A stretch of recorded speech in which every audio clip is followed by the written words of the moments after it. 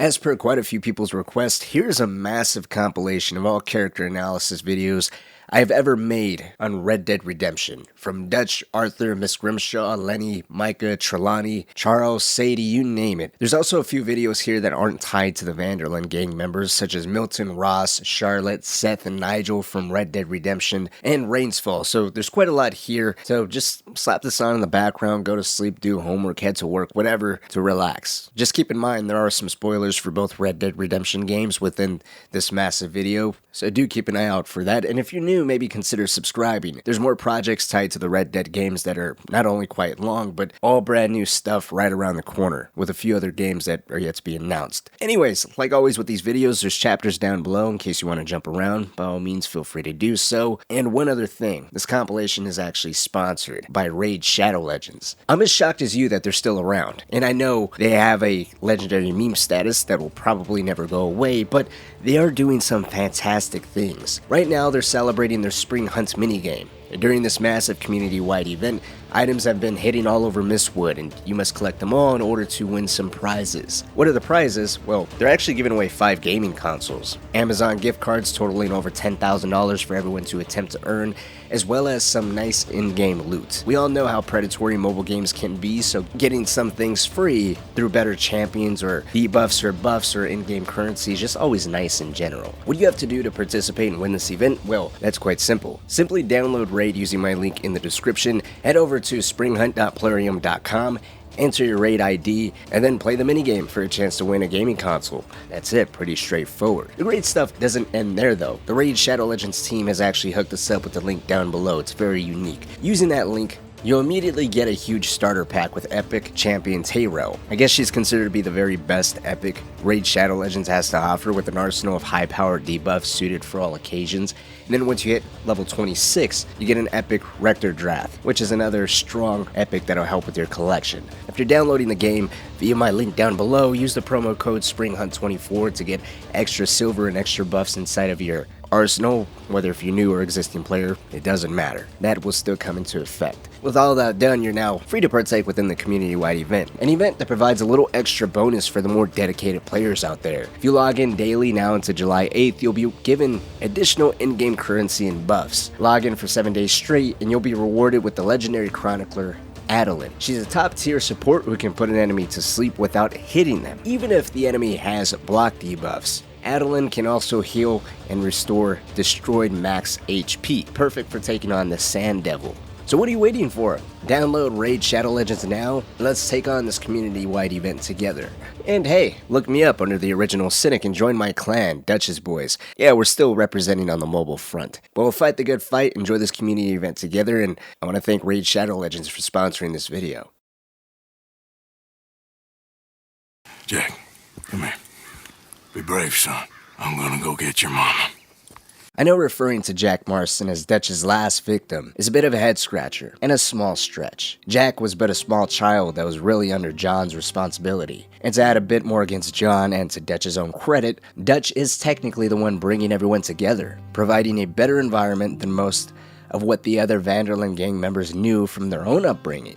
Arthur even says the kid has more people looking out for him than any of them ever did, which are of course thanks to the strength in numbers and the perception of the gang being more akin to a family than a regular gang. However, just because he's better off than they were at his age doesn't exactly mean the environment and circumstances the gang lives in is the best thing for him. Nor does it mean he was able to grow up with a mentality or even the space that would allow him to separate and distance himself from this lifestyle, from this way of thinking, from the mentality that you will always have to look over your shoulder. People are reluctant to forgive, and they're even more resistant to forget.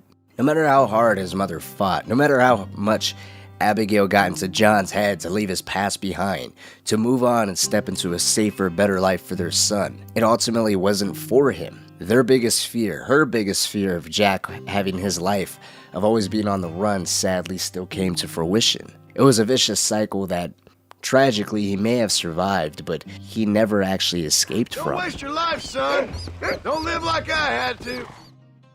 Now, to really get the full scope of Jack's sad journey, we need to look at the whole picture. While it's been well documented and said countless of times, John's lack of involvement and struggle to properly connect with Jack in his earliest of years is but a small element. John struggles to be dedicated and finally accepts Jack as a son during the earlier part of Red Dead Redemption 2. With that difficulty of accepting actually being a father evolving into a difficulty to properly connect with Jack. This is seen during the epilogue of Red Dead Redemption 2 and towards the end of Red Dead Redemption, where they really can't seem to find a common ground to bond. But another element to really Jack's family is the Vanderlyn gang. This was all he knew in terms of family. Hosea taught him to read. Arthur took him out on fishing trips. Dutch and many other members can all be seen engaging, interacting, feeding his innocent and frankly very creative mind. He affectionately refers to everyone within the camp as aunts and uncles. This was his family. Regardless of what they were up to in order to survive, he soaked it all in. I think an element that is often overlooked is with everyone and everything here in camp basically revolving around Dutch and hearing constant praise of his uncle Dutch being an amazing man and fantastic man who would lead them all to a better life. This had to have been ingrained in him. Sure, he was quite young, but that doesn't mean he forgot everything. During the epilogue, he recalls Hosea being the master fisherman, but it was Arthur who took him out fishing and taught him how to fish. Uncle Hosea, he was the fisherman, wasn't he? That's right. I remember Uncle Arthur taking me, though. Arthur taught you how to fish now, did he? Yeah. I suppose he did. That's nice.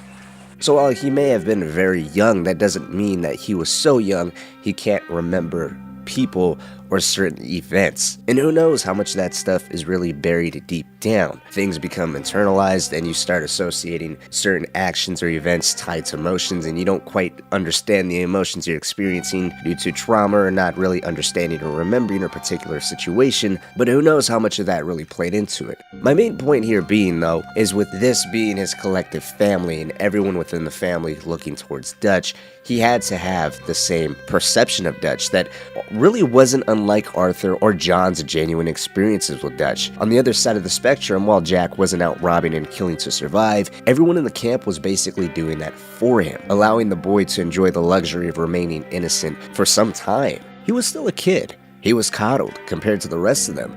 The way they lived was rough and hard, constantly moving and constantly being hunted, but he still didn't know firsthand what it was like to actually take a life, or the experience of being personally chased after. As far as he knew, Dutch and other members of his family had to live cautiously. This is why they must all move, but they don't want Jack. Personally, I believe this created or at least causes the potential of automatically viewing those who are after his loved ones, what they stand for and everything they represent, as being evil, extremely hostile, ones to not be trusted and to constantly be wary of. Without a fundamental understanding of what the Vanderlyn gang is doing is technically wrong and illegal, would only enforce the notion that these men in suits, the civilized world they're attempting to sell, it's not real. They don't want me any more than they want a pile of horse shit on their doorstep. They just want me dead.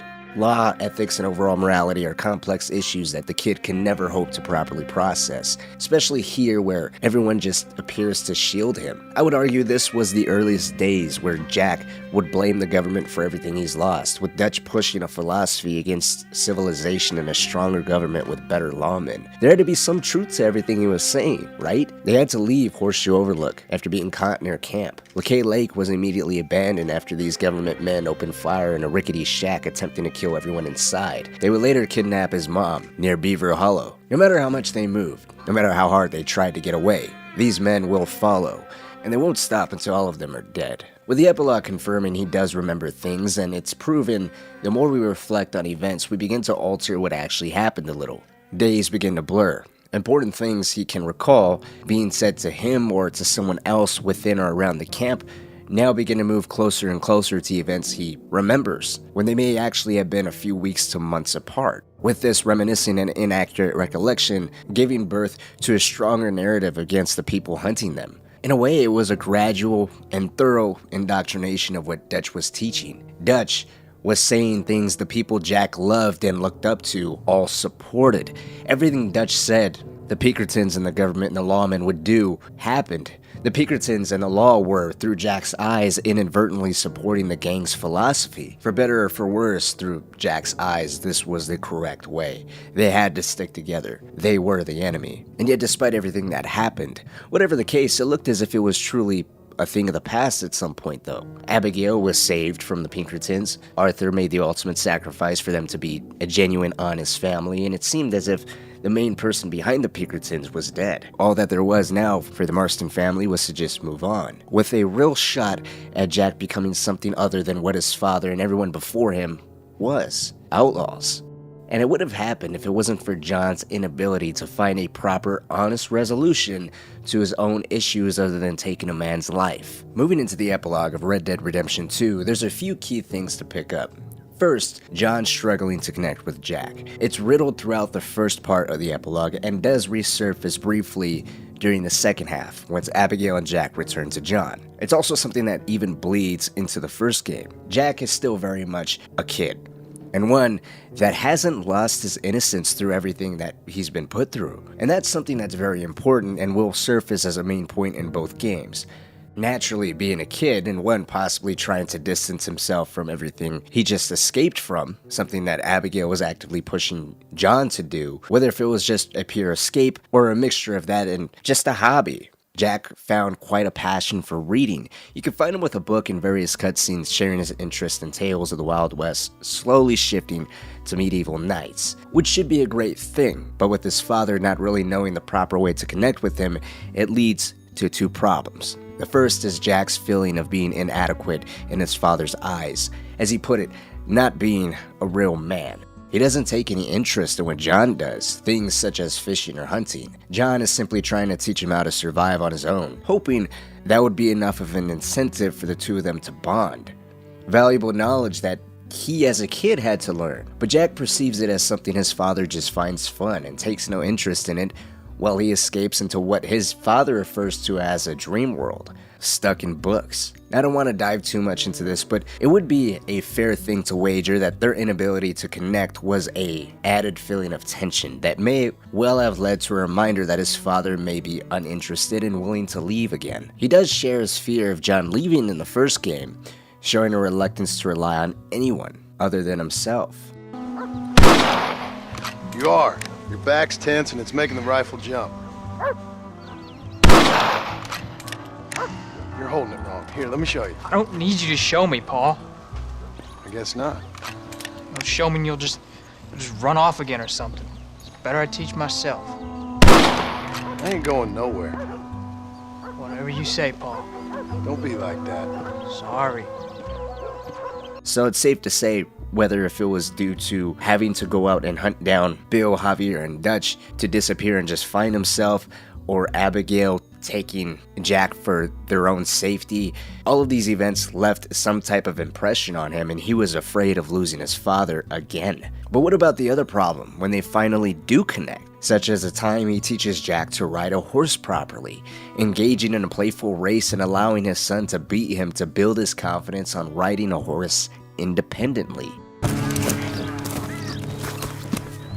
I beat you! I beat you! Well ridden, son. I beat you. Like I said, your riding, it's gotten so much better. Thanks. Hey, keep practicing your riding. You too. You need it. Building that confidence even further by allowing Jack to drive the wagon with valuable goods they had just picked up in Strawberry. Well, the man his father was, what his father is, would be right there to remind him, and Abigail would be right there saying, "I told you so." Maybe try Marston. John Marston. It's a long story. Okay, John Marston. On a small trip into Strawberry, a man in the post office caught wind of what Jim Milton's real name was. John Marston was being hunted by a group of men looking to avenge the man John had killed up in Roanoke Ridge, an event that happens off screen, but it's the very reason why the Marstons are down near Strawberry. They moved over here hoping to escape the hell that would possibly befall them for John's actions, which, by the way, it's said John killed the man in Roanoke Ridge for just looking at him wrong. Now with his cover blown, word got around fast with a group of armed men trailing him out of Strawberry. People are reluctant to forgive, and they're even more resistant to forget. You killed a fella out in Roanoke a few months back. To absolutely nobody's surprise, John ends up killing all of them, but it's significant to point out just how affected Jack was by this. It's possibly the first time he's ever seen people die, let alone his father act like this. His naivety of what his father was is completely ripped away now. This isn't an event that's referenced in the first game, which makes sense, but Jack does say in the original game that while he and Abigail were in custody, he overheard a guard refer to John as a killer. If there was anything he knew for sure about his father, now it would be that he was capable and willing to end another person's life. No matter what it took, he's willing to do it, which would come to light when Jack's an adult. Aside from how his father treated hostile strangers, trouble at home was pretty common. John and Abigail fight incessantly, mainly about John and the decisions he continues to make to not do better for Jack. But to John's credit, to completely distance yourself and leave every single thing you know behind is quite difficult, especially if you're not particularly being left alone. And to Abigail's credit, you gotta put Jack first. We got shot at. Shot at? What happened? Well, we got followed, and then Followed by who? probably someone who knew me. If we didn't get to them particulars, I'm sorry. My son. Our son. It's quite a thing to realize just when Jack and John were making progress connecting. Finally, after all this time, the first time they make a little bit of progress, Jack's life is put in danger, which is quickly followed up with Abigail taking the boy and leaving, which only makes his family smaller, and probably would have made him feel even more alone. He only had Abigail now, with no contact with his father for some time, a father that he was finally seemingly opening up to. Sure, it may have been for the best, but it definitely puts more strain on their relationship. The first time they reconnect after what happened, Jack is distant, not really giving his father a warm embrace, just asking if he could see their new house. The epilogue of Red Dead Redemption 2 really kind of concludes their connection with them going on a fishing trip. Jack asks John if he wishes he was more like him. Do you wish I was more like you? Like me? No. Betraying a sense of disappointment within himself and a lack of approval from his father. They reminisce about Arthur and Hosea. Then their time ends with John saving Jack's dog. It was a rocky start, and yes, he lost a little bit of time because of Abigail taking him away, which might have been the right call, but it was one that could have all gotten better if it wasn't for John throwing it all away for Micah. John tracking down and killing Micah was the defining moment to ending everything he and Abigail had built for Jack. For those that are unaware, you'll be surprised at how many people actually miss them. During the credits of Red Dead Redemption 2, Archer Fordham and Edgar Ross can be seen coming across the dead body of Micah, going around and asking locals of any information they may have. Now, from John giving his real name to the bank, people in Strawberry hearing his real name, or events in Valentine happening surrounding a man that matches the exact same description and MO of John, who exactly knows? Whatever the reason or culmination of reasons, the newly formed Bureau of Investigation was watching John and his family ranch on Beecher's Hope very closely. At some point, the Bureau ended up kidnapping Abigail and Jack. And if he ever wants to see his family again, John is forced to hunt down his former companions, Bill, Javier, and eventually Dutch himself. John's past yet again came to haunt the entire family. Similar to what we see in the epilogue of Red Dead Redemption 2, John and Jack's relationship isn't exactly easy in the first game, with even more time away between the two of them, and Jack now subjected to captivity. While he says the Bureau treated him fine while he was within their custody, Jack still is ultimately paying for the sins of his father, sins that he's constantly reminded of by the guards and everyone surrounding him of the horrible man his father is. A cold-blooded killer, the ruthless, degenerate outlaw. The original game is obviously written and created before its sequel, so there isn't much to really delve into that hasn't already been said and explored in the second game. They continue to have a distant and uneasy relationship, with a pattern of Jack returning to the presence of John to slowly open up, find some common ground, and when they finally seem to be a little closer to each other, something else creeps right back into focus to isolate and alienate Jack even more from John. Now, it would be the death of his father.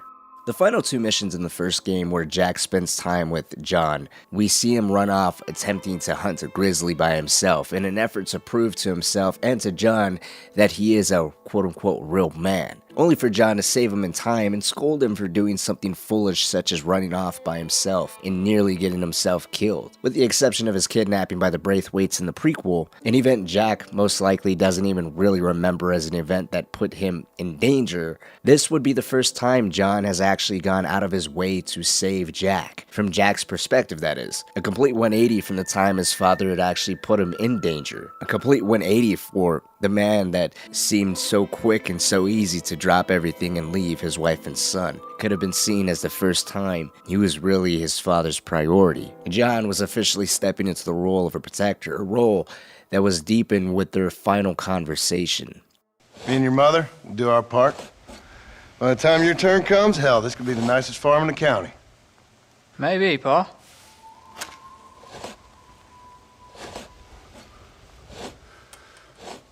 Just gotta learn to shoot straight or eaten by some animal. Very funny, Pa.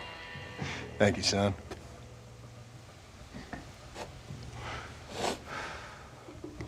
Soon it'll be quail season. We should have some fun then. Is there anything you don't like shooting, Pa? Well, I ain't met the thing yet, but as soon as I do, I'll let you know.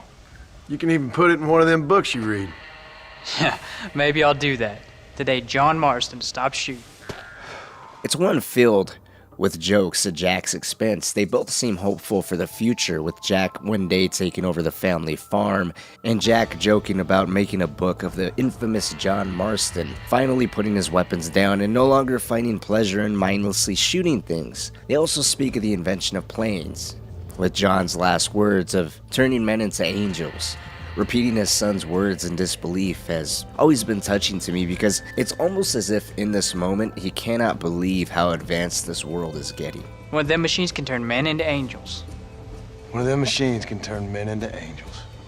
A world his boy is growing into and will soon take over. A world that he'll quickly find out doesn't want him anymore. The sense of peace is quickly interrupted by an all-out assault on the farm by the United States Army, led by none other than Agent Edgar Ross, the man responsible for kidnapping Abigail and Jack, as well as commanding John to deal with Bill, Javier, and Dutch. He's went back on his promise of pardoning John and is here to kill the final member of the infamous Dutch Vanderlyn gang. Another reminder that the government and people that represent the New World doesn't want them. John is brutally gunned down, but that's not until after Jack saw these civilized men kill Uncle and shoot at him and his mother. Jack had no choice but to defend his home and all the family he had left. When there was a break in the fighting, he had no choice but to watch his family get split, with John sacrificing himself to buy Abigail and Jack time to escape.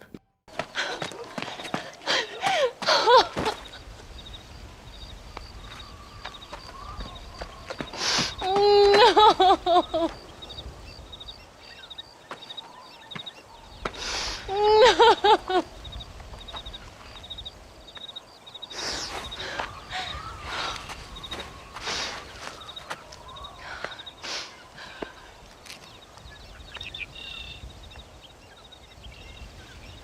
As far as the Vanderlyn gang went, John's death was the end, at least as far as the government was concerned, but it left a lasting impact on the surviving members of the Marston family. Just a few short years after the death of her husband, Abigail would soon pass away. There are no definitive causes that was given to us by Rockstar as to what killed her. I don't think that's really relevant though. Jack, now as an adult, is alone.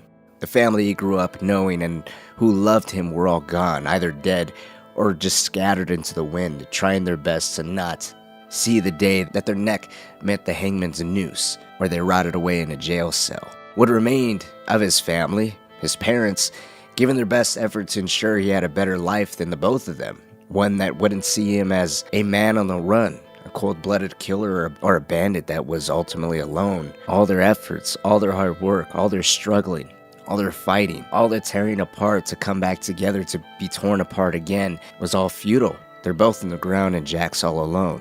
Jack's story ends by avenging his father and killing the man who really took both his parents from him. Through everything he was put through, from the earliest days of the Vanderlyn gang to what would possibly be his last cherished memories with his dad, Jack had to have developed a deep sense of hate for everything this new world was.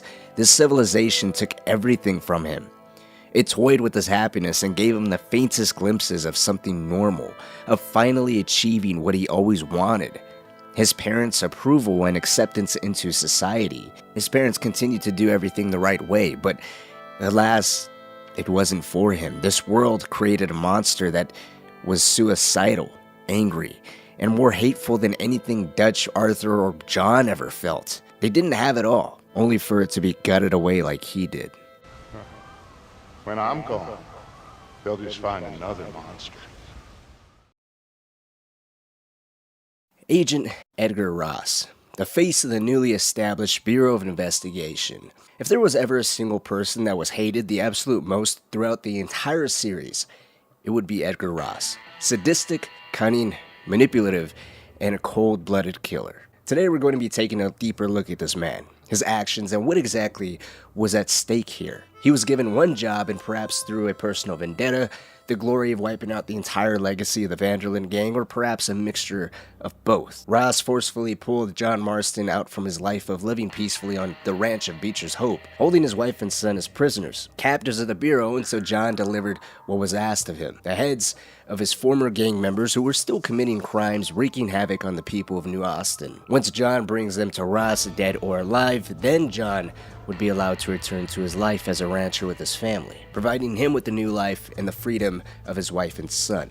Before we get into the actions of Ross, there's some things we need to explore more. The world, for instance, of this game is drastically different from that of Red Dead Redemption 2. The federal government's desire to have a stronger presence in this region is what primarily kicks the events of this game off. They held little power in states such as New Austin, so they sent in men like Edgar Ross to establish authority. They were meant to work with the local politicians to ensure the creation of federal power within the region and do it in a way that would not cause any sort of rebellion or revolt from the public. We know the federal government had already experienced some sort of pushback and some prior failed attempts because John is treated as a threat to their ways of life, working with the Marshal of Armadillo and any other contact he meets attempting to handle the threat of the Williamson gang. All see John as someone working for the feds, just another big city man from New York coming to impose the laws of their civilization on them. Now, we don't see the man known as Nate Johns, but that's a very important name, and it's someone who's important to mention because Nate Johns is running for state governor of New Austin, with his big promise of cleaning up the state. No more bandits, no more murderers, no more thieves, or any fear of gangs. Nate Johns begins to promise the heads of the most dangerous gang leaders as an incentive for the public to rally behind him and elect him into office. This created the perfect opportunity for the Bureau of Investigation to step in on behalf of the federal government and help Nate Johns deliver his promise of cleaning up the state, creating a mutually beneficial relationship. Nate Johns becomes state governor of New Austin, the area becomes much more civilized and tamed thanks to the help of largely the federal backing it received through the Bureau, who now had newly established connections with the politicians such as Nate Johns, showing just how effective they could be at providing greater security and tighter laws through modernization. They may well have also had some of the politicians indebted to them.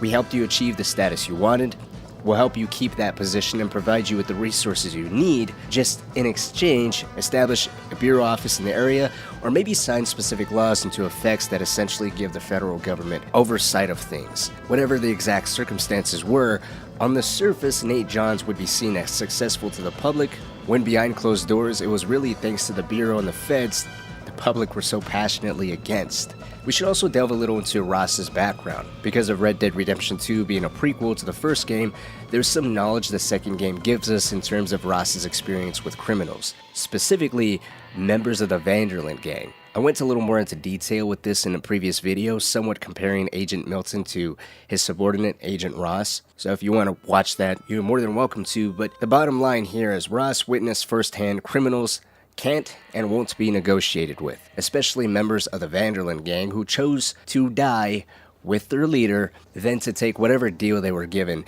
and a fair chance to escape. Ross witnessed Milton fail time and time in stopping these criminals until finally they killed him. He died at a time when it appeared the gang was done for. Van Horn was crawling with agents, there was no shortage of manpower or firepower, and yet still, Milton was killed. Never underestimate your enemy, never let your guard down, never give them a chance to run. Ross's personal experience with the gang and criminals as a whole gave him a very black and white perspective. They broke the law. They will pay for the crimes they choose to commit.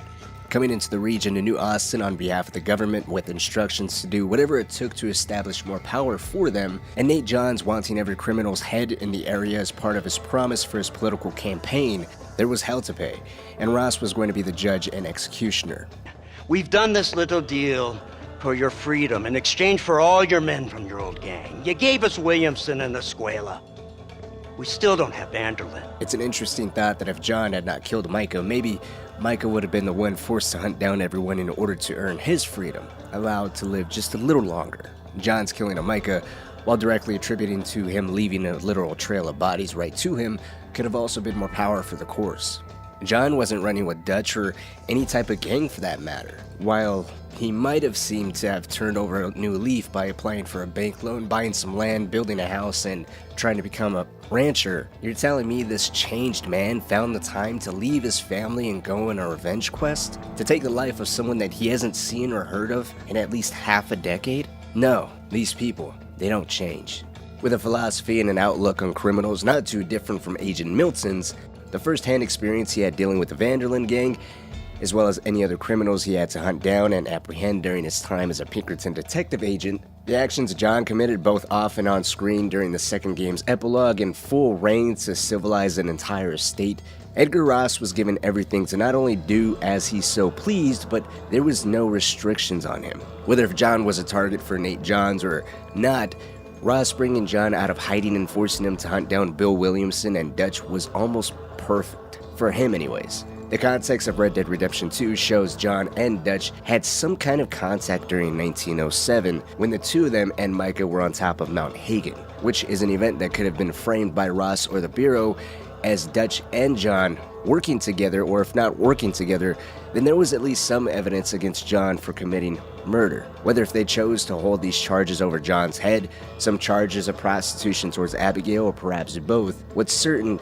is even though ethically it was wrong, using Abigail and Jack as leverage, punishing them for John's crimes was a smart move. With John's forced cooperation, Ross spared the Bureau of quite an amount of time and overall resources in terms of manpower, firepower, and what was legally allowed for them to do internationally. I don't think any of the agents of the Bureau would have been allowed to cross over into Mexico and bring down Javier and Bill the way that John did. There would have been a lot more pushback from the Mexican locals who already had less than favorable views on Americans, especially American lawmen, plus the clearance of the Mexican government to allow American officials to even enter their country. It would have been a much bigger, larger ordeal.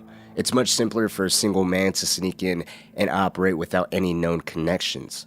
And John wasn't even someone who just lived like an outlaw, knowing how someone trying to stay one step of the law was thinking or moving, but he was uniquely familiar with how Bill and Dutch operated. No one would be as qualified or as successful as hunting the two of these men down as John would be. He knew how they thought, where they would go, what they would do, and he was willing to do whatever it took. It was a very me versus them type of situation, my new life versus my old one, a metaphorical killing off my demons type of scenario. In a way, if Ross wanted to acknowledge it or not, John did in fact change.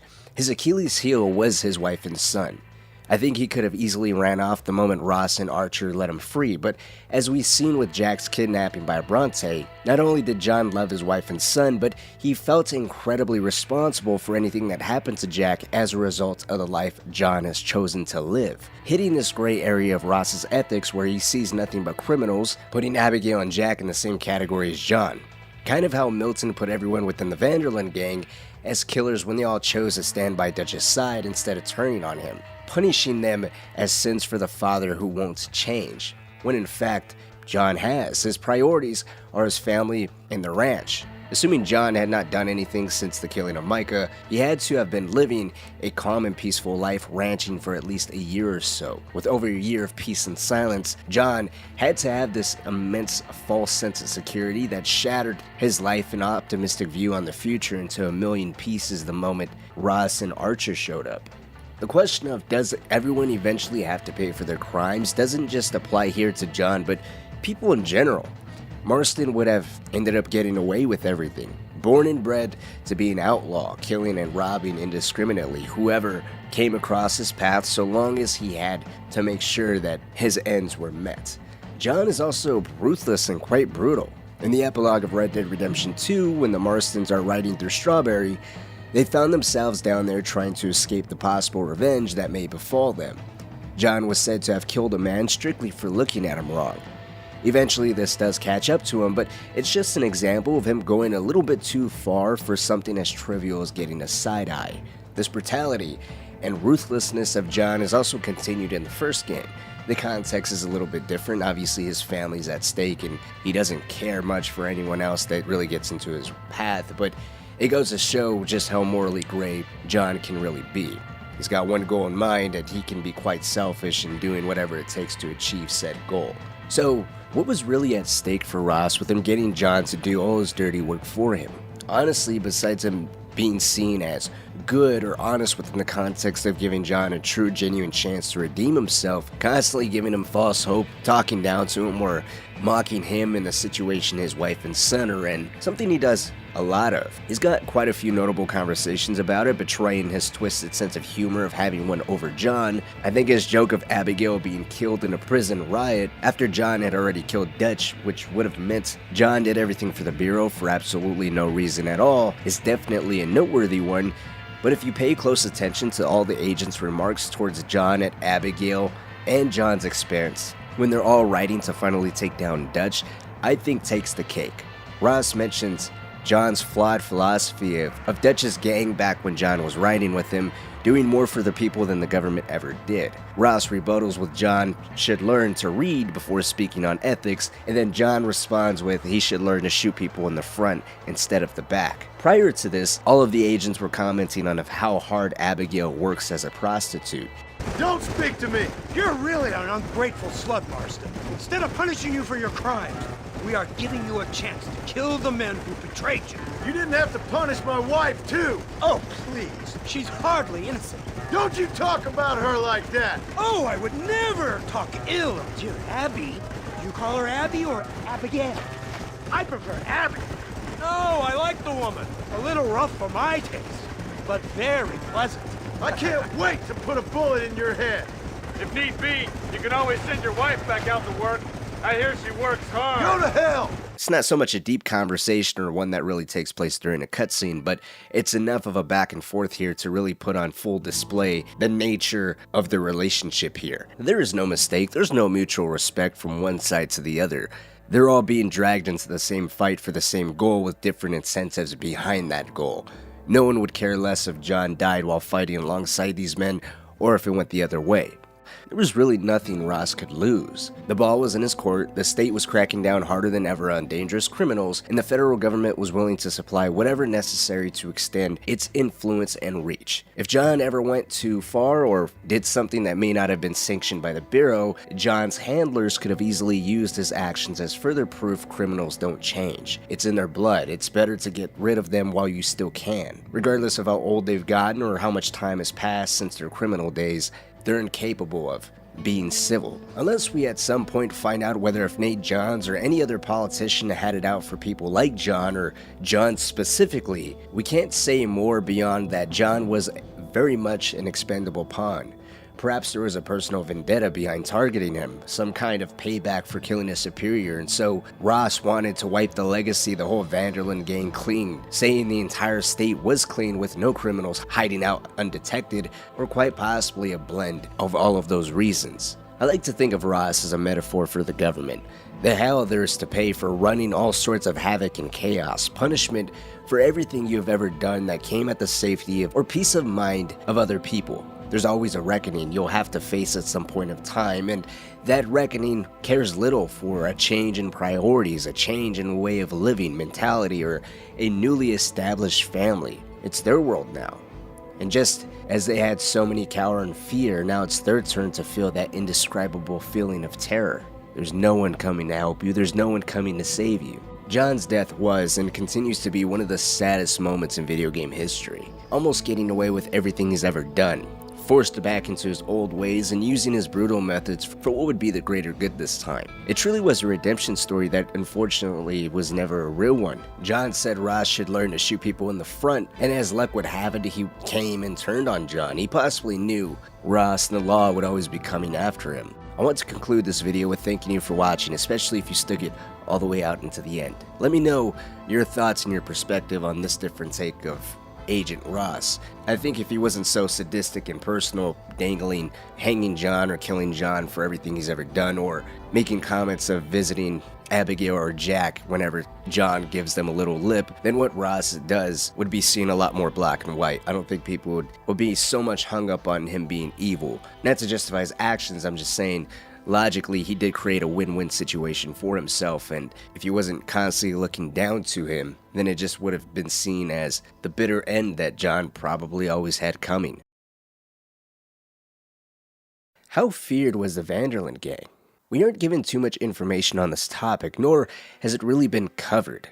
Many people have already covered the gang's origins and many of the origins of each individual member's beginning into this criminal lifestyle, but no one has addressed how feared or instantly well known the gang is, if they ever were. This isn't exactly an easy topic as there's no direct information on it. I had to look up various sources, and there is a little bit of speculation at play here. Now, if we're going to answer this question, we need to really look at what would be considered the golden era of the gang, while breaking down the main events of Red Dead Redemption 2's story. The events of Red Dead Redemption 2, while still showing the gang is capable of holding up a very stiff fight, more dangerous than ever before, with Dutch's increasing reckless decision-making, the game and its events is all about the decline of the Wild West days, with the gang heading into areas such as Lemoyne and further northeast near Van Horn and Annisburg, territories controlled by corruption and modernization through the powerful people such as Angelo Bronte, who had the political class and police force in his pocket, of Saint-Denis, and Leviticus Cornwall, who controlled the security that protected and operated the mining town of Annisburg.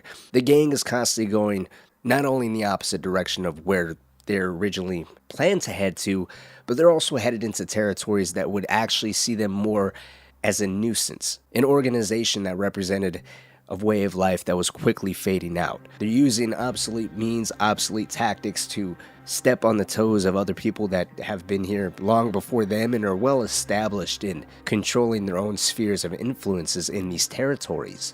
They very much may be seen as dangerous, but they're also seen as foolish. Bronte, Cornwall, nor Milton decided to back down, with all three of them at one point insulting Dutch and the gang's way of getting by. So I wouldn't even say the game's events provide accurate portrayals of the Vanderlyn gang's notoriety, especially since many of these areas they head deeper into is all new and uncharted territory to them. Speaking of Agent Milton and the Pinkertons, there is some information provided to us on the interest of the agency and many lawmakers in apprehending the gang, providing just a little bit more knowledge on how well known and possibly feared the gang was leading up to the events of Red Dead Redemption 2. During Milton's first meeting with Arthur, he shares there is a file on at least Arthur. He mentions Dutch being a silver-tongued maniac, adding to Dutch having some type of file as well. He also calls out Hosea by his name when Milton visits the gang's camp at Clements Point. Good day, fine people. Mr. Vanderlyn, Mr. Matthews, I presume. And who are you? Rip Van Winkle. Huh. Good day, sir. He isn't confidently able to put Hosea's name to his face, nor is he able to identify John, one of the longest standing members of the gang, which originally caused me to think this was due to Milton not properly doing his research on the gang or being brand new to the gang and tracking them down being the reason why he couldn't properly identify John. However, if we look into the journal entries of Arthur before the events of the Blackwater Massacre, Arthur mentions that John and Abigail are constantly fighting to the point of exhaustion. He also questions why John decided to come back. This was going on while he and Hosea were getting everything set up for their real estate con job. During his journal, this is the first time he even addresses John, who's been gone on a year-long hiatus. If we look more into his journal entries, Arthur shares that the gang has been moving for a while before the Blackwater Massacre, moving through the northern grizzlies, getting stuck in the western foothills, then moving quickly after Dutch's plans to buy some land fell through. As Arthur put it, either because the land didn't match up to Dutch's criteria, or he was spooked the gang was being watched by the law, or someone would recognize Dutch, which could be a betrayal of just how long the Pinkertons have been keeping an eye on the Vanderlyn gang, gathering files if not on every single member, then at the very least the more dangerous and loyal ones, such as Arthur, Hosea, and of course Dutch. John would have slipped through the cracks due to his time leaving. If the Pinkertons did catch him with known members outside of camp, they could have possibly wrote him off as a no-name new addition, no different than Lenny, Charles, or even Kieran. They all have their own crimes that they've committed, of course, but Milton saying Dutch was silver-tongued, they may well have seen them as gullible degenerates falling for the false messiah personality Dutch is known for. Moving a bit forward into the Blackwater Massacre, otherwise known as the failed ferry robbery, every member of the Vanderlyn gang who was present shared that due to the number of lawmen and Pinkertons seemingly waiting for them, they all believed it was a trap. The law knew that they were coming, and they were just waiting for the opportune moment to strike and take the entire Vanderlyn gang down. Now, I also want to point out the wanted poster Micah is seen to have, with the bounty on Dutch's head being a total of $1,000, or the equivalent of roughly $37,000 today, I believe is outdated. Maybe it could have been used to foreshadow Micah portraying Dutch and the gang.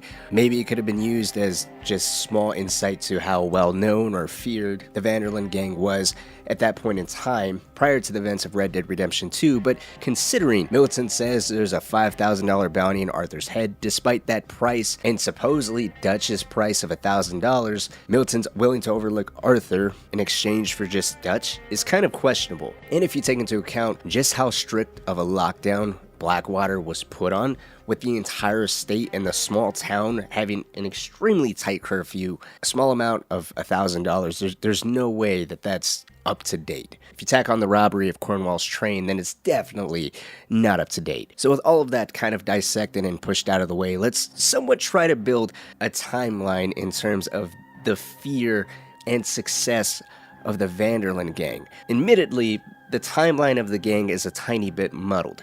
If I had to guess, the golden era of it, the time the gang would have been the most feared and really growing financially and in terms of gang members, would have been somewhere in the realm of 1895 to 1897, 2 to 4 years before the events of Red Dead Redemption 2. I would say that would have been the golden era of the original Vanderlyn gang in terms of prosperity and fear, because growth-wise, Bill, Javier, and the Calendar Boys all seemingly joined during that period, increasing the ranks of the Vanderlyn gang's enforcers, who up to that point would have primarily just been Arthur and John, with Arthur by now already establishing a reputation for being quite brutal and Dutch's fiercest enforcer. Bill and Javier are definitely useful in their own ways, but due to their newfound love to Dutch, who would have gave them a little bit more encouragement to learn to provide for the rest of the gang, would have pushed them to be a lot more proactive during those times as well. And even if the law was watching, say, Dutch, Hosea, and possibly Arthur and John at that point in time, due to their newfound affiliation to the Vanderlyn gang,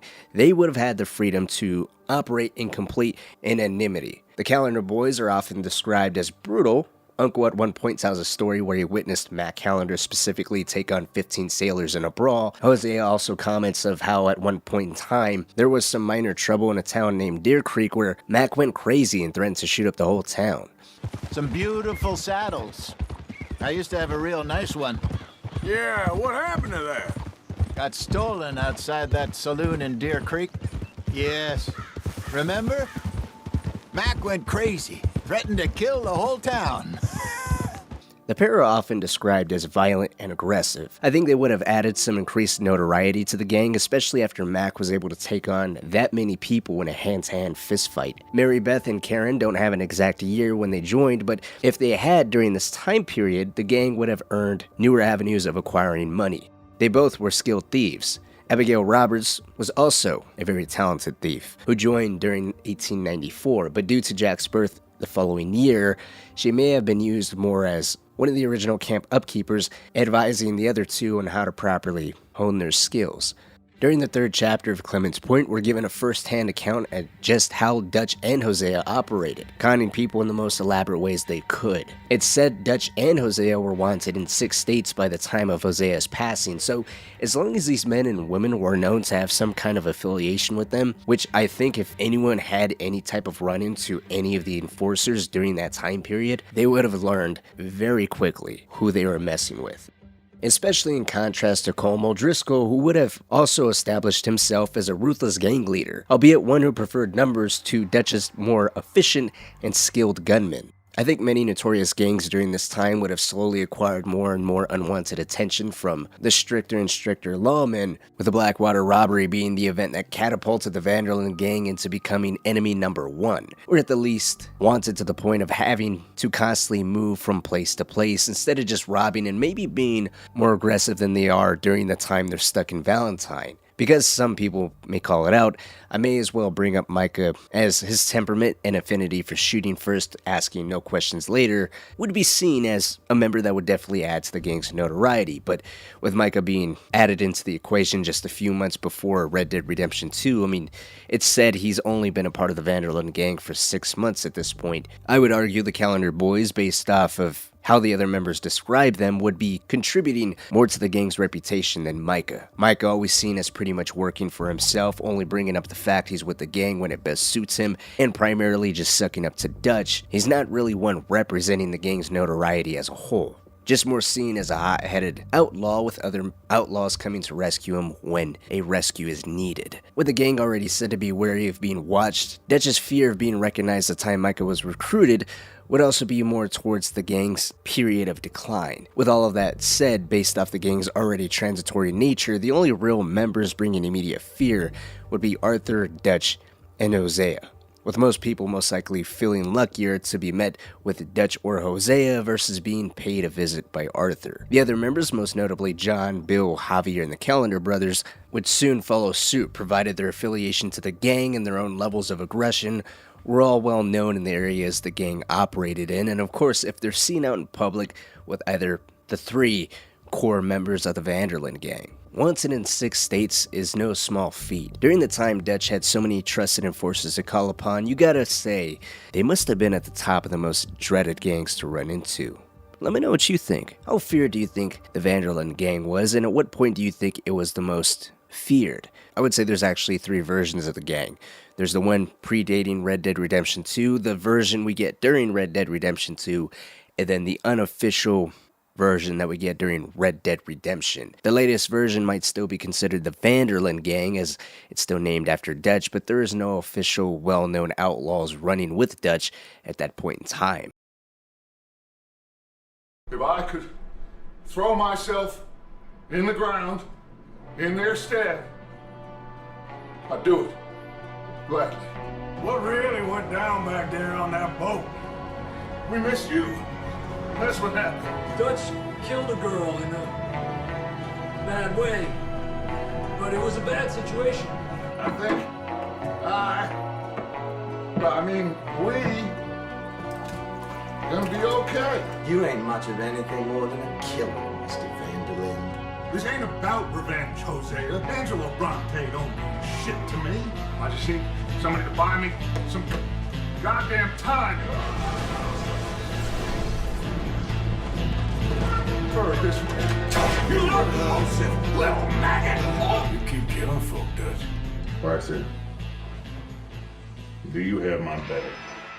Dutch Van der Linde, charismatic leader, loving father, idealist. Dutch is not a villain. Dutch is not an antagonist either, exactly. There's never any moments within the story of Red Dead Redemption 2 that finds him entirely at odds against Arthur or even John. He does leave them both on separate occasions to the fate of being captured or even potentially killed, yet he's never found at the barrel end of Arthur's gun, or begging for his life at the mercy of a vengeful John in the epilogue. Dutch may be labeled as crazy, and continues to be increasingly labeled mentally unstable and irrational as the story of the Van der Linde gang goes on, but that doesn't make him the enemy. He is only a threat to everyone's ultimate safety when it comes to the benefit of his own personal gain and salvation. Dutch is not a good guy driven by the need and assurance that the rest of the members under his watch will be taken care of. It's quite possible that was never even a genuine concern of his. I personally don't ever believe he really strove to provide food, warmth, safety, and what is possibly the most important thing in his eyes, a free way of living to those he took in. Dutch is many things, and I think many of us can interpret his actions in different ways, but at the end of the day, he's not the villain of Red Dead Redemption 2, nor is he the hero.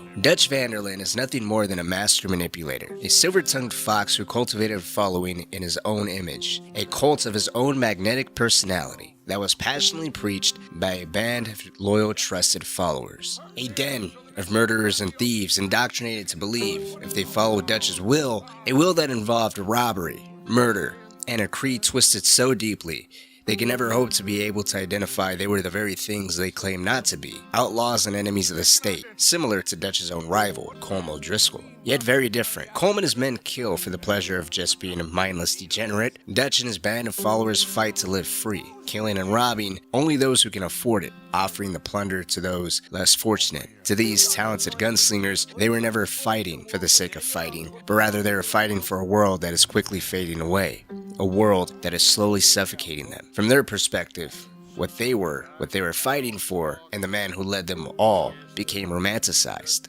Dutch was seen as a modern-day Robin Hood, a figure of mythic proportion, the only one who can still lead lost souls to safety. He's a man with a plan. And today we're going to be taking a look into the mind and personality that is Dutch van der Linde. Trusted adopted father, kind-hearted leader, selfish and vengeful killer. Many place the blame of his unraveling mind and constantly loosening grip of reality on Micah, a yes-man who cared for little outside of satisfying his own need to survive. Micah time and again displays a lack of consideration towards the outcome of his actions, especially if it comes at the cost of the gang's well-being. And he's often the scapegoat. He's only been riding with the gang for a short period of time at the onset of Red Dead Redemption 2's story after all, and many cite him as a factor in the Dutch that we get at the end of the game. A man dedicated to making as much quote-unquote noise as possible, in an effort to successfully pull off one final grand robbery, and then escape to the virgin lands he has talked so highly of throughout the game. Others cite the death of Hosea.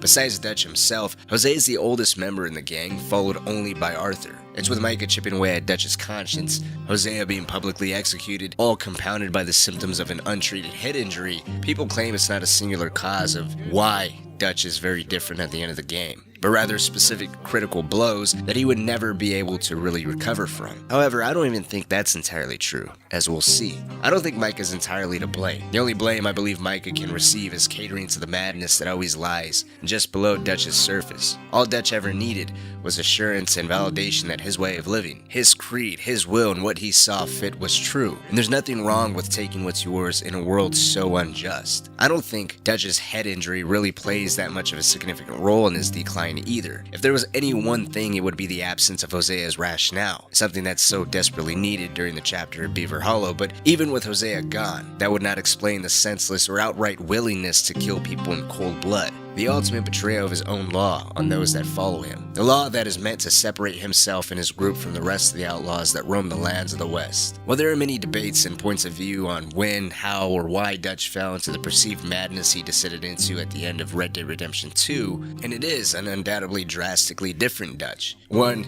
that outright kills Leviticus Cornwall in broad daylight under a heavy security and armed presence in the town of Annisburg after offering him a deal that he knew Cornwall would never even consider, let alone take. Dutch then launches assaults in the US military, either directly or indirectly involved. He lights a fire in the belly of eagle flies and all the younger natives, encouraging them to push and fight back against the US military by any means necessary. And then Dutch even decides to hit a train with gold mints for the United States military, on top of blowing bridges. There's no doubt these are all actions he most likely would never give a second thought at the beginning of the game. Whether if we want to attribute that to the Council of Hosea, the overall state of the van der Linde gang, and the fact the members collectively didn't have to deal with the tragedy and hardship after hardship as they had to deal with as the game progressed. They had no choice but to endure the deaths of Hosea, Lenny, Sean losing, gold being made fools of by Angelo Bronte, which in turn led to depleted morale, added outside pressure, and with it increasing question and curiosity with what the hell is truly going on. I don't doubt the events of the game impacted Dutch's psyche. I don't doubt every unfortunate event resulted in some sort of doubt, some sort of question in Dutch's leadership, in Dutch's planning, in Dutch's priorities. Was it really him or the rest of the gang he was looking after? Had things changed, or was this always the case?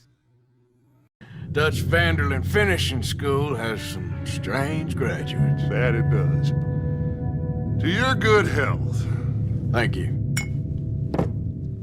For one to get a quick glimpse of Dutch's true character, you don't need to look any further than the first 2 chapters of the game. While not yet blatantly in your face, Dutch has already shown indirectly the character that lies just beneath his surface. In the opening mission alone, we get to see the charismatic leader he is and the flair for public speaking that he has. We are gonna ride out, and we are gonna find some food.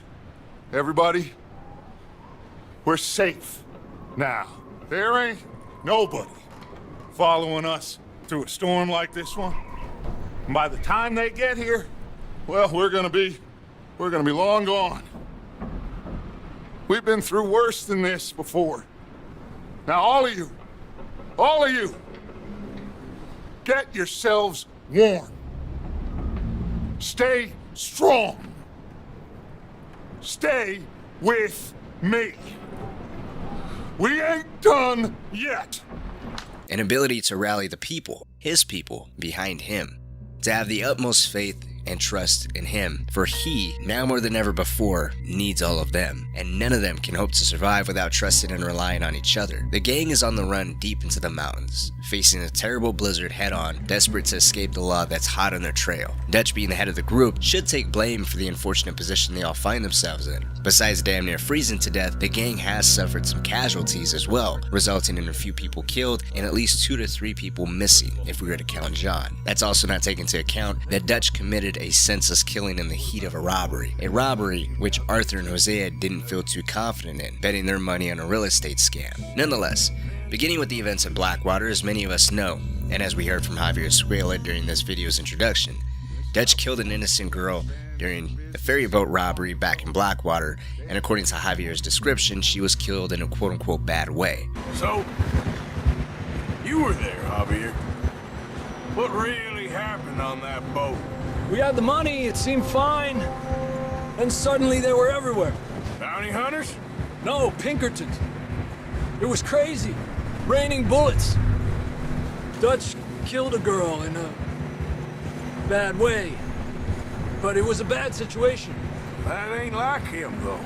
Javier then continues to dismiss the severity of Dutch's decision to take this poor girl's life by stating it was a quote-unquote bad situation. I always found that statement interesting, because it comes off as Javier attempting to rationalize Dutch's actions, diminishing the transgression of Dutch killing this poor, innocent girl. And on top of it, the gruesome details later recounted by people who had experienced the execution, such as John, who during the chapter of Shady Belle, has some in-game dialogue opening up about how he quote-unquote can't get the image of her death out of his head, and he's starting to doubt Dutch's leadership. But really, it's the account from the strange man in Red Dead Redemption that gives us the best details pertaining to her death. Do you remember Hattie McCourt's face? Who?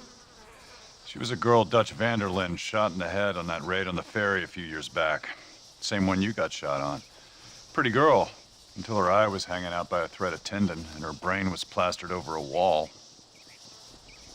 This interaction gives us a name, Hattie McCourt, and it gives us the details of the brutality surrounding her death at the hands of Dutch. Frankly, it's no wonder John was traumatized and Javier described it as a bad way. Even Dutch had to acknowledge it was horrible to himself, or that he fucked up spectacularly, because when directly confronted by Arthur about what exactly happened, Dutch just responds with, "Hey, I ain't had time to ask me.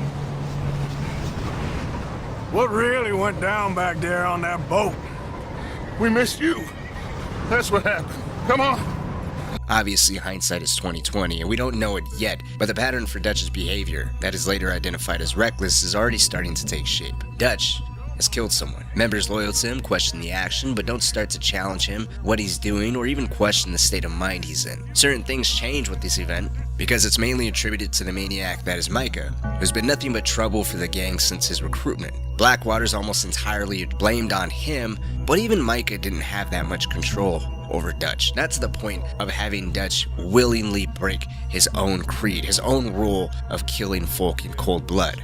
It's evident through Dutch's utter contempt towards the civilized world's growing power, and with it the increased support for universal law, that he has an issue with following orders or submitting to another person's will. Many people have already established time and again Dutch is a severe narcissist. He thinks so highly of himself and his mission that men such as Cornwall, Bronte, and Milton deserve nothing short of death for condemning a man of such high stature for the people as he is. What is not really emphasized as much is how his refusal to submit to others doesn't apply exclusively to those outside of his own ranks. Dutch is often discussing with Hosea why he is right and why Hosea should side with him. We don't need to take revenge. We hardly know the guy. This ain't about revenge, Hosea. Angelo Bronte don't mean shit to me. This is about the fact we are planning to rob a bank in his town. A bank that he no doubt protects. A town where his men are gunning for us. Hosea is the only person ever allowed to rationalize with Dutch. Even Arthur in the later events of the game can't get through to him. He's someone who, once his mind is made up, nothing's going to change it. You're either with him or against him.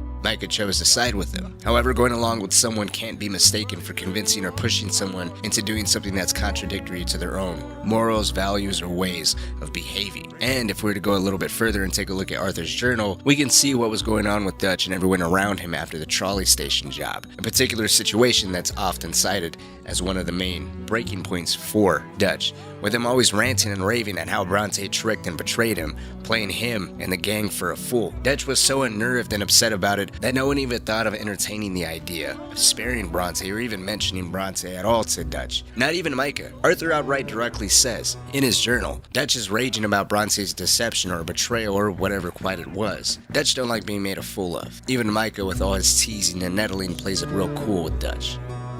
This, I believe, further supports what I was saying about Dutch refusing to submit to another's will. Micah was nothing more than a yes man and a scapegoat for the gang's woes. Woes that ultimately was attributed to Dutch's own poor decision making. That in turn was falsely placed on Micah, who was well aware he could not force Dutch into doing or acting any more than Hosea could, by Arthur mentioning that Micah was unwilling to even approach Dutch about the topic of Bronte shows just who was really in control there between Dutch and Micah. I just wanted to point that out because I feel Micah's role in Dutch's decline is always mistaken.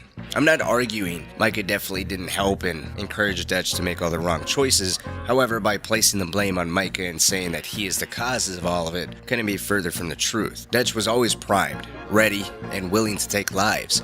At the end of the day, after all, he is an outlaw. And as many of the members have said before, how do you rob and kill others pleasantly? Despite Dutch's talk, they don't. It doesn't take much to cross the threshold from looking at someone as an obstacle in the gang's path that should be and will be eliminated no matter what, even if that meant taking their life. Looking at someone that without a doubt is standing in their way, such as the Pinkertons or the O'Driscolls or even Bronte, to then turn the aggression onto civilians and justify it as something that needed to happen in order for the gang to survive, is exactly what Dutch ended up doing. What was that? Horrible old crone. But you killed her. She was gonna betray us, Arthur. Couldn't you tell? No. Well, I got some Spanish. She was. You keep killing folk, Dutch. I am just trying to make sure that some of us survive, Arthur. It took time for him to finally address the murder of Heidi McCourt, but when he did, he says it was necessary for the gang's survival. The same sentiment he echoed when confronted by someone with what is going on or with what Dutch is doing. Dutch, time and again, attempts to rationalize his actions by stating it's necessary for the gang's survival. I don't know. Well, I do. It ain't nice. I know it. But it is us or him. I figure it might as well be him. He uses the same excuse with Heidi's death. He does the same thing with the brutal drowning of Angelo Bronte and the latest shooting of Leviticus Cornwall. These are all people that will not let the gang survive or leave them be. So long as they draw breath, they are a threat and need to be eliminated, or so Dutch claims. Arguably due to his own power and immense resources, Leviticus Cornwall was the only person who could touch Dutch and the rest of the gang no matter where they went. Bronte, on the other hand, while he may have posed an immediate threat so long as the gang stayed close to or continued to run operations within the city of Saint Denis, yes, Bronte would be a threat. Would he be such a threat as to really make his death necessary before the robbery of the Saint Denis Bank? Ultimately, I think the Bank of Saint Denis could have been hit even if Bronte was allowed to live. It may have taken some additional planning or even required time to be sacrificed in order for it to all work out, but it could still have been managed. Bronte himself was a very arrogant man and considered Dutch a dirty hillbilly, surprised at his own ability to just clothe himself. Dutch played dumb and even submitted to Bronte once before in his mansion upon the first time they met. We are simple country folk. All we have is each other. And you have gone and you have took his son, and that which we weren't innocent of, well, we most surely were ignorant of. Dutch could have definitely feigned ignorance or found some way to play into Bronte's sense of superiority, letting the man to live, avoiding killing him, and even making a bad situation a whole lot worse. However, he let his emotions get the best of him. Giving in so passionately to his emotions, he made no reservations about insulting and even taunting Bronte while he brutally drowned him, going so far as finishing Bronte's killing by humiliating him even further, by eliminating his very existence of ever living on this planet and feeding him to alligators. This brutal demonstration of Dutch's high ego and perception of himself, leaving nothing left of the man whose biggest mistake was playing Dutch for an idiot. Dutch, I would argue, has always allowed his emotions to really dictate his, or rather the gang's next course of action to some degree. Bronte's death is undeniably unique given the brutality and lack of control Dutch is usually seen to have. This is the only time he has ever committed something so heinously by his own hands, and the intensity of which is unprecedented. And it far betrays his original claim of Bronte's death being a necessary step in order for the bank robbery of Saint Denis to ever hope to be a success. Whether if that statement was really true or not, what is undeniable is Dutch's own hatred towards this man. This was a murder that had a strong personal element to it, and when that element was scrutinized, Dutch implied the person questioning his decision was a traitor, as seen during the drowning of Bronte and the strangulation of the old lady's death on Guerma. The question here I want to present to all of you is the Van der Linde gang all about being for the people, or do the people under his leadership represent the entity that is Dutch Van der Linde? Start dancing? Looks like I turned into the goddamn errand boy. You have turned into my son. You worry because I worry. We are just the same.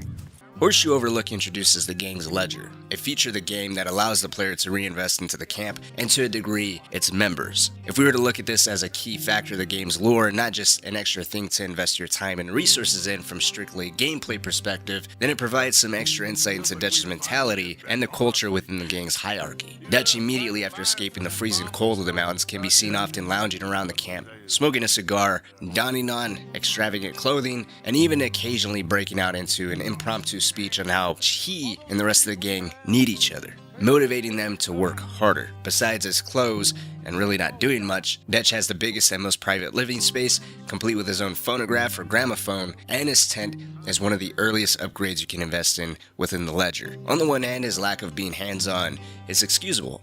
After all, it seems most members already have the "I trust Dutch and if I can do it, why leave it up to him to do the heavier lifting" mentality. I'll do the hard work and he'll see us through. Regardless of what his plan is, we'll all be okay. This mindset proved highly beneficial for Dutch. It prevented him from descending to the level of others, sparing him the need to engage in unsavory tasks, as those around him were much more willing to handle such matters on his behalf. This solidified his standing as a figure akin to a deity, a man set apart from the rest. Even when he did make a mistake, as he did back in Blackwater, it was much more palatable for others to believe that Dutch didn't intentionally make the decision himself. Instead, they found it easier and much more reassuring to think of him seeking counsel and acting on behalf of another, in Blackwater's case that being Micah, because acknowledging the mistake that it was actually of Dutch's design fractured the idolized image of him, and along with it the unwavering faith they all had in him and his overall message.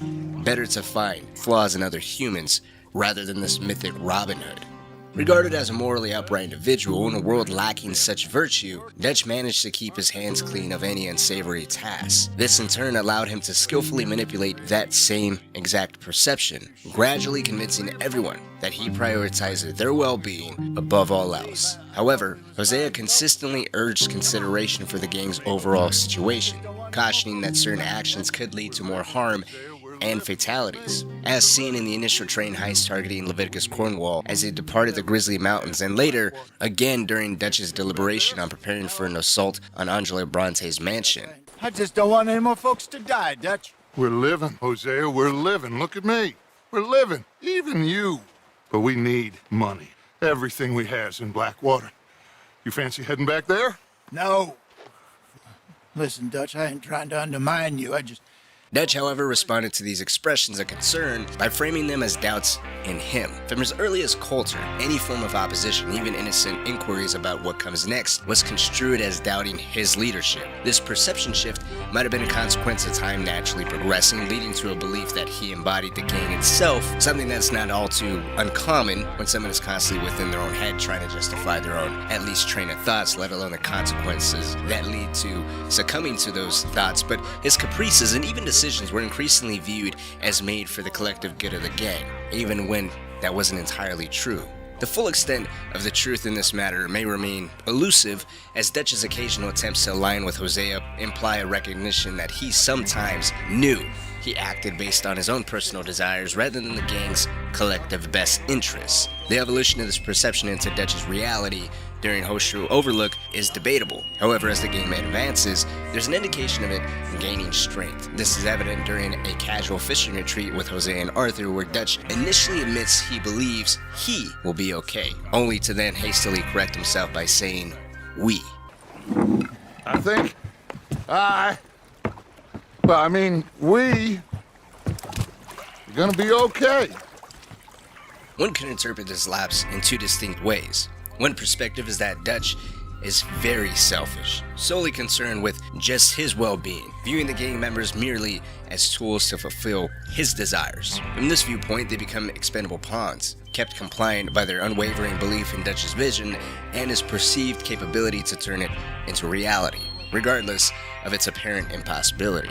On the flip side, the alternative perspective is that Dutch embodies the entirety of the gang, mind, body, and spirit. According to this viewpoint, it's his responsibility to guide them all to the untarnished territories of the West, a commitment he fervently made to each member. However, driven by his own narcissism, Dutch assumes the role of the glorified outlaw, a messiah for the lost souls.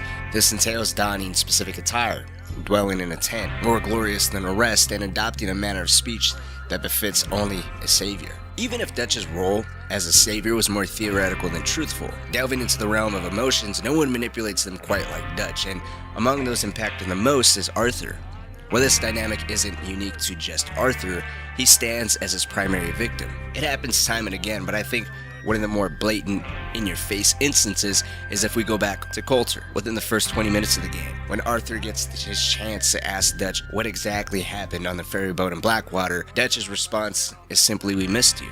On the surface, it's easy to just dismiss this as Dutch believing that an extra gunman, someone as efficient as Arthur, definitely would have been extremely helpful and went a long way. However, I think there's more to that statement, especially within Arthur, where there's a strong father-son bond here. It's meant to evoke a profound sense of regret. It plants the seed of thought within Arthur of, if I had been there, perhaps this chaos could have been averted. Maybe I could have intervened to prevent things from spiraling out of control, or even saved a life or two. The question of whether Dutch truly sees himself as the gang becomes more intricate as the game progresses, especially when you consider how he manipulates motions time and again. Gratitude appears to be the pivotal motion tethering everyone to Dutch. After all, he did rescue them from the perils of abandonment, preventing them from being left to fend for themselves, or in some instances, faring even worse with other gangs. To renounce this faith in Dutch is akin to rejecting the man who saved them. As mentioned earlier in this discussion, Dutch isn't inherently a villain. At one point, he might have been an upright individual embodying the principles he preached. However, in the moments leading up to, during, and following the events of Red Dead Redemption 2, he proves not to be the man we initially believed him to be. And it becomes an overall complex situation. A situation where in this video, we just look at how the mask slipped, and it continued to slip between Dutch's fingers after every single critical blow, from the death of Hosea, money being lost, pressures from multiple threats all around him, and then him continually taking things much more personally, using the gang and its members as a vessel to achieve the thing that he said the gang never needed to achieve, and that being revenge. We are all bastards, my friend. But only one of us is some would-be emperor's whore. We know who you are. And nobody knows who you are. Not even your goddamn father. You maggots are go- At this time, a countless number of videos have been made analyzing the personality and character of Dutch van der Linde. Most of it centers around breaking his true intentions down, whether if he was always the person he ended up becoming by the end of the game, or if over time he just gradually started to change. And this change being a cumulative result of Micah being in his ear, instigating the more volatile habits he was starting to display. A display of brutality and carelessness that was a result of constant stress and having to move from camp to camp, desperately avoiding the law or having to deal with what he was seeing as increasing dissent from within his own ranks, most notably from Arthur, John, and even Hosea. Later during the events of Beaver Hollow, Arthur mentions Dutch may have always been like this, and even John later admits a similar sentiment towards Sadie. And he admits this during the epilogue when the two of them are riding to take care of a bounty that Sadie is heading. And it's while on this ride to try and recover an outlaw that was robbed off of her, the two of them start to talk about the gang in the old days. You heard anything of Dutch? Nothing. You? No. You'd think. He's a colorful character. Word would get out. That's one way of putting it. Look, what happened with the gang changed everyone who was a part of it. The Dutch who put a blanket round me after the O'Driscolls, that weren't the same man at Beaver Hollow. And now, he might not be so colorful no more. You see a man whose character changed. I see a man who got found out for who he truly was. We was fools to follow him. I was a fool and I paid for it. And I was one of the lucky ones. Micah, John. Micah's the one who set it off. I blame me for following Dutch for too long, but I blame Micah for most everything else. While the topic of Dutch always being the crazed lunatic we see towards the end of the game and starts to resemble more of the bloodthirsty outlaw that is more than willing to kill people for what he just calmly describes as doing it for sport. You and your friend there, the professor? We're gonna kill the both of you. Why you want to do a thing like that? I don't know.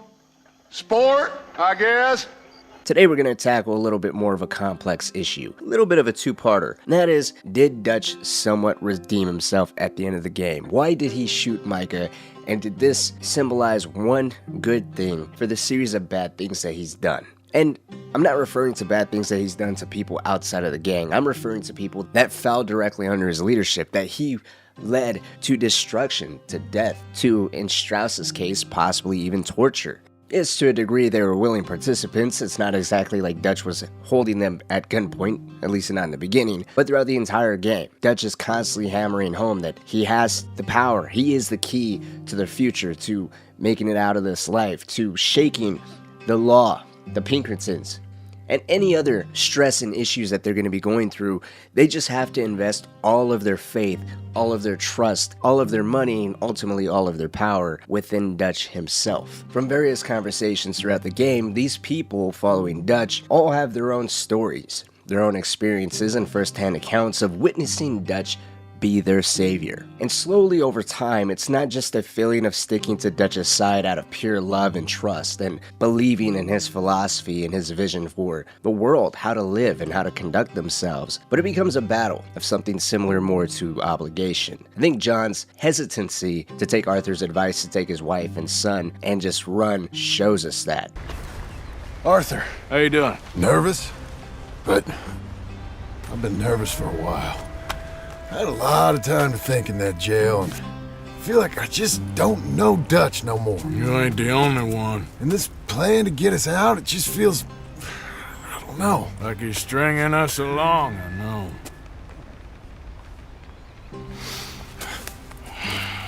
Killing in cold blood, revenge, we all do bad things, but he seems to enjoy it now.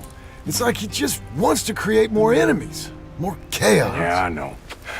I mean, I love Dutch.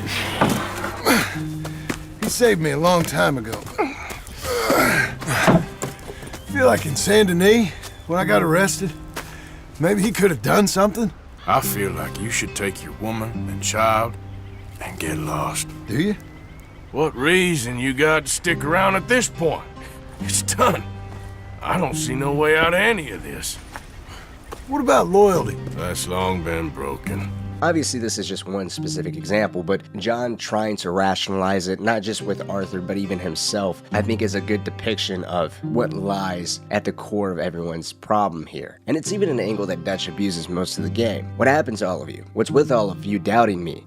Don't you trust me? Have I led any of you wrong before? Well, he may be doing things or at the very least sharing ideas such as paying Leviticus Cornwall a visit or dealing with Cornwall Driscoll because he's always there to get them and they need to get him before he gets Dutch or any other members back first, or having to take care of Angelo Bronte because he won't let them live or escape because Dutch knows the type of man that he is and he's just someone that needs to be dealt with now rather than just let live. These are a series of things that Dutch continues to use to try and suppress any individual thought, any critical thinking. Dutch and every single member is constantly going from problem to problem, and when someone wisens up to it, then Dutch reminds them, everything that you've had, everything that you are now, I've helped you. So can't you help me? Help me with this single problem and we can escape further west and hopefully land on this tropical island of Tahiti and live a life of leisure.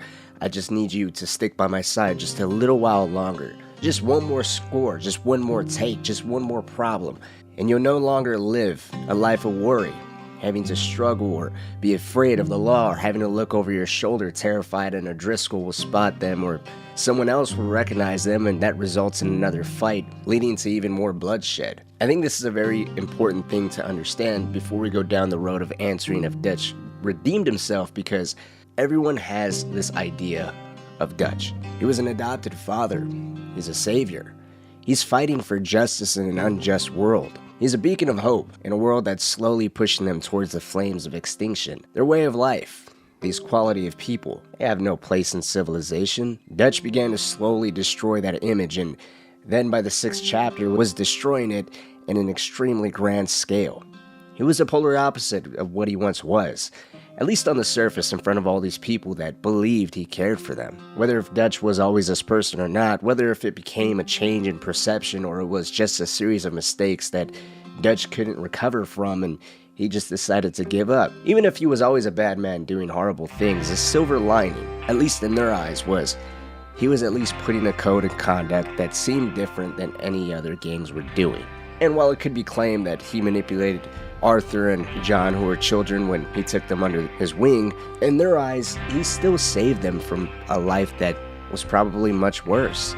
Hosea possibly had more of a hand in that than we give him credit for, teaching the boys right from wrong and ensuring Dutch's more unsavory tendencies stayed in check, as to not upset his right-hand man, but it was still an image that stayed in everyone's mind. And as Dutch began to portray the person that they all seen him as, they all started to rationalize it by looking for other factors and sources to blame, most notably of which, Micah. Personally, I don't think the intent to go to Tahiti or really escape this life was an option for Dutch. If it ever was, he abandoned that a long time ago. He could have very well split up the gang members and used someone who's less likely to be known to have an affiliation with the gang to retrieve the money out in Blackwater, or utilize the women better to rob certain opportunities. Hosea throughout the game was more for taking advantage of cons and tricking people that way. I think if you really break the story down, there might have been some key moments where they really could have escaped had that really been an option for Dutch. Whether if he was just addicted to the life of an outlaw or being the center of attention, having others rely on him the way that they did, always looking to him for guidance, wanting that position of power, or just having people he saw as disposable, pawns that you can utilize to become this mythical outlaw. Whatever the reason, I believe at the end of the game we can see that ultimately Dutch is just out for himself now. He still claims that they're all family and Arthur and John are his sons, despite him blatantly leaving them both to die on separate occasions. The concept of them being family and no one being left behind is just a shallow saying with the hope of evoking the emotions of past experiences, making it easier to forget the clear betrayal. Dutch! John? You left me! You left me to die! My boy, I didn't have a choice. John, I didn't have a choice. Left me! I wish we got a little more insight as to how Dutch and Micah interact. We get some instances here and there in Clements Point and Horseshoe Overlook where Micah's sucking up to him, telling him he's such a special man, that he idolizes Dutch and even offers to go and retrieve the Blackwater money by himself. Don't get me wrong, they are important interactions that provide insight as to how Micah possibly slowly weaseled his way into Dutch's good graces in such a very short period of time, but these aren't interactions to provide us with the concrete information to definitively say that how Dutch ends up at the end of the game is how Dutch always was, or if it genuinely was Micah pushing him in a direction that seemed easier. And I think that's another element to all of this, because then it can provide more insight as to whether if Dutch was always like this or if it was something that just happened over time. But if you really want to cut it very black and white, from everybody else's perspective, there probably would be no redemption for Dutch, and that would be for two specific deaths that Dutch witnesses. Deaths of two members that were the pillars of the Vanderlyn gang, 2 out of the 4 original founding members. And the first one is Miss Grimshaw.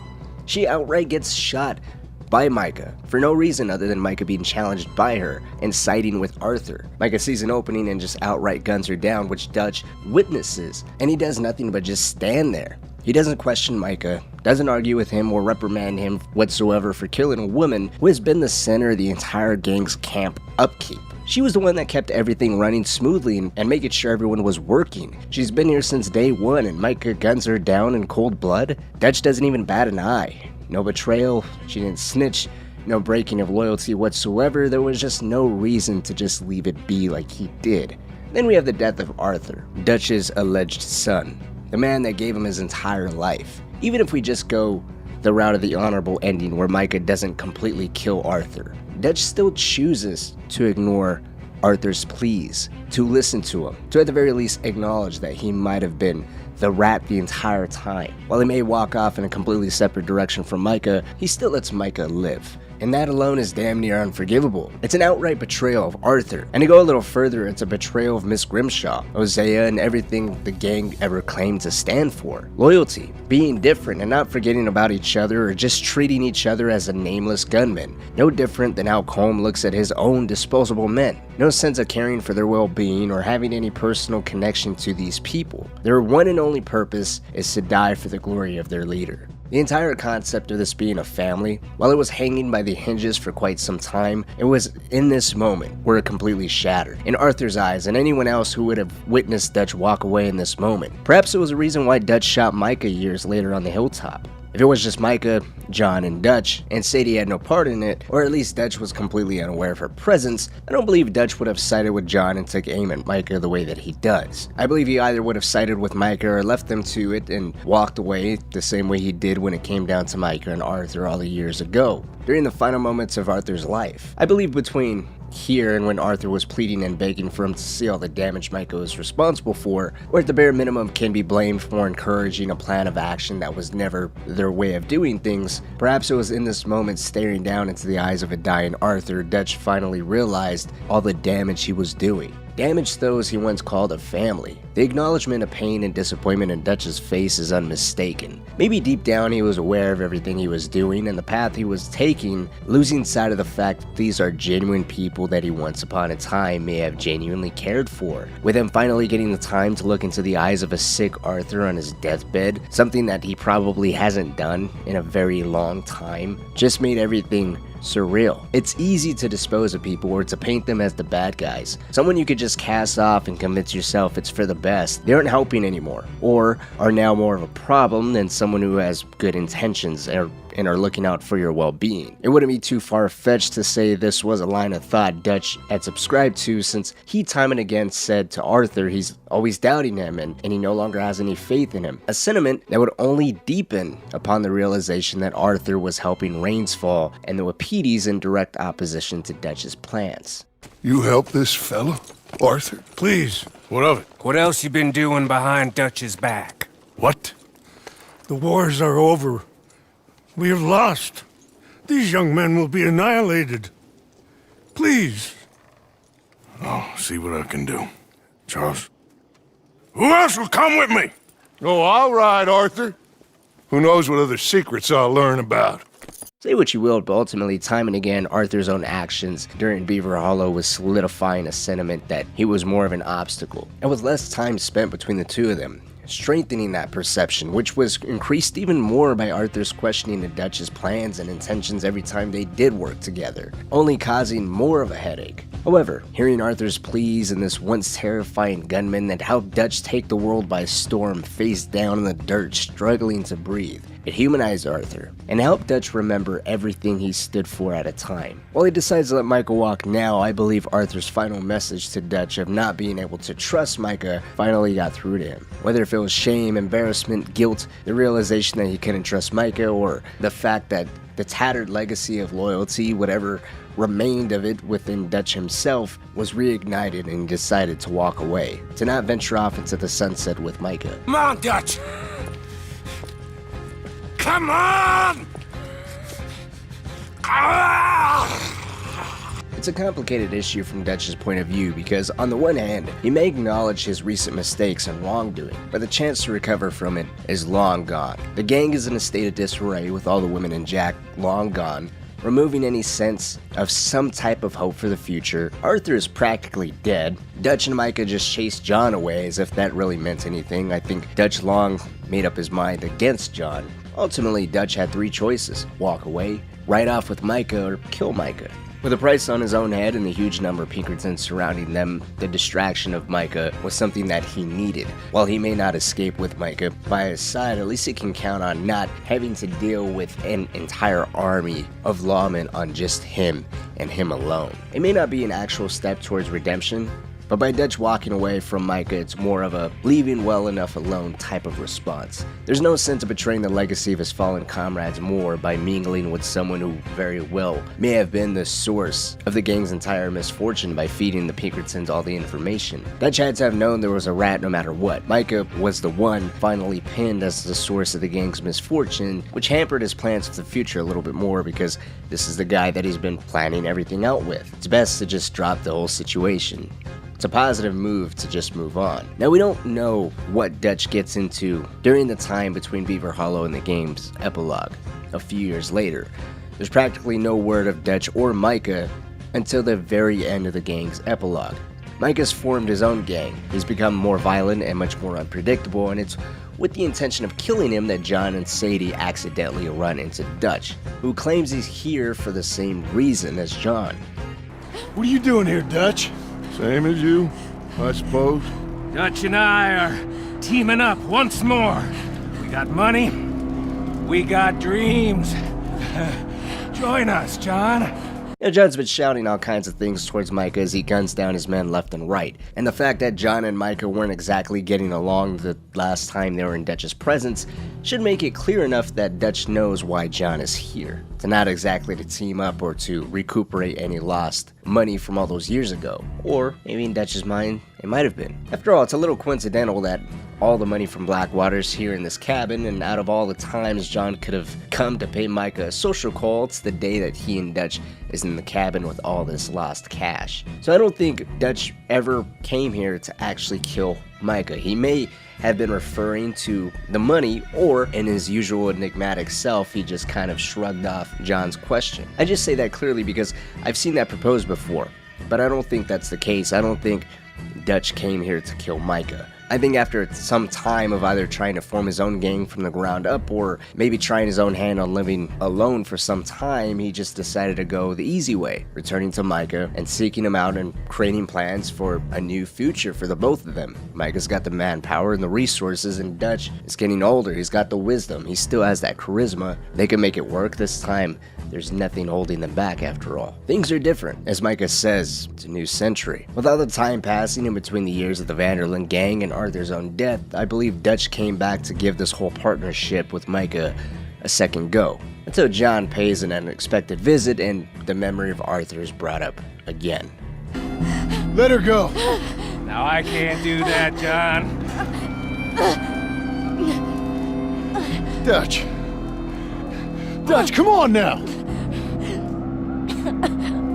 You shot at me, son. You started it. You betrayed me. I could say the same as you. I was trying to do my best. You just cared for yourself. I think differently. Join us. Join us, John.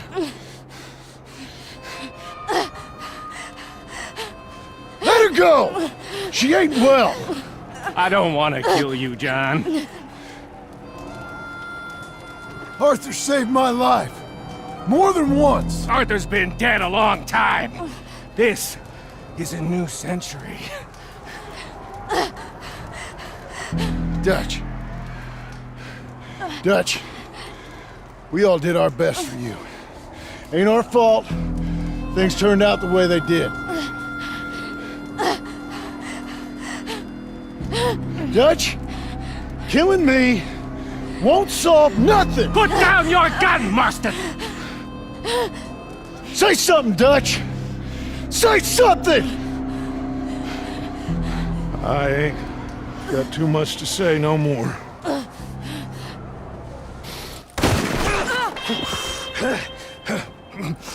Dutch walks off and is visibly upset towards John. But facial expressions aside, this time in Arthur's death are the only two moments where Dutch really has nothing left to say. Bringing Arthur's name up could have brought Dutch back to that night many years ago, or with his final breath, Arthur musters the strength to inform Dutch Micah's a rat. Feeling as if it was a lifetime ago, John summoning Arthur's name and the valiant effort Arthur made to spare him and his family to get them out of this life could very well have reminded Dutch that he can't escape his past. He can't escape the betrayal that he partook in for harboring a rat, for allowing so many people to die under his watch and do nothing. I think if it wasn't for John mentioning Arthur's name, taking them all back to that time, I don't think Dutch would have turned on Micah. He almost had no reason to. If Arthur's name was buried in the past, so was everyone else's misdeeds, including Dutch's. I mentioned earlier that if it wasn't for Sadie being present, Dutch may have sided with Micah, but rethinking it now, I don't think Sadie being present or not was really all that important. I don't think it mattered, unless it was all about Dutch still saving face and he cared about being seen as a noble, charismatic person, and he valued Sadie's perception of him, then her being there or not, I don't think would have changed anything. Dutch didn't have the weight of having to carry on this facade, to wear this mask, to conduct himself and act in accordance with a law and a creed that he wanted those underneath him to operate within.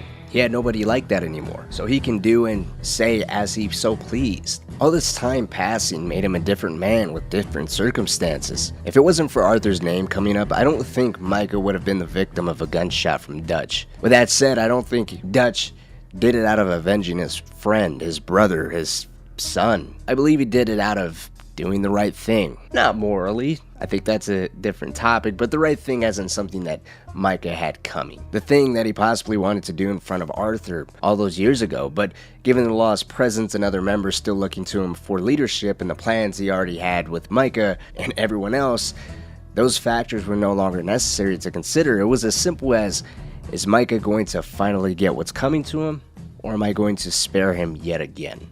In Dutch's head, as he so likes to rationalize things and make himself appear to be so noble, I don't doubt he redeemed himself by betraying Micah.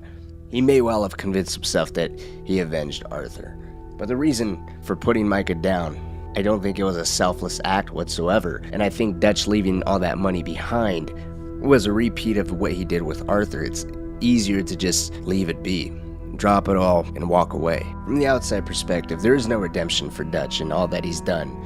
For betraying Miss Grimshaw, Arthur, the legacy of Hosea, and what the entire Vanderlyn gang stood for succumbing to reckless impulses and listening to someone that has only been riding with the gang for 6 months over the counsel of Hosea and even Arthur. In his own head, he may have redeemed himself to some degree by putting Micah down, but that doesn't allow him to shake all that he's done and how easy it was for him to just shrug off everything that happened to those that looked to him for guidance, for a way out of this horrible life. And he definitely didn't shoot Micah out of vengeance for Arthur, out of redemption for himself, for doing the right thing. I think it looked as if it was just a bunch of children fighting, arguing, and complaining, and in Dutch's head it was much simpler to just shoot one and move on, with Micah being a much easier target. Because whether if Dutch wanted to accept it or admit it or not, John, Sadie, Charles, and everyone else that lived from the Vanderlyn gang will all attribute the downfall to Micah.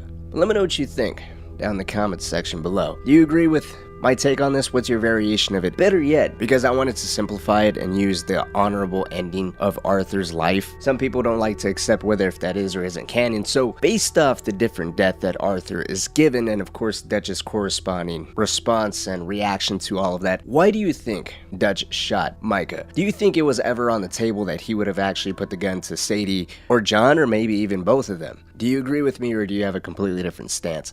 Let's talk down in the comment section below. I'd love to hear your thoughts, your opinions, and your take on this.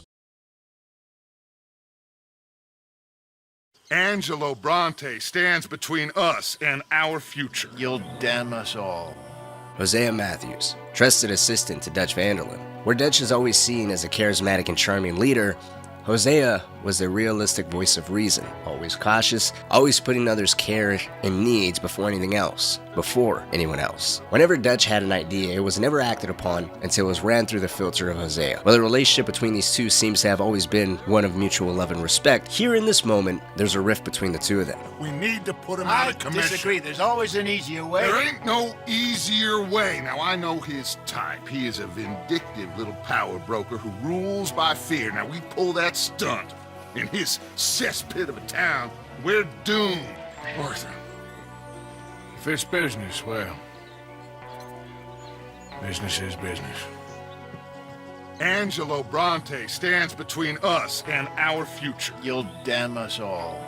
Dutch, with Arthur's backing, may have just decided on going through with a plan that may have indirectly fueled the course of events that will ultimately lead down the path of chaos, destruction, and death of many people. One such person who would have to pay with his life is Hosea himself. It may be difficult to precisely say how things would have transpired differently had Hosea lived. Similar to the theory and the questions posed of what would have happened if Arthur never contracted tuberculosis? Or, if he still did, what would be the outcome if the sickness was slow and he found himself in better health during the events of Beaver Hollow? Today, we're going to be tackling two questions. The first one, of course, is what would have happened if Hosea had lived until the dying days of the van der Linde gang? The second, though somewhat closely related question, is how much differently would the robbery of the Saint-Denis Bank have gone down if Dutch and Arthur heeded Hosea's warning here and decided to just leave Angelo Bronte alone? Let's begin with that question right there. While there's no evidence that the raid on Angelo Bronte's mansion and subsequent death had no direct impact on the events of the bank robbery on the surface, one could easily put together it set into motion a series of events that put the van der Linde gang under a bigger microscope than they needed to be. In a previous video, we already touched on how powerful of a man Angelo Bronte was, even if we just talked about it briefly. Bronte's sudden disappearance and obvious murder, given the absolute bloodbath left behind in his mansion, would have put many law enforcement officers on high alert, least of all the Pinkertons, who had been closely gaining in on the van der Linde gang. Twice now, Agent Milton and Ross had appeared close by and even inside the van der Linde camp, an unwelcomed arrival that definitely contributed to the van der Linde gang relocating up in Shady Belle. With the van der Linde gang's trail turning cold, yet aware that there's still, within the general area, events such as a failed trolley station robbery, a shootout on the ferry boat in the harbor of Saint-Denis, and finally the massacre of Bronte's estate would clearly point the Pinkertons in the right direction Dutch was moving in. Given Bronte's known to have the local law in his own pockets and seen in the epilogue mission bare-knuckle friendships, the city and all those immediately under Bronte's control still felt his absence. An absence that definitely led to an increased awareness within the city of Dutch and the gang's movements. While there's no glaringly obvious evidence on the Pinkertons contacting Angelo Bronte directly or even trying to communicate with Bronte's men or law enforcement within the city to get an idea of where the van der Linde gang is, we can assume to some degree Bronte's position and relationship with the Pinkertons. Seeing Bronte's sense of superiority over the van der Linde gang, the politicians that on the outside actually run the city of Saint-Denis, such as the mayor, or even the outcasts, like that of the Indians. No one is allowed to conduct any type of business within this city without his knowledge or blessing. I believe this feeling would be the same towards even the Pinkertons, especially if Bronte saw use of the van der Linde gang, which he did, as during the mission, The Gilded Cage, Bronte suggests having Dutch kill people for him in the future. That is Hector Fellows, this self-righteous newspaper man. Maybe you will kill him for me one day. With Bronte running the city, whether if he's seen a usefulness to be had out of the van der Linde gang or not, the bottom line here is due to his heightened sense of superiority, and the fact law enforcement along with his heavily armed bodyguards were all under his control, there would be no need for the Pinkertons' help to be sought out with neutralizing the threat that is the van der Linde gang. Why would Bronte need any sort of help dealing with some inbred backwards country folk? After all, it was because of him that Dutch and his members are even still breathing within his city. When we look at it from this perspective, it's almost as if Bronte is actually the buffer Dutch needed from the Pinkertons. There is no need for the Pinkertons to come guns blazing into the city that's already under control by local official law enforcement that's further supported by Bronte's personal militia. If the Pinkertons were to do that, then they run the risk of pissing off Bronte, and by pissing off Bronte, they run the risk of the Pinkertons and Bronte's men, backed up by local law enforcement, engaging in an all-out war. A war that would be perfect for Dutch to escape in the background of. Better then, for the Pinkertons to just continue to patrol the local area on the outskirts of Saint-Denis, defend Leviticus Cornwall's property while keeping a keen ear on any kind of reports indicating the Van der Linde gang's presence within the area. Within this context, by Dutch and Arthur ignoring Hosea's plight to just leave Angelo Bronte alone, the insult of being tricked into robbing an empty trolley station was, by Hosea's standards, an insult that can be easily forgiven, as Bronte is not only too powerful, but Dutch is also taking the insult way too personally, putting everyone at risk. I believe if Dutch and Arthur listened to Hosea and allowed Bronte to be as is, Bronte would have acted one of two ways. Either he was fearful of a possible effort of retaliation by the Van der Linde gang, which in turn would lead him to doubling his personal security at his mansion, or, aware of Dutch's survival through the failed trolley robbery and his intentions to acquire as much cash as possible to move on, would have doubled the amount of police presence around the bank, hopefully as a deterrent. Considering there was no heightened security at Bronte's house though, when Dutch did finally seek his revenge, we can say the first option really isn't possible. I was thinking maybe the security here just wasn't heightened because Bronte hadn't yet heard Dutch was still alive, but I find that very unlikely given how tight of a hold this man has on the city. Someone had to have already informed him of Dutch's survival. He has to be aware that Dutch is still alive. With that being the case, a lack of increased security would just prove to be another sign of this man's arrogance and firm belief that he really is untouchable. And even if he did heighten the security surrounding the Saint-Denis bank, well, it would have been a little bit more difficult, and the Van der Linde gang's approach to actually taking on this bank probably would have been altered significantly. I think even if the plans changed drastically, there still wasn't a chance of Hosea being captured. However, with the disappearance of Bronte, the floodgates were now lifted, and the Pinkertons, all too aware of how the Van der Linde gang collectively and individually operated, saw a chance to snatch a sole member who was tasked with the role of a distraction. It was just by pure dumb luck that this sole member was Dutch's voice of reason. I think it was due to Bronte being gone and the gang's heightened sense of being untouchable, a feeling undoubtedly given after the murder of the most powerful man within the city was carried out with almost no repercussions whatsoever, that put the gang in this vulnerable position. If Bronte had been allowed to live, I believe Hosea would have also lived, which is an interesting way to really think about the relationship between Dutch, Bronte, and the impact that it ultimately had on the robbery of the Bank of Saint-Denis. I think this had one of the most detrimental repercussions possible that no one ultimately saw coming, if those ties between the Pinkertons and Bronte can really be believed to be in this context. Now, if Hosea was to see the end of the Van der Linde gang, what would he see and what role would he take up? Truthfully, I don't think he would take any other role besides one that sounds a little bit disappointing for the most of us. While I believe there isn't a shadow of a doubt that if Hosea had been allowed to live and he's seen the events of Beaver Hollow really unfold, I think Arthur would have had one of the strongest support systems that he really badly needed during this chapter. Hosea still would have been his counsel. Hosea still would have been that voice of reason. And trying to hold Dutch accountable while also keeping the gang together wouldn't have fell firmly on Arthur's shoulders as much as it feels like it does in the actual game. But as I was saying, I think Hosea would still take a little bit of a disappointing stance, because if we take a step back and look at how his interactions with Dutch became as the game progresses, Dutch, whether if we want to attribute this to Micah or not, slowly started to do as he pleased, pushing Hosea to the wayside. As early as the robbery in Leviticus Cornwall's train during the chapter of Coulter, Hosea is already against this idea. He just wants to lay low, he just wants to get out of the mountains, and he still wants to ensure everybody is safe and isn't constantly moving from point A to point B with the Pinkertons hot on their tail. Dutch, however, obviously feels strongly against this. Even from this early moment in the game, Dutch mentions on their way to Horseshoe Overlook that Arthur and Hosea can reminisce on the good old days and discuss how Dutch has lost his mind. If Hosea had lived during the dying days of the gang, I think this is exactly how it would have played out. Hosea, now more than ever would be hell-bent on saving as many people as he could, saving them from the burning ship that Dutch was now the captain of. If Hosea didn't jump ship and leave on his own volition as so many others did, I think he and Arthur in a twisted way would still be very loyal and devoted to Dutch. He may be a psychotic madman leading them all down to ruin, yet he's still their loved companion and father. I believe they would try to reason with him as Arthur tried to reason with him during the events of the actual game. Considering Hosea is more of a pacifist versus Dutch, I don't think Hosea would have been as aggressive with it. I do think there would have been a strong possibility of a type of civil war erupting where instead of it being Arthur and John versus Dutch, Micah, and the rest of the gang members, it definitely would have been Arthur, John, and Hosea. It would just now depend on how many people actually respected and backed up Hosea versus Dutch.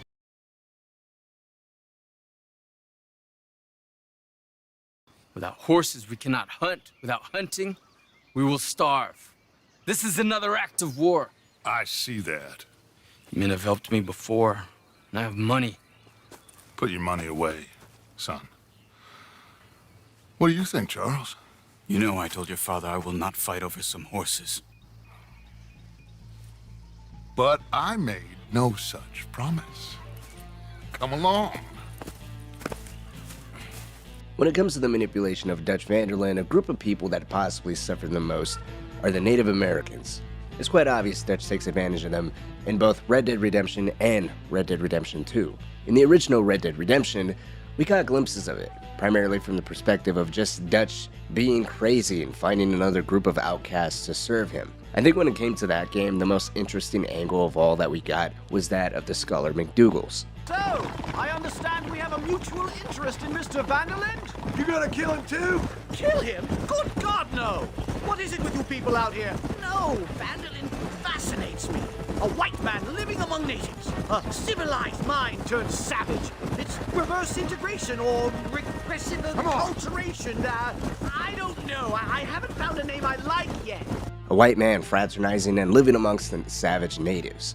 It gives insight to the mentality and prevailing perception towards the natives and how those who sympathize with them or treated them any more kindly than was socially acceptable at the time are seen as being brainwashed or tricked by the lesser people that these natives are. Granted, how we see Dutch and his relationship with the natives in the first game is severely limited. Dutch's screen time and interaction with John only happens a handful of times, and any hope of piecing together how he and the natives began working together against the common enemy that is a civilized world, for the most part, was really open to speculation. Our main source of information and peek into that world and that relationship between Dutch and the natives was from Nostos. And even then, it's pretty cut and dry. All he says is that Dutch takes advantage of the natives that are already angry, upset, brooding over the position that they're in and the submission towards the United States Army, towards the United States government, towards the law.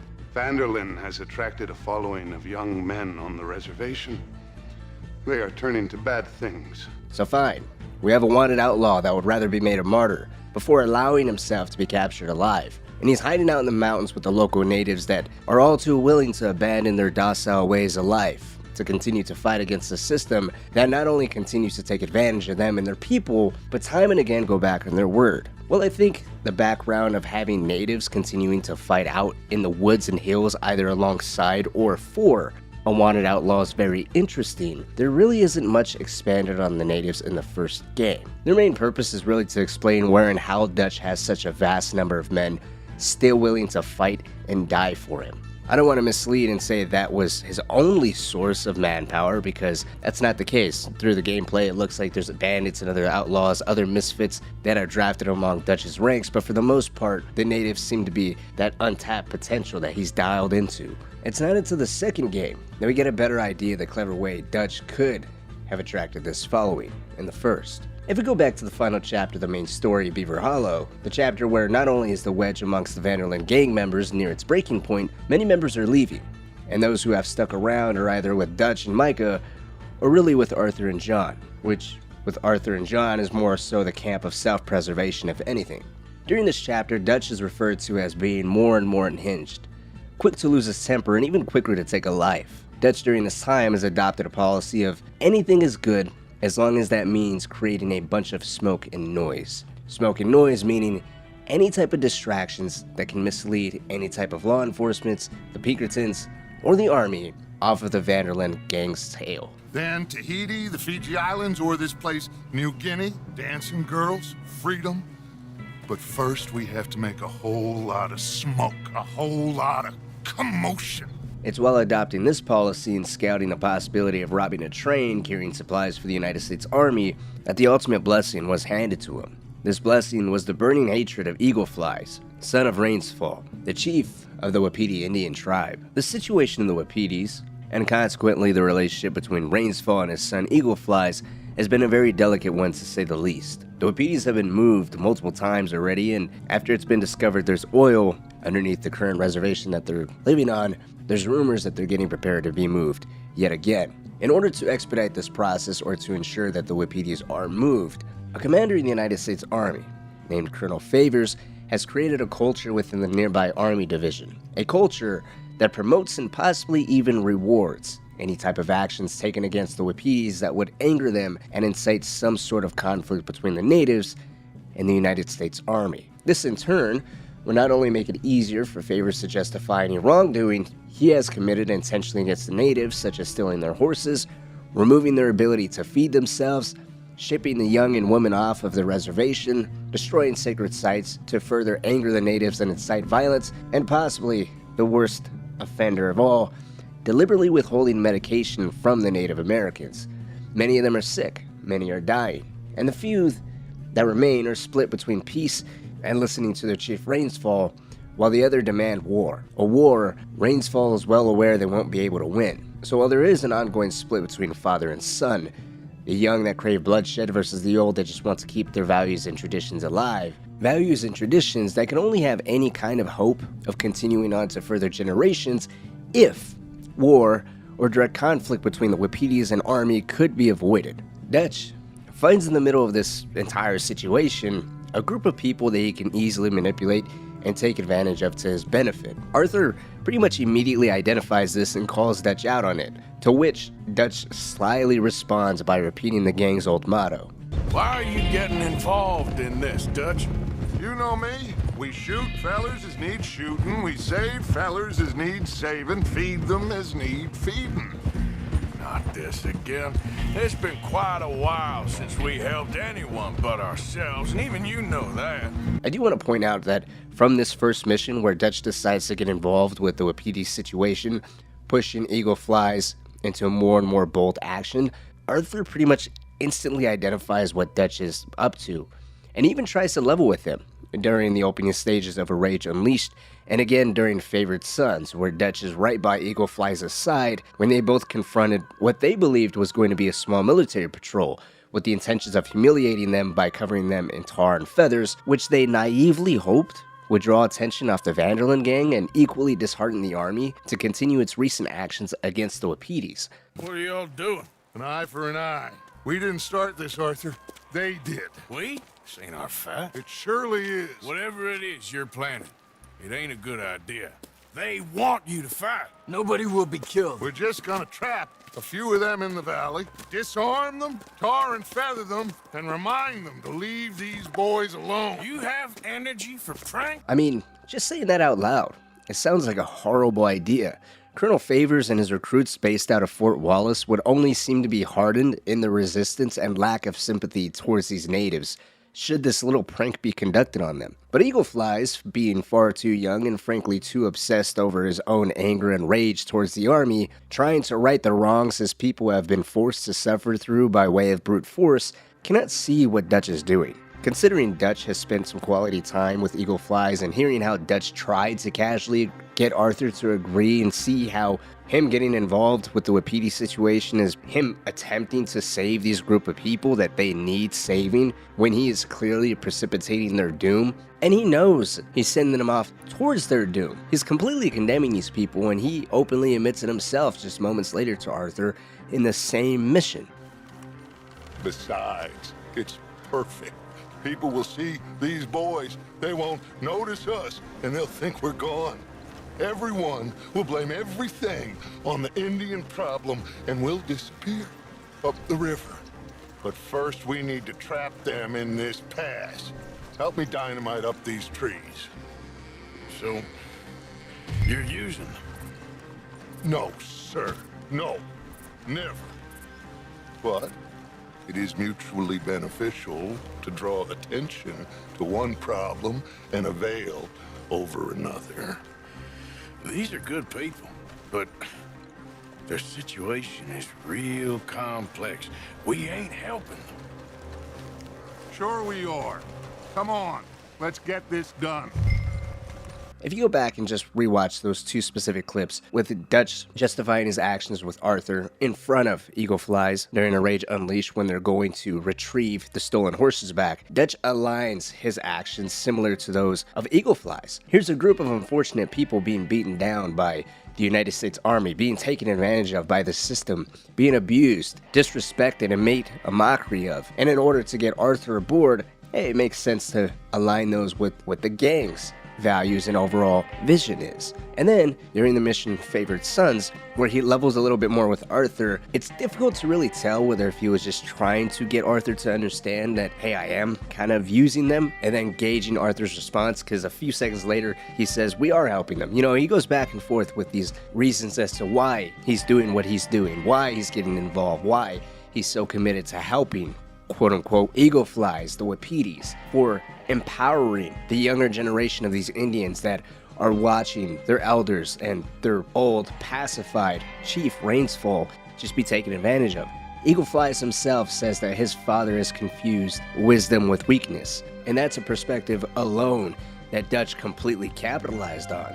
It makes you wonder exactly how far Dutch was willing to go to ensure his ends, his goals, his needs, and wants were realized regardless of who suffered, or how many times he got someone else from the Van der Linde gang to see what he was trying to get them to see, abandoning any reservations they may have had on a potential job or lead as long as the group's motto was dangled in front of them. This is their creed, this is their philosophy. If you can help someone in accordance to that, then why not continue on with it? I don't want to turn this too much into speaking about the Van der Linde gang at large, or if Dutch was really always like this, and now we get the most brutal version of how he has always seen other people that weren't part of his own ranks or of his own vision, or whether if this is just what Dutch has become in his desperation and his gang being a former shell of what it used to be. But knowing this early on, damn near immediately from the start, that Dutch fully intended to use the natives as human shields of sorts is possibly one of the more brutal things he's done. And to add a little more fuel to the fire, Dutch was always speaking in a way that lit the fire in Eagle Flies' belly. He does admit to having some amount of responsibility in Eagle Flies' attack on the oil refinery, saying that it was his idea. Why the hell would they attack the oil fields? What do you mean? It's perfect. This was your idea? Hardly. The army, the government, the industrialists. They've taken everything from these people. Wouldn't you want to fight back? You've handed them a death sentence. By putting the government, the army, and the industrialists into a single target, that being the oil refinery here, it would give him the sufficient amount of smoke and noise he was really after. Especially coming off the heels of blowing the bridge, rescuing Eagle Flies straight from Fort Wallace, even though I don't recall that actually being something Dutch wanted or signed off on. And then of course the attack during the Favored Sons, where there was full-on cannon fire involved and way more military personnel than either Dutch or Eagle Flies himself anticipated. But it just goes to show that during this entire time, in an effort to gain a little bit of money, to throw a little bit of dirt, or in Dutch's words, smoke and noise into the eyes of those that could possibly come after him, he was more than willing to sacrifice an entire group of people. After the attack on the oil refinery, the Wapiti Indians had no choice but to pack up and completely move to a different country. They relocated up to Canada. And while Dutch's overall situation or position in terms of gang and manpower and those serving with or for him are completely different from the first game to the second game, it gives a little bit more of insight of how he's more than willing and more than capable of aligning his personal interests with those of someone else that he can benefit off of. So while not really seeing that dynamic directly in the first game, or the relationship between the Native Americans or the outlaws that are just misfits in the first game and how Dutch basically rounded them all up, it's not too difficult to understand how Dutch was able to do that, to make them be able to see from his point of view, from his perspective, and possibly even see it as a mutually beneficial arrangement. But let me know what you think. What's your take on Dutch's manipulation of the Native Americans? I didn't want to speak specifically about the Wapitis. I think the Wapiti situation as a whole is very complex, especially since if you go back and rewatch all those clips, Arthur is a giant thorn in Dutch's side when it comes to whatever Dutch is trying to accomplish. His plan essentially is just to burn the Wapiti Indians and to move on. And Arthur, alongside Charles, is trying to do the complete opposite. They're constantly going over to Rainsfall and trying to see in what way they can help him and help try to calm down his son to avoid a catastrophe.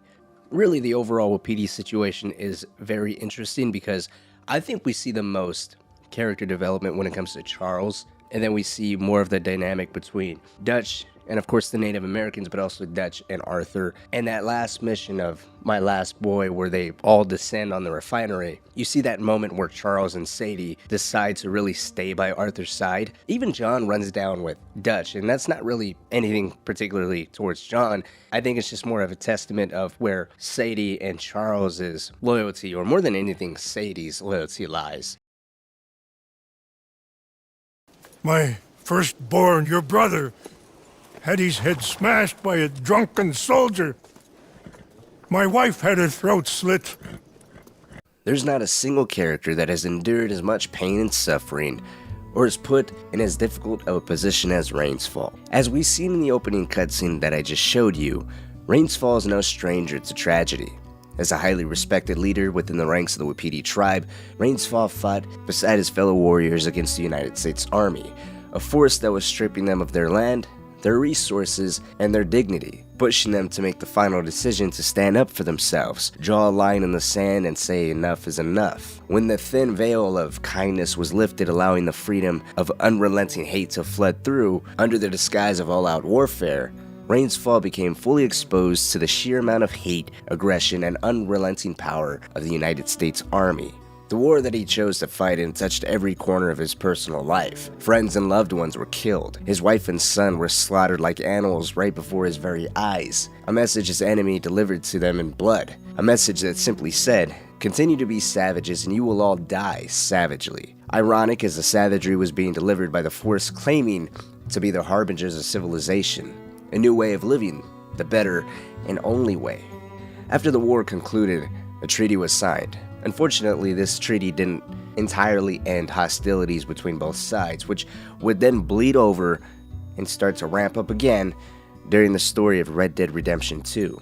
These hostilities, or rather, the aggression exhibited by the United States Army and the government behind it, would be a major point of conflict between Rainsfall and his son Eagleflies, which brings me to a question I want to present to you. Do you think there was really any hope of the Wapitis actually living in peace? Would they ever have been left alone? Was it really possible for them to be allowed to thrive and grow alongside an increasingly settled land by Americans? As the story of Red Dead Redemption 2 goes, the treaty that they signed, unfortunately, was only continuing to be spat on more and more by the day.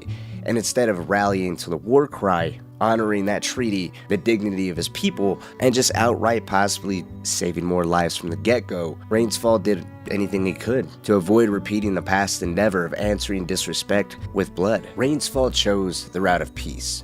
Instead of delivering his people to the slaughter of the cannon fire, he attempted to secure his people's future by way of going through the slow, boring, bureaucratic system of the United States government, pleading with senators, speaking to the politicians of Saint Denis, enlisting the help of Evelyn Miller, hoping to capitalize on the author's fame, maybe allowing him some sort of sympathy or favor from other white men, possibly just granting the smallest amount of attention to their plight, and in the hopelessness of it all, enlist the help of Arthur Morgan.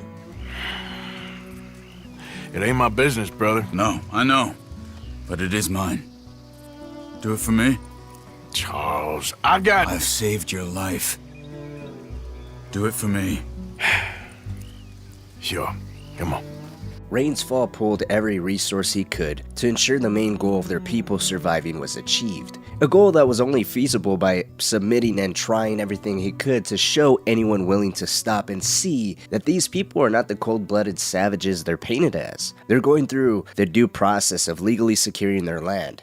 They continue to get moved and disrespected, pushed and alienated, but he refuses to raise any arms because he knows that armed resistance would only mean one thing: the excuse for the army and Colonel Favors to be granted what they all want, the complete annihilation of their people. I think when it comes down to Rains Fall and Eagle Flies steals the show. He's passionate. It's easy to be whipped up into anything and everything he says because he becomes instantly animated. A breath of life is filling his lungs as he becomes angry. He not only wants his tribe to be safe, but he wants the security of the tribe to be acquired by way of a new era of warriors. An era that frankly won't ever happen. From the gameplay in every main mission involving Rains Fall, we can see the alarming state the tribe is in. People are sick, they are weak, and there isn't very many of them. The days of them being a force to be reckoned with, a massive, strong tribe filled with an entire band of warriors ready to protect their borders, defend the women and children, and the children having generational leadership, being trained into the next band of warriors or hunters. That's all gone. There may have been a time when a few thousand or a few hundred of warriors can leave and face an enemy on the battlefield, and upon their departure, the tribe wouldn't be entirely defenseless. Maybe a few waves of warriors could have even been deployed, with a reserve force left behind to defend the tribe should an enemy try to attack while most of them are gone. But now, a band of warriors would mean the tribe is completely and utterly defenseless, and possibly meant every single able-bodied person being in the field fighting. And for what? I'm going to play the first time Arthur meets Rains Fall in his TP on the Wapiti reservation because it immediately tells us the mentality Rains Fall has. It makes sense in his own thinking, why he fights for his people the way that he does now, a way that wouldn't involve picking up a rifle or a bow. And it's not as simple as witnessing death firsthand, rather it's a complete switch up in the warrior mentality. Yes, sometimes the correct path, the bravest path, is the least obvious, and also the gentlest. I'm a great disappointment to my son. Your son seems to want a war. My son thinks there is glory in death. Maybe he's right, but for me, I saw death being handed out so freely by the most foolish of men, I never could equate it with victory. Glory has come in service. Maybe. Maybe not, I don't know. If you combine this with his later plea at the start of My Last Boy, right before Eagle Flies leads his small contingent of warriors to the oil fields, Rains Fall says don't mistake his strength for weakness. This whole time, Eagle Flies has been painting his father as someone who would rather live in ignorance, who falsely believes he could save his people through diplomacy. But right here, the first time Arthur is visiting the reservation, which is rather barren and desolate, straight from his mouth it's the complete opposite. He knows the danger his people are in, the fragile state of the tribe, and the threat they all face, both unified and divided. His son, without realizing it, is part of a real danger the whole tribe is faced with, not just of getting himself killed, but placing the entire tribe at jeopardy.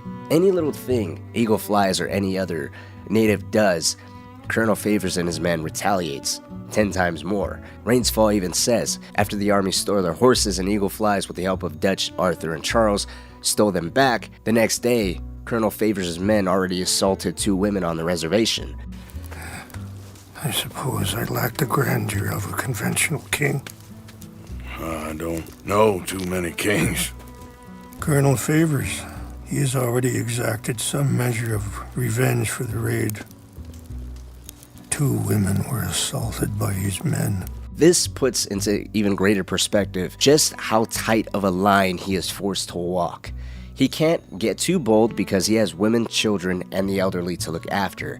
He cannot and will not stand for any act of violence because, unlike Eagle Flies, Rains Fall's understanding of the repercussions in the state that the people he's looking after is so much more deeper. And it's not even as if just the perpetrators, the ones carrying out these acts of violence or revenge or retaliation, is dealt with. The horses was Eagle Flies and outsiders. Yet 2 women that had nothing to do with this had to pay for someone else's decision and subsequent actions. Rains Fall isn't looking out just for Eagle Flies who did this, but he's looking out for everyone. One person's actions is the tribe's punishment to bear. They're already weak, they're already sick, they're already fractured, and Eagle Flies' adding to that division by not agreeing or understanding the whole situation that his father's placed in. And so he gets angry, he mistakes this, and his son believes the older generation has failed them and it's time for the new generation to take over. A mentality that Dutch played into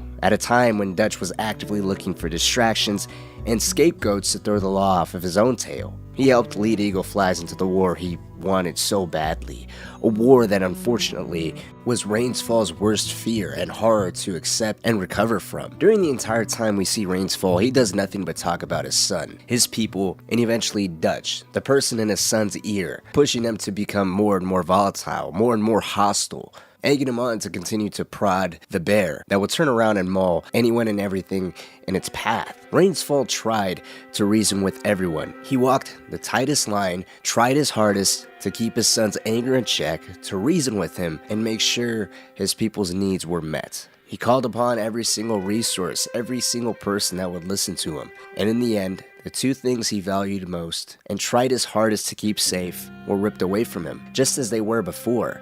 In the end, he lost his final youngest son to the same enemy he had lost his firstborn and his wife to many years before. And this time, there was no hope at any kind of reconciliation. There would be no peace treaty, and even if there was, given that small glimmer of hope, he's been shown time and again treaties are not to be respected or upheld.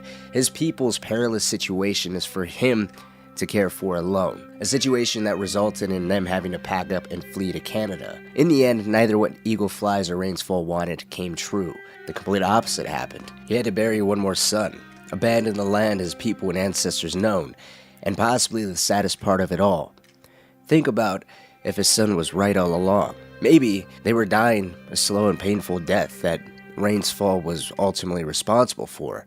Maybe their fate was always written in the stars and Rainsfall naively dragged their death out by believing they could live in peace with savages.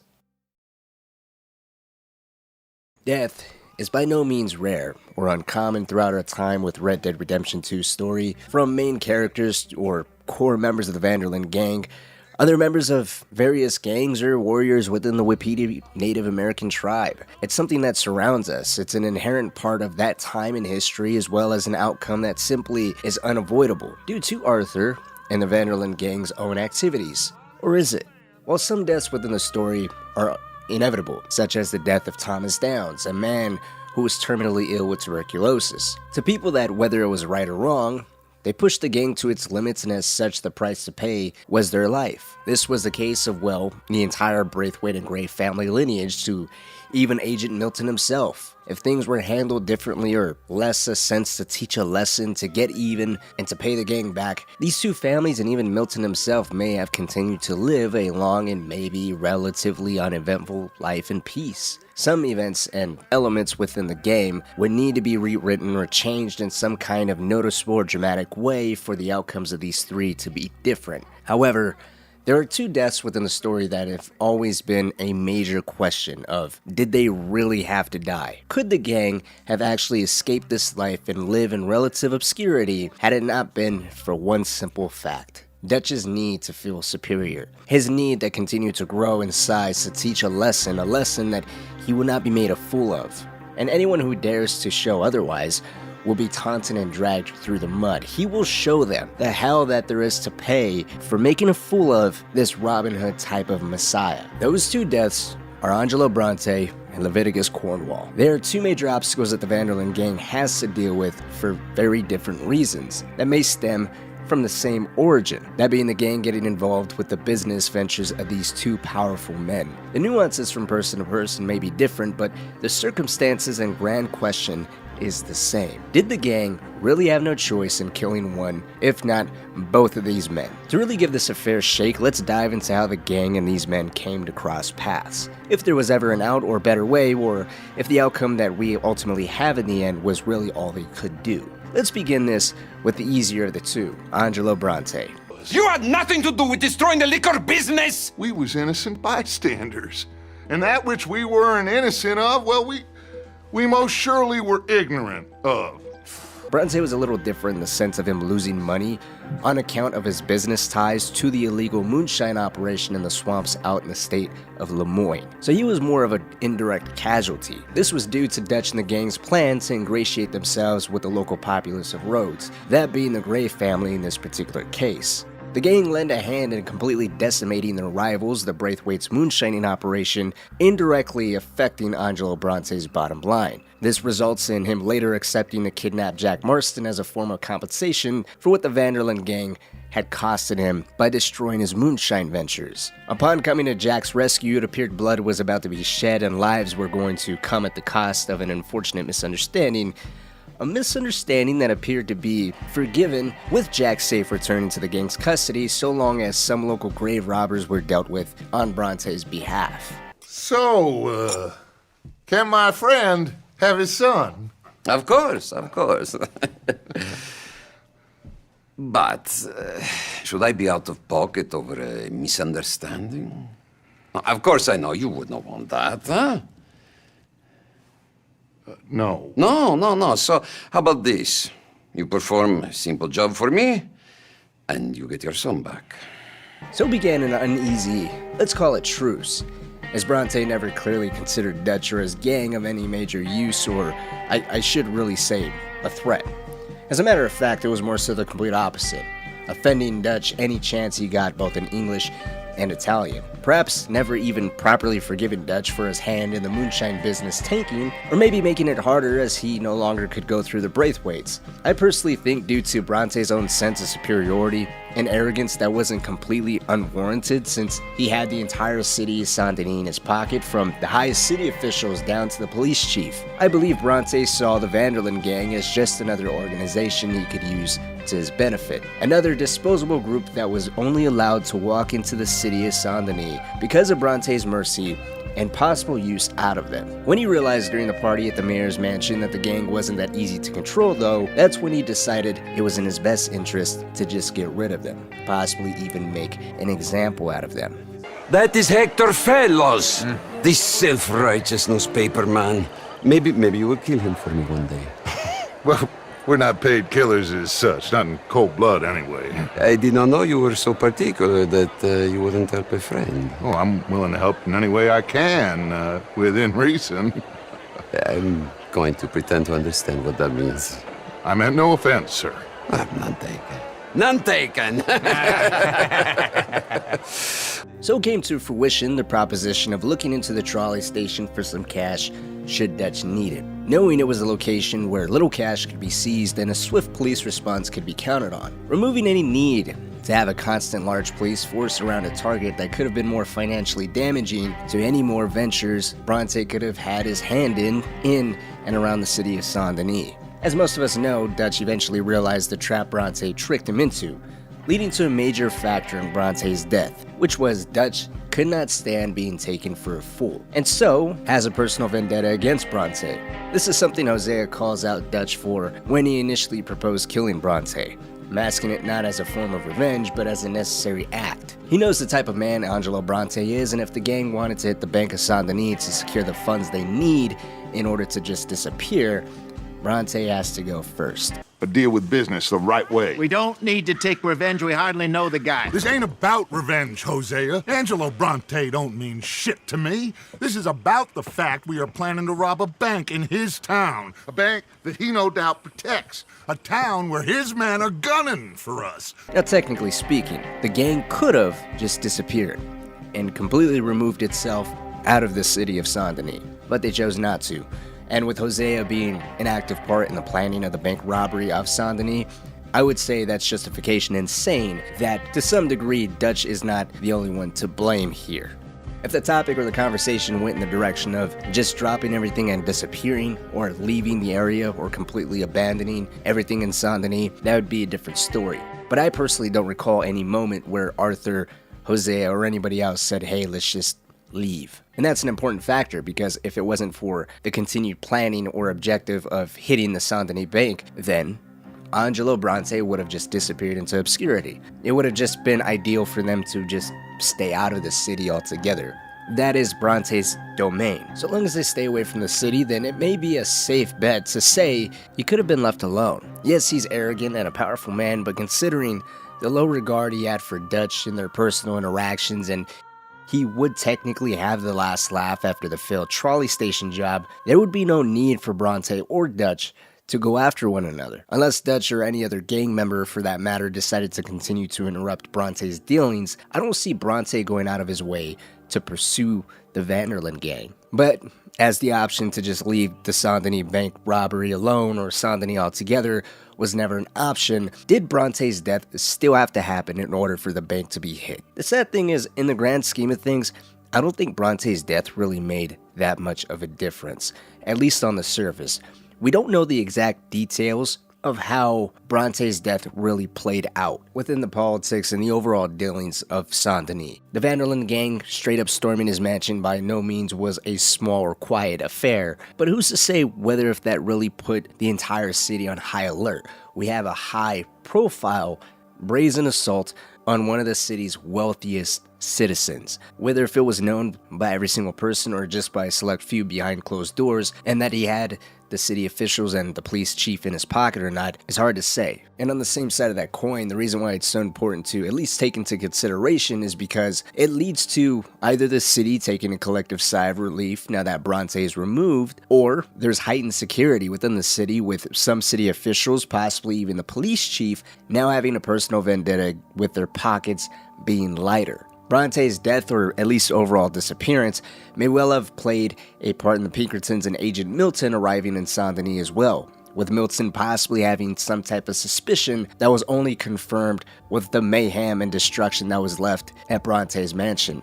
It wouldn't be too difficult to spot someone like Dutch, who, not too long ago, launched a very brazen assault on the trolley station. Milton is also not exactly unfamiliar with the gang and how they operate. There's no proof on how the Pinkertons came to know the Vanderlyn gang had their sights on the Saint-Denis bank, or that Hosea and Abigail was meant to be the distraction for the main target. Bronte's disappearance may have pointed them in the right direction, only with the knowledge he's accumulated over however long he's been pursuing them, to put the pieces together and just wait for the gang to fall into his hands, which they inevitably did. I'd also be failing a crucial part of this argument if I didn't mention one other major thing: Dutch's feelings towards Bronte. From the rather personal drowning to the curiously and suspiciously logical argument that Bronte had to go in order for the gang's future to be secured, Dutch hating Bronte and feeling a certain way arguably was up to speculation until we dive into Arthur's journal, where Arthur details Dutch's own sensitivity to Bronte in wake of the trolley station job. Bronte's name alone was enough to set Dutch over the edge. He became so passionate with rage that Arthur writes that even Micah was wary of mentioning Bronte to him. It could be a collective error that befell the entire gang by just not packing up and leaving, but it really was Dutch that allowed his emotions to make two vital errors that arguably was not only unnecessary but caused the death of his longtime best friend Hosea, the young life of Lenny, and the freedom of John Marston. The first one was snuffing out the life of Angelo Bronte. The second one was continuing on with the bank robbery of Saint-Denis. No matter what, it probably would have been a very bad idea to steal at the bank job, whether if Bronte was or wasn't alive, but they probably could have ran the gambit and left Bronte be for them to just focus on the Saint-Denis bank robbery. Or they could have ran a distraction that would have feigned an attack on Angelo Bronte's mansion, making it appear that there was going to be some sort of revenge, which then would have caused law enforcement and Bronte's own men to be tied up at that mansion. And with the assault and his disappearance not going days before the Saint-Denis bank robbery, that may have played everything out differently. The Pinkertons and the amount of men and firepower they arrived in Saint-Denis with may not have been a factor, but ultimately, Bronte didn't have to die. The Saint-Denis bank didn't have to be hit, and if Dutch listened, just bit his tongue and moved on, Hosea may well have lived a little longer. But what do you think? Do you think Bronte had to go? Do you think there was any alternative to the Saint-Denis bank, or everyone just kind of had their sights set on it and it was set in stone? Let me know what you think. My name is Leviticus Cornwall. I am not a man to be messed with by the likes of you. Get out here before I have these men killed. What do you think? Get out here, Well, you depraved piece of trash! You start spinning the yarn. When I think the moment's right, I'll make a I move. got where I am by letting Why scum not? like you rob from me! Vanderlyn, you're done! Now get out here now! Deal with this nonsense. Leviticus Cornwall, I'd actually argue, had to go either way. The debatable part, I think, comes with how he was dealt with. I don't think Dutch handled it intelligently, and it was yet another rash decision on the whim. But to put it plainly, Cornwall wasn't isolated to a region such as Bronte was. In the greater state of Lemoyne or up in the forest of Roanoke Ridge, Bronte was nothing, just a thought. His influence was isolated for the most part to the big city, and maybe the area outside of it. By contrast, by skipping town and avoiding certain areas, the gang were practically okay, and both the Vanderlyn gang and Bronte could technically coexist. Cornwall, on the other hand, had a level of power and influence that was backed up by a level of ruthlessness and possibly even arrogance and a feeling of invincibility that all knew no bounds. And the reason why I believe he was incredibly arrogant and invincible, money and status aside, just look at his first appearance on screen. Cornwall directly calls Dutch out by name, calls him trash, and basically threatens him, telling him to come out and die like a man. I mean, that's what I picked up on account of all the armed men. Given the reputation of Dutch Vanderlyn, a silver-tongued outlaw that's probably to blame for countless of deaths, to just appear right there on the spot is pretty bold. Cornwall's also directly funding the Pinkertons with a keen interest on the apprehension of Dutch,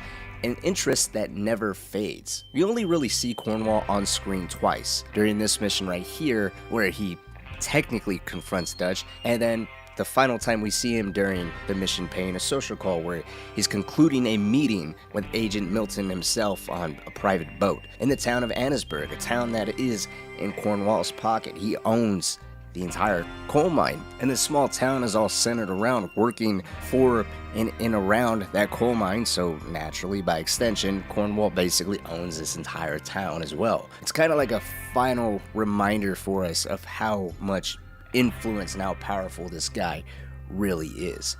Not to mention, we do know, thanks to the chapter of Guarmo, that he's even established business connections as far as that tropical island.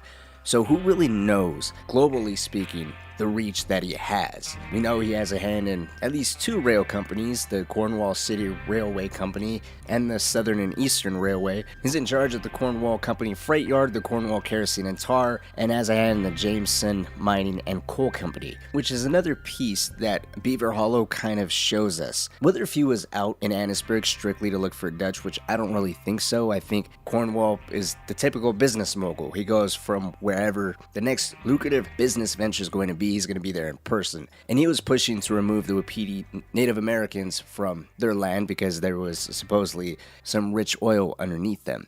I think it's because of that specific reason that he was in this general area, and due to his many business ventures, it's just a reminder. He's going to be constantly on the move, and if he's aware that Dutch is going to be in the area, he's going to be reminded of all the times Dutch and the Vanderlyn gang decided it was a wise choice to rob from him. And this is where it becomes that it'd be different if Cornwall was, say, the lackey or the right-hand man of the business mogul. Then you could just deal with the lackey, and then that might be enough of a scare to push the mogul or the major businessman off to the side.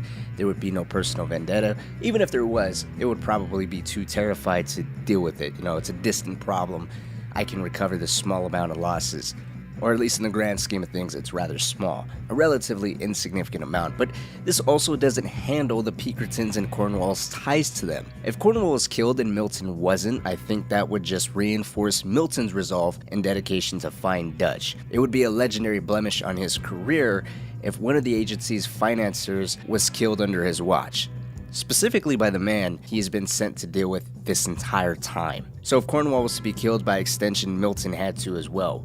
If Cornwall was spared and the gang just tried their best to disappear, let's say to the island of Tahiti, for example, if it's an island with little tourism or business opportunities, or wherever they end up, there was no possibility for Cornwall or any type of business to end up in that general area that they're hiding out in, then that would make the circumstances of them getting away no problem, and would be a real possibility. However, Dutch's own affinity for killing and just enjoying the life of an outlaw, something he clearly loved towards the end of the game, I don't think disappearing and dying at an old age was ever on the table. At least after the death of Hosea, that all became a fantasy, a dream to keep dragging the rest of the Van der Linde gang along into whatever scheme and plot he had around the corner. I'd also be a little ignorant if I left out how Dutch blames Cornwall for everything that has happened to the gang. So, what are we gonna say to him that needs to be said?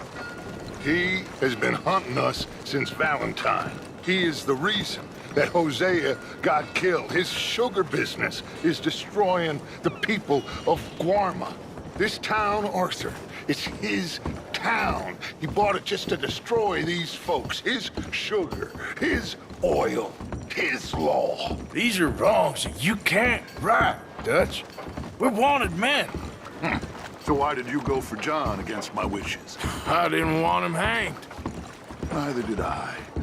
We're gonna cut a deal, Arthur. What are you talking about? We want out, and Cornwall wants us to stop robbing him, and we all know his money is what's keeping the Pinkertons on our tail. He's America, Arthur, and I want out. And he won't let us go. This ain't making a lot of sense, Dutch. It will, son. It will. A deal, some noise, and then we're gone. He directly says he has it out for them. He's the reason behind Hosea's death and won't let them go.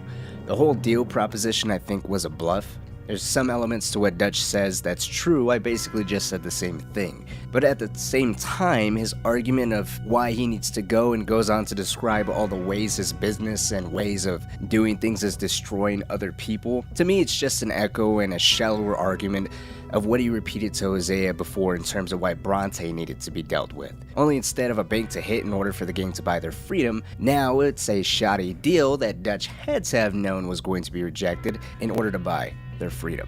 Sir? Perhaps there is a plague on your house already, Mr. Cornwall. What do you want, sir? I'm not quite sure just yet. Your impudence will be your undoing, sir. I'm undone already. Even my best friend here, he thinks I'm crazy.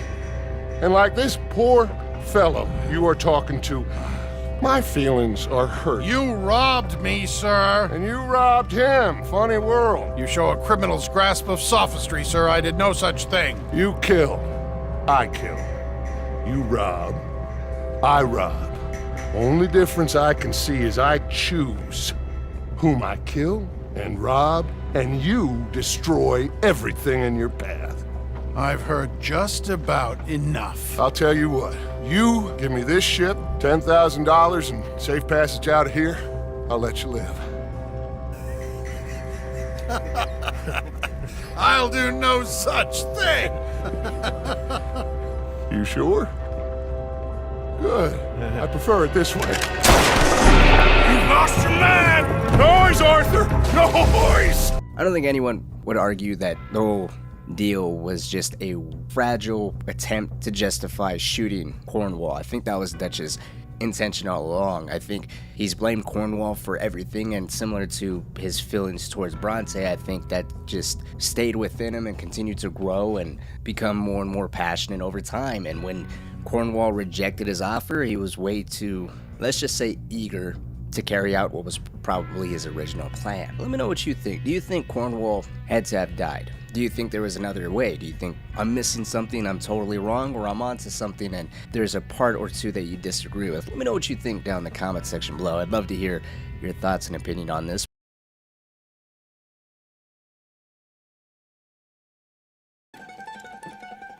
Chi sono sti buffoni? Angelo Bronte, local crime boss in the city of Saint Denis. While considered a major antagonist, you don't run into Angelo Bronte until the beginning of Chapter 4. Dutch, Arthur, and John are brought directly to his doorstep with one burning question in mind. I said, why did you take his son? We ain't got no problems with you, sir. Nor you with us.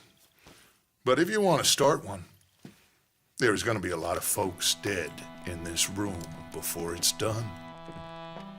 A very tense rude, and frankly curious situation. One that requires us to go a little ways back to understand the full context here. You see, the Vanderlyn gang have been on the run for months now, utilizing various methods to stay ahead of the law-enforcing Pinkerton Detective Agency. Train and bank robberies, supplemented by Strauss's money-lending schemes, provided the foundation of the gang's somewhat consistent income, if there was any they could consider. It's not until they discover the Pinkertons are hot on their trail, and of course, in the aftermath of Dutch, Arthur, and John baptizing the small town of Valentine in bullets, which was a direct result of an unexpected visit by Leviticus Cornwall, that the gang decided to up and move. Pressured by the law, hunted by a man who has the resources and vendetta to make the lives of all the gang members hell, the Vanderlyn gang found it wisest to move deeper into the south. Territory less tamed and harder to be tracked down in. Whether it was purely coincidental or with Dutch giving way to his own bias against Southerners to some degree, the Vanderlyn gang found themselves at the center of a dispute between two families that long predates the gang's arrival. While we can talk about the Grays and Braithwaite's hatred at length, for this video's purpose, the main takeaway is this. Once the gang moved into the area, they quickly positioned themselves where to both families they looked to be working in their interest, coming to one's aid at the detriment of the other, and vice versa. One of the families, the Grays, were officially recognized as a local law here. The area is plagued by a group known as the Lemoyne Raiders, a group made of a bunch of disgruntled Southern Civil War veterans who refused to lay down their arms and return to civilian ways of life.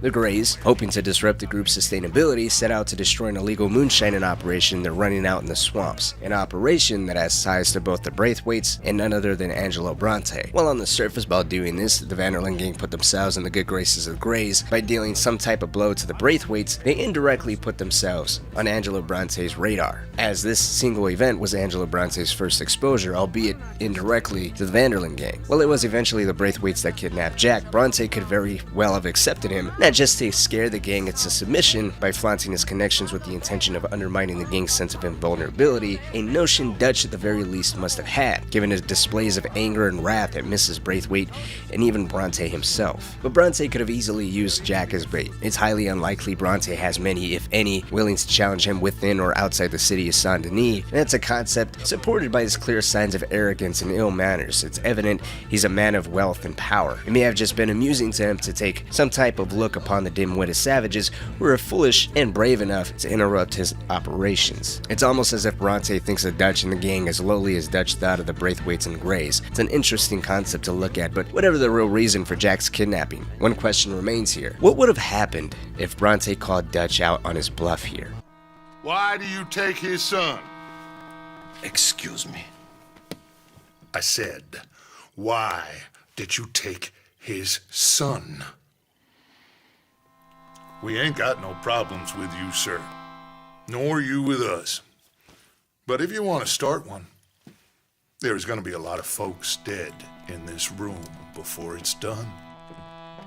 Would there actually have been a shootout right there in Bronte's living room in the heart of Saint Denis, a city that, as we see you through the natural events of the game, are in Bronte's service to some degree? Assuming anybody would survive at all, who would it be? If you go back and look at every mission with Bronte in it, Bronte has no bare minimum of respect for the mayor of Saint Denis, the Native Americans, other local politicians, and least of all Dutch and the Vanderlyn gang members. Bronte never passes up any kind of opportunity to insult the gang in his native tongue. The angry cowboys, you've arrived, and you've washed per la prima volta questo mese, senza dubbio. This is quite a party you've invited us to. While that could be a sign of weakness or even fear, I think it's safe to say, given Bronte's own belief of everyone else, it's not fear, but rather a feeling of superiority, especially the Vanderlyn members. It's quite clear that's how he feels, even after a second conversation with Dutch. He mocks, for the second time, Dutch's poor hygiene habits, a backwards way of life involving just ignorantly, quote-unquote, killing people and screwing cows in the countryside. It'll make you long for the days when you could shoot each other and screw cows out on the open range. Those sure were the days. Followed by Bronte insulting the gang's intelligence even further by falsely informing them of supposed large cash stacks at the trolley station, intentionally setting the gang up for a trap. I think this whole interaction is actually very interesting as it is because, well, yes, Bronte considers the gang backward savages, and he does undoubtedly insult them time and again, there's still a level of him seeing some type of usefulness. The first time he met with Arthur, Dutch, and John, he asked for a simple request. Basically, kill a bunch of grave robbers. The initial exchange was so that way they can get Jack back. However, it could have been a small test to see how compliant they were with doing his bidding. With this follow-up interaction, testing the waters to see whether if he can still utilize the gang's efficiency at getting jobs done. That is Hector Fellows, this self-righteous newspaper man. Maybe you will kill him for me one day. Well, we're not paid killers as such, not in cold blood anyway. I did not know you were so particular that you wouldn't help a friend. Oh, I'm willing to help in any way I can, within reason.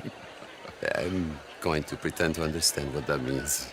Taking Dutch's response as a type of insult, this quick exchange could have been what caused Bronte to spring the trolley trap, believing it easier to get rid of them now rather than later. After all, they have gotten involved in his operations before, and when confronted, Dutch twisted words and played victim. Who's to say that it won't happen again? Bronte has no real tangible leverage over the gang to keep them under his control. So, while definitely arrogant, I think it's safe to say Bronte is quite practical, giving us a little bit more insight to his actual character. With that in mind, let's go back to Bronte's living room, where the air is heavy and the tension is thick. Dutch here is not yet too far gone as he is towards the end of the game. He may threaten Bronte and his goons with a shootout, but I don't believe he ever intended to go guns blazing into a city that not only may be deep in Bronte's pockets, but is completely foreign to him and the rest of the Vanderlyn members. Fresh off of lighting the Braithwaite Manor on fire, realizing how close the Pinkertons are, and then given Arthur was robbed by a bunch of kids as soon as he stepped foot into the city, nothing was in Dutch's favor here. The gang is already in an incredibly vulnerable enough position as it is. They just settled down in the old abandoned mansion of Shady Belle, forced to leave out of the mess they caused back in Rhodes, between the Braithwaites and Greys, on top of Jack being missing, compounded by an unexpected visit by the Pinkertons yet again. While Dutch claims the gang needs each other now more than ever on several occasions, I believe this exact moment is probably the most profound out of all of them. As much fun as it would be to run completely wild with all the theories and speculations of what could and couldn't have happened, there is some type of guidelines that we do have to follow here. Out of the three that came to Bronte's house, the only one really allowed to die during a shootout here would be Arthur. That being because Dutch and both John are alive and more or less well during the events of Red Dead Redemption, a game that takes place after the events of Red Dead Redemption 2. Now personally, I think it'd be way too premature for Rockstar to kill off Arthur here in this shootout, so I think it's safe to say that none of the three would die. But there are some outcomes that we can consider here, one of which would be if Rockstar choose to keep the way the relationships deteriorate, but not through the same events that are already existing in the game. And what I mean by this is, we see through the natural progression of the game, Dutch actually starts to slowly alienate John more and more. It was claimed Dutch let John get captured during the bank robbery of Saint Denis, an accusation that was further supported by his obvious lack of enthusiasm to rescue him from Sisika Penitentiary. John! What are you doing here? Good to see you too, partner. I meant I hadn't sent for you yet. And then him at least appearing to intentionally leave John to die at the very end of the game during the Our Best Selves mission. Considering ending the game here from Arthur's perspective would be pretty premature, as I was saying, and Dutch and John both live in the original game, I don't think any of them would be allowed to die here. And while technically through the natural progression of the game's events, if you really put Dutch and John's relationship under a microscope, there are some instances that if there was a shootout here in Bronte's living room, those other small moments of disrespect in Dutch's eyes would have never happened. But I do believe if a shootout here in Bronte's living room went down, this would have been the first step in a deteriorating relationship, at the very least between Dutch and John. If not immediately injured here in this confined room, I still think Rockstar would have made John the one that got injured, or separated from Arthur and Dutch on their way trying to escape back to the rest of the Vanderlyn gang. I believe Dutch and Arthur undoubtedly would have returned, with John falling behind, with no clear indication on whether if he was captured or killed. The only understanding is they quote-unquote lost John, who would then understandably make Abigail distraught. I would believe Abigail and Arthur would take that the hardest. I think in this case with Jack and now John lost to the criminal mogul Bronte, the gang would cut their losses and just move yet again. They're too close to the city they just shot up on their first day arriving in, but also they attempted to kill the man who technically runs the city, a man who they aren't entirely sure survived or not. I think unless Rockstar was to show Bronte actually get killed on screen, I think they would have left it open to interpretation for the rest of the gang, because by doing so provides an interesting dilemma. They don't know if John survived, and they don't know if Bronte survived, with Bronte being a man who clearly exhibits a willingness to hold a grudge against anyone who even looks in his direction without his permission, least of all 3 smelly savages that disgraced his home with their foul smell and dirtied the floor with the blood of his own men. Whether Bronte survives or not, I believe in the event of the shootout here, the gang really has to decide whether if it's worth taking that risk in sending what they would consider to be quote-unquote their best men to try and rescue John, who again they don't even know was killed or not, while leaving the already vulnerable gang in a worse position should there be a follow-up attack from the Lemoyne Raiders or even from the Pinkertons themselves. Which is why I say ultimately I think the gang would have said fuck it, cut their losses,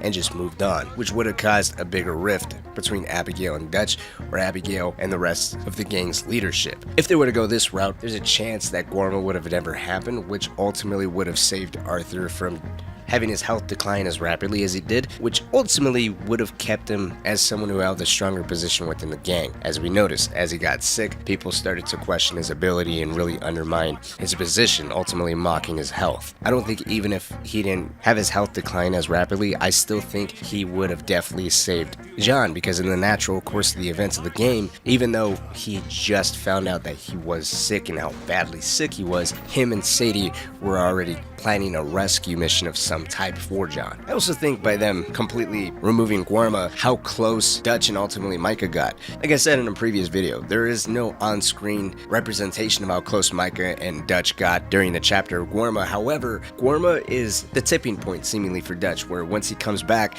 he's much more unhinged, he's a lot more reckless, and his mentality gravitates more towards what Micah is usually catering to, what Micah likes to normally do. It actually even brings up the question of whether, if Rockstar went this route where yes, there was a falling out with Abigail, Jack, and John due to Dutch's seemingly much more logical reasoning here, and then coupled with the fact that Hosea in this scenario is still alive, being Dutch's own voice of reason, I doubt the gang would have descended into as much chaos as it eventually does. But I do think this would have been a good opportunity for Rockstar to kind of flip the narrative on its head, where this was the point where the gang fell out with John, or even Micah could still be in Dutch's ear behind the scenes, being much more compliant and less bold, with Arthur not being as visibly sick, and with Hosea actually being much more present and maybe even more active in what's going on. I think Micah definitely would have bended Dutch's ear behind the scenes. At the very beginning of the game, Dutch starts making comments about how Arthur and Hosea are doubting him. Towards the end of the game, we see that sentiment really being hammered home in Dutch's mind, undoubtedly thanks to Micah pushing that narrative and supporting that mentality. So I think behind the scenes, the seeds for that mentality were already being set. I think Micah would have bended Dutch's ear. I think Dutch would have slowly isolated Hosea, or at least not pay as much attention or hold as much importance or significance to the words that he said. Cut Jack loose, cut John loose, and continued about their business. Arthur, Sadie, and possibly with Hosea's blessing, would have mounted some type of rescue for John once they caught wind that he was in fact alive, and I think events would have followed a similar natural progression of Dutch questioning whose loyalty lies where. I mean, obviously, it's all speculation. I want to know what you think. I thought this was an interesting video because I was replaying the game and I just remembered Dutch's particular facial expression and how angry he got, and I was wondering what would have been the case if he didn't submit to Bronte in this room and he continued with that bravado. But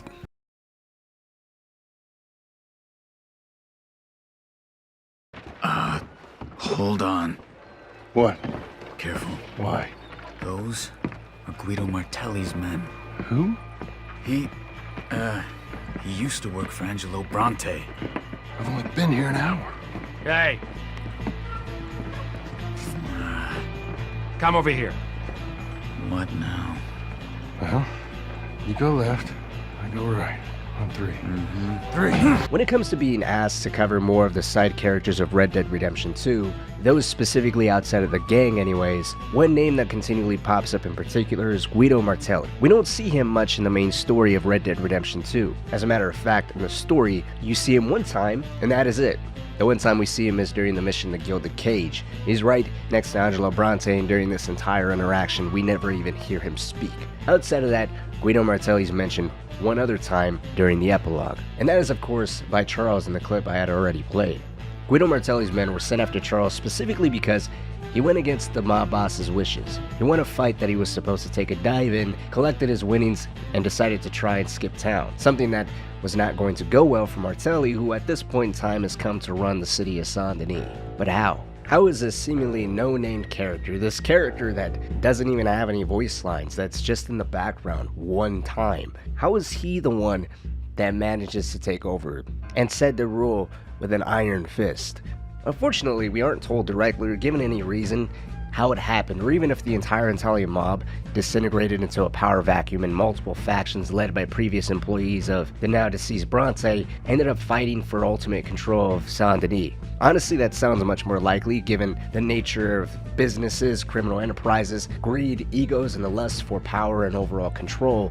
It seems very likely that that ultimately happened, and I would highly doubt that everyone just decided to fall into line underneath the leadership of Martelli. But even if we aren't given a clear, concrete explanation as to how Martelli ended up taking over the city and having the police in his pocket, as Charles goes on to say that during this time where him and John are trying to escape Saint-Denis, Charles explicitly says they cannot get captured by the police because Guido Martelli has them in his pocket. He will ensure that they will not leave the interview room. No, we can't get caught. Martelli has the police chief in his pocket.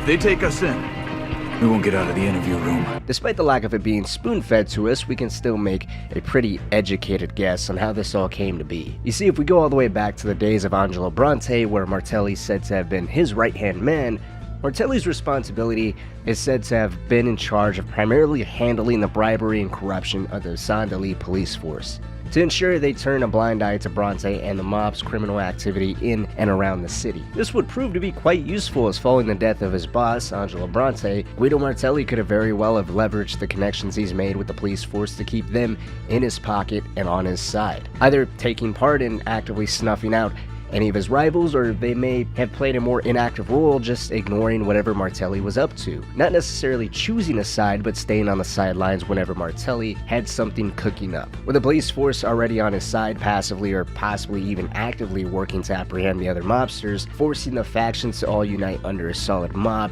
as it was in the days of Bronte, it would make sense that the police force and whatever kind of mutual understanding Guido Martelli has made with figures within the law enforcement helped essentially protect any vulnerabilities he may have had and be granted the freedom to focus on any potential rivals, slowly consolidating his power in and around the city. Thanks to his later introduction in Red Dead Online, we are given a little insight into how he may have interacted with the police. He was just arrested by one of my men in the old quarter. I thought you might be interested to see what they found in his possession. How did you come by this? You stole it, yes? No. Please, Senor Martelli. Do not speak my name, porco. I found it. I swear to you, I did. On your knees. I did. I found it. I did. On your knees. I swear to you. No, please. Where did you steal it? I promise you that I didn't steal it. I will ask you only one more time. Where did you steal it? From some of the Cornwall's boys. Leviticus Cornwall.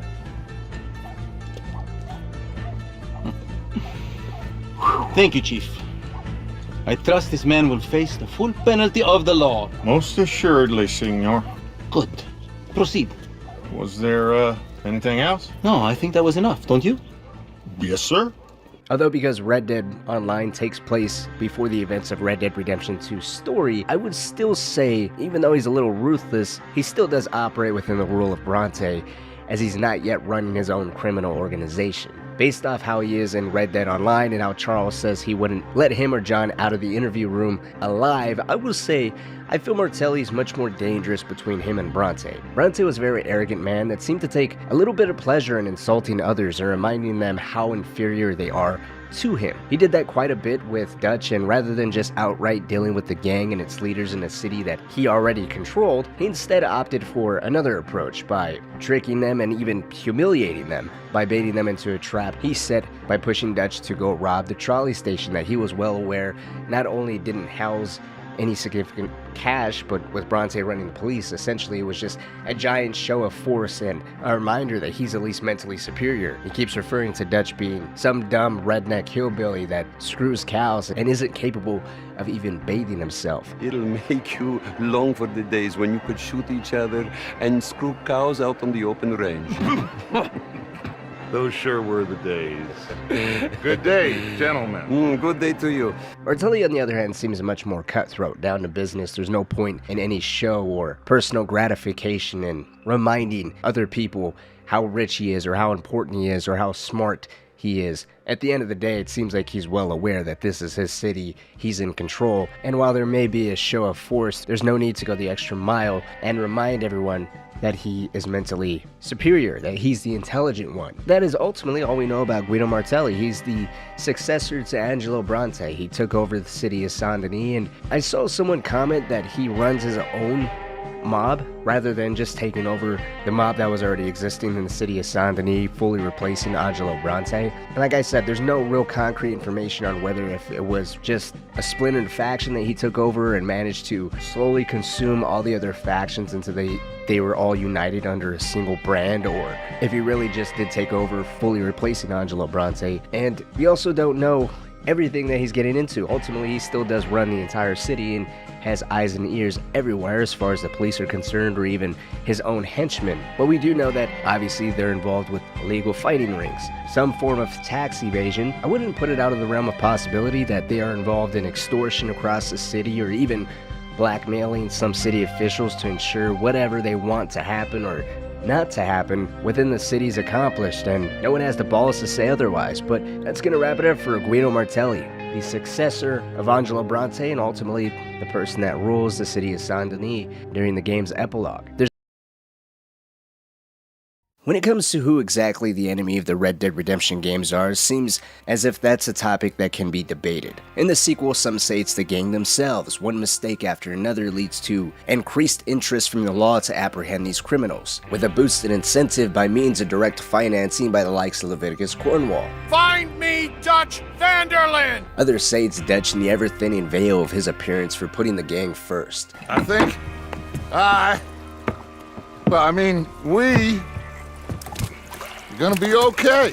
His apparent lie that they're all one giant family and will never leave one another behind. Others say it's Dutch combined with Micah endorsing his increasingly dangerous tendencies. And then when it comes to the first game, it's more so the people that are constantly in John's way that over time starts to be Dutch and his new gang members, as they're the ones that are not only blatantly attempting to kill John, but they are also the last obstacles he needs to overcome for him to be allowed to return to his family. If there was one similar threat or enemy across both of these games though, it would be the law cracking down on them, and the two men that represent the new ways of the West, Agent Andrew Milton and Agent Edgar Ross, from the Pinkerton Detective Agency and the Bureau of Investigation. Now today I wanted to compare the actions of these two men, loosely, with this more so putting both men's philosophy as well as their means to an end under a microscope. That while being the face of the new civilized way of doing things aren't exactly civil or respectable themselves. Ross gets a bad rep while it's deserved. Let's not forget, Milton did order his agents to open fire on the entire gang while they were hiding out in Lequay Lake, putting all of the women and Jack in harm's way.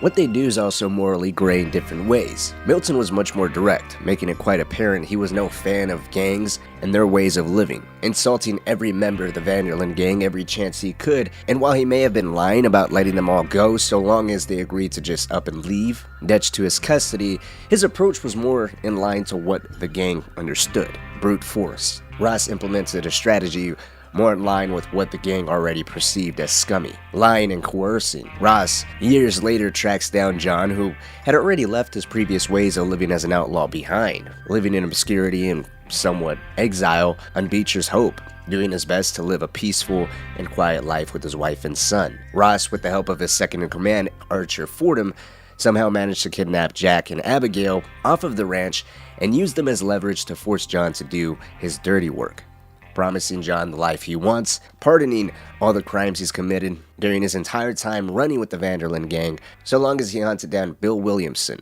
who was causing trouble in New Austin.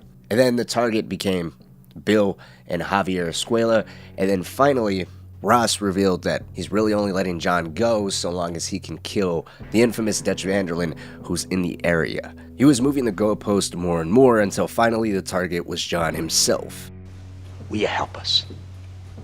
Do I have any choice? Now that you mention it, no. Now, let's first look at Agent Andrew Milton, Ross's superior in the second gang.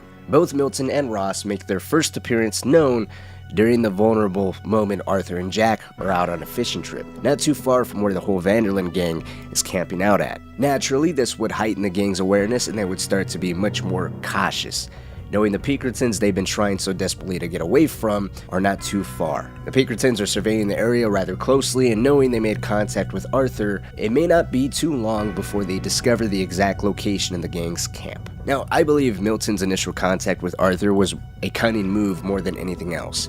Either that, or we took Milton for a bigger fool, naively believing someone as loyal as Arthur, a kid who Milton knows was saved by Dutch, who he describes can be quite charming, especially to adults. During this first interaction, Milton also reveals there are files on the gang and their known members, with Arthur being described as Dutch's most trusted associate. There's no way he believed Arthur would actually betray Dutch.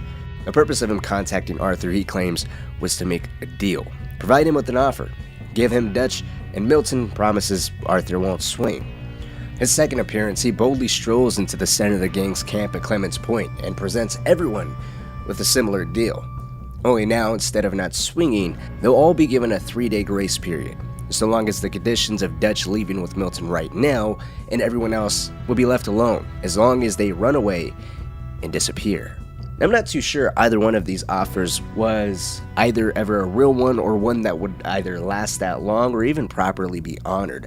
There's no guarantee that any of these gang members will actually be allowed to live in obscurity. Yes, Dutch may be the main target, he is the center of the gang after all. Taking him in theoretically could result in every part of the gang disintegrating, making them all individually easier prey, less risk in taking them down in small pockets of 2s or 3s, or even individual firefights if it ever came down to that. What happens to John later with Ross may be a good example of the deeds of these criminals will not go unpunished, no matter how much time has passed. But with Milton, there are also bigger powers at play here. Leviticus Cornwall is the only direct investor I'm aware of that wants the gang brought down, with Cornwall's interests mainly being tied to Dutch. We can't really say for certain if Cornwall's pressure and the knowledge of Dutch being the glue holding everyone together are the main reasons why Milton seems to just want Dutch, but who's to say another investor with some long-standing issues with any of these other members won't come up later down the line, or behind closed doors, someone else wants every one of these members to pay. Arthur's said to have a bounty of $5,000 on his head alone. Are we really going to say Milton would ignore that because he brought in Dutch? Around the time Milton appears in Clements Point, another wagon owned by Leviticus Cornwall was robbed by Arthur, Charles, Uncle, and Bill, all without any involvement from Dutch. That would have to put even more interest on these men's heads, especially from Cornwall. Plus, what would happen to Milton's reputation if it came to light he let these people walk? Would another agent be the face of the force hunting them down? Would Milton just be replaced? It just becomes more questions that are ultimately boiled down to, I don't think Milton has the power to make that long-term call, nor would he be willing to. As he says, these people venerate savagery and will die savagely, either attempting to just sow dissension among the group or providing himself and his men an easier opportunity to take them down by force. After 2 failed attempts to get anyone within the gang to turn, that's when Milton starts being much more aggressive. The next time we see Milton, he does technically give Dutch one final time to give himself up. Catching the gang in the middle of the robbery of the Saint-Denis Bank, Milton demands Dutch exits and give himself up, using a captive Hosea as an added incentive for him to just surrender. After Dutch chooses to attempt to negotiate one final time, instead of outright giving in, Milton's patience runs out. He decides Hosea is going to be an example of the gang's chosen path. He guns Hosea down the middle of the street. From here on, the gang and all of its members have chosen their path. Their loyalty to Dutch is going to be the death of every single one of them, and Milton will be the one to ensure that death sentence is handed out personally. Here in Saint-Denis, opening fire on the gang trapped inside of the bank is somewhat more justifiable than what he does at Lacaille Lake much later, which we'll get into in just a second.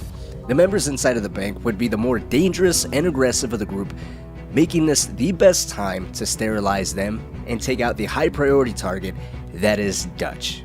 These are his enforcers. These are very dangerous criminals that were caught in the middle of committing a very high profile crime. Completely understandable. Milton was in a position to strike. However, publicly executing Hosea, who was unarmed and already in custody, may be a little harder to say he was just doing his job. It was a clear sign of the hell the entire gang had brought upon them, while perhaps being a slip-up where Milton gave into his own personal frustration with the gang, who had already denied 2 offers, and then Dutch continued to insult him by even thinking he could negotiate once more while he was trapped inside of the bank. It could be signed off as a rash action here, in terms of just offing Hosea the way that he does, an action where neither side can really come back from.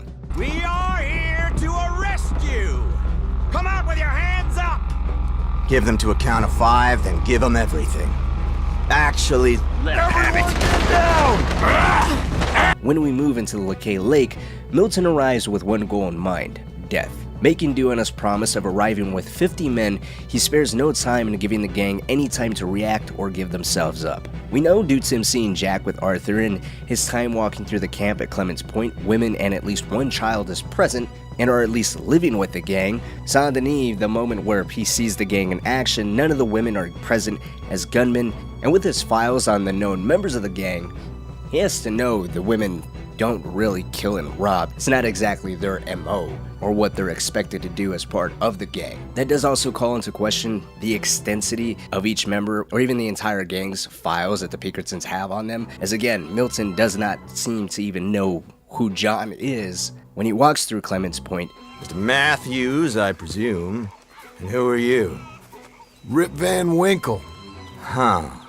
Good day, sir. But that could also be an indication of just how long the Pinkertons have been keeping track of the gang themselves, as it sounds like John hasn't even been back with the gang for a long period of time. But subjecting every one of these members to death, the same fate he originally intended to supposedly have just in mind for only Dutch, is a bit much. Milton at this point follows the idea that everyone is guilty of the worst by just association with Dutch. After Lequay Lake, Milton goes on to also kidnap Abigail with intentions of trying her for murder. Abigail is said to be a gifted thief. She's by no means a saint, but to put her on trial for murder? From Milton's perspective, who has no inside knowledge of Dutch's own descent over the last chapter of Beaver Hollow or so, it has to be an attempt for him to lure Dutch into a trap, to try and rescue a woman in need. Even Cole mentions Dutch's soft side for women is something he always liked about him. And here was a mother, assuming Milton was able to put Abigail as Jack's mother, in danger. There's a large number of men in Van Horn, Sadie, and Arthur have to fight through in order to even get to Abigail.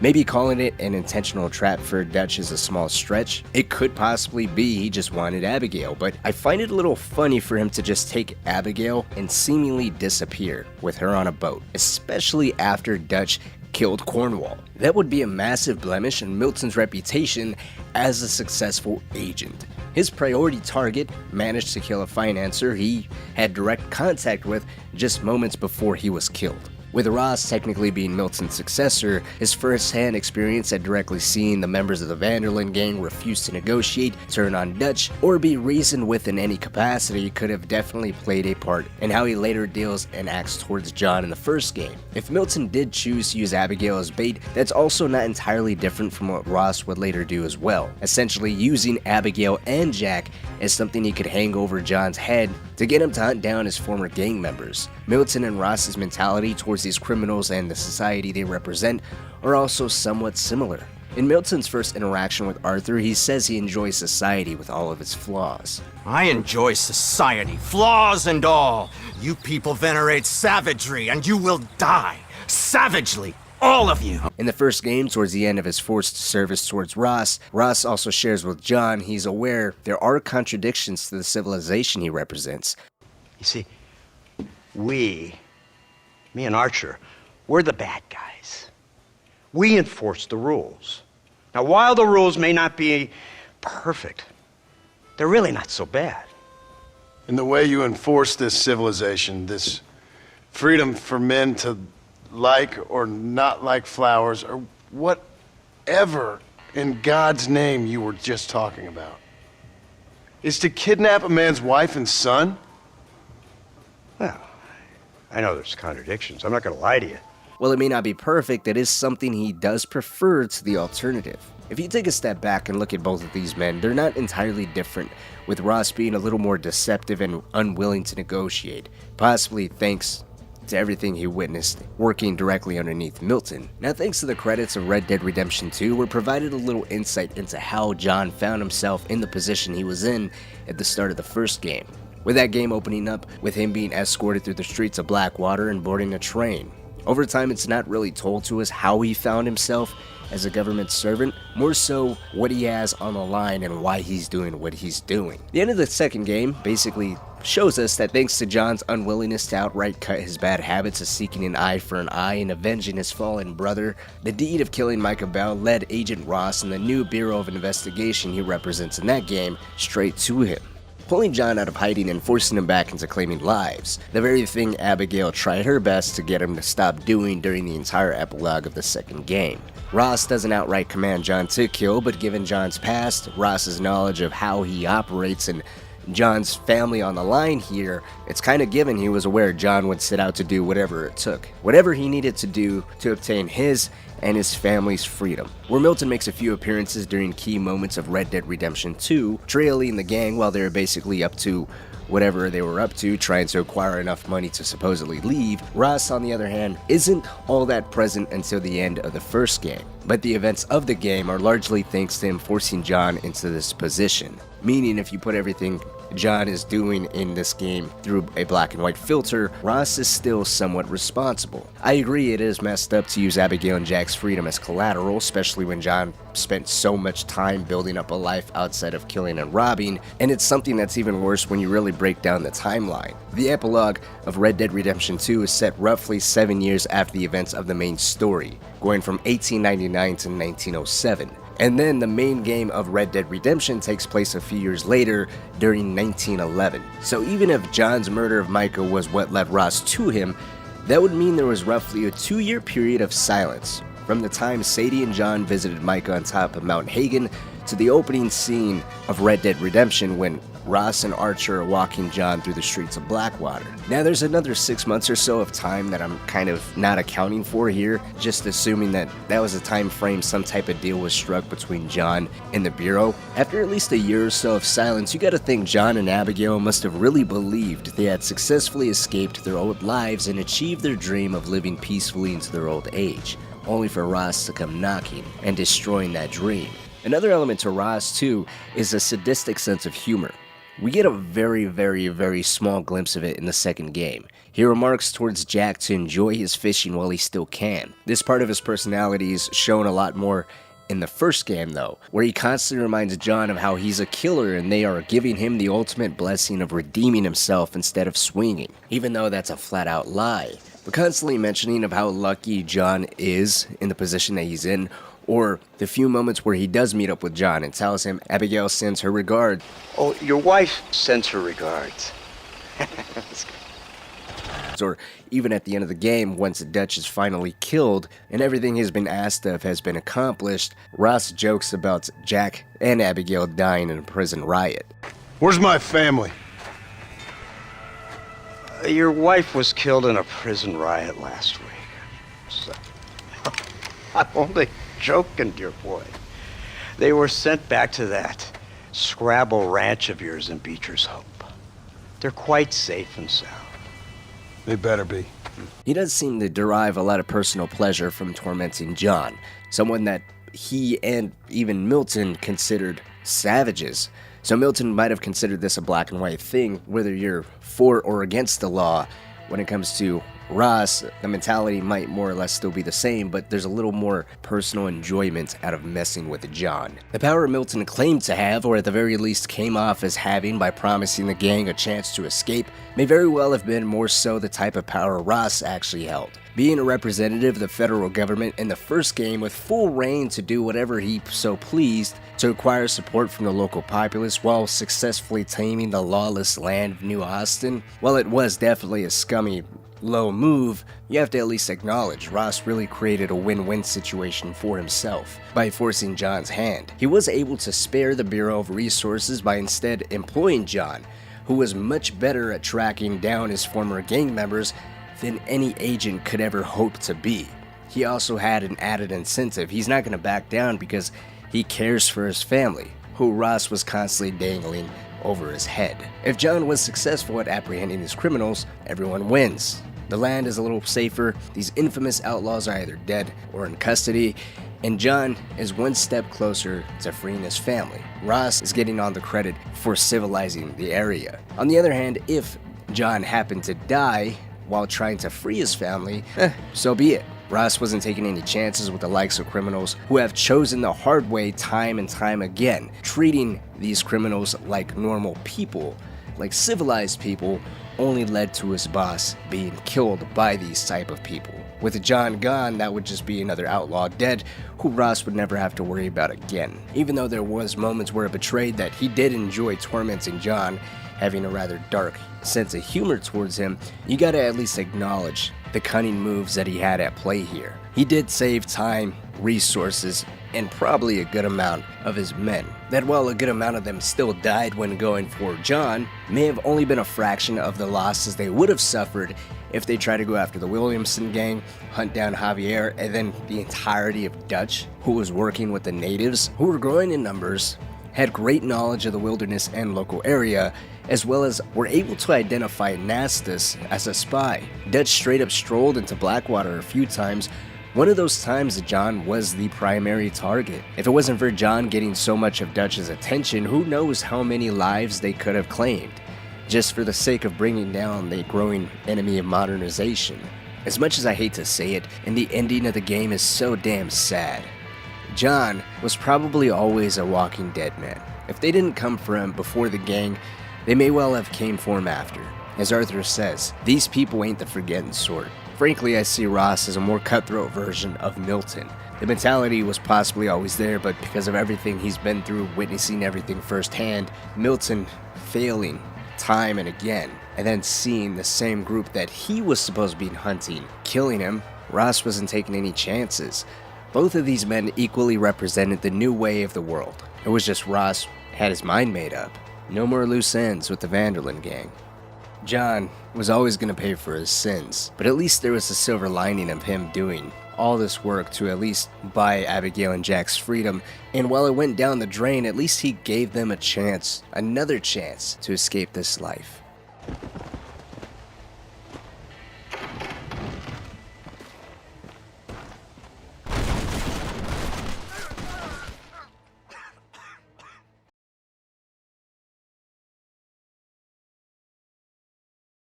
Miss McFarland, I'm married.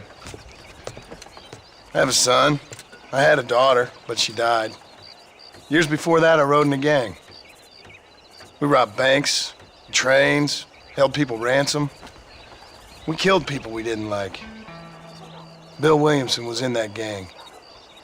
Now, if I don't capture my former brother in arms, great harm will befall my family. John Marston has easily become one of the most beloved characters in video game history. His portrayal in the original Red Dead Redemption game helped solidify his position as a man who lived a questionable life in his youth, running with a band of outlaws that were killing, robbing, and doing whatever it took to survive. And while the gang's leader, Dutch Vanderlyn, put everything they were doing in the context of fighting for what was right in a world that was cruel and unjust, as an attempt to make everything they were doing better or somehow less savage than what it was, the truth of the matter was, it wasn't. John in the first game did his absolute best to try to redeem himself from his past, transgressions that unfortunately haunted him, that would continue to follow him, and ultimately would not let him live to see his son grow up.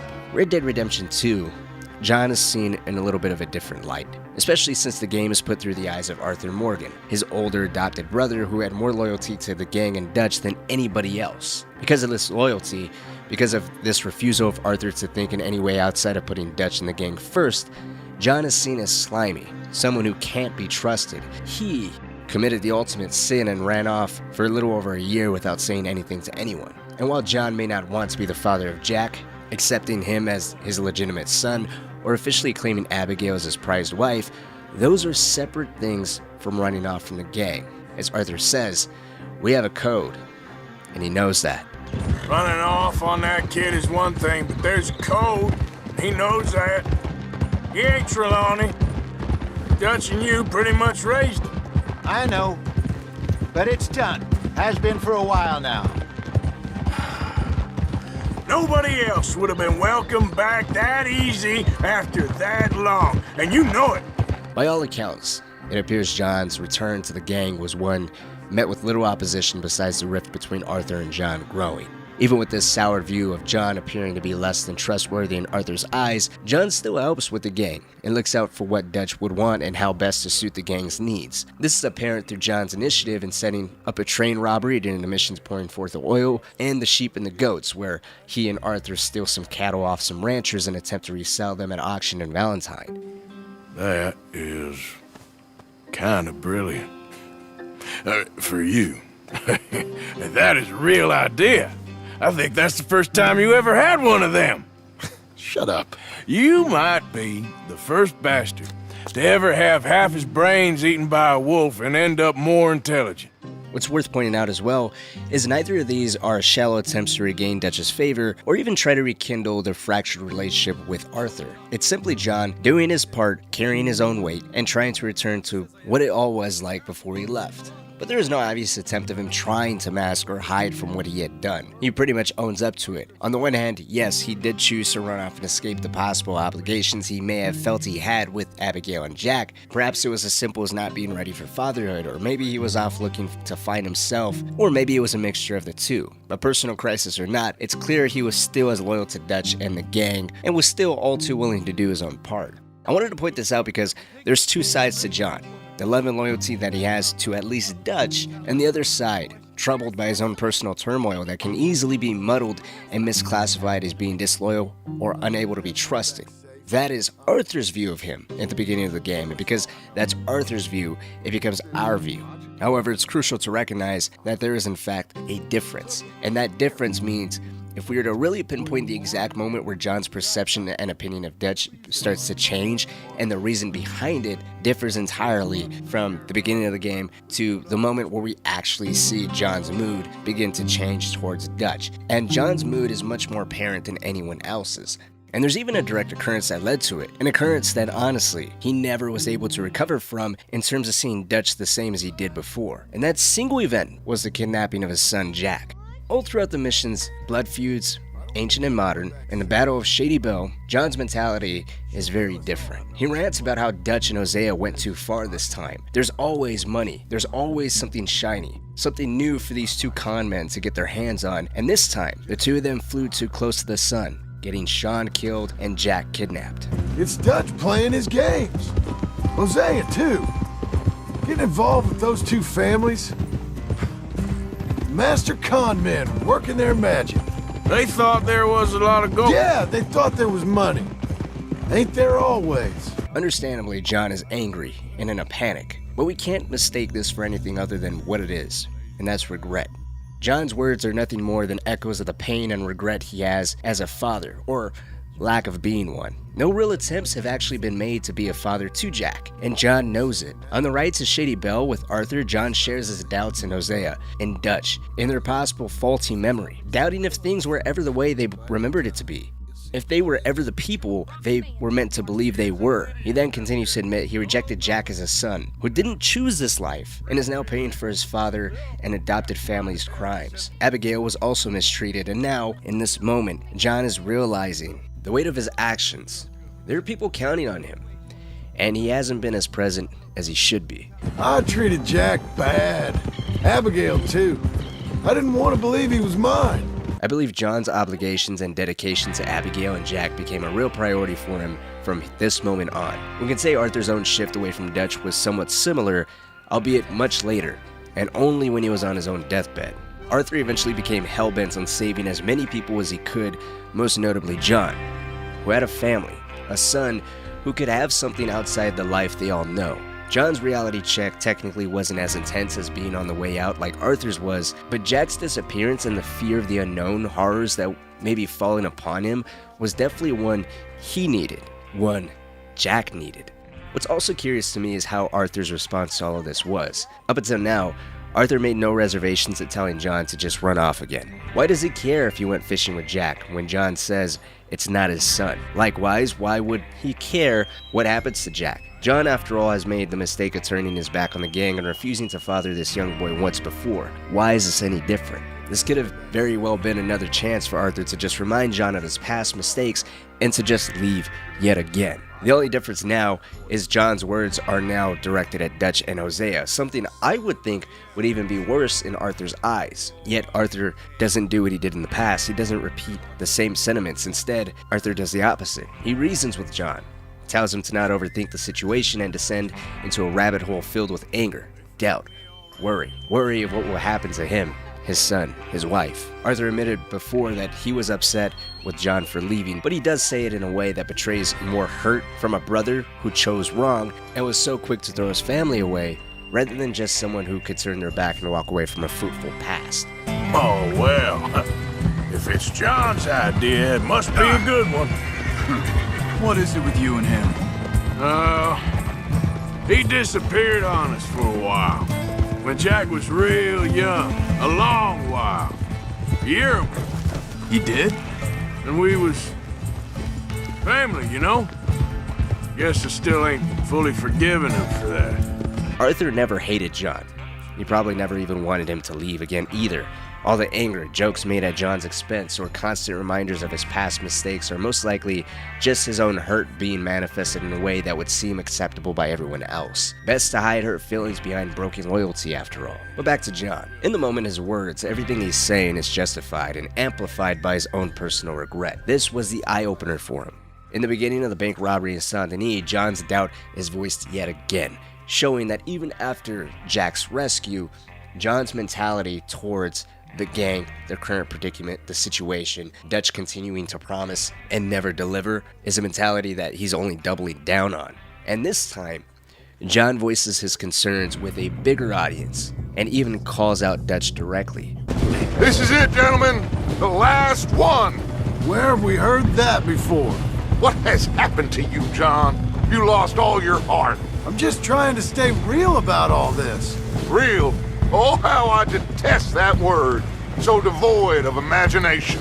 The relationship between Dutch and John only gets more complicated from here, with John accusing Dutch of letting him get captured during the Saint-Denis bank robbery, then Dutch implying to Arthur that John or even possibly Abigail may be the rat in the cave on Guarma.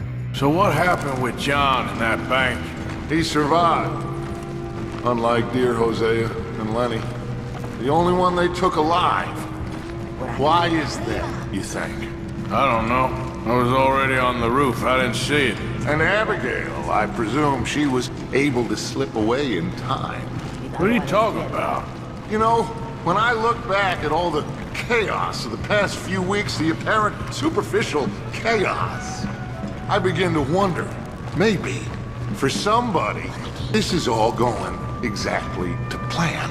Followed up by Dutch seemingly dragging his feet to save John from Sisika Penitentiary, and then leaving John to die at the end of the Beaver Hollow train robbery after John was shot. It's really a different topic to question if Dutch even still harbored any type of hard feelings towards John for ever leaving. Hosea does say it was gone, it was done and dealt with a long time ago. Arthur even says that Hosea and Dutch forgave John, but maybe deep down he never did. It's possible. And the fact that John was so willing to call out Dutch in front of everybody, questioning his leadership skills, all too aware of the current predicament that Dutch found himself in. Dutch may be narcissistic, he may be full of himself, he may be charismatic and a dreamer, but he's not an idiot. Accounting the losses all the way up until this point, and the fact that he was played for a fool by Angelo Bronte, and the Braithwaites and Greys try to do the same, and now he's hearing a dissenter within his own ranks. Maybe it was this moment exactly where Dutch made up his mind that John really wasn't needed anymore.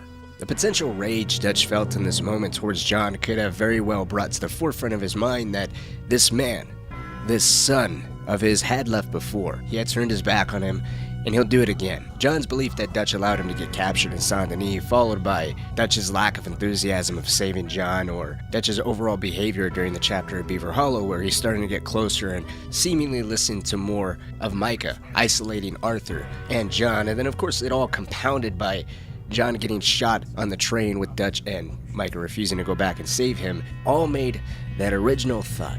The perspective of Dutch playing his games become all too real to John. That was the moment John became a doubter in his father. That was the moment John's priorities shifted, and for the first time he owned up to all the wrong he did to Abigail and Jack, out loud, even if it was in the sense of extreme regret. Because of the current situation that Jack was placed in, it was still a realization, the reality that he placed on his wife and son.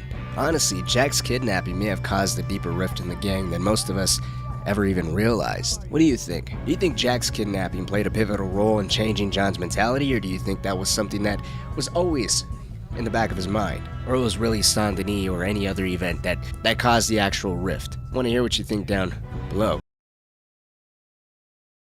No train driver wants to be cooked alive. That is kind of brilliant.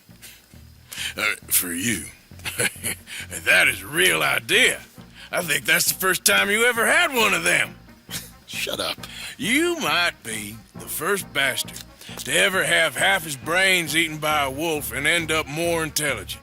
Both John Marston and Arthur Morgan are incredibly well-written characters. So well, in fact, that it's easy to forget, technically, we are playing horrible people. And the majority of us, I want to say at least 99% of us that have played both games, are more familiar with the story of Arthur Morgan, the man who was loyal to a fault, blindly listening to orders, doing whatever it took to satisfy Dutch and the gang's needs. Very rarely, I mean, he jokes about it, Hosea does as well, seemingly everyone around him, all like to poke fun of Arthur being this brute, this enforcer, someone that's just basically doing what he's told, and that is it. He's not a thinker. If that was the case, or even if he placed his own desires, wants, and needs in front of Dutch, the gang, or just his overall loyalty to both entities, then chances are he would have ran off with Mary Linton a long time ago. But obviously he didn't. That's not the story we get, that's not the Arthur we got, it's not the journey that we're taking through. We're taking down a path of someone that suffered for blind loyalty, and in a glorious fall from grace and a desperate scramble to at least save as many people as he can, he tries to do as much good universally to at least feel better for himself. With the game being much newer, way more ambitious, and in some ways a lot more accessible than the original game, those are all factors that play into why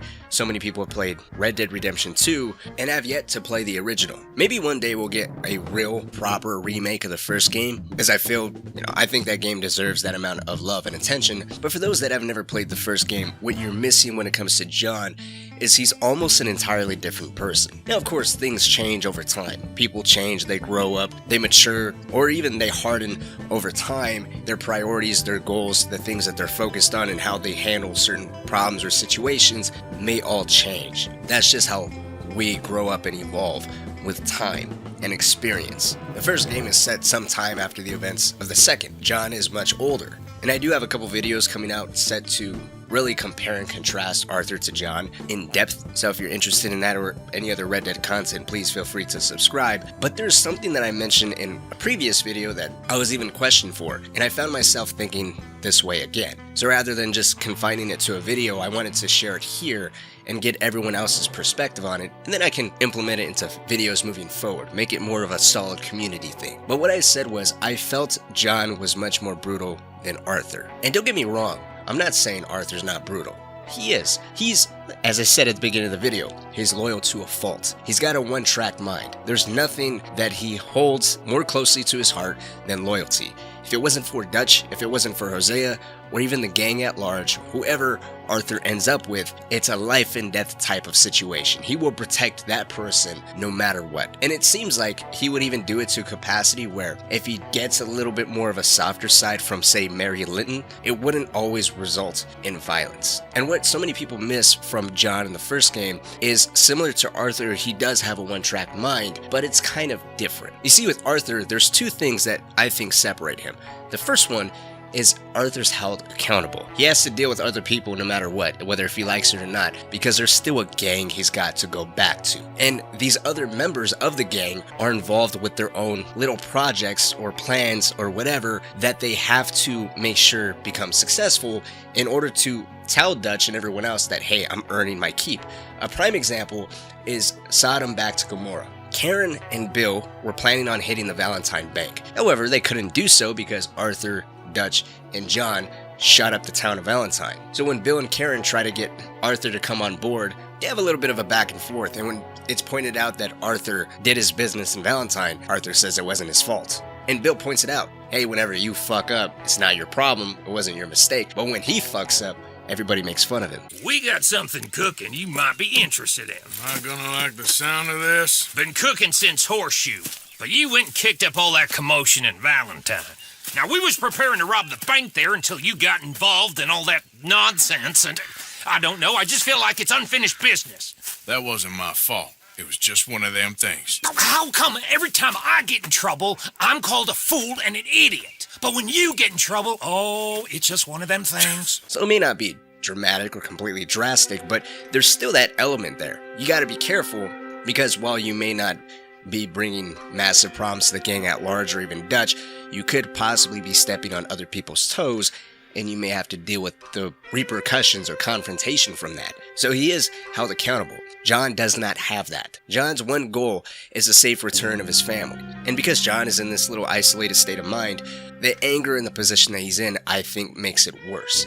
And that's another element I think we can all understand. Have you ever been so angry that you just start brooding? Nobody talks to you. You're just sitting there left to think more and more about whatever pissed you off.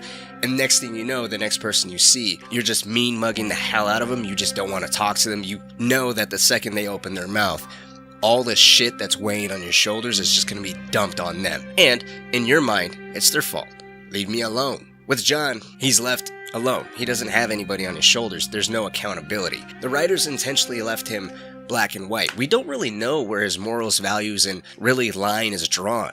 And a lot of John's biggest, let's say, atrocities were all committed in Mexico. If we can add a little bit to how I said he's isolated and he's left alone, keep in mind, when John went to Mexico, the way he was greeted probably pissed him off more. I mean, think about it. He's got to go to another country to hunt down one man. That's not only one of the guys he's got to hunt down, but he's possibly harboring the other guy he was originally hunting. This, of course, being Javier Escuella and Bill Williamson. And as soon as John tries to cross the river, he's getting shot at. Because the guy that's bringing him to the country, a man simply known by Irish, pissed off the locals. So now John is left to deal with the relationship that Irish established. On top of that, Irish already pisses John off because he tried to betray him at least once or twice. After John clears out the hostile locals, he makes his way to a nearby village where 3 people try to rob him. Hold it, Gringo. I think you're forgetting something. A little taxation. I have a large family. Very big. I too have a family, friend. So that we may see our families again, I suggest we part ways amicably.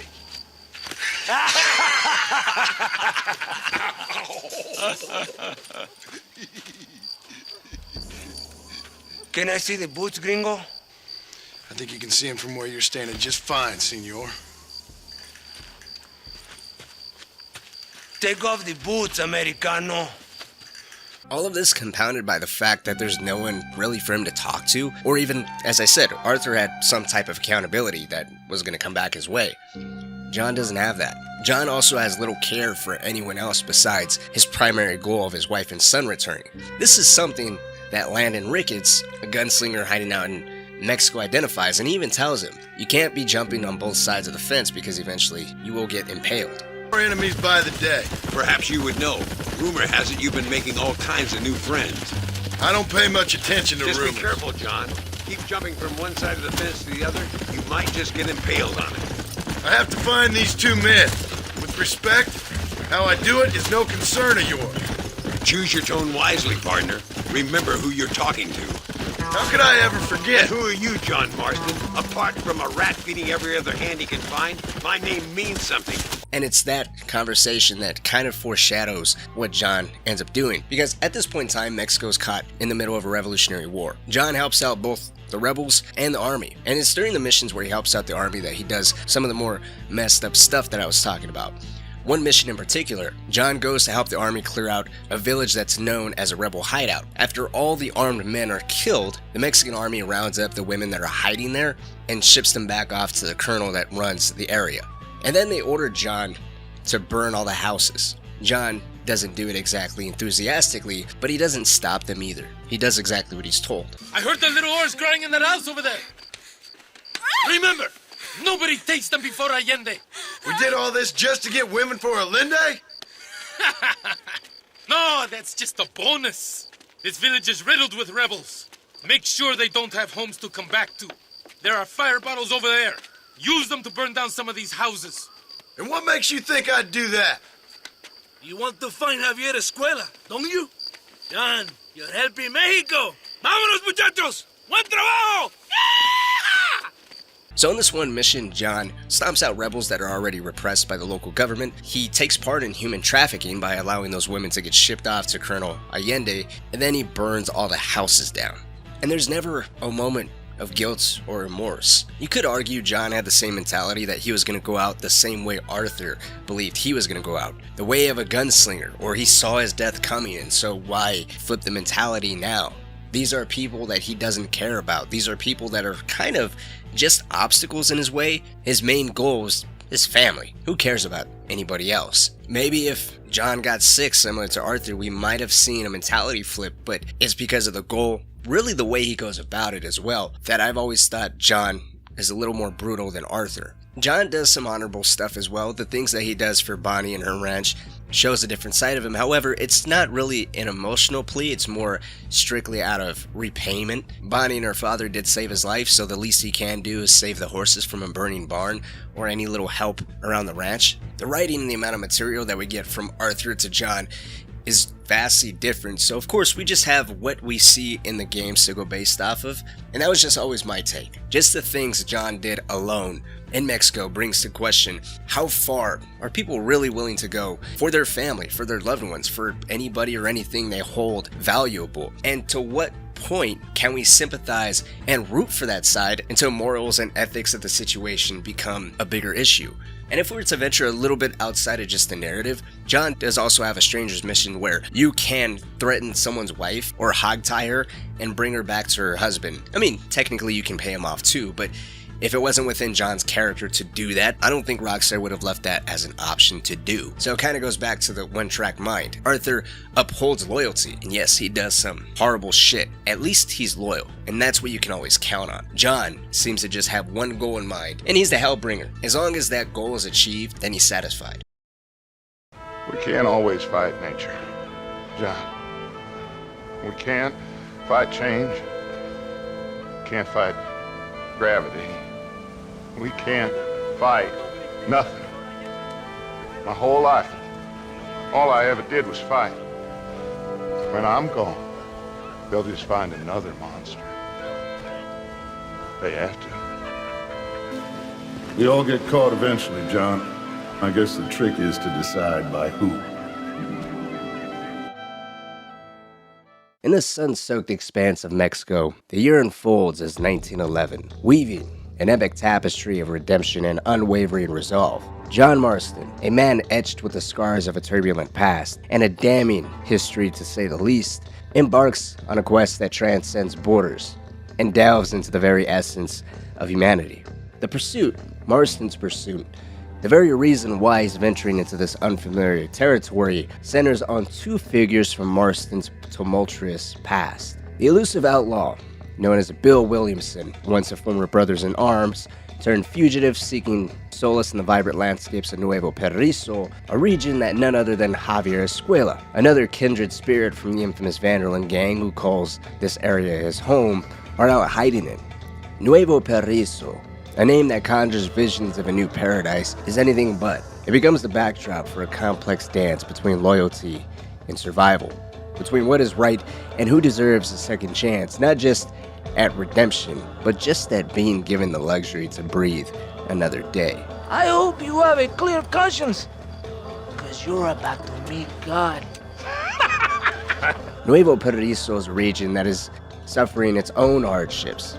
The land, the people, are in the midst of a civil war. And as Williamson seeks refuge beneath the protective wings of Escuella, in a region where the arm of U.S. jurisdiction loses its grip, it becomes a gamble, fueled by the camaraderie forged in the crucible of outlaw life, and a testament to the bonds that endure even in the face of betrayal. In the heart of Mexico, where the sun kisses the earth with golden hues, Marston's journey unveils the complex interplay of morality and survival. The narrative becomes a profound exploration, beckoning us to ponder the depths to which one man is willing to plunge for the ones he cherishes. The relentless pursuits of justice morphs into a sublime journey through the intricate tapestry of love, loss, and the uncharted territories of the human soul.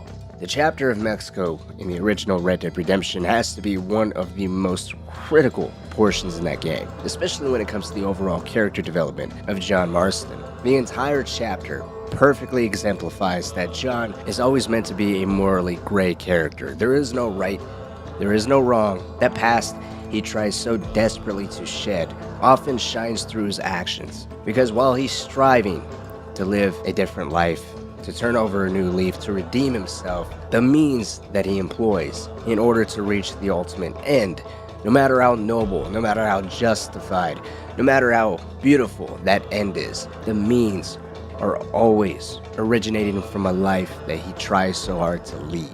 In a way, it's almost the exact reason Abigail gives him so much shit for in the epilogue of the second game. He's trying to achieve another way of living for himself, an honest life, an honest way of living, one that frankly isn't even possible without his wife and son, who have been taken from him. Undoubtedly a factor in the level of sheer no fucks given to everyone else in the process of trying to capture Bill and Javier. Now, I've already tackled the stress, anger, and most likely level of brooding John must have been going through in another video, so I'm not really going to be discussing that as a factor here. Rather, I want to get into what went down in Mexico, how John got played and used by both sides of the Civil War, killing rebels that he was told were bandits, contributing to John helping the corrupt Mexican army tighten its grip on the entire region, and as a result, flood the bedroom of Colonel Allende with sex slaves, women who had the sole purpose of serving him, but was described as being recruits that were serving Mexico, or killing any form of Mexican law enforcement in the name of a rebel leader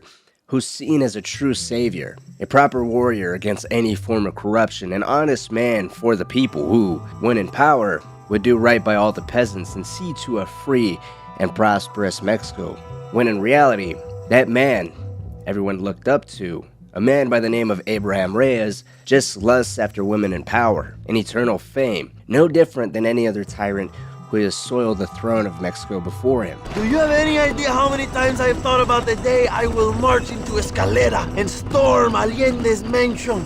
I think I have some idea. Soon it will be me sleeping on those silk sheets. What about the Chinese workers here? I hear you ain't exactly made them very welcome. That is different.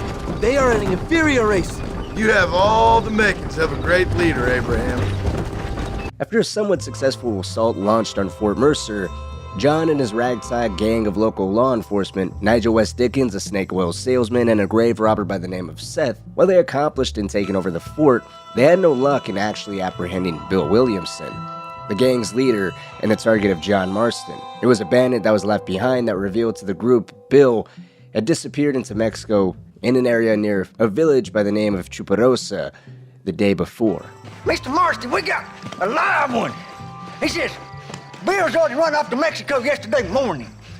You'll never get him. Javier Escuella. He's gone to see Javier Escuella. That should make things interesting. Where in Mexico? How should I know? Oh! Where in Mexico, you legit? Someplace near Chuparosa, I think he said. Embarking on a raft to cross into Mexico, John Marston and his guide, a man known as Irish, find themselves in a dangerous situation. You see, Irish's past encounter with the Mexican locals leads to gunfire being directed at Marston and Irish as they navigate their way across the river from the United States into Mexico. This causes John to be knocked off course on where he was originally supposed to be entering the country, but nonetheless, the initial introduction to the locals through Irish did not leave a favorable first impression, to say the least. Now, given Irish's dubious character and his inability to accurately recall his last visit to Mexico, or even the individuals he encountered before, skepticism on this just being a fluke was warranted. It's only when John ventures into the village of Chuparosa that he experiences a genuine face-to-face interaction with the locals. Habla English? Oh, sí, gringo. Hablo mucho inglés. Sí. Hablo filthy fucking bean eater. Hablo slippery little Mexican. Hablo little piece of shit. ¿Comprende, amigo? ¿Comprende? Hey, what are you doing here, gringo? I don't remember inviting you to my country. I don't think you did, amigo. I mean you no harm. You mean us no harm? This is funny. What harm? could you do to us exactly? Nothing, amigo. I've always found this entire interaction fascinating. Some argue that it marks one of John's more ruthless moments, killing 3 people over something as simple as a hat. Personally, I see it differently. While I can't say he was entirely justified in taking those lives, the tension escalates rapidly as one man passionately repeats what Americans saw as Mexican stereotypes and expresses personal or collective hatred that he or the other 2 have most likely experienced. This not only sets the stage for the prevalent American sentiment towards Mexicans at the time, but also underscores the emotional intensity of this particular situation. It's not as simple as saying John killed over a hat. In reality, John was deliberately being robbed and intimidated. The way this man spoke to him created a sense that in his eyes, the tables had finally turned, and he was going to make John pay for everything he and the other 2 possibly had to endure. And it was because of that, I'd say John was compelled to respond. It's a complex scenario where the dynamics of power and emotion converge, leading to an outcome that was far from being merely about a piece of clothing. I just wanted to point that out because claiming John killed some peasants over a hat appears to me to be willingly ignorant of what these 3 armed men were intentionally doing. If we throw on top of this of how John was welcomed into the country through a hail of bullets, one could almost forgive him for being so callous. But this is where John's path somewhat diverges. Here in the town of Chuparosa, immediately after killing these 3 men, John meets the famous gunslinger Landon Ricketts. Known for his incredible speed, Landon has opted for a life of silence, leaving behind his gunslinging days and becoming the unofficial protector of the people of Chuparosa. During his time with Ricketts, John improves his shooting capabilities, which in-game transfers into a better version of Deadeye, allowing the player to paint multiple targets before firing. But John is also introduced to the side of the rebels in the civil war that's currently ravaging this region. By proxy anyways. John can almost immediately do missions following Ricketts, the rebels, and helping the Mexican government, with the rebels and the Mexican government obviously being opposing sides.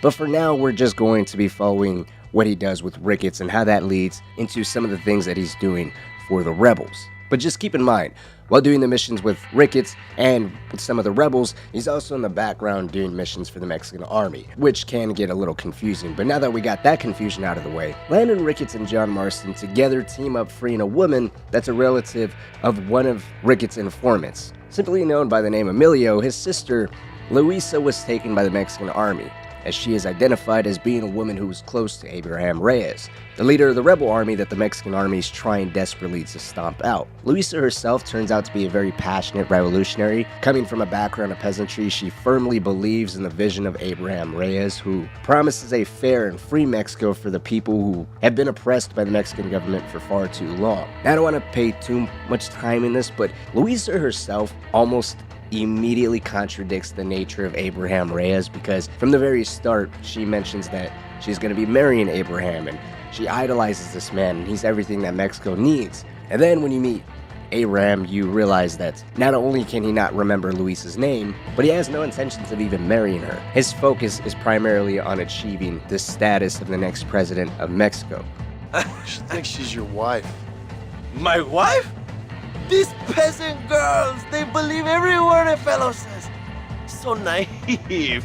It's really quite charming. I love peasants. Don't you love peasants? I love them. They have such purity. Are you gonna marry her? Ha! Marry a peasant? My dear boy, don't be absurd.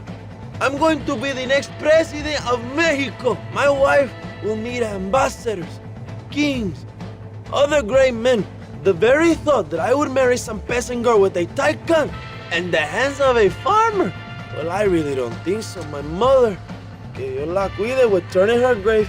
Which in some ways almost immediately betrays that even though the Mexican army is doing some horrible shit and is committing human trafficking for Colonel Allende, Abraham Reyes technically is no better. You're almost immediately presented with the idea of the lesser of two evils here. Even John catches onto it himself, with quite a bit of dialogue calling Reyes out on what he would do with the power he obtains, and what kind of leader he would be. John even sarcastically remarks to him to never change. But regardless of John's own position on Reyes and his love life and how he could just be using his potential rise to the head of the Mexican government for a little extra side action, Reyes does deliver on the one thing that the opposing side never had the intention of fulfilling, and that is handing Javier Escuella and Bill Williamson over to John Marston.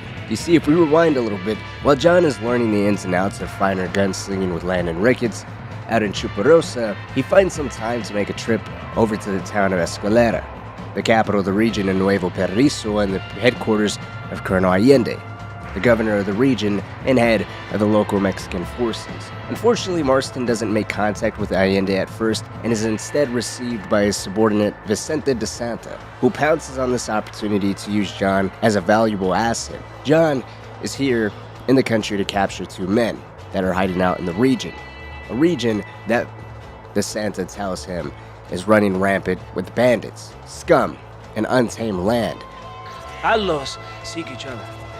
They're possibly hiding with thieves and killers who pose as freedom fighters in the hills around here. They're united under one traitor named Abraham Reyes. Where could I find this Reyes? If I knew, I would be there, hunting him with everything that is true within me. Reyes finds you. Like cholera. De Santa actually uses this opportunity very nicely to mix in bandits and outlaws with rebels, painting Abraham Reyes as the head of bandit country. But nonetheless, John here makes no alliances to either the rebels or the local government. Rather, he chooses to work both sides in what could be seen as a desperate yet morally bankrupt attempt to capture these two no matter the cost. We don't know it yet. It's revealed much later after Allende and De Santa used John to stomp out the rebels, but Bill and Javier were actually in the protective custody of Allende this whole time. John, none the wiser, decides to strike a quote-unquote deal where he would help De Santa and the Mexican army to tame the bandits, to go after this murderer Abraham Reyes. Reyes is actually first heard of through De Santa, even though later on our direct contact with Reyes is a result of John taking a liking to Luisa and saving him at her request. I already touched on Reyes' character and questionable reasons behind wanting power, but it's while fighting for the rebels that John really doesn't do anything that puts a microscope on his character, and having us as players questioning whether if John saving his family justifies what he's doing. If anything, it's actually the contrary. John is going after the Mexican army and its leadership that not only lied to him, betrayed him, and then tried to kill him, all after using him to wipe out villages of refugees, forcing its occupants into captivity. I heard the little horse crying in that house over there. Remember, nobody takes them before Allende. We did all this just to get women for a linde? No, that's just a bonus. This village is riddled with rebels. Make sure they don't have homes to come back to. There are fire bottles over there. Use them to burn down some of these houses. And what makes you think I'd do that? You want to find Javier Escuella, don't you? John, you're helping Mexico. Vámonos, muchachos! Buen trabajo! Placing women straight into the bedroom of Colonel Allende, and even wiping out an entire rebel outpost where those that surrendered were just shot rather than just taken as prisoners of war. John's entire time working for the Mexican army was just filled with questionable things, and these are things that I think in hindsight leads to a little bit of a flaw in the mission system of Red Dead Redemption. Going back, there can be some contradictions or even a little bit of confusion when it comes to the timeline. Now, originally I considered it a problem, but that's because I was looking at it in a very linear way. Here's John supporting one side, and here's John supporting another side. Mexican army versus the rebels. However, during the time that John is working with Landon, you're pushed a little bit more into the gray area. This is the one time where John is actually put in his own place by Landon himself. Landon is aware as to why John is here in this country. John admits that he's here looking for people, but in his own fashion, he doesn't give up the exact details. Landon Ricketts is all too familiar with what game he's playing, and he constantly does tell him that he can't keep jumping from side to side. Perhaps you would know. Rumor has it you've been making all kinds of new friends. I don't pay much attention to rumors. Just be careful, John. Keep jumping from one side of the fence to the other, you might just get impaled on it. Or eventually he's gonna get impaled on that fence. Now while working with Landon, he sticks very close to Chuparosa, so you're only confined to a small space. You're not really delving into the garbage or fighting for the Mexican army yet, but you are exposed to some of their doings, like capturing Luisa or condemning these innocent people to death that you have to save, and intercepting a military convoy because of that. Meanwhile, on the same token, during Landon Ricketts' missions, you do have to save a wagon from some actual bandits. So you're kind of just eased into the whole territory of Mexico. I wish the whole timeline was structured a little bit better, where you just had to complete all of Landon Ricketts' missions first, pushed into doing all of Allende's and DeSantis' missions, and then you were introduced to Luisa and then Reyes, because it would have made a lot more sense that way chronologically, rather than this little mix-up of going from Allende to Luisa to Ricketts, back to DeSanta and Allende, where then you're betrayed, going to Luisa, having Reyes save you, and then siding with Reyes, who decided to forgive John and all of his wrongdoings in the country and all his actions and efforts against the rebellion, because he saved his life and he's now fighting for him and realizes how valuable of an asset he really is on his side. It becomes confusing, or it could be just what Rockstar was really going for. You know, John jumping from side to side to side, causing pretty much chaos regardless of whoever's he's fighting for or against at any given moment, and he's just a man on a mission that, no matter the side, he does see through to the end.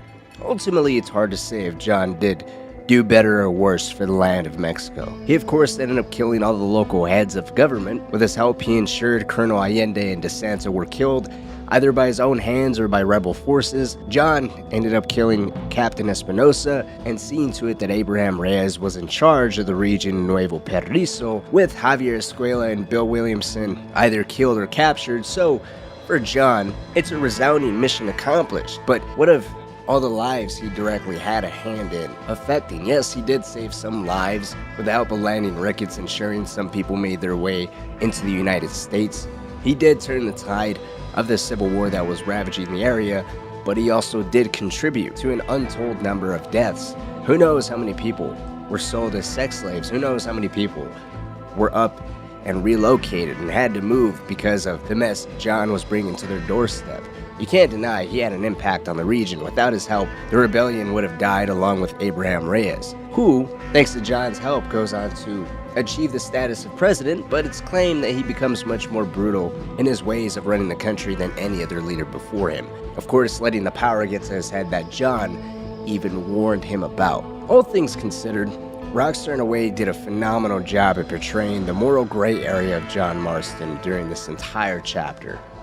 But in order to get his wife and son back, was it really worth getting involved in a civil war, toppling the pre-existing institution of power? He may say he cared little for the land or the people, with his family being his primary and really only concern, but would that not be the ultimate form of selfishness?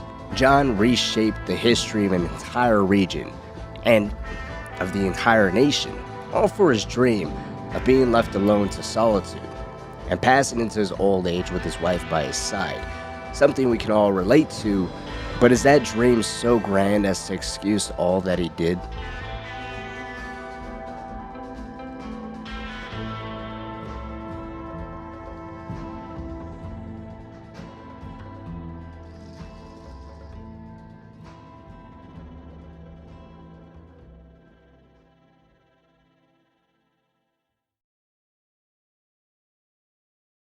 All right, string the no-good murdering bastard up. Let's try this again. Where's Mike? No.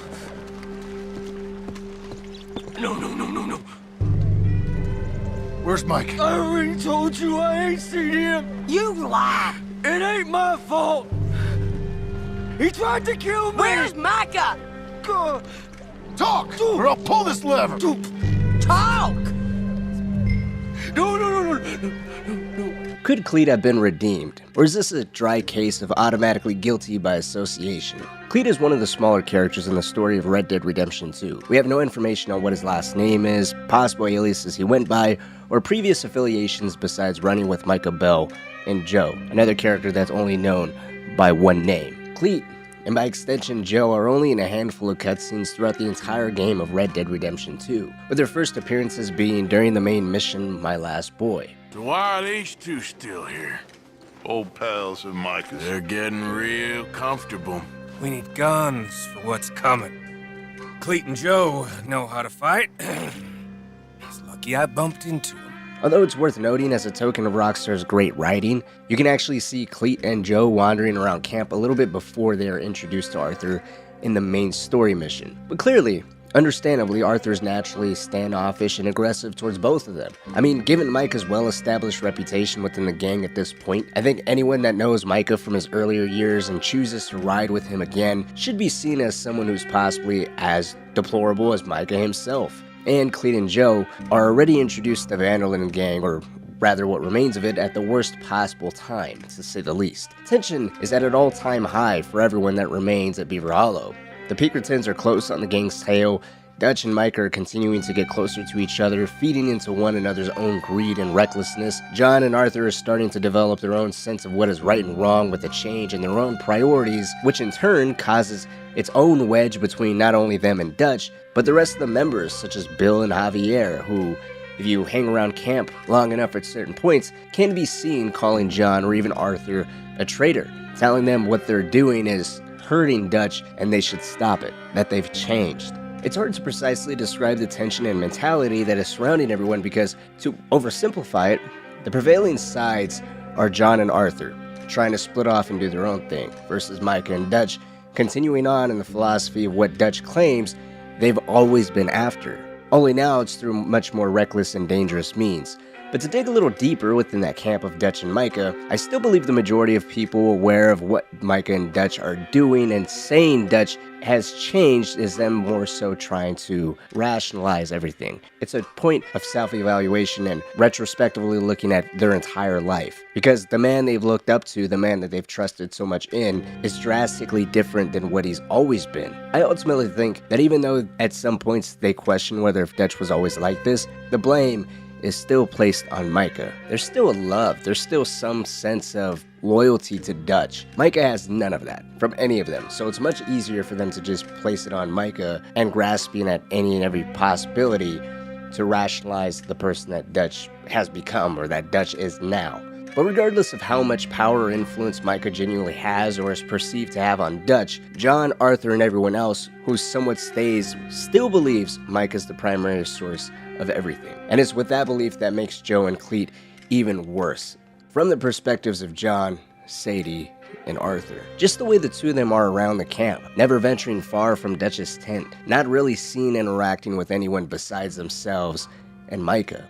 The body language and their lack of enthusiasm to engage with anyone else that isn't Micah or maybe even possibly Dutch just goes to show they know that they are not welcomed. And yet here, they're basically treading on ground that they were never even really welcome to begin with. And knowing they are here in the good graces of the one that is blamed for the gang's current internal struggles definitely does not help their case. I wanted to put a big emphasis on Cleet's introduction to John, Sadie, and Arthur because since we don't know much about Cleet before being brought around as a hired gunman by Micah and a lack of details pertaining to what he got involved with after the events of Beaver Hollow make it difficult to make a sound judgment on whether if Cleet could have been excused. And I think the possibility of him being excused is both real and almost a definitive no. From Sadie and John's perspective, Cleet's fate was always sealed. Because frankly, from a loyalty perspective, I don't think Sadie or John would have ever allowed him to live and redeem himself if he was even capable and willing to live a straight and honest life. John and Sadie basically handed out Cleet's death sentence, a death sentence that results in either John hanging him to death. Wait. He's up in the mountains. I think he's up in Mount Hagen. He got a whole gang now. Bad man, doing bad things. I tried to stop him from murdering that little girl. We fell out. Honest. Please, I'm one of the good guys. Hang him. No. There ain't no need for this. He's done. Thank you. or Sadie shooting him in the head. There's no option for him to live as far as the two of them are concerned, and that is even though he made it apparent that Micah quote-unquote tried to kill him, that they fell out because he decided to try and get in the way and save a little girl from being killed by Micah. He even says that he's one of the good guys. John and Sadie are ultimately on their path to getting their revenge on Micah, by association to the man they loathe so much, a man who they blame for the death of Arthur. I mean, we can't forget, Arthur practically asked Sadie to stick with him and John in exchange for his help in finishing off the rest of the O'Driscolls out in Hanging Dog Ranch. I'll tell you, I'll do it, but there's something you could help me with. Sure. You, me, and John. This whole thing is pretty much done, but Dutch still has our money hidden away, so... Well, how do you mean?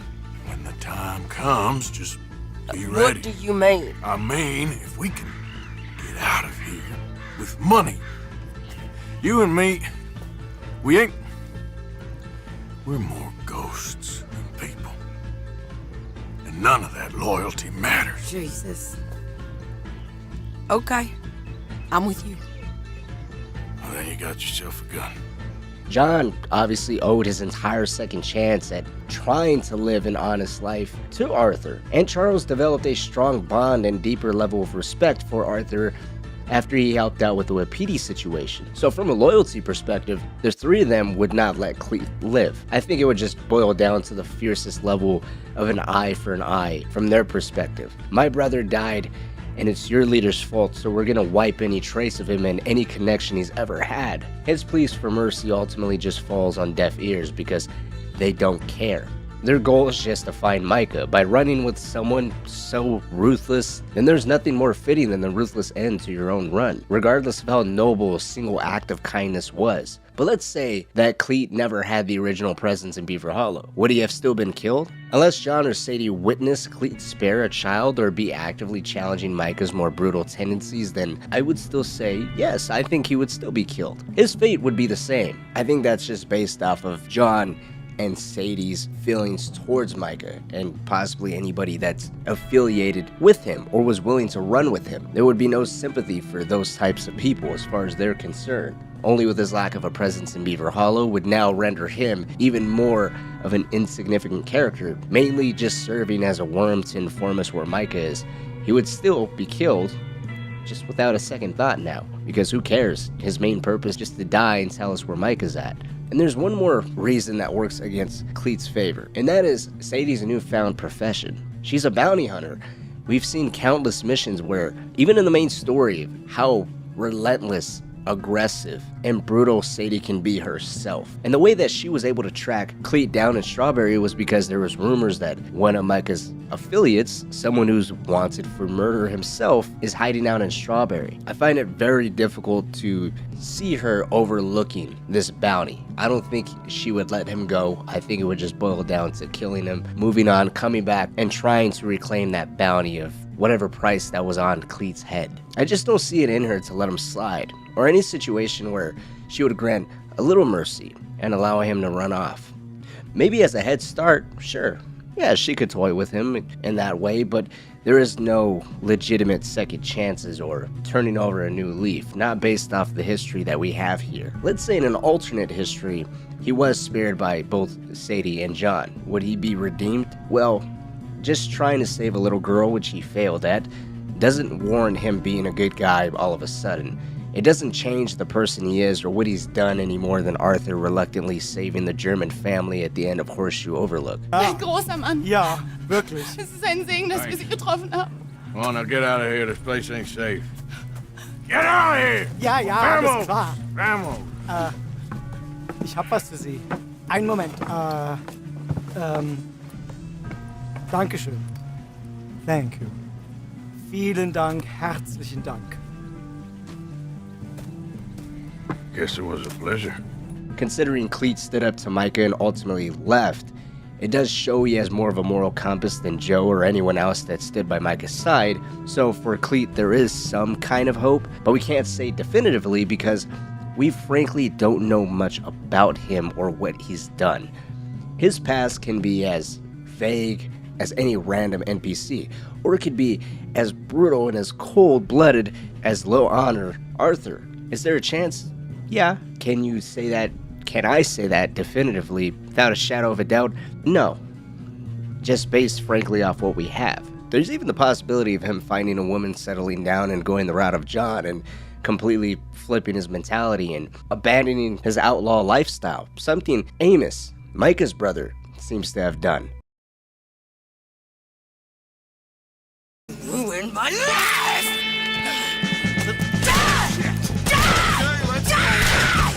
Sadie Adler, vengeance personified. I don't think I have to say Sadie is easily one of the most interesting characters in this game. I think most people just agree with that. Once a married, law-abiding citizen, her life was turned upside down in the blink of an eye, with her husband and home being stripped from her. Everything that symbolized her as being a domesticated, loving person was all gone, completely vanishing the day she rode off with the Vanderlyn gang. While I always found Sadie's transformation fascinating, with her fits and episodes of rage putting anything Micah's ever done to shame, as times went on, I've come to really appreciate the way Rockstar's handled telling her story. Traumatized, she's completely absent from Horseshoe Overlook. Clemens Point shows her frustration from standing idly by inside the camp, dictated no more than to just be Pearson's help, a man she evidently has a massive amount of disrespect towards. Boring. Wait a sec. Listen to this. Since we last corresponded, I have traveled widely, making no small name for myself. Before you ask, I am still yet to take a wife, but I can assure you it's not for a lack of suitors.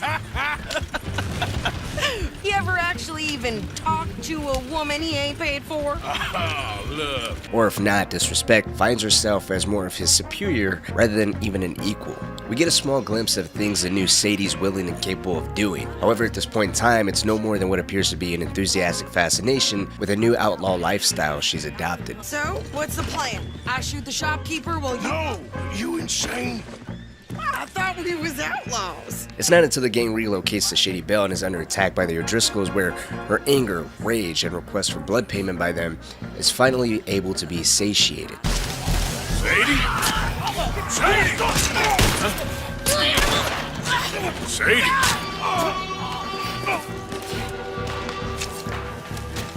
Why didn't you get inside? And miss all this?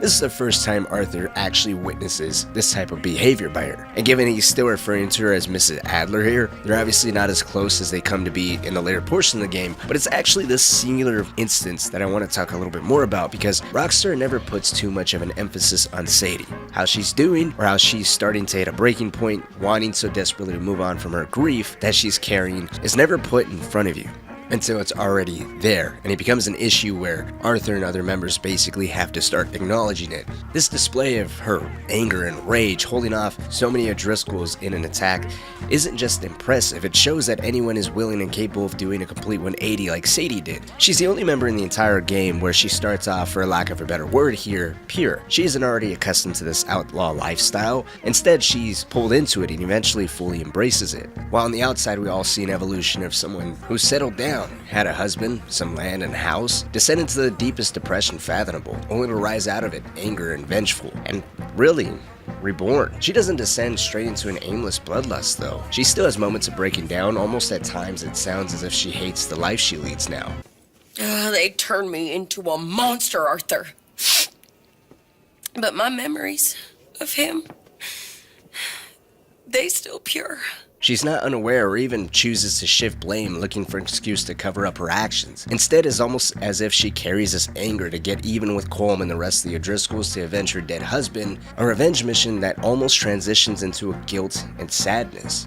Guilt for living when her husband didn't, and sadness for the bitter, nihilistic person she's become. Although that more so describes her during the epilogue chapters, I always wondered why Dutch didn't exploit her rage and anger so much. There's only one time where it came off as if he did. That was during the mission Goodbye Dear Friend, where we get to see Colm O'Driscoll hang. With the O'Driscolls and Vanderlyn gang raging wars for years, it would only seem right to bring someone that's been with the gang for a longer period of time, such as John, Bill, Javier, hell, maybe even Charles. Although given given Charles's involvement with the natives' plight against U.S. military, and Charles somewhat being in direct opposition against Dutch's attempts to utilize the natives more so as a distraction rather than actually helping them, not using Charles makes a bit more sense as he'd be busy elsewhere. And Dutch could very well be annoyed with his recent attempts to help the natives, and see that more as getting in the way and betraying him. Sadie, on the other hand, time and again has been known to be more of a loose cannon. Arthur's made it known himself that she more or less practically scares him. Taking Sadie here would undoubtedly have negative consequences. I fully believe Dutch saw this outburst of Sadie as a real possibility and still chose to take her, giving into more of his own personal demons. If Sadie erupted into her usual fits of rage, Dutch would have to fight his way out of Saint Denis with Sadie and Arthur now. But if it was a bloodbath Dutch was really after, why not bring Micah? Wouldn't it be wiser to bring his new favorite? A man who would always jump at any chance to add another tally to his revolver's names while pleasing his new master? Perhaps. Or maybe this was a ploy by Dutch to see where Sadie's own loyalty lies. Maybe she could be as devoted to him and only him as Micah is. By bringing her along, he could have also tried to test the waters, maybe even try to pull her away from Arthur. With the exception of John, Sadie's the only one right by Arthur's side during the events of Beaver Hollow. She was crucial with John's rescue from Sitka Penitentiary, scouting the island for John's schedule for work in the field, and going guns blazing with Arthur onto the island. She's also proven to be aggressive, reliable, and willing to do whatever it takes to get the job done. On top of all of this, she doesn't shy away from taking charge. Prime example is when the failed robbery of the Saint Denis Bank happened. She was the one that basically took over command of the gang and ensured everyone's survival in the absence of Dutch, Hosea, and Arthur. Arthur's health is clearly deteriorating rapidly. How useful was her services to a man whose days are numbered? Well, it's difficult to really say what the stance is of Dutch or even Micah, as there isn't much direct communication between Micah and Sadie, or even Dutch and Sadie during the main events of the game. What we can say is, to her core, despite moments of completely losing herself and making sure everyone around her feels the anger and rage, a manifestation of the mourning of everything that she's lost, what we can see is through Beaver Hollow, and ultimately even through the epilogue and seeing how Sadie acts towards Abigail and John, is that even though she fully embraced this outlaw lifestyle, even though she did a complete 180 and she is taking lives left and right, and she has this more pessimistic approach to life in general, she still hasn't completely lost herself. She still has that soft spot for Arthur. She even praises him as being a good man. She sticks her neck out for ensuring John makes it safely back to Abigail. She even eventually offers John a job, a nice steady income that she guarantees Abigail is safe. Well, I think we'd be diving a little too deep into theoretical and hypothetical territory if I start saying Dutch saw Sadie as any type of a threat or a real rival. I don't think that's possible at all. At the very least, he definitely acknowledged how useful she can be. And it's just crazy to think what would have happened if he really tailored, or even Micah really tailored more towards that aggressive side in her, and she took a much proactive role with Dutch and Micah right behind her. Or even if she adopted that naive enthusiasm that we see her portray in the very stages of Clement's Point when they venture into Rhodes and she talks about shooting shopkeepers and doing whatever outlaws do. With her mind being such fertile ground, what would have happened if Micah came, bent that ear a little bit, brought her on a couple heists and robberies and showed her how he handles things? How much would that have influenced her and altered the events of Beaver Hollow and the end of the game? Ultimately, the bottom line is Sadie is a good woman, even though she became a little bit bloodthirsty towards the end and adopted a life that she never would have imagined for herself in a million years. And it's kind of insane to think of all the events and all the things that would have been drastically differently if Dutch and Micah seen the potential this woman really had. It seems awful. And then it seems the same as always. And then it seems like there's just no other way. And I just... Listen. We got out of worse situations than this. Done plenty of bad things that we've all forgotten about. Don't take Dutch's patter about redemption too seriously. We're doomed. Just like every other creature on this rock. But unlike them, we'll go down fighting. Why did Hosea stay with Dutch Vanderlyn? Why did he continue to hang with the gang until the dying end? Especially when there's so much dialogue starting as early as a chapter of Coulter showing he's far from ignorant. Listen.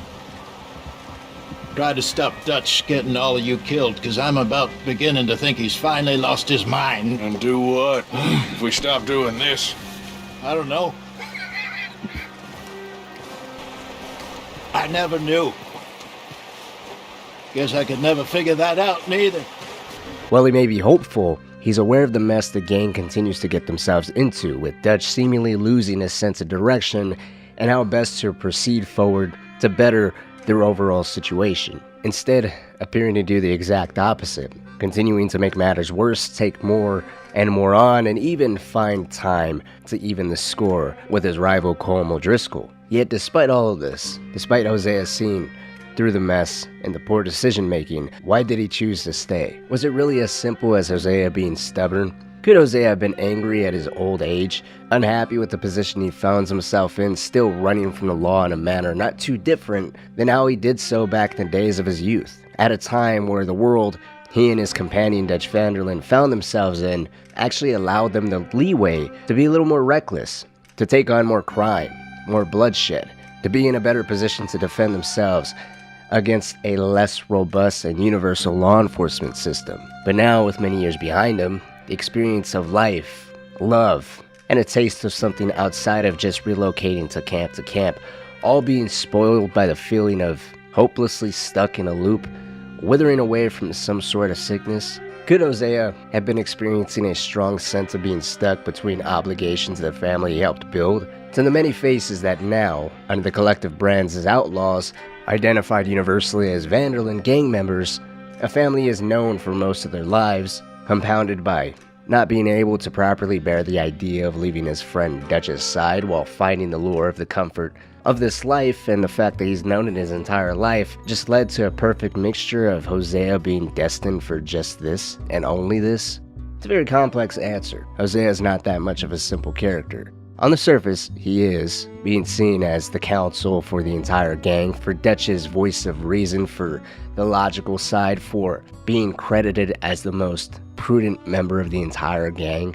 The one that, as the story progressed, is often identified as a sole member, if any, was capable of preventing the overall destruction and disintegration of the gang. And that's a fair observation. Hosea time and again is seen as the only one throughout the story that can question Dutch. Others, such as John, Arthur, and Miss Grimshaw, are seen at times doing it, but they're all greeted with some type of flash of anger, upset at the betrayal these people are displaying for just asking if the man they once knew as a great, loving, caring man is okay, if he feels the same, if everything is alright, or if they are all going to be okay. Hosea was able to do it all without any anger. Even if Dutch didn't take it at face value or agree with Hosea per se, clearly he respected him enough by trying to logically win him over to see things as he did. There ain't no easier way. Now, I know his type. He is a vindictive little power broker who rules by fear. Now, we pull that stunt in his cesspit of a town, we're doomed. You want to leave this place? Leave this country? We need that money. Just don't feel good, Dutch. This is it. This is the last job that we are ever going to pull. Before the year is out, we are going to be harvesting mangoes in Tahiti. Farmers. But we need seed capital, and we need to leave. You know it. I know it. Forgive me if I can't think too much about the mango harvest. This is it. There's no doubt that Hosea is the prudent patriarch of the gang. While Dutch is the figure and the overall leader, it's Hosea that's really the end-all be-all. At least when it comes to Arthur, that's how it appears to be. But with Hosea being the prudent patriarch of the gang, it may seem a bit contrary given his realization of the futility of the situation he and the entire gang are in, and how he himself continues to stick by. But another important part of Hosea is he's a father. Yes, he looks out for the gang's collective well-being, trying his best to ensure what the future holds in store for them as a group is overall better, with less threats of arrest or any other type of hardship such as a tragedy of experiencing the loss of one of the members. But Hosea also looks out for everyone on a very personal level. Hosea had a time where he was married to a woman by the name of Bessie. He and her broke off from the gang and disappeared for an unspecified amount of time. Even though he and Bessie were married and Hosea tried his best to separate himself from the criminal lifestyle, he slowly drifted back into it. There's no information about the two of them bearing a child, but Hosea had to have seen his relationship with Bessie mirrored in some ways with how he's seen John and Abigail's relationship, understanding the tolls and pressure of two opposing mentalities and how that could impact the overall health of their relationship, but also adding the dangers of bringing a child into everything. Never mind the fact that John, already confused on what it is he exactly wanted, decided to leave his wife, son, and the entire gang for a year to go find himself, Hosea and even later Arthur both told him to snap out of it, get his shit together, become an adult, and leave with his wife and son. The thing is, John, we all gotta die. I know that. I, of all people, know that. Excuse me? We all gotta die, but you got the chance to live. Not just to live for love. I got no goddamn clue what you're on about, Hosea. You're not as dumb as you act, John Marston. I don't understand. Be a man, John. It would suit you. The interaction alone is a clear indication that unlike Dutch, who's actively trying to keep everyone tied to him by constantly reminding them to keep faith in his vision and his ability to take care of them, claiming to put their wants and needs before his own, whether if that is true or not is besides the point. It's the repetition and the constant reminder that they need to have that faith. They need to be all in or else nothing is going to work. Hosea, on the other hand, identified what John needed to hear personally. He told him to leave because it was best for him, his wife, and most importantly, their son. John already had the will and ability to just disappear and leave it all behind. Maybe he just needed that blessing so that there would be no what ifs, there would be no reason for him to actually come back.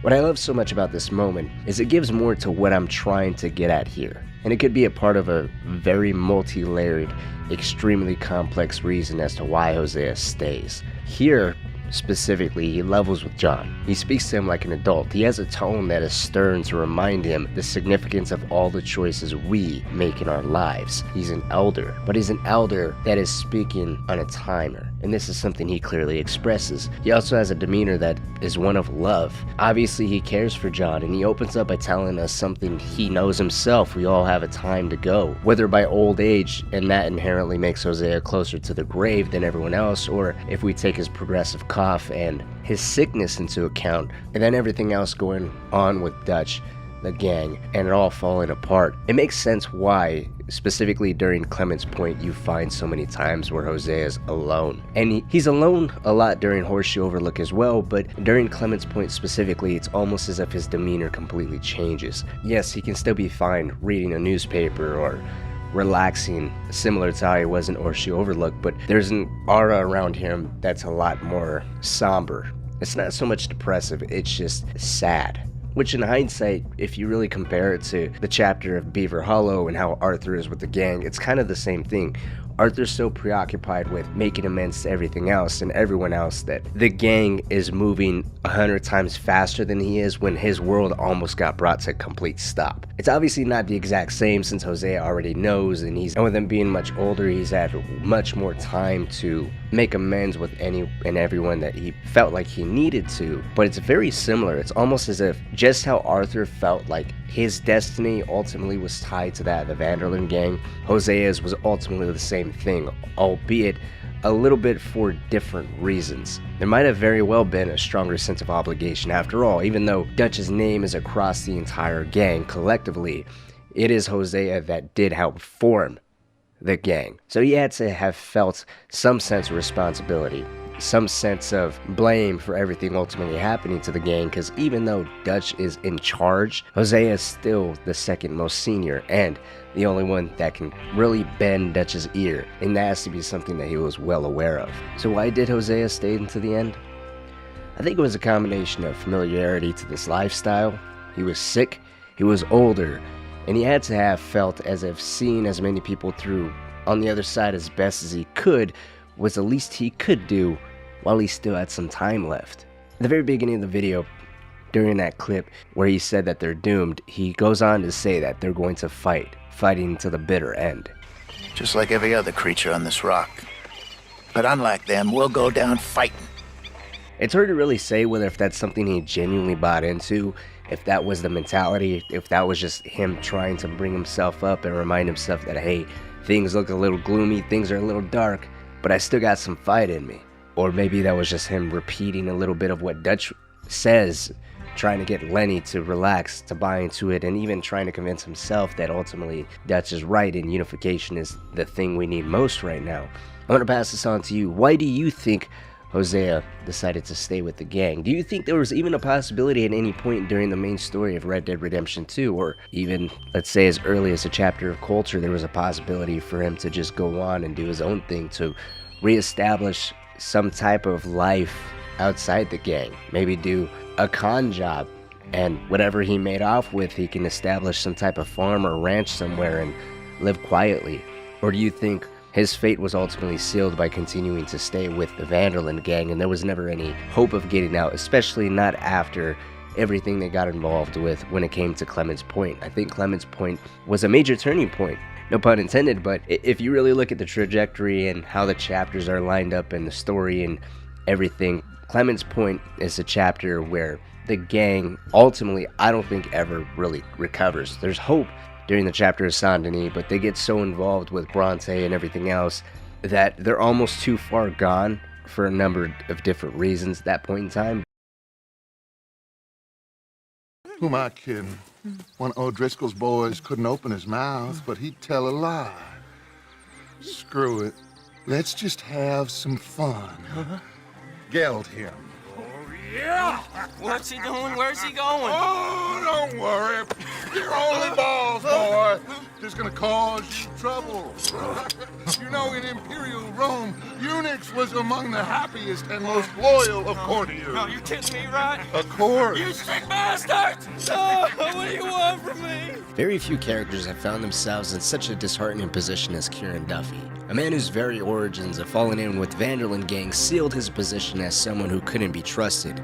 Someone who was weak, a fool, and a Driscoll. No matter how hard he tried, taking care of chores around the camp and tending to the horses, no matter whose life he decided to save or how badly he stuck his own neck out on the line for the rest of the gang, no matter how badly Kieran tried to reason with all those around him, he still was not one of them. In some way, it's hard to think if he would ever be considered anything other than what he was continually referred to as, an O'Driscoll. I think for him to really be accepted by all, and I mean accepted in a way where he's respected and not referred to as anything other than his own name, or maybe even talked to in a manner that is similar to how Bill is, where Bill is still a member, just his effectiveness is questionable in some areas. How come every time I get in trouble, I'm called a fool and an idiot? But when you get in trouble, oh, it's just one of them things. But Kieran is kind. He's soft-spoken and quite nervous. In order for him to adequately escape the Driscoll moniker, he would have to prove himself to be of far more use than just hanging around to the camp. And maybe that price would mean actually bringing in Colm straight to Dutch, or continuing to provide more and more valuable information on the gang he previously rode with, allowing the Van der Linde gang the pleasure of, if not immediately taking care of Colm himself, then continuously ripping off score after score, getting under Colm's skin and even systematically destabilizing the O'Driscoll's power and influence in the local area. But unfortunately, that's not the case at all. Neither way, personally speaking, if it wasn't for Arthur getting sick and Arthur's own mentality and perspective starting to change because of his sickness and him having to come to terms with his own mortality, I don't think Kieran would have ever properly been accepted in at least Arthur's eyes. I think it would only be through Dutch's direct blessing that would influence Arthur to lower his guard and give Kieran a fair shot. And even then, I think Kieran would have the same amount of trust as Micah, as far as Arthur's concerned. But of course, that is if Dutch would ever give that blessing himself. Who really knows? Dutch's own position towards Kieran, I found to always be a little interesting as well. I mean, if we take a step back and look at Kieran's position, he would be the ideal recruit for Dutch after all. A lost, vulnerable soul that technically is at the mercy of his rival. I mean, the first time we see him, he's being smacked left and right by Colm. Understandably, when Kieran is captured, he is a little squeamish and all too eager to denounce the O'Driscolls that he's riding with, but ultimately after time has passed, I think even by looking at him, you can tell how useful he is. There's no point in continuing to have that level of hate or disdain towards Kieran. He's not that much of an effective gunman, and it's pretty clear that he's not even a highly trusted member within the O'Driscoll camp. So as far as information comes, he would obviously keep hitting a brick wall similar to what he does within the game. It would be up to him to take up arms and try to be a much more aggressive gunman, although taking a deep look at his personality, or not even a deep look, just looking at how he speaks and how he interacts around those he comes into contact with, it's simply not within his character. But I want to go back to Dutch real quick. Time and again as the story goes on, Dutch displays the ability to at least play the gracious host and feign submission. We are simple country folk. All we have is each other. You had nothing to do with destroying the liquor business! We was innocent bystanders. And that which we weren't innocent of, well, we most surely were ignorant of. That was a route he could have definitely taken with Kieran. Colm had to inform the men who chose to ride with him about this rival gang that they would undoubtedly continue to keep clashing with, and with the explanation of who this gang was, has to come some information on the gang's leader. Dutch portrays Colm and his men in the worst light imaginable. Realistically speaking, Colm must be doing the same, so by feigning hospitality and appreciation, Dutch could have very well caught Kieran by surprise. With this notable contrast in character from what Colm told him and the rest of the O'Driscolls who and what Dutch was, the 180 may have lowered Kieran's own guard in a very different way, with Dutch approaching as a benevolent leader, a surrogate father, if you will. We obviously don't know this until much later after spending more time with Kieran, but I think it would be a fair argument to raise that if Dutch decided to do so, that of course would have ran the risk of Kieran running back to the O'Driscolls and betraying the Vanderlyn gang by basically telling Colm where the gang was hiding out at. You know, the gang that basically just cleared out their entire camp of their explosives, of their map, and of all their men. But either way, we know Dutch doesn't do any of this. Instead, he resorts to threatening and even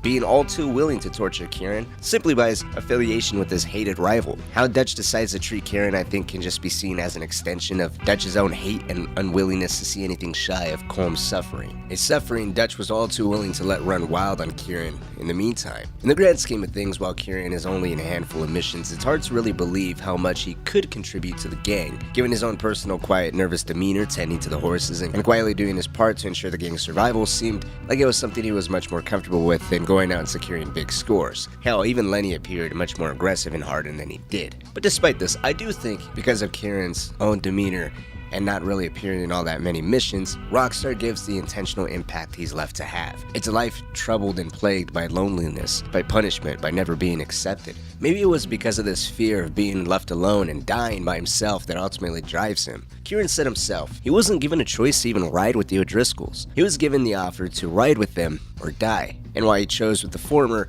refusing to kill or plunder as the rest of them did, may have found him in a position where he was the bottom of the barrel, weak, spineless, only interested in looking after the horses. This refusal to bring in cash or actively spread the influence of the O'Driscolls, or even properly stand up for himself. This meant similarly he was in a position in the O'Driscoll gang as he was with the Vanderlyn gang, which he openly says to Arthur, Bill, and John on their way to 6 Point Cabin, albeit he says this revelation in a manner that is meant more to try to get the three of them to understand a common ground between both of the gangs rather than depict himself as an abused victim, something even John took an offense to.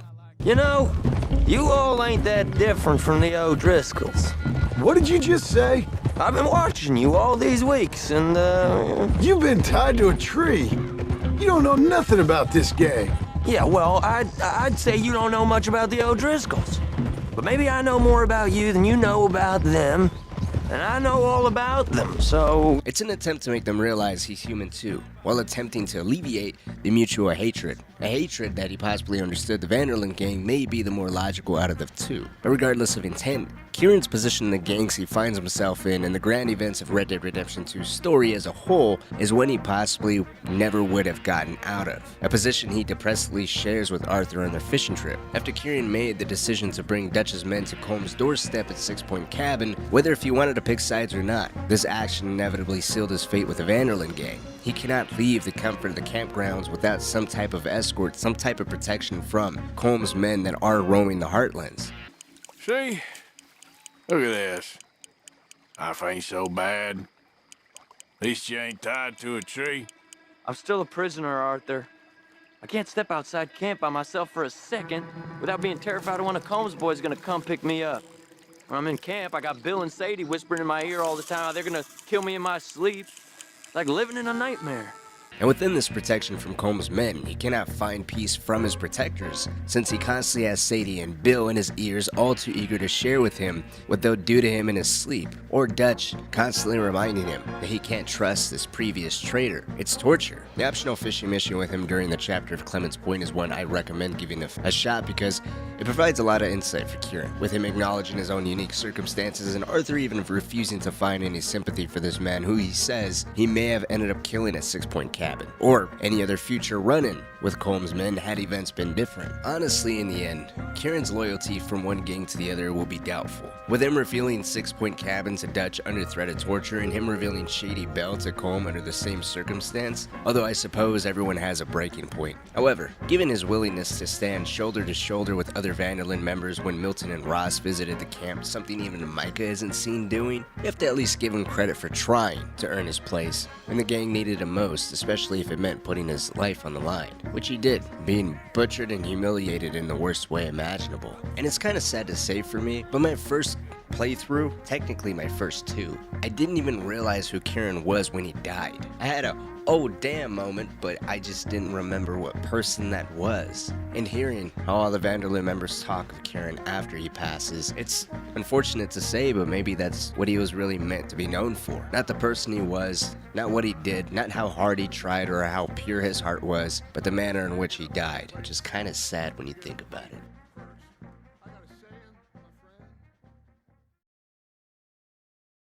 So what are you? Cuban? No. I don't like Cubans. That so? Maybe. Why, what do you care? You ain't Cuban. Maybe I like Cubans. There's no doubt Red Dead Redemption 2 is one of the greatest stories ever told within a video game. A story that tackles multiple themes from the eyes of Arthur Morgan, trusted and feared outlaw who unfortunately gets terminally sick, and alongside his failing health starts to watch his family slowly fall apart. To this day, I still replay this game's story, and I never quite get over watching the highs and lows of the Van der Linde gang, changing up Arthur's appearance, trying to make him fat or skinny, and trying to change up whether if I am going to be honorable or dishonorable. The overall experience is always changing for me, and there's always something new. But something that's always disappointed me with this game was the lack of some characters' presence in the main story of the game. They were just there, not really having much to add to major story decisions, or although there are some small moments where you can go out and rob a stagecoach, homestead, or even go out fishing and hunting with them on your own time, it's not a recurrent theme. It's just a one and done deal. You're not able to invite any character you're choosing out on an activity of your choosing, similar to how you can do so in the GTA series, which is a really sad omission given how much rich story and background that can be provided for each and every one of the Van der Linde members. I mean, sure, you can hear about their personal lives and where they're at currently within the game by just paying attention to dialogue that's going in and around the camp between them and other characters, but it would have been so much better if you can just take any character that you wanted at any given time, invite them to go fishing, hunting, or shoot up a town and hear about their past and how they even fell into the Van der Linde gang, or comment on the current situation that the gang is in now. That would have also given a lot more insight to the overall gang and not just individual characters within the gang. We pretty much always hear Dutch will find a way, or Dutch has a plan. Most members, while a little cynical of the current situation or past events leading to their current predicament they find themselves in, the overall sentiment is still a firm belief in Dutch. A firm belief that at times seems almost blindly ignorant. Think of how we would really see what the gang's hierarchy is like, or how information from Dutch and other members that are aware of the current events and what is really going on right now is trickled down and brought to other members' attention. As an example, let's take a look at Clemens Point. With the exception of Beaver Hollow, I feel like Clemens Point is one of the more eventful chapters where the gang is just in the center of so much going on. In this chapter, we find Dutch, Hosea, and Arthur leading the way of trying to get in the good graces of both the Braithwaites and Greys by simultaneously exploiting their hatred for the other. While these are the three main figures driving the action taken between both families, Javier, Bill, Sean, and John are all brought in at one time or another to ensure a particular job is achieved. In Red Dead Redemption 2, as we are all aware of, we are able to complete certain jobs before others. Imagine having the ability to invite Javier out on a homestead or train robbery, and on the way to the location, we find out how much or how little Bill played a role in taking out the Braithwaites' moonshining operation out in the swamps. And through this interaction, we're given more insight to Arthur's perspective on this particular event, what's going on with Dutch, Hosea, the Braithwaites, Greys, or instead of bringing Javier along, taking Charles, Sadie, Pearson, someone who's not directly involved with any of the missions during this chapter. Hearing how Arthur is sharing information to them that isn't supposed to be immediately known by them would show how members who aren't directly involved get their information, if they're even actually told what's really going on, and hear of Dutch and the others doing outside of camp. By controlling how someone hears information and seeing how it's communicated to them would also show how certain information may or may not be intentionally withheld with the purpose of pushing a particular narrative. Maybe the omission of seeing interactions like this is just meant to purely hammer home that everyone within the Van der Linde gang just trusts Dutch and are hopeful of his good intentions. But going back to what I was saying earlier, if you're lucky, a character may be slowly used more and more to have a bigger presence, such as Sadie, who's largely absent until the later half of the game when she starts to get closer to Arthur, and then she starts to take a much more proactive role within the gang and even her own personal life. Or Charles, who, in an effort to combat Dutch's eager willingness to exploit the vulnerability and anger of the Wapiti Indians during the events of Beaver Hollow, starts to be given a little bit more of the spotlight. A spotlight expanded a little more with him and Uncle being the last remnants of John's outlaw days. Sadie and Charles, I wish, had more to do with the game in the earlier part of the story. I think when it comes to characters that people wish they saw more of, it's always Charles and Sadie that are at the top of that list. And rightfully so. Charles especially is a very interesting character to me particularly, but what I was saying at the beginning of this video was the narrative of Red Dead Redemption 2 is so massive, it's so complex. It's got to push the story forward while incorporating the many different personalities, the many different characters of the Van der Linde gang. I believe there's 20 something members in total, so not only does Rockstar got to build their individual relationships to Arthur particularly since he is a protagonist, but they have to tie it to even John, considering that this game is a prequel, and there's many questions that the story of this game had to answer coming into it, on top of their role within the gang. All these different personalities, all their strengths, the weaknesses, their relationship from one person to the other, and of course the protagonist and later protagonists, and then the many different antagonists. And I was saying, if they can't achieve having a bigger presence of all these characters in every single mission or in the story as a whole, they could have compensated for the lack of it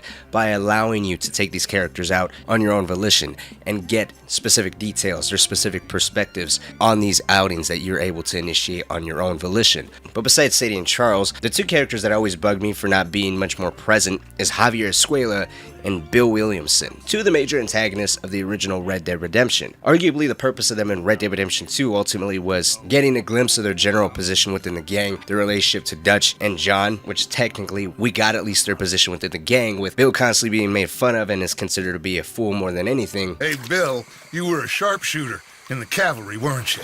What? When we get there, maybe you could help with the suppression fire.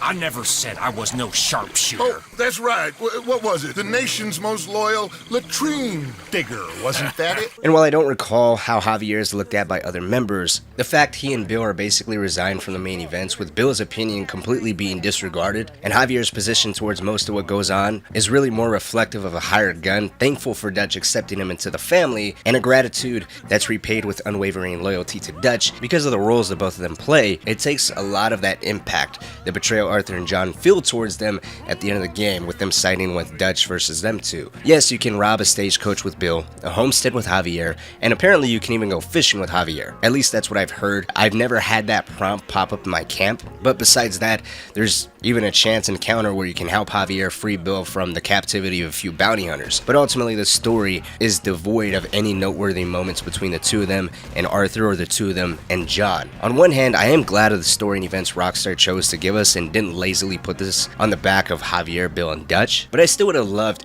more missions involving them, at least showcasing a moment or two that held some meaning, making their impact much more significant. The only such moment I can think of is when Arthur has a severe coughing episode and Bill defends him from Micah. Better watch your goddamn mouth, boy!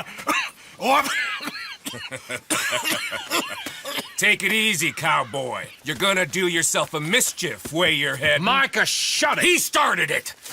Had there been more moments like this from Javier or Bill, and the moments where Bill is showcased, less of it being him the butt of the joke and him actually showing that he's at the very least aggressive. Maybe he's not intelligent, maybe he's not all that much respected, but at least at the end of the day he can showcase some type of aggression and defensiveness towards other members that he highly respects. If there was more moments like even this by Javier or Bill, that would have been very significant. That would have added so much more to the dynamic. That would have added so much more depth where, yes, even though Bill is the butt of the joke, even by Arthur the majority of the time, and Javier really doesn't pay that much attention to the other members of the gang, this would have at least shown some type of emotional involvement that isn't even there. It would have added more to the sadness of the gang falling apart, and it would have added at least a little bit more sentiment and feelings behind the scenes of how John now has to hunt down Bill or Javier, who maybe at one point in time during the story, if Rockstar had implemented it, saved his life or Arthur's life,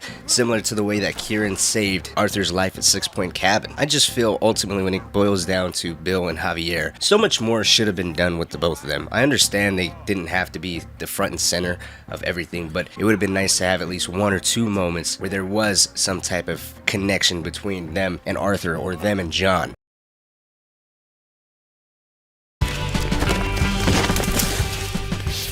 I got you now, Black Lung! Rat! You rat! I'm a survivor, Black Lung! A survivor! That's all there is! Living and dying!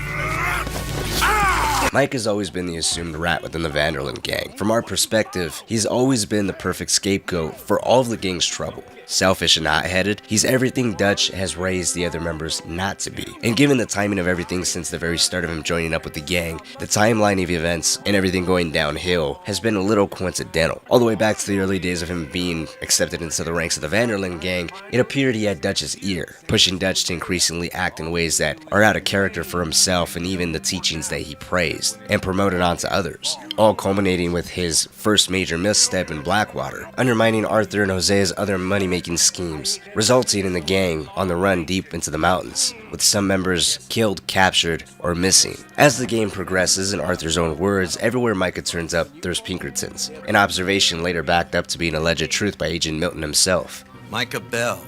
We picked him up when you boys came back from the Caribbean, and he's been a good boy ever since.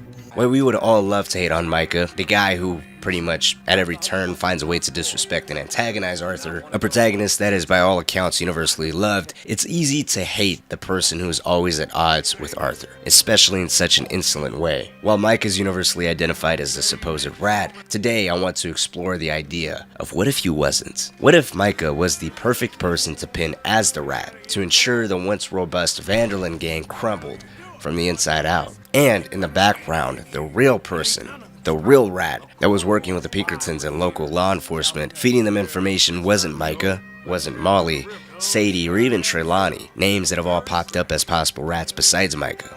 No, today we're going to be pointing the finger at none other than Abigail Roberts, later turned Abigail Marston after marrying John in the epilogue. At first, the idea of Abigail being a rat or traitor was odd to me. It was very foreign, to say the least. I would have expected someone with a little bit more of a proactive role within the gang, being there front and center with all the bank or train robberies that the gang was staging, or even one of the other women, such as Tilly or Karen. But after replaying a few select missions and looking at some of the evidence given to us, the theory of Abigail actually being the real rat starts to make more and more sense. On the surface, she's the only mother, the only person who has any sort of chance of a real tangible life outside of living as just an outlaw. She's expressed time and again she wants better for her son Jack and even for her husband John to just be safe. Something that can only be achieved outside of this criminal life they live. Given her personality and position towards this life and the dangers presented to those who live it, I believe Abigail wholeheartedly would prefer John to even be behind bars than out and about,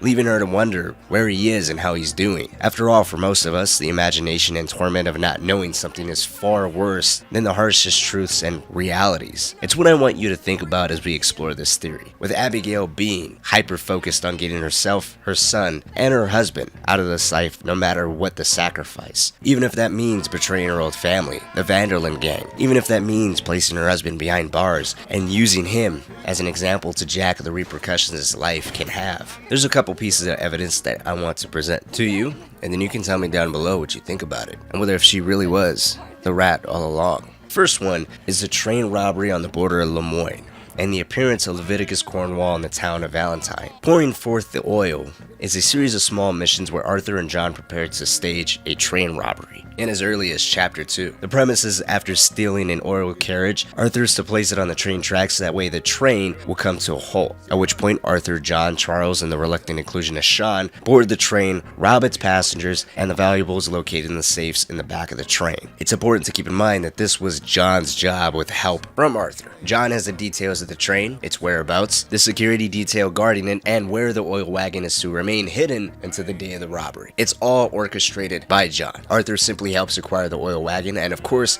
is added muscle on the job itself. Neither Arthur nor John openly discuss the details of the robbery they're planning, with the bare minimum revealed to Arthur himself. How do we know Arthur doesn't know that much about this job?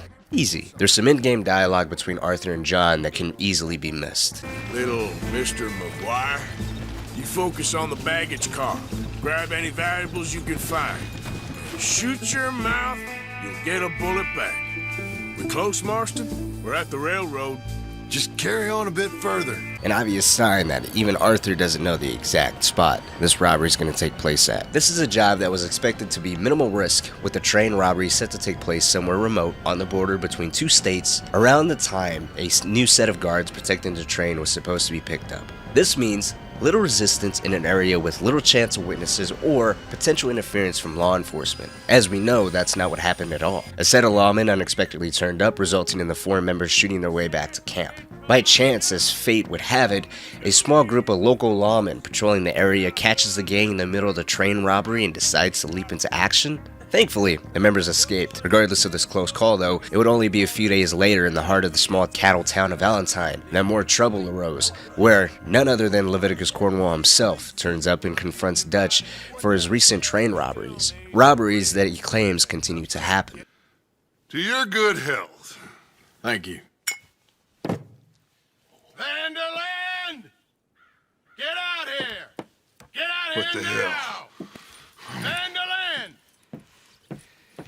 You don't know me, but you keep robbing me! My name is Leviticus Cornwall. I am not a man to be messed with by the likes of you! Another surprise visit, to say the least. While it's true Dutch and his gang are responsible for at least one major train robbery, what did Leviticus Cornwall mean by keep robbing him? And how did he know exactly when and where Dutch would be? How was it so easy for his men to also capture Leopold, Strauss, and John? Well, it's easy to dismiss all of this as the gang just pushing their luck, and with Cornwall being as powerful as a man as he is, surely it would be easy for him to track down a man such as Dutch, wouldn't it? Maybe it was all luck working against Dutch, or maybe this was the earliest signs of someone betraying him. If we go back into Valentine, or even head up to Rhodes and buy a newspaper from the Sunday Tribune, after the train robbery, you'll notice there's an article within the newspaper that discusses the events of that night. Who are Scarlet Metal Bandits? Train robbery confounds lawmen. Wagon block train, officials call for action. The article continues to read, Gertrude Baumbach was knitting a hat for her niece when the train lurched to a stop, and shouting commenced. I feared for my life, she said. Passengers were subjected to a terrifying ordeal as the train was robbed near the Lemoyne border. Outlaws used an oil wagon on the tracks to cause the train to come to a stop. They then threatened the passengers to give up their belongings. It was then that lawmen, having been tipped off to the robbery, arrived on the scene and confronted the outlaws. With the article mentioning the location and specific details of an oil wagon blocking the train tracks, there's no doubt this was the job done by Arthur and John. The only new detail here was that chance arrival wasn't chance at all, but the consequences of someone informing them of what exactly was happening and where. Given the remote location and how late into the night the robbery took place in, it had to be thanks to someone informing law enforcement and giving specific details of the robbery that was about to commence. With this being John's job, there's no doubt that Abigail, appearing to be no more than a concerned wife or girlfriend, asked John about what was going to happen. With her being in such a trusting position, I fully believe she was the only person besides Arthur and John who had the most knowledge about what was taking place, and even Arthur himself had limited knowledge. But if it was Abigail who tipped off law enforcement, why wait for the job to already happen? Why not tell them before the robbery even took place? Wouldn't it be better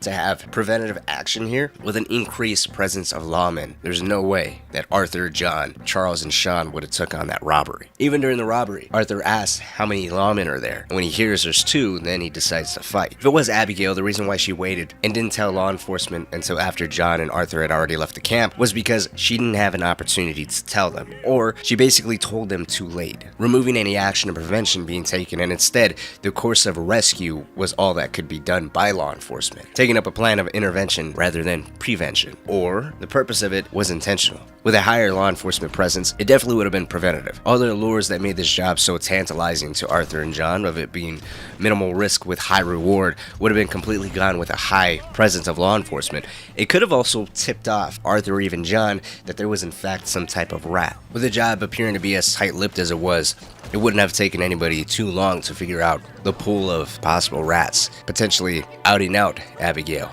or even putting Abigail and consequently John under a microscope. Better then to tell law enforcement either after or work with them to make it appear as if it was a chance encounter. But if that's the case, what about the arrival of Leviticus Cornwall? Well, I can't directly say myself as to what would have caused Leviticus to show up here in Valentine. I highly doubt that Abigail managed to get in contact with Leviticus himself personally. I think that's very doubtful, but if Abigail portrayed the train robbery as something that was conducted, operated, orchestrated, completely ran by Dutch himself, and put John merely as an errand boy or someone doing Dutch's bidding, that would have definitely put John lower on law enforcement's radar. It would have also attributed to, going back to what Leviticus Cornwall said about Dutch keep robbing him, assuming that Dutch actually had the role in the train robbery that was actually ran by John. By Abigail telling law enforcement, this in turn traveled down a line of communication that came into contact with Leviticus Cornwall himself and even the Pinkertons, putting a bigger target on Dutch's head and less of an emphasis on the people that are actually working beneath him. It all makes sense, but the question of why would Abigail snitch still gets brought up. And at this early stage in the game, without looking too much into how Abigail talks in the epilogue or looking at the other piece of evidence that I'm going to present, if we isolate just this particular event and we try to say Abigail is the rat here, what reason would it be? Well, it could be simple anger, simple spite. Something that's never really brought up is how John left Jack and Abigail. The only person that really holds that anger and disappointment towards John is Arthur. It seems like even Abigail forgives him. Mind you, it's an earlier point in history, so maybe Abigail was a little bit more forgiving there, as whether if we want to admit it or not, women were much more submissive to men at that point in time versus nowadays, but it could have very well been a mixture of her still holding a little bit of grudge and resentment towards John for leaving them, and upon finding out that John had this robbery completely set up, she told him it was too dangerous and she wanted him to have no part in it. He could have told her to kick rocks,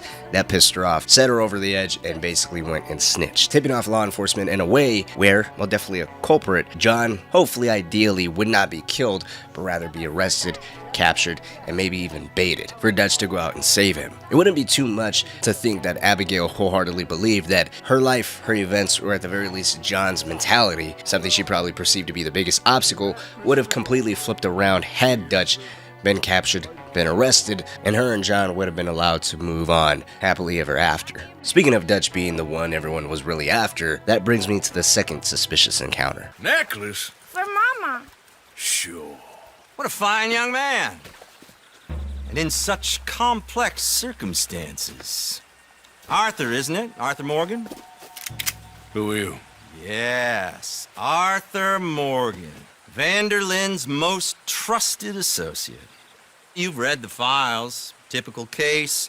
Orphaned street kid seduced by that maniac's silver tongue and matures into a degenerate murderer.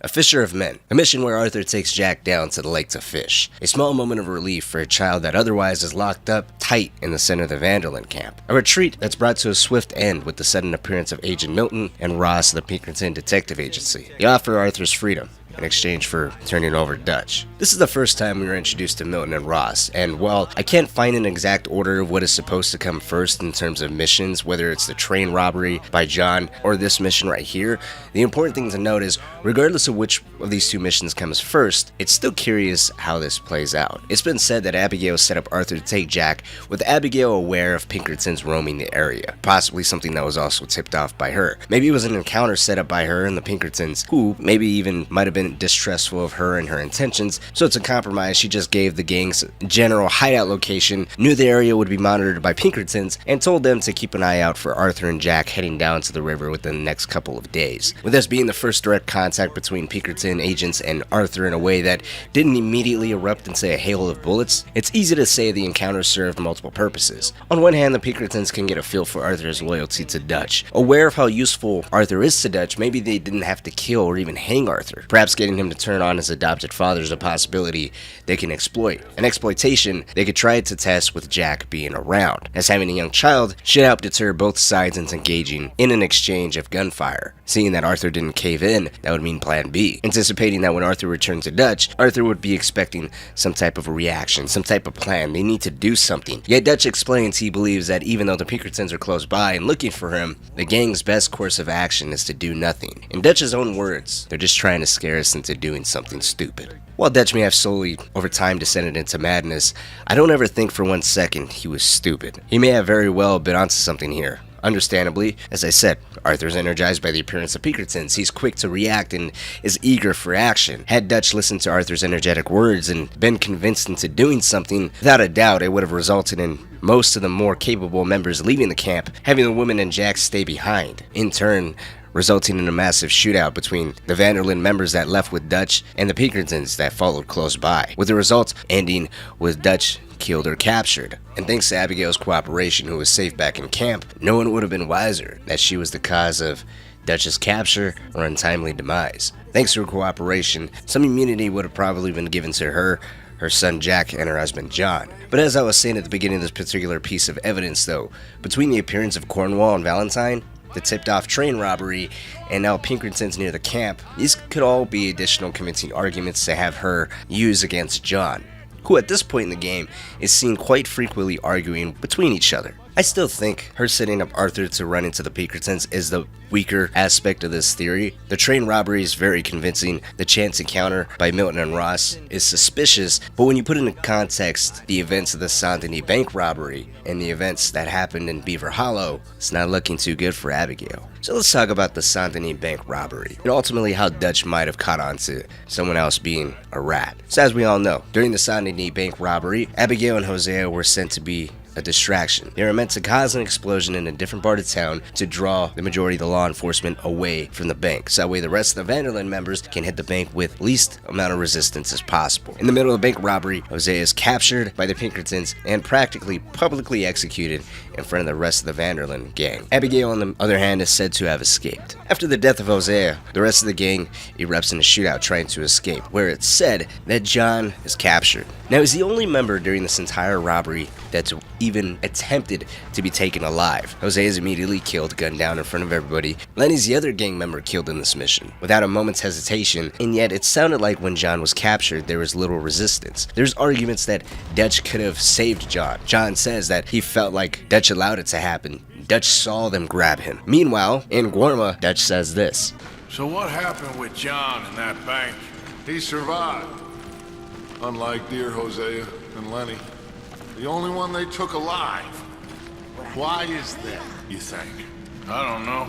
I was already on the roof. I didn't see it. And Abigail, I presume she was able to slip away in time.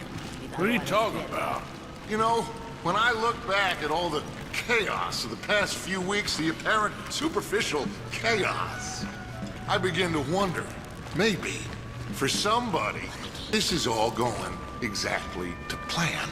Now, this theory aside, it's very obvious as the game progresses, Dutch and John are at odds with each other. Eventually, even Arthur starts having his own moments of doubting Dutch, but John's moment of switching on Dutch can be seen immediately after Jack was taken by Mrs. Braithwaite. From then on, John takes this position of doubting Dutch, his intentions, and even his ability to fix things. He even begins to start challenging Dutch openly, as seen on the gang's way to rob the Bank of Saint Denis. This is it, gentlemen. The last one. Where have we heard that before? What has happened to you, John? You lost all your heart. Seeing how Dutch turns on Arthur, it's obvious Dutch doesn't take too kindly to blatant opposition, especially this being done so publicly by John. While I don't doubt for a moment that Dutch had the opportunity to save John from being taken by the Pinkertons, basically what he did later on to Arthur when Arthur was about to be killed by the US Army, only to be saved by eagle flies, Dutch, on a personal level, could have very well started to get irritated by John's bold displays of opposition and disrespect. Tired of Abigail and John's incessant arguing around the camp, and maybe even looking to blame Abigail for the death of Hosea, Dutch made a clear and conscious decision to cut them both loose the moment he let John get captured. However, in typical Dutch fashion, he finds a way to justify his actions later by claiming he was postponing John's rescue from Sitka Penitentiary because the Pinkertons were just talking of hanging him, implying John wasn't going to hang and the gang wasn't in a position to defend themselves for the amount of attention this rescue would bring. Interestingly enough, attention that never actually came. But nonetheless, it makes sense from Dutch's perspective on why he would start acting the way he did towards John and consequently Abigail. But what about Abigail? You could argue the Pinkertons allowed her to get away during the bank robbery, putting a bigger emphasis on the more dangerous members. Dangerous members who wouldn't listen unless they seen Hosea's capture. Maybe she did resist capture, or maybe she offered up as much information as possible about the robbery and how to capture Hosea. All she wanted in return was her and John's clean getaway. However, given Hosea's death and the ensuing gunfight, there's no way in hell she would be able to expect John to willingly vanish with her under the protection of the Pinkertons. The Pinkertons who just murdered the man that helped raise him in cold blood. Her expectations and supposed agreement with Milton were completely thrown out the window the moment he shot Hosea. Seeing how Milton acts in all the cutscenes we see him in, he can also be described as someone who's a little bit arrogant. So it wouldn't be too far-fetched to think that because in his eyes the attempt to stop the Saint-Denis bank robbery was a complete failure because Dutch wasn't killed or in custody. And because this attempt to stop the bank robbery is considered a failure, he then felt no obligation to Abigail or ensuring John's neck didn't feel the noose tighten around it, which would then explain why she's so afraid of what John's well-being is like at Sisika and wants to join the rescue party of Sadie and Arthur. Ultimately, she's not even a trained killer or even a member who seems to know her way that well around a gun. She's more of a thief. So what good would she even serve joining Sadie and Arthur? Unless some prison officials would in some shape or form be aware of her discreet cooperation, she would just be in the way more than anything else. So far, so good. We just have one final questionable encounter. That is when she's taken by Milton at the end of the game. Allegedly, she was taken around camp while with Tilly and Jack. Tilly claims the Pinkertons plan on putting her on a boat and trying her for murder. I believe this was a final attempt, with her cooperation with Milton, to try and trap Dutch in the small town of Van Horn. Mind you, pretty much the entirety of the Vanderlyn gang went out to rob this final train. This would have been the perfect opportunity for Abigail to go and try to contact Milton or any other type of lawman to formulate this plan, to trick Dutch to come and rescue her. But why would Dutch rescue her? As we've already established, he doesn't really care for her or John anymore. If he's not believing that the rats are traitors, then at the very least, he clearly doesn't want them around anymore. So why would he come risk it all for someone that he doesn't care about? That's simple, and it's all because of this key right here. Abigail stole the key to Dutch's chest, a chest that is the most valuable, most precious commodity, if not to Dutch, then at least Micah. While it may also be an interesting tidbit of information to know, that Abigail is also coincidentally one of the few people that actually know where Dutch's chest is at and managed to actually steal the key to it. Regardless of that, she knows that even Micah would champion some type of attempt to try to retrieve that key. I mean, throughout the entirety of the game, he talks about the money that they left back in Blackwater. Dutch clearly doesn't care about the money. I think if he really wanted to get that money from Blackwater back, they would have found some type of way to do it. So if not Dutch, I think Micah would have been in Dutch's ear, pushing him to go into Van Horn to try to retrieve that key. I think if it wasn't for Arthur and Sadie and how this critical moment where the entire gang, with the exception of Abigail, who doesn't even know this yet, the entire gang believed that John died. So in this moment, Micah and Dutch, completely unaware that Abigail even has the key to this chest, are talking about leaving Abigail to the Pinkertons ultimately to be killed because she's going to be hanged for murder, leaving Jack ultimately to be an orphan. If it wasn't for this entire interaction right here, the events ultimately would have been drastically different. As we know, the way the mission ends is Abigail ultimately ends up killing Milton and talks about how much of a horrible man he is. And through our interactions, clearly he's a dick. He's antagonized Arthur for the death of Mac. He's killed Hosea completely unprovoked for no reason at all, and then he mocks Arthur for being sick. So it makes sense from our perspective, from Arthur's perspective, that yes, he is a horrible person, but from Abigail's perspective, with the exception of Hosea being outright killed, it would make sense that every dealing that she's had with him fell through the cracks because he's decided to do whatever he wants, because she's an outlaw, because she's lives this criminal life, that he's not obligated to stick to the words and promises and agreements that he's had with her. I believe she was bait here. I believe this was with her and him working together. I think similar to how John's fate worked out with Agent Ross, I think Milton ultimately would have done the exact same thing, where after taking out Dutch, he would have worked down the line, eventually taking everybody out. But the big thing here is how he said Micah was the rat. I don't think that was meant intentionally to disrupt the gang from the inside out. I think that was more, I think because Milton is so arrogant, I think he wholeheartedly believed that Micah was actually working with them, and that's something that I would love to explore in another video. But for the Abigail theory, let me know what you think down in the comment section below. Do you think she was the real rat? And like always, thank you so much for watching. If you want to see a theory or character analysis or anything like that covered in a video, by all means, please share that down in the comments section. In the meantime, maybe consider subscribing. But like always, thank you so much for watching, and I'll see you in the next video.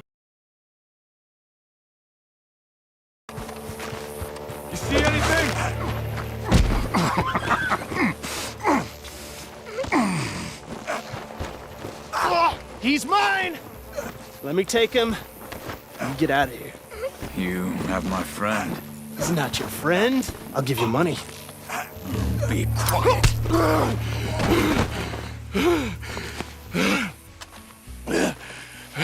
Come on. You should have taken the money. I know. I'm a fool. I don't think anyone would argue with me saying Charles Smith is one of the more beloved characters of Red Dead Redemption 2, if not the most beloved. Quiet, respectful, yet brutal when he has to be. Charles commands a lot of love and respect, not just from other gang members such as John, Sadie, and Arthur himself, but we as players. And Charles's backstory is one that has to be the most unique ever presented in a video game. Being half Native American and African American at the end of the 19th century, during a time when African Americans were barely being awarded their freedom from slavery, while Native Americans were being persecuted, seen as nothing more than savages that refused to adopt a more civilized way of living. Both were second-class citizens in the middle of a burgeoning nation. With Charles's unique heritage and calm yet somewhat intimidating demeanor, he was, and frankly still seen as the perfect character for a follow-up to this game. He's seen as someone that would be a perfect protagonist in his own game, trying to find his place in a world that doesn't exactly welcome him for reasons that are not entirely his fault.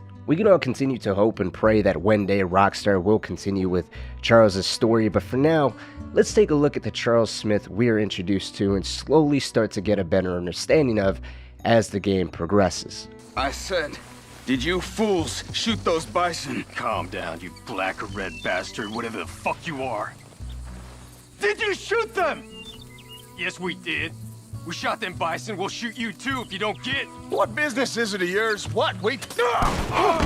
It's that business of mine! Now, apart from Charles's interesting backstory, badass appearance, and respectful demeanor, Charles has another significance to the character of Arthur Morgan. And it's really that I want to explore most of in this video. So yes, I will touch on some of the things Charles gets into in the epilogue. It's really the main story though that I want to discuss because I feel this is where most of Charles's own character and sense of genuine belonging finally starts to take place. And Charles is almost the direct opposite of Arthur at particular times of the story. And if you compare the way Charles acts with the Vanderlyn gang at the beginning of the game to how he acts with the Wapiti Indians towards the end, you can see the contrast of how he treats his time with both of them, which we'll get into. But first, let's talk about how Charles got introduced to the Vanderlyn gang. This might sound a little funny to follow that up with by saying the exact details of Charles joining the Vanderlyn gang aren't exactly known, but at the start of Red Dead Redemption 2, Charles has been riding with the gang for about 6 months, as of the time they were retreating into the mountains following the aftermath of the failed Blackwater robbery. We find Charles recovering from a hand injury, lending his knowledge in hunting and using a bow to Arthur. There isn't much significance really pulled out of this time with Charles besides him staying with the gang because they treat him fair. I just thought you might have moved on by now. You want me to move on? No, not at all. I know you could run it alone, no problem. I did that for a long time. I'm done with it. Always wondering if someone's gonna kill you in your sleep. Sure, I could fall in with another gang, but Dutch... You know, Dutch is different. Oh yes, Dutch is certainly different. He treats me fair. Most of you do. And for a fellow with a black father and an Indian mother, that ain't normally the case.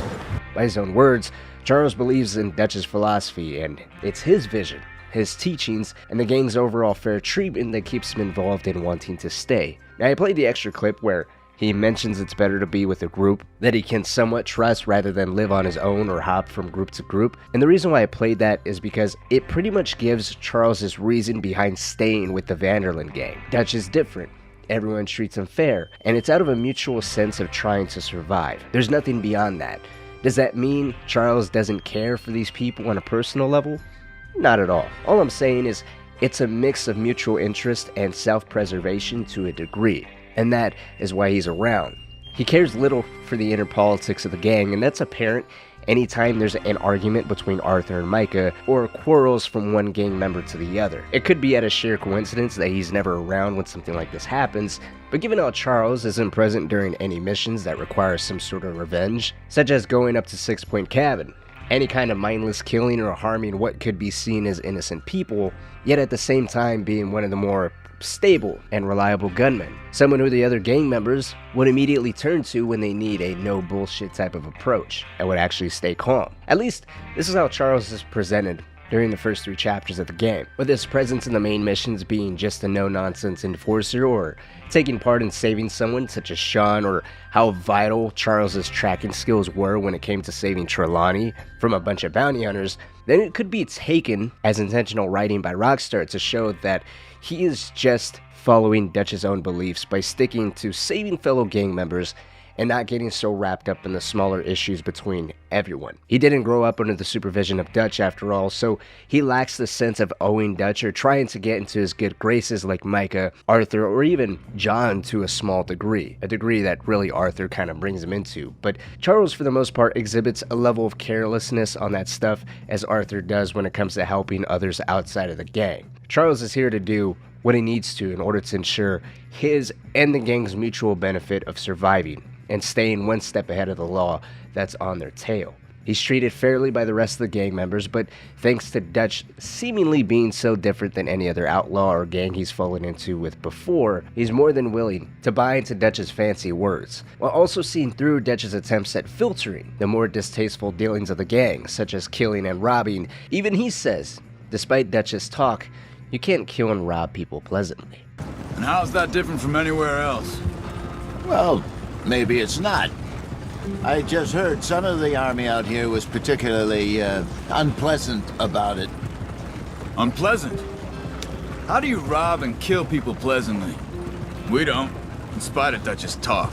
While Charles' position within the gang is definitely a unique one, since he's only been with them for about 6 months, and despite the relative short period of time compared to many other members, he has managed to acquire a high level of respect from at least Arthur, something that is immediately apparent through the very first interactions between the two of them, all the way out in the chapter of culture.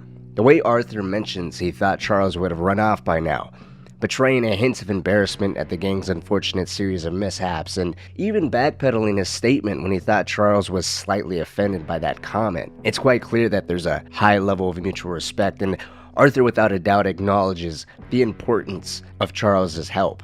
How long you been with us now? 5, 6 months? Something like that? But you didn't expect this. What? Any of this. Blackwater mess. Being up here? Sooner or later, a job's gonna go wrong. Nature of life. I just thought you might have moved on by now. You want me to move on? No, not at all. I know you could run it alone, no problem. He solidifies that a little further by words of affirmation, but just hearing how he backtracks and puts what he means within the context of everything going wrong, it's a small yet subtle way that displays how Arthur deals with any kind of emotional vulnerability. It's not entirely different than how he's able to admit to everyone that he's hurt for how John found it so easy to just throw him away and run off. By putting it within the context of betraying the code of the gang, Arthur admits that there's a personal level of anger and pain. He admits it in the light of loyalty within the gang, but it's more so out of being cast away and abandoned, possibly due to his own past as being an orphan. It might sound as if me saying he envies Charles is a bit of a stretch, but he admits it himself. One of the earlier parts where we get to see the relationship of Charles and Arthur start to really evolve is during the mission of Strange Kindness. During this time, both Arthur and Charles are tasked for venturing out to look for a new area to relocate the entire Vanderlyn gang. While out prospecting a new piece of land, Arthur and Charles come across a woman and her 2 children hiding underneath a wagon. Terrified, the woman is armed with a loaded shotgun, ready to defend her children in case they were to be kidnapped just as her husband was. Arthur, moved a little about their predicament, told her and her 2 kids to fuck off, basically. They need the land, and as sad as it is, the problem is not Arthur's. Charles, however, had different plans. Go, we need the land, go! Get the hell out of here! They took our father. Who did? Men, last night. Where did they take him? Ain't no business of ours. If it wasn't for Charles intervening, who knows if Arthur would have taken pity on the woman and her children. It's up for speculation, but what we get between the two of them is a small discussion where Arthur tries to justify his lack of enthusiasm to help by reminding Charles of the gang's current situation. What's going on with you? What do you mean? You were just gonna send that woman and her children on their way? We're wanted, man. We got Pinkertons braiding down our necks. We should be moving camp, not running off on some wild goose chase. Come on, Arthur. That's not how you are. In the moment, the back and forth serves little purpose other than seeing how cold Arthur could be, having a tunnel vision on achieving the sole thing he set out to do. Arthur had no interest in any Good Samaritan work, having no second thoughts at just sending some immigrants that don't even speak their new country's native tongue to go out and fend for themselves in an area that they've already been attacked in and undoubtedly would be sought out for again as their father was being held for ransom. Later on, though, in private, Arthur admits in his journal that Charles is a better man than him, not having to think to be good, as if the sense of doing the right thing is deep within him, as opposed to Arthur, who has what he describes as a conflict between good and evil that rages within him. It's a moment that can easily fly over your head if you don't really pay attention between the back and forth. And I'm not saying necessarily within just this moment here, but other moments as well, from saving Sean to even saving Arthur's life during Clement's Point. Arthur tells Sean, all the way back in Horseshoe Overlook, that it was thanks to Charles that he's even here saving his life. Do we get a hug, Arthur? A warm embrace for a lost brother now found. You know, nothing means more to me than this gang, the bond we share. It's the most real thing to me. I would kill for it, I would happily die for it. But in spite of all of that, I would have easily left you here to rot if Charles hadn't stopped me. And then when Arthur's held by his neck, Charles ends up saving him, denying the opportunity, as small as it was, to get paid and just leave Arthur to die. It's something he does eventually use as leverage to get Arthur to agree to becoming a little bit more involved within the whole Wapiti situation at the end of the game, but he still does it. And even though Arthur does have a point in him not really having a dog within the fight that is the overall Wapiti situation, I think Charles was aware that Arthur was in his own head at the time. Yes, he was sick and everything he ever believed in was falling apart before his very eyes, but Charles knew he could not ensure the safety or even really the smallest chances of success without the presence of Arthur. Regardless of his health status, he was still very useful and still had a sense of obligation. Obligations returning the gratitude to his friend for saving his life. Speaking of the entire Wapiti situation, it's not until the chapter of Beaver Hollow that Charles is given more of a spotlight, and frankly what I would say is a real character development of his own, albeit not front and center, and one that more so follows his own unique path. It also does not help that the entire chapter is filled with so much else going on that it's difficult to really keep track and focus on him and what he's going through, but the main thing to take away is Charles appears to finally have a true sense of belonging. The entire time Charles is on screen is given the position of a strong, competent, reserved gunman that's actually very loyal, despite what I would call a lack of emotional investment in the leadership or overall position within the gang. Again, caring little for the inner politics within the Vanderlyn gang. If you look into much of his in-game dialogue or even his hunting side activity though, you can see that deep down, even though he's leading a life similar to that of a regular outlaw, he's not entirely out of touch with his Native American heritage. And that could be a source of his own insecurity, an intense feeling of inadequacy that he may be trying to compensate for by lending so much of his help to the Wapitis. And let me explain that a little more. For those that have played the entire story of Red Dead Redemption 2, then you're well aware that following the Saint-Denis bank robbery, the Vanderlyn gang was left in a very vulnerable position to say the least. Dutch, Arthur, along with practically all the other enforcers and leadership of the gang was either killed or outright just ended up missing because, while trying to escape the growing presence of law enforcement in and around the city of Saint-Denis, they boarded a ferry that sunk out at sea, resulting in them being stranded on the tropical island of Guarma. Charles took part in the robbery as well, but thanks to some selfless courage and the ability to think very quickly on his feet, he was able to return to the rest of the gang hiding out in Shady Belle, and with the help of Sadie, the two of them led the gang to a new hideout. Charles and Sadie were practically the leaders of the gang, while Arthur and Dutch were stranded on the island of Guarma, struggling for a way to make it through the war that was ravaging the nation and then returned back safely to the United States. Now, as soon as Dutch returns, both Sadie and Charles return to their previous positions of working in the background. Sadie, while demonstrating her prowess as a capable leader, just goes back to being very angry at the world that took her previous life from her. While Charles, on the other hand, after helping Arthur find a new campsite out in Beaver Hollow, disappears only to reappear as a liaison of sorts between the Wapiti chief's son Eagleflies and Dutch. Which obviously means at some point in time, we don't get to witness it ourselves, but Charles became aware of what was going on with the Wapitis.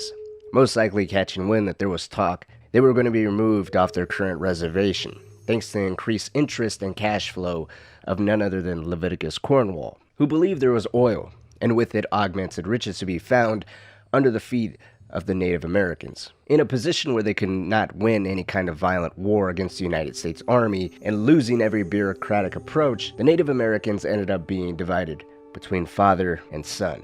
The chief Rainsfall, who was aware of the tribe's weakened state and witnessed firsthand their inability to win any type of war against the United States Army, was all for peace, for thinking logically, rather than putting more of his people in danger. Eagleflies, on the other hand, was frustrated by what he perceived as nothing else than his father being weak, and that weakness was being mistaken for wisdom. It's because of this that Eagleflies decides to take matters into his own hands, falling time and again into the trappings of the United States Army, who, under the command of Colonel Favors, adopted a culture dedicated to the harassment and disrespect of anything Native American, in the hopes of triggering a war that would be nationally seen as the fault of the Wapiti Indians.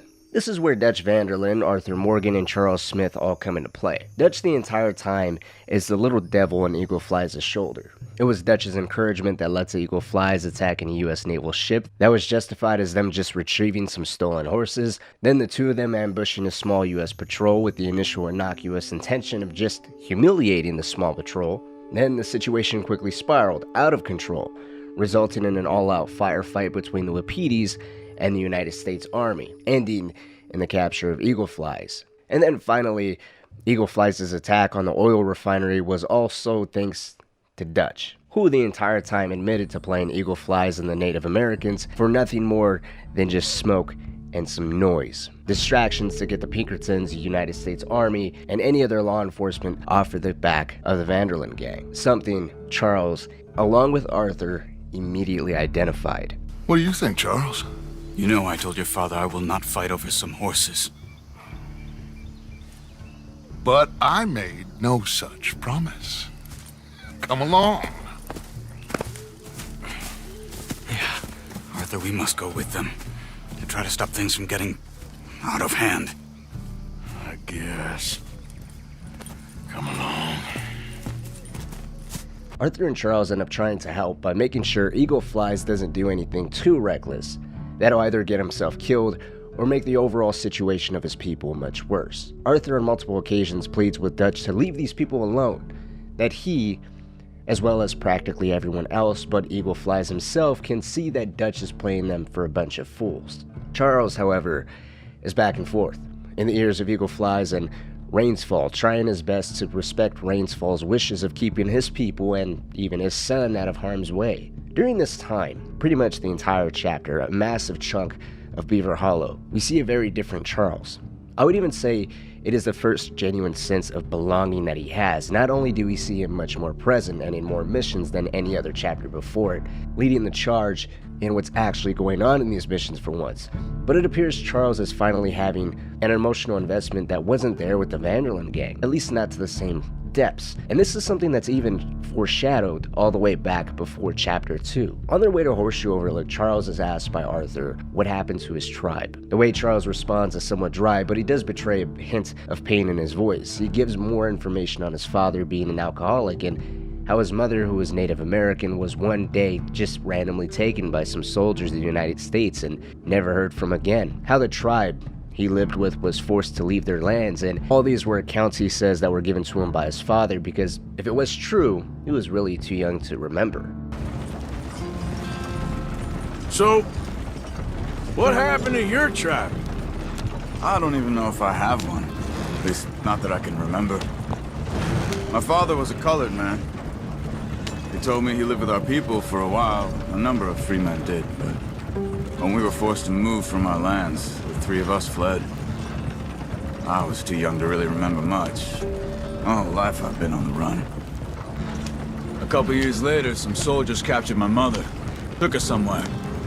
We never saw her again. We drifted around.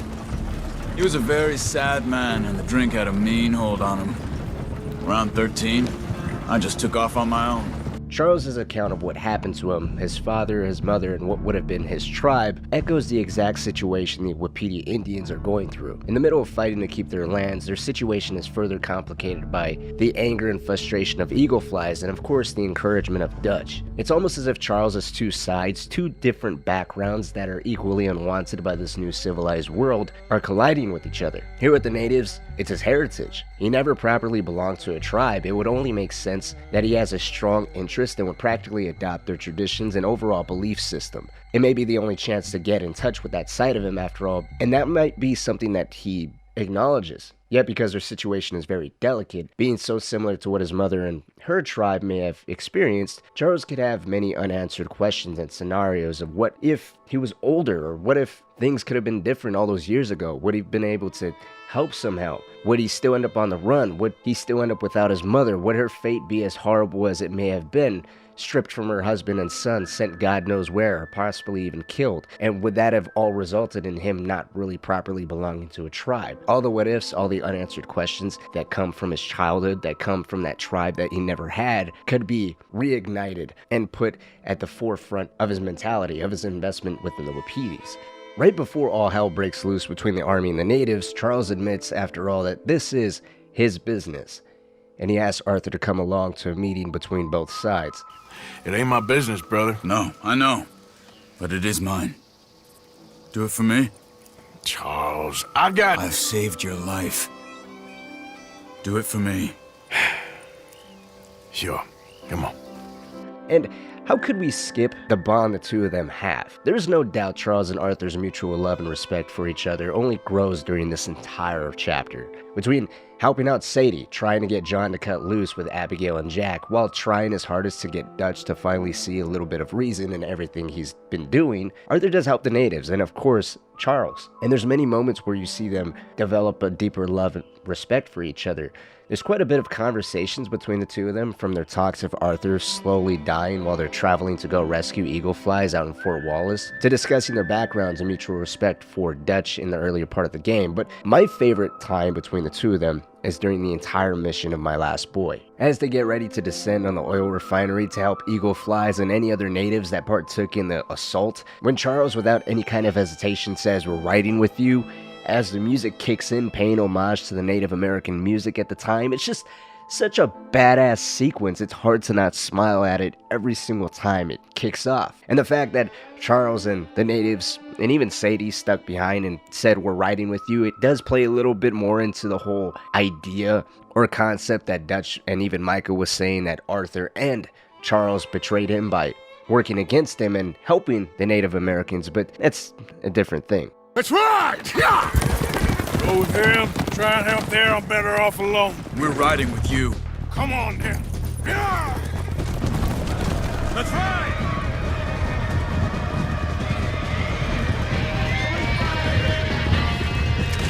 And their send-off at the end of the mission after witnessing eagle flies take his last breath is an equally sad, yet badass moment between the two of them. I'll stay and help them. I'll stay too. No, my friend. You have others who need you. Good people.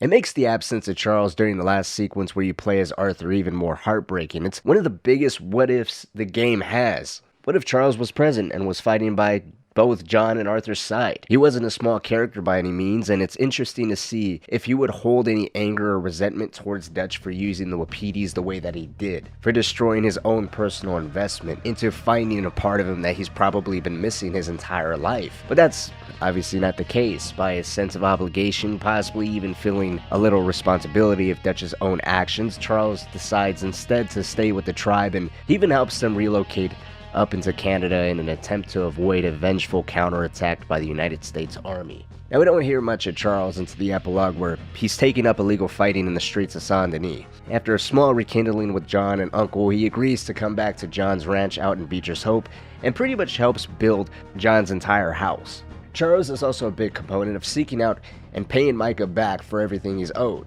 for everything he did to Arthur, and ultimately being responsible for the entire gang's disintegration, or at least the rottening and corruption of Dutch's mind. And then it's said he disappeared up into Canada in hopes of settling down and finding a wife for himself. And that's all we hear of him. That's how the game ends, and the story of Charles Smith is concluded as far as we know, or as far as the events of Red Dead Redemption 2 go. Will we hear more of him in Red Dead Redemption 3 or any other future installment? Time could only tell, but considering the attachment many players have to him, it would be unfortunate if Rockstar doesn't follow it up with something, some type of information, whether through a newspaper article or word of mouth on what happens to Charles. But all things considered, I think Charles is a very important character.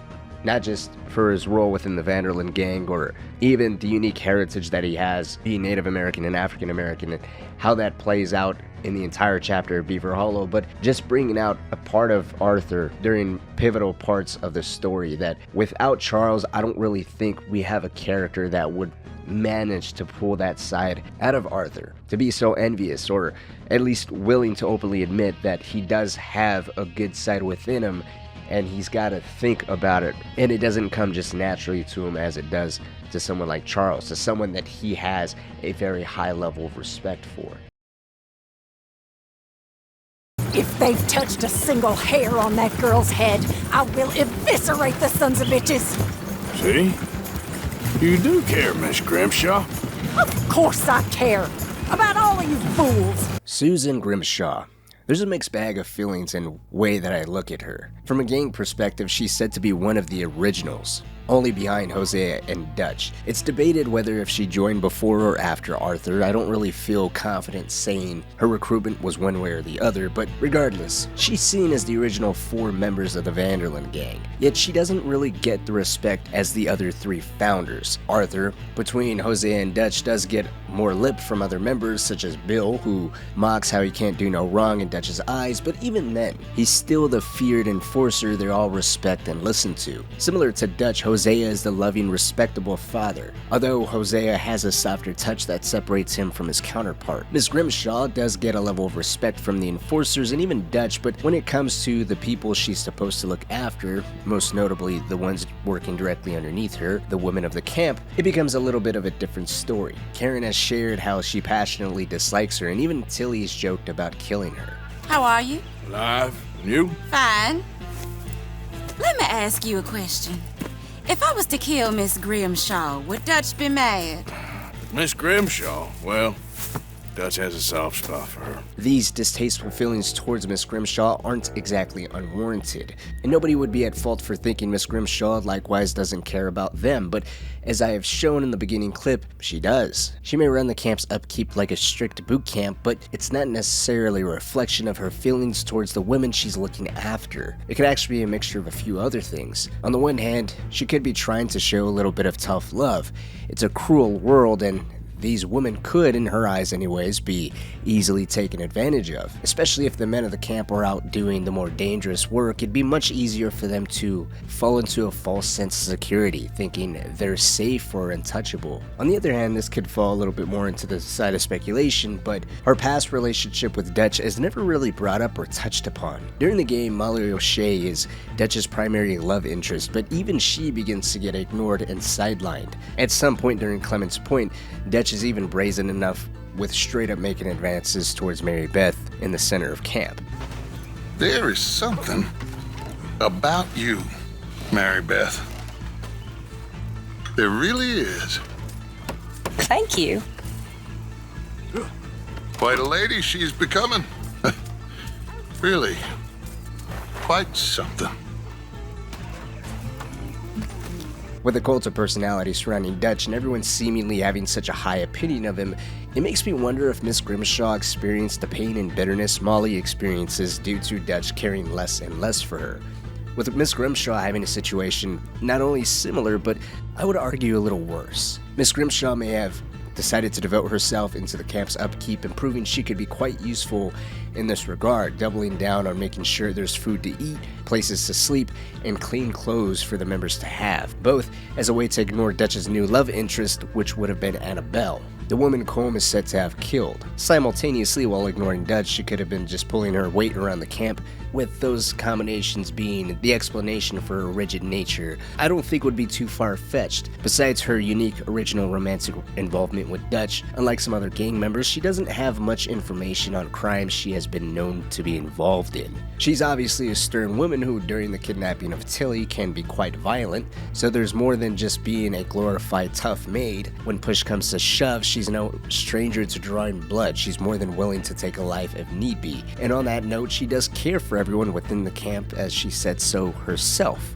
With her status of being an original member of the gang, inducted as one of the oldest standing members, her position of seniority or being directly responsible for the camp's women doesn't exactly signify her as a great leader though. Considering she was still alive and well involved with the gang during the time the robbery of the Saint-Denis bank occurred, an event where, in the immediate aftermath, the Van der Linde gang wasn't just leaderless but left extremely vulnerable, Grimshaw may have been fine standing guard or defending Shady Belle, but she wasn't the one that took over finding a new area for the gang to relocate to evade the law that was undoubtedly coming for all of them. Instead of rising up in the absence of Arthur, Dutch, and Hosea, there's really nothing shared about what she did during that time, and you would think that would have been the prime opportunity for everything to just fall on her shoulders, and given her, let's say, abrasive nature, this would have been the time for her to basically tell everyone, pack up your shit, let's go. But instead, the leadership position was left for both Charles and Sadie, with most of that actually falling on Sadie's shoulders.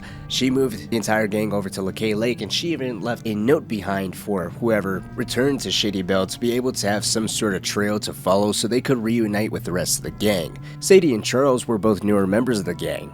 Sadie was obviously picked up during the chapter of Coulter at the beginning of the game, while Charles was said to only be riding with them for about 6 months prior to the start of Red Dead Redemption 2. And yet Miss Grimshaw allowed them to be the temporary leaders. Perhaps she became so accustomed and familiar with being in charge of the inner workings of the camp, dictating activities once the camp was already up and established, instead of scouting and possibly fighting for a new hideout. Whatever the reason, it does feel like a giant missed opportunity in hindsight to make her more versatile than she is, which she really isn't. If she was displayed as being willing and capable of making critical decisions for the collective gang whenever Dutch, Hosea, and Arthur went present, would have not only been an incredible way to increase Miss Grimshaw's on-screen time, which is something that's already low, but it would have made the older days of the Van der Linde gang much more spectacular. It would have been a phenomenal thing to see Rockstar go through this sequence of slowly watching every Van der Linde gang member, the original ones anyways, decline, to rise up, be much more proactive, and then slowly get ripped apart. Clement's Point, for instance, we get to see Hosea at work, be much more proactive himself than ever before, doing his best at conning the Braithwaite family, the very thing he's known to do, his bread and butter. And then with his death, moving into Beaver Hollow would have had an even deeper layer of watching the original Van der Linde gang crumble, if we had seen Miss Grimshaw be much more proactive in that chapter the way Hosea was during Clement's Point, with her leading her own missions, or if she was discovered as the person responsible for allowing the women to run off the way they did. Truly coming in a full circle. Miss Grimshaw, as Arthur did with John, could have tried to save the ones she cared for most, witnessing Dutch's descent into madness while still staying loyal to Dutch. It would have been incredible, especially when you listen to her. Besides Arthur, I would say John too, but he seems a little more conflicted on everything, but Miss Grimshaw to the very end still values loyalty. She's been with Dutch since day one, so she knows what the goal of the gang always was and the standards Dutch expected everyone within the gang to adhere to, their philosophy, their way of life, the people they can and can't rob. Her valuing loyalty isn't lost at the very end. There's even a moment during Beaver Hollow where she finally confronts Dutch, questioning what he's doing, a very rare moment where they're both visibly shaken. To question me, I mean. I have always been loyal, Dutch. And I shall go on being loyal, but what are we doing here? We need to move and keep moving. We need money! You dumb fool! Money! Or we are dead! We are all dead! And it's great, finally. Beyond the camp upkeep, in this moment, she does finally speak up to him. One other person that seemingly would actually get through to him. You would think besides Arthur. John is dead to Dutch as far as he's concerned right now. Arthur is delusional and dying, and Hosea was killed off a while ago, so at this point in time, the only person that could seemingly get through would have been Miss Grimshaw, but it ends up being largely ineffective. Dutch does question her loyalty, an accusation that would have been very identical to what Arthur was doing with the Wapitis, helping them as well as John, saving them from the destruction Dutch was dragging them all down into, which again would have been a giant missed opportunity, with Miss Grimshaw doing the exact same thing with the women of the camp. And then with Arthur knowing full well the hell that Dutch was descending into, and yet he still stuck by his side, Miss Grimshaw doing the same would have really drove that cult of personality of Dutch home. This is what remains of the founding members of the Vanderlyn gang, and that Robin Hood philosophy, the idea of stealing from the rich and giving to the poor, are long gone. They can't really help anyone besides, well, not even themselves at this point, but at least they can save as many people as they possibly could, while continuing to value loyalty above all else, bringing an entirely different meaning to loyalty. It really would have been the blind loyalty Arthur's noted of having his entire life, this time with no delusion of what they're loyal to and why. But instead of further exploring Miss Grimshaw, adding to an effective fall of the Vanderlyn gang, a disintegration that would have spectacularly destroyed the myth of the notorious Vanderlyn gang by way of building up the characters, and then through Dutch's increasing loss of reality betraying them, we're just giving Micah outright shooting Miss Grimshaw without Dutch batting an eye. It's tragic and is enough to show Dutch's descent into madness, but without more being done by Miss Grimshaw, I think many people unfairly put her in the same category as Pearson, just because they're both responsible for the gang's camp being looked after. I don't want to downplay her death, but at the same time, it's hard to not imagine how much more her story and players' attachments could have grown with just a mission or two, or even some skillful dialogue placed at the right moments. I'm going to pass this on to you. How do you feel about Miss Grimshaw's position within the game and how she's betrayed? Do you think her getting a mission or two, showing her secretly getting the women out of the camp to save from Dutch's horrible plans, or instead some audio of her flipping out about their desertion, would just mean there's too much going on during the events of Beaver Hollow, or do you think that that little bit would go a long way? How did you get on, Herr Morgan? Called in on the smallholder, Roble. Didn't even speak English. Good, very good. My pleasure. Well, if it's pleasure you're after, there is one other. This farmer preacher fellow I met in Valentine, Mr. Downs. The opinionated little do-gooder? Yeah, I know the one. I certainly know the type. Thank you, Herr Morgan. There's no need to thank me. Like you said, it's pleasure I'm after. He's more slippery than he seems. I've tried being polite. Don't take any nonsense. Nonsense? Me? If he doesn't have the money, beat him.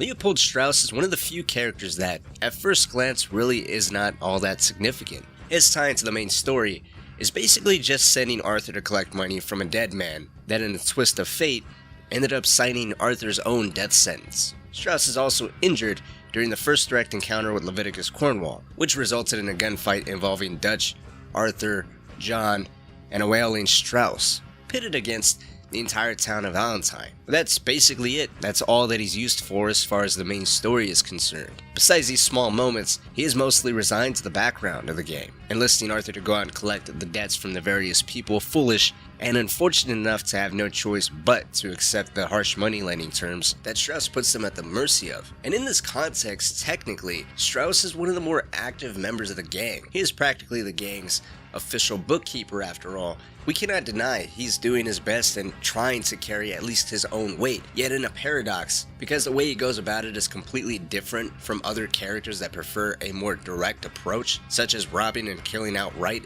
a method that Dutch and Arthur seem to both agree is somehow more dignified than Strauss's preferred method. I'm going to head into the local town and, see if I can strike up a little business. Of course, Herr Strauss. I prefer robbing banks to usury. Seems more dignified somehow. All the other members look at Strauss as someone that's slimy, a snake that can't be trusted, which is an interesting look because if money is really all the gang is concerned about, Strauss does his due diligence at acquiring just that, and he wastes no time in trying to acquire that. This is apparent through the cutscene where as soon as the gang sets up in Horseshoe Overlook, before the first tent is even set up, Strauss is already starting to head into town to find people to loan Shark money to. It's legal work, Mr. Morgan. Debtors belong in prison. We are doing them a favor. Aye. I'll make sure they see it in them terms. In a previous video, I touched on the tragedy of the Downs family, and how Thomas's wife Edith found herself working in the streets, potentially contracting syphilis as a result of this line of work she's found herself in, and her son Archie was forced to work down in the mines of Annisburg, a victim of the harshest punishment at the hands of the foreman who does not like Archie. Now, the overall premise of that video was questioning if Arthur was the one to blame for the situation that the Downs family specifically found themselves in, and it's that inspired this video, because no, technically, it was not Arthur's fault, at least not directly. Arthur was nothing more than the executioner. His job was not to think about why any of these people accepted their terms or why they haven't paid yet. All he was concerned with was having to receive a debt from people who, in Arthur's eyes, possibly looked at the gang as a source of a free handout, a group that could be taken advantage of, and when it was time to pay, to just run off. If you look at the money lending missions, they serve a few purposes. On the one hand, they are tied to Arthur's own ethics. All of the money lending missions up until he is sick, we see him being incredibly threatening. There's no option to negotiate or hope he'll hear any of these people out. It was their decision to take Strauss's offer. They're late on their payment to something they agreed to, and now they have no choice but to give any and everything they have, or suffer the consequences of whatever Arthur sees fit. This is something Rockstar even sneakily plays into. You see, the first few debtors we have to chase after play into our own frustration and dislike towards them. Chick Matthews tries to play Arthur for a fool, and attempts to run off while being a bit too happy to tell Arthur to fuck off. It's his money now. Roble doesn't speak any English, something Arthur's further annoyed with. It's also made worse when you realize you see this bastard in the epilogue and he actually does speak English. Cortez, have you seen him? He's in the barn. Did I tell you? It's the barn. Bastard's been here for days. Do your worst to him. Lily Millet, I guess, is a little bit different from the rest of them, as she demands the guy she's with to pay the debt, since he did take all of her money, but he refuses and a fight breaks out. 3 debtors that all give Arthur trouble. No one pays outright. I mean, the later debtors don't either, but with these 3 it looks as if the gang is just being used as charity, and Arthur takes the role of the errand boy, going to collect. When you throw Thomas Downs into the mix, now it just looks as if Strauss is irresponsible, giving money to whoever is foolish enough to think they can either pull a fast one on Strauss, or people so desperate enough to accidentally think the amount Strauss gives is enough to provide some type of financial cushion, an angle Thomas possibly thought. But it's not until the second round of debtors where we get a closer look at the dealings Strauss really gets into. Unfortunately, we never know what Strauss's exact terms are. We do not know if he changes the amount given, or the time frame provided to these clients, adjusting them accordingly to sucker them into just agreeing. The bottom line is getting them to take the money. But what we do know is Strauss does not discriminate against who he lends to and under what conditions the loan is expected to be repaid in. We know this through at least Winton Holmes, a refinery worker turned hunter. When Arthur finds him, he's out in the wilderness, sleeping by a campfire. Holmes expresses payment to the gang wasn't guaranteed, and Strauss knew that. He was aware Winton had no job. He had few opportunities and was betting on hunting this rare snow white cougar to both make up his own fortune and repay the gang. Hey, you knew it was a risk. I didn't know nothing. Your name's all I knew. Well, the German-speaking fella then, Mr. Strauss, he knew my work situation was precarious, that this whole thing was a risky venture. Wait, risky? Am I at risk now? Are you threatening me, Winton Holmes? I ain't. No, certainly not. Sir, I'm merely stating, a man without a job, with limited prospects, at those rates, repayment was by no means guaranteed.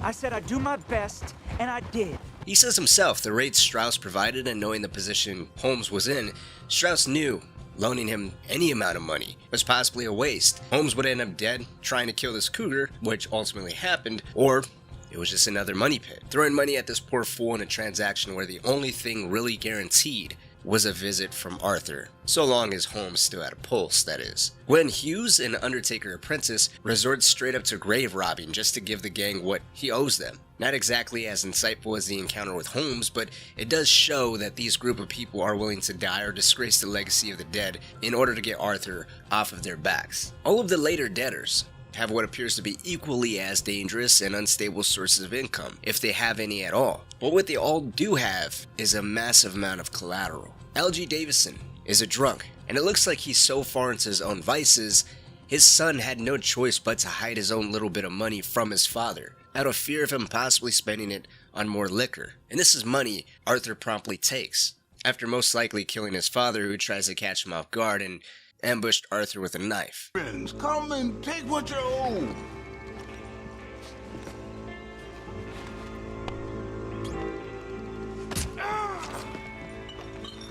Cut your damn head clean off. But really, just looking at him, what could Strauss possibly see in gaining from him? Or what of J. John Weathers, a deserter from the military? In the middle of coming to collect his debt, Arthur has to help him fight off some US soldiers, after which Arthur discovers Weathers has a wife, who's not only from the Wapiti tribe, a tribe of Native Americans that are in the middle of growing hostilities with the US military, which possibly led to Weathers' direct desertion, but she's pregnant as well. Weathers is in a position where he has a pregnant wife, where he has to take care of her, while constantly looking over his shoulder of any possibility of randomly being recognized out in public as being wanted for desertion, or even in this instance being located by a dispatch of troops coming to take him in, as if that wasn't an easy enough position to be put in to find a job or even get a solid foundation for a new start for his family somewhere else. Add in the debt he owes Strauss, who would be sending someone like Arthur to come and collect, and what's really to gain here? Then of course the last one is Arthur Londonderry, who literally worked himself to the grave to repay all of his debts.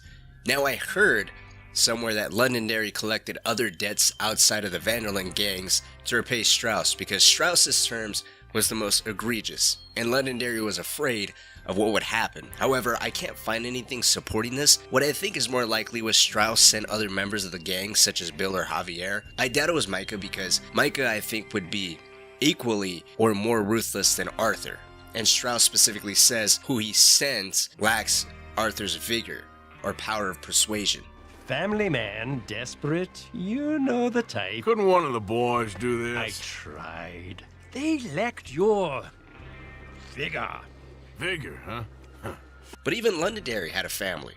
He had a house, he had a wife and son, and his debt was so high he couldn't afford not only to repay the gang, but even to keep his house. An echo of the position of the Downs family. This is the final straw for Arthur. Realizing the position Londonderry left his family in, you can choose to absolve the debt and even give them some money. But whatever your decision is with the family, Arthur will return to camp and ban Strauss for all of the families he's destroyed.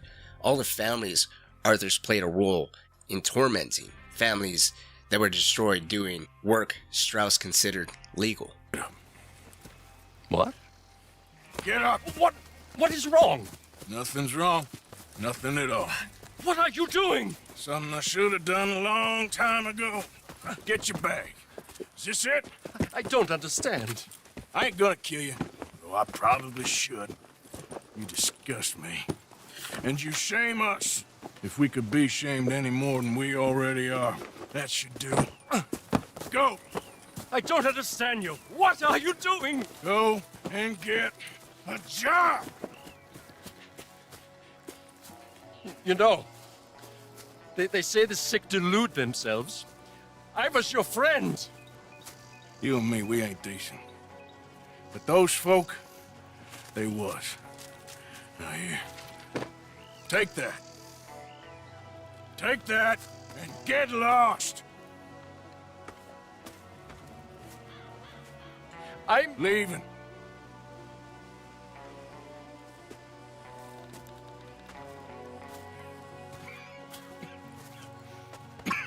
In his own way, Strauss caused much more harm than any other Vanderlyn members. He's indirectly to blame for what happens to Arthur. He's preyed on people in weak, vulnerable, desperate positions, and he's exactly what honestly Dutch and the rest of the gang seems to hate so much.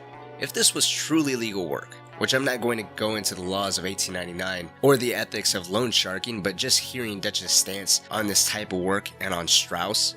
Nothing like talking to old Strauss to make you want to blow your own brains out.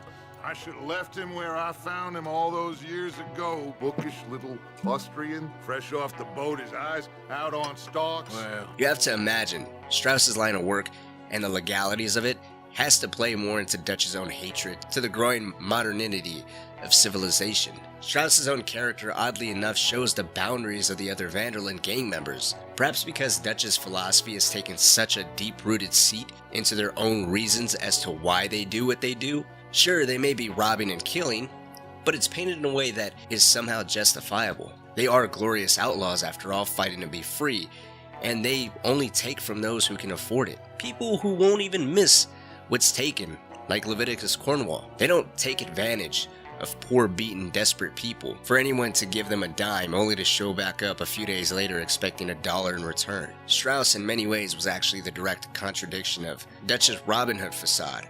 Maybe you turn a blind eye to it because even though he didn't like or agree with it, Strauss was still a valuable asset at the end of the day.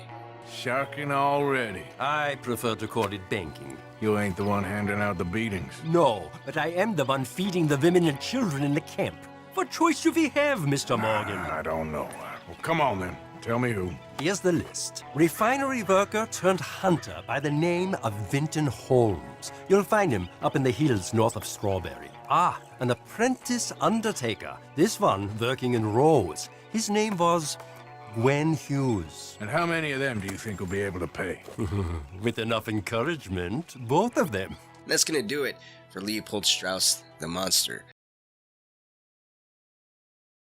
What a surprise! To find a camp rat loitering around in the kitchen. Is that any way to greet an old friend? I feel like we haven't spoken for days. I do my utmost to avoid you. Why don't I get a warm and tender embrace? Consider the fact I ain't put a bullet in you, your embrace, old man. Ow! Oh, oh! Careful not to work yourself to death there, Uncle. I'll give you a bad case of someone just shot me in the head if you don't hurry up.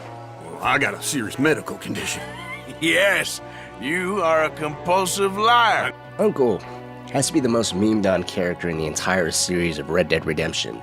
He also appears to be the laziest character out of both Red Dead Redemption games. His excuses of being stricken with the now infamous and equally mysterious ailment known as lumbago has transcended gaming, and is a source of many reasons why people can't be bothered to do a damn thing anymore. Or at least that's how it was during 2018 when the game first released. Uncle gets a lot of crap from the gang, and honestly, nobody sees him as a reliable source. But we can't deny, he is one of the staple characters of both games. He first appeared in the original Red Dead Redemption, and although he was referred to as Uncle, there was never any proof he was related to the Marstons in any way. He just appeared to be the groundskeeper of John's ranch while he was out taking care of what he had to during the events of the first Red Dead Redemption game.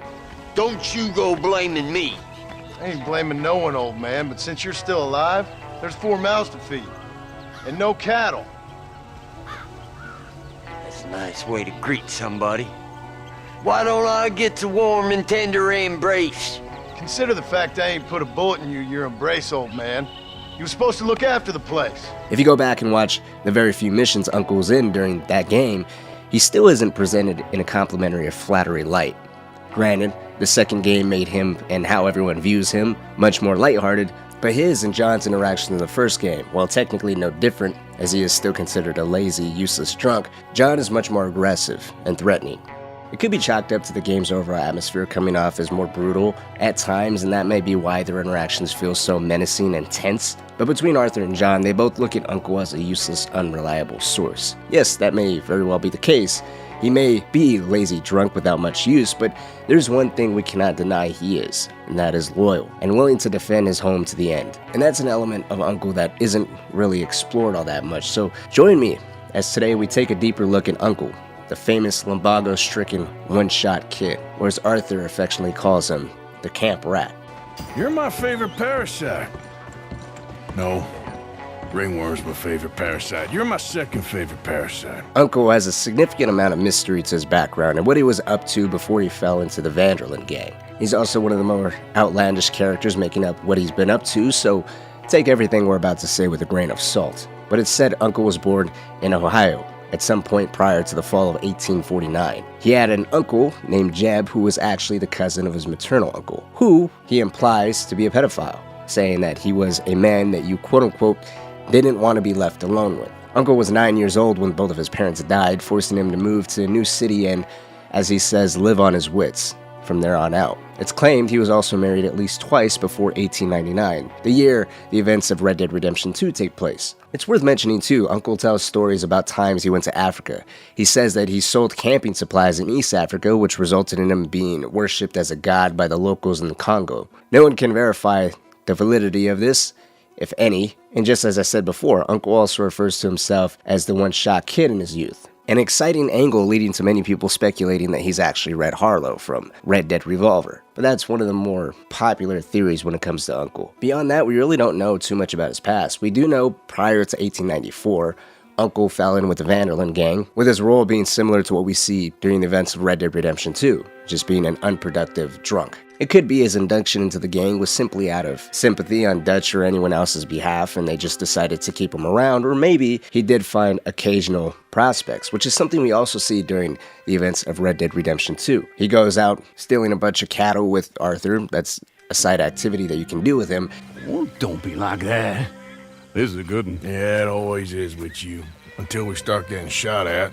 Well, have you ever been shot at by a cow? And Uncle was also the one that found the wagon to rob during the mission an honest mistake. Originally, he didn't want to come aboard. He was just going to pass the information on to Arthur, which makes it seem to me that Uncle held a role similar to Treylawny, where they didn't really expect that much loyalty to him. It was easy to drop him off, but occasionally, time and again, there might be some opportunity to look into.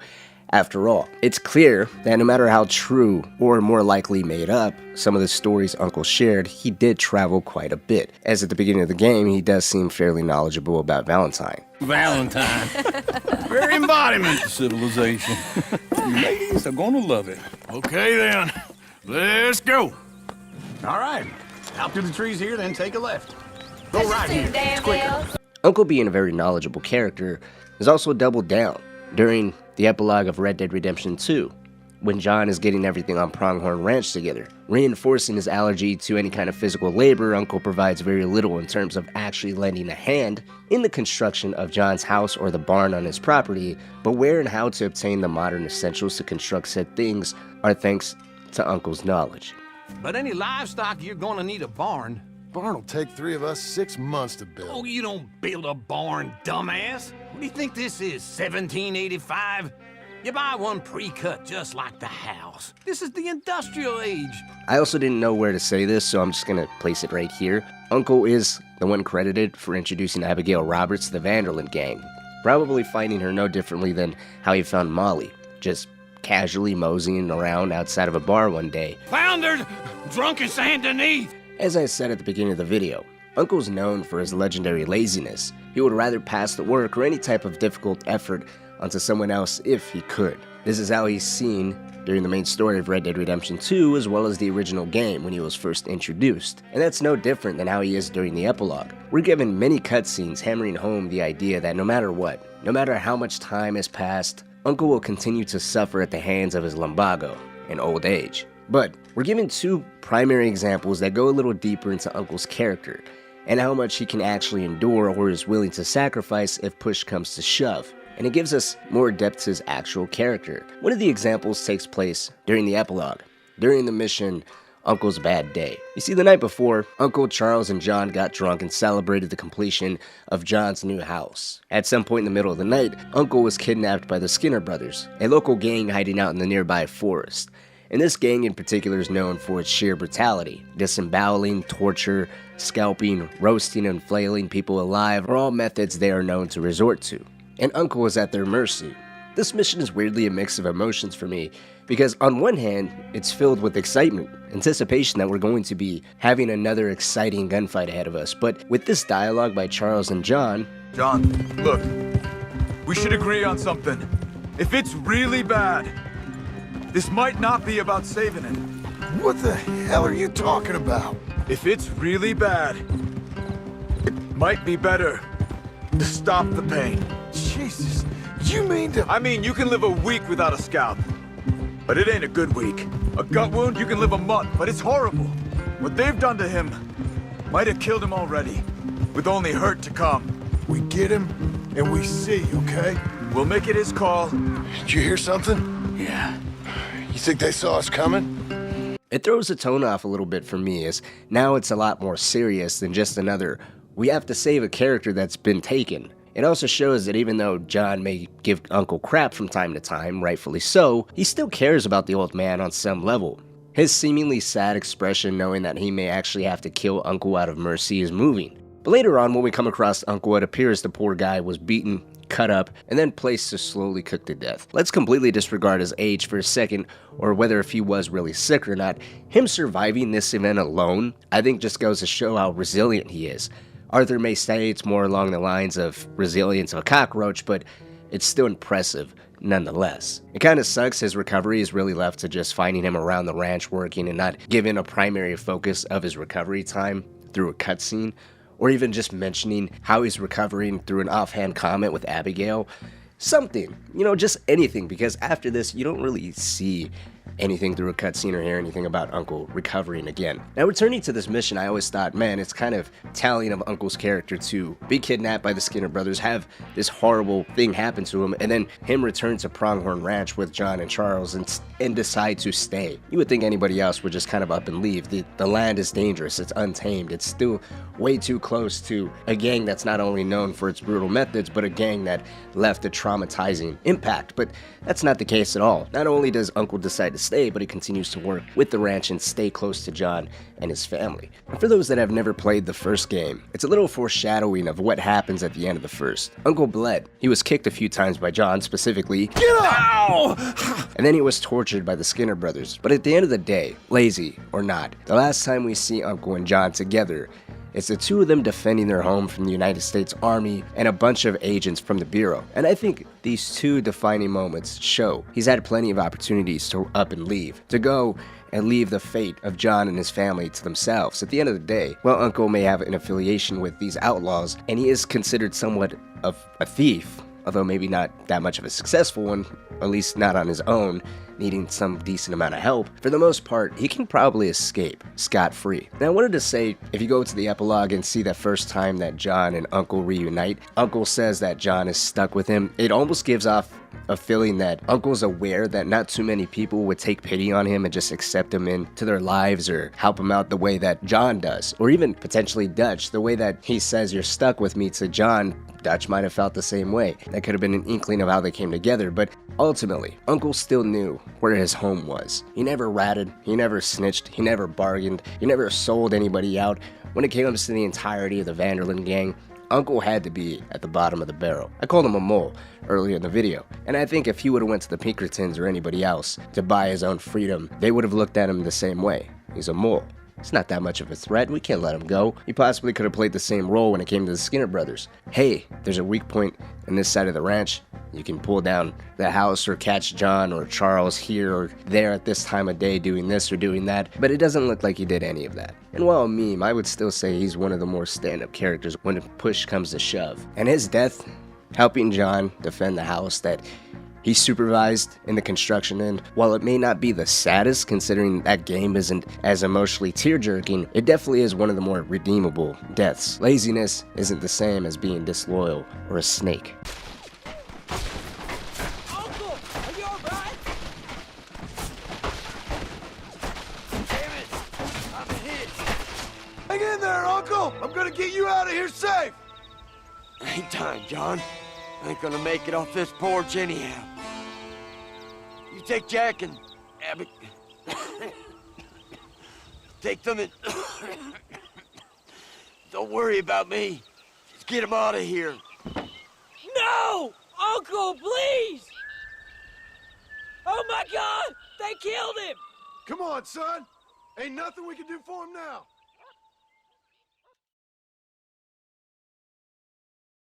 We was family, Tilly Jackson. You Foreman boys ain't no kind of family I want. Kill him, Arthur! You want that? I want him to go away and tell the remaining of his cousins and the clowns he rides with to leave me alone. There's no better mix of sweet and seemingly innocent with a hint of hell to pay if she was ever crossed. Tilly Jackson is the most extraordinary woman out of all the women within the Vanderlyn gang's ranks. She's often seen as kind, loyal, and even forgiving, when there's no real forgiveness to be rewarded. Now, you think you can do that, Anthony? Or should I slit your throat and just save us all the bother? I'll leave you alone. History is done. History is never done. For most of us that has played the story of Red Dead Redemption 2, we know Tilly is one of the few that actually made it out of a life that many of her brothers and sisters within the Vanderlyn gang unfortunately didn't make it out of. And she even made it out into an honest life. An honest life that, dare I say it, is even a little luxurious, marrying a lawyer from Haiti and having a daughter with him. She settles down into a very comfortable life, one that doesn't require her to constantly look over her shoulder or lay her head on a small mat in the grass underneath the open stars. A life that no one would have ever expected given her very sad upbringing. An upbringing that, while not too different from other members within the Vanderlyn gang, is one that is possibly even worse than most, robbing her of the chance to experience and thrive under the innocence of childhood. While we don't know every single detail of the early years of her life, what we do know is this. Tilly was a daughter of a former slave, and at the age of 12, she was kidnapped by the Foreman gang, who she ended up being stuck with for some years. Yet again, falling into the massive umbrella of mystery, we don't know what she got up to or what she did with the gang itself while riding with them. However, it is somewhat fair to say her time with them was far from pleasant. Tilly suffered years of abuse at the hands of Foreman gang members, culminating into one fateful day. A day where a man by the name of Malcolm forced himself on her. This resulted in Tilly slicing the man's throat wide open and fleeing. Possibly the first time she ever stood up for herself, this was a valuable lesson for the young Tilly. She learned to not trust people and do whatever it took to defend herself and ensure survival. While a small victory for her, this was an action that didn't sit so well with the rest of the Foreman gang members, most notably of all a man by the name of Anthony Foreman, leader of the Foreman gang, who just so happened to be the cousin of the now slain Malcolm. Anthony pops up in the story from time to time, a ghost to Tilly's past, a reminder of the hell she was forced to suffer through. Because of Malcolm's death, Anthony swore revenge on Tilly. He makes an initial appearance during the chapter of Horseshoe Overlook in Valentine, where he threatens Tilly, and is only when Arthur intervenes, Anthony decides to drop it, at least for now. You're making a big mistake, Tilly Jackson. Just get lost. I ain't doing this with you right now. Continuing on with Tilly's earlier years, it was sometime after falling out with the Foreman gang that young Tilly was picked up by none other than Dutch Vanderlyn himself. Dutch took her in, protected her, and even taught her how to read. This gave Tilly an introduction to Dutch and the Vanderlyn gang that was no different than Arthur and John. Naturally, this led to her having a very high opinion and an immense amount of love and respect for Dutch that was very similar to the high regard her two adopted brothers viewed Dutch in. Eventually, based off how the workings of the gang goes, and due to her being, well, I would say just being a woman, she, like the rest of the women within the camp, fell under the direct supervision of Miss Grimshaw, performing various chores around the camp and for other gang members, ensuring the gang is working from the ground up. It appears Tilly had no issues with doing her chores, but it was due to Miss Grimshaw's overbearing and aggressive nature that there was a source of tension between the two of them. This is apparent by Tilly having a conversation with Arthur where she jokes about how Dutch would feel towards her killing Miss Grimshaw. How are you? Alive. And you? Fine. Let me ask you a question. If I was to kill Miss Grimshaw, would Dutch be mad? I think, as a general rule, Dutch likes to avoid murder within the camp. I mean, there was that one time, but he was a traitor. But Miss Grimshaw, well, Dutch has a soft spot for her. I thought as much. Was she always like this? I ain't quite old enough to know. No, of course. So as long as you've known her? She's always liked her swill of vinegar. I'd like to give her a swig of arsenic. We'll just do it discreetly. I will. It appears to be nothing more than a harmless joke at first, and it's really felt like a joke with how innocent and calm she says it. Her childlike annoyance, I guess you can call it, makes it feel like a joke, but given a childhood of abuse and already used to taking a life, there's gotta be some sense of how much of this is really a joke. But regardless, whether if there was a certain amount of tension between her and Miss Grimshaw, and if it went deeper than just how aggressive and demanding Miss Grimshaw can be in ensuring the women handle their chores, but we cannot mistake that for her not caring for these women under her care, or at the very least Tilly, since Miss Grimshaw is the first person to notice and jump to her rescue later on when Tilly goes missing, kidnapped by the Foreman gang. Mr. Morgan! Mr. Morgan, we have a problem. A real problem. It's Tilly. What? She's been taken by them Foreman brothers she used to run with. Come along! The Foreman brothers? What are they doing here? Well, I don't know what they've been doing here, but I can tell you what they're going to be doing here.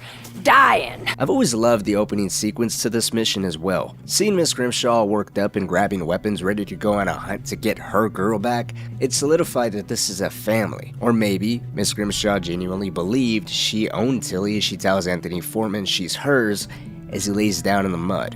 You see this girl? You leave her alone. She killed my cousin. Your goddamn cousin had it coming, Anthony Foreman. I don't care if she shot your daddy and cooked your mama for breakfast. She's mine. She ain't yours. You know, a friend of mine, he always says, revenge is a fool's game. Either way, it definitely shows that the way she yells at the women to get back to work and do what needs to be done around the camp, it's not just Miss Grimshaw barking orders and being a badass around the camp with that facade ending there. Now, Miss Grimshaw is really about that life, and just like Dutch, Hosea, Arthur, or really anyone else within the gang is willing to put it all on the line for their fellow gang members, Miss Grimshaw is willing to do the same. For the most part, Tilly's story ultimately ends here with the death, or if you choose to spare him, Arthur scaring Anthony Foreman. At least that's the bigger part of her story. She was crucial in making sure Jack was kept safe at the end of the game when Abigail was kidnapped by Milton, at a time that was the most perilous considering the gang was spectacularly falling apart. John was believed to be dead, Arthur's time was running out fast, and if it wasn't for Tilly's own bravery and quick thinking, Jack may well have required some saving just as his mom did. Her bravery and strong will is really one of the more impressive ones. And she is at times pretty vulnerable. There's a side mission you can do where Arthur and Bill take down a stagecoach. Initially it was meant to be with the help of Tilly, who was supposed to be the one to stop the wagon. But plans quickly fell apart when it was revealed Tilly was going through Bill's old army paperwork revealing his real name. And of course, Bill through Tilly's association with the Foreman gang and how she can be a traitor at any point. Ultimately, this just leads to some bickering between the two of them that ended up with Bill just throwing his plan away altogether and doing his own thing and stopping the stagecoach. You follow orders, you stay alive. That's what they used to tell me in the army. They kicked you out of the army. They did not. I beg to differ, Marion. Have you been going through my things? You shouldn't have left it out. Can you believe this, Morgan? I don't trust her any more than I trust that Kieran boy. I never have. Running with them Foreman boys all them years. She could turn on us any minute. Just shut your mouth or I'll shut it for you. You have no damn clue. All right, just take it easy, you two. Get your minds on what matters so we do this right. It's one of the more memorable gang activities due to Bill's dramatic reaction, but my personal favorite conversation with Tilly is her revealing to Arthur that she's afraid of being down in Clemens Point. She's uneasy at the thought of being in the South, with it reminding her of the terrible formative years she had to endure. What we doing so far south, Arthur?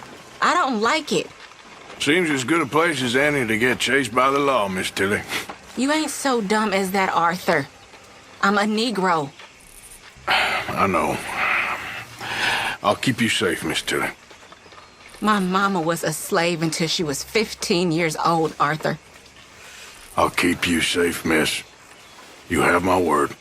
Her background and exposure to the racism her mom and possibly she even suffered for, compounded by the fear of Anthony Foreman and the whole gang's wrath for her protecting herself, only for it to all end with her no longer being an outlaw and almost completely making it off scot-free, makes her story one of the most inspiring and heartwarming out of them all. Well, I know you think I'm just some effete buffoon. What? A man of words and not of action. hardly a man at all. Well, I think you're as slippery as an eel in an oil slick, but still a man. Josiah Treylawny. He is a little bit of an oddity, and has a somewhat unique relationship within the Vanderlyn gang. While the gang holds the concept of loyalty and sticking together rather closely, Treylawny's the rare exception to that rule. Known to disappear from the gang for long periods at a time, sometimes months would go by without there being some kind of contact or communication between Treylawny and any other gang member. And yet, as soon as he crosses paths with them, they accept him right back in without skipping a beat, trading information that may be of value or some type of use between the group and the clean-cut conman. Treylawny's unique position of not living within the gang's camp, his smart appearances complemented with his elegant way of words, aren't the only things that separate him from the rest of Dutch's trusted family members. As a matter of fact, you would think Treylawny's the very definition of what Dutch and the rest of the gang wouldn't want. And that's someone they can't 100% trust, especially one that wanders. Treylawny, by Arthur's own admission, doesn't have the fortitude to ensure he won't turn around and rat the gang out, or at least accidentally out them due to his incessant talking. What do you think they want with Treylawny? Could be any one of 100 things. Just depends if any of them involve us. You think he'll talk? Of course he'll talk. He'd sell his own sister to save a train fare. He don't know how not to talk. He don't know where we're holed up, though. At least I don't think he does. He's not a gunslinger or an enforcer by any stretch of the imagination. He's constantly on the move and is the very spitting image of what you would think of when the idea of a conman comes to mind. Yet, he has Dutch and the gang's protection. As the story of Red Dead Redemption 2 plays out, we see in a few small ways why and how this unique relationship between the two works. And when you take a step back, it makes you wonder just what exactly did Treylawny do or help with in the past to ensure this type of relationship? Because as the game shows us, he is valuable. Arthur acknowledges his value by saying he weasels into places that no one else in the gang can. Treylawny. I've only met him a couple times, but he's a strange one.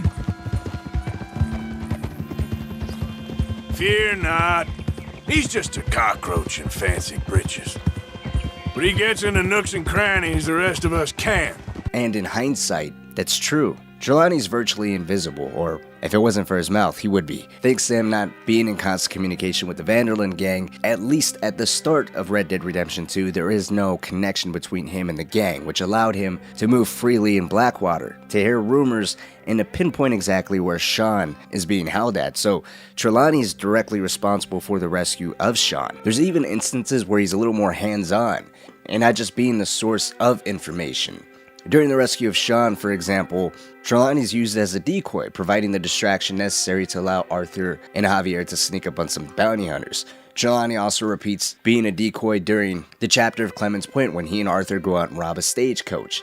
And his usefulness is ramped up even further when he completely ran the entire operation of robbing the Grand Corrigan during the mission of Fine Night of Debauchery, where the gang robs the vault on the ferry in the harbor of Saint-Denis. It was Treylawny who ensured Javier landed a job as a security guard, put Strauss in the position to see Desmond Blythe's cards and to help Arthur win the game of poker. He coached Arthur on what to do and how to present himself, taking him to get a haircut and dress smart for the night. Treylawny secured a chauffeur to drive them to the ferry to really drive home he and Arthur are wealthy patrons. He even went a step further, becoming acquainted with the dealer of the card game Arthur was playing to make sure Arthur got the right cards. If it wasn't for Treylawny, sure, maybe the ferry might have been robbed, but it would have been under drastically different circumstances. Being an undetectable ally of the gang clearly had its perks, allowing the gang to rescue captured members if the need ever arose, get inside and hit a job undetected, or be aware of what possible threat was looming on the horizon. Some fellas I met at a camp near the state line said there was talk of it in bars in the north and west for 500 miles. There was talk of super agents or some super agents.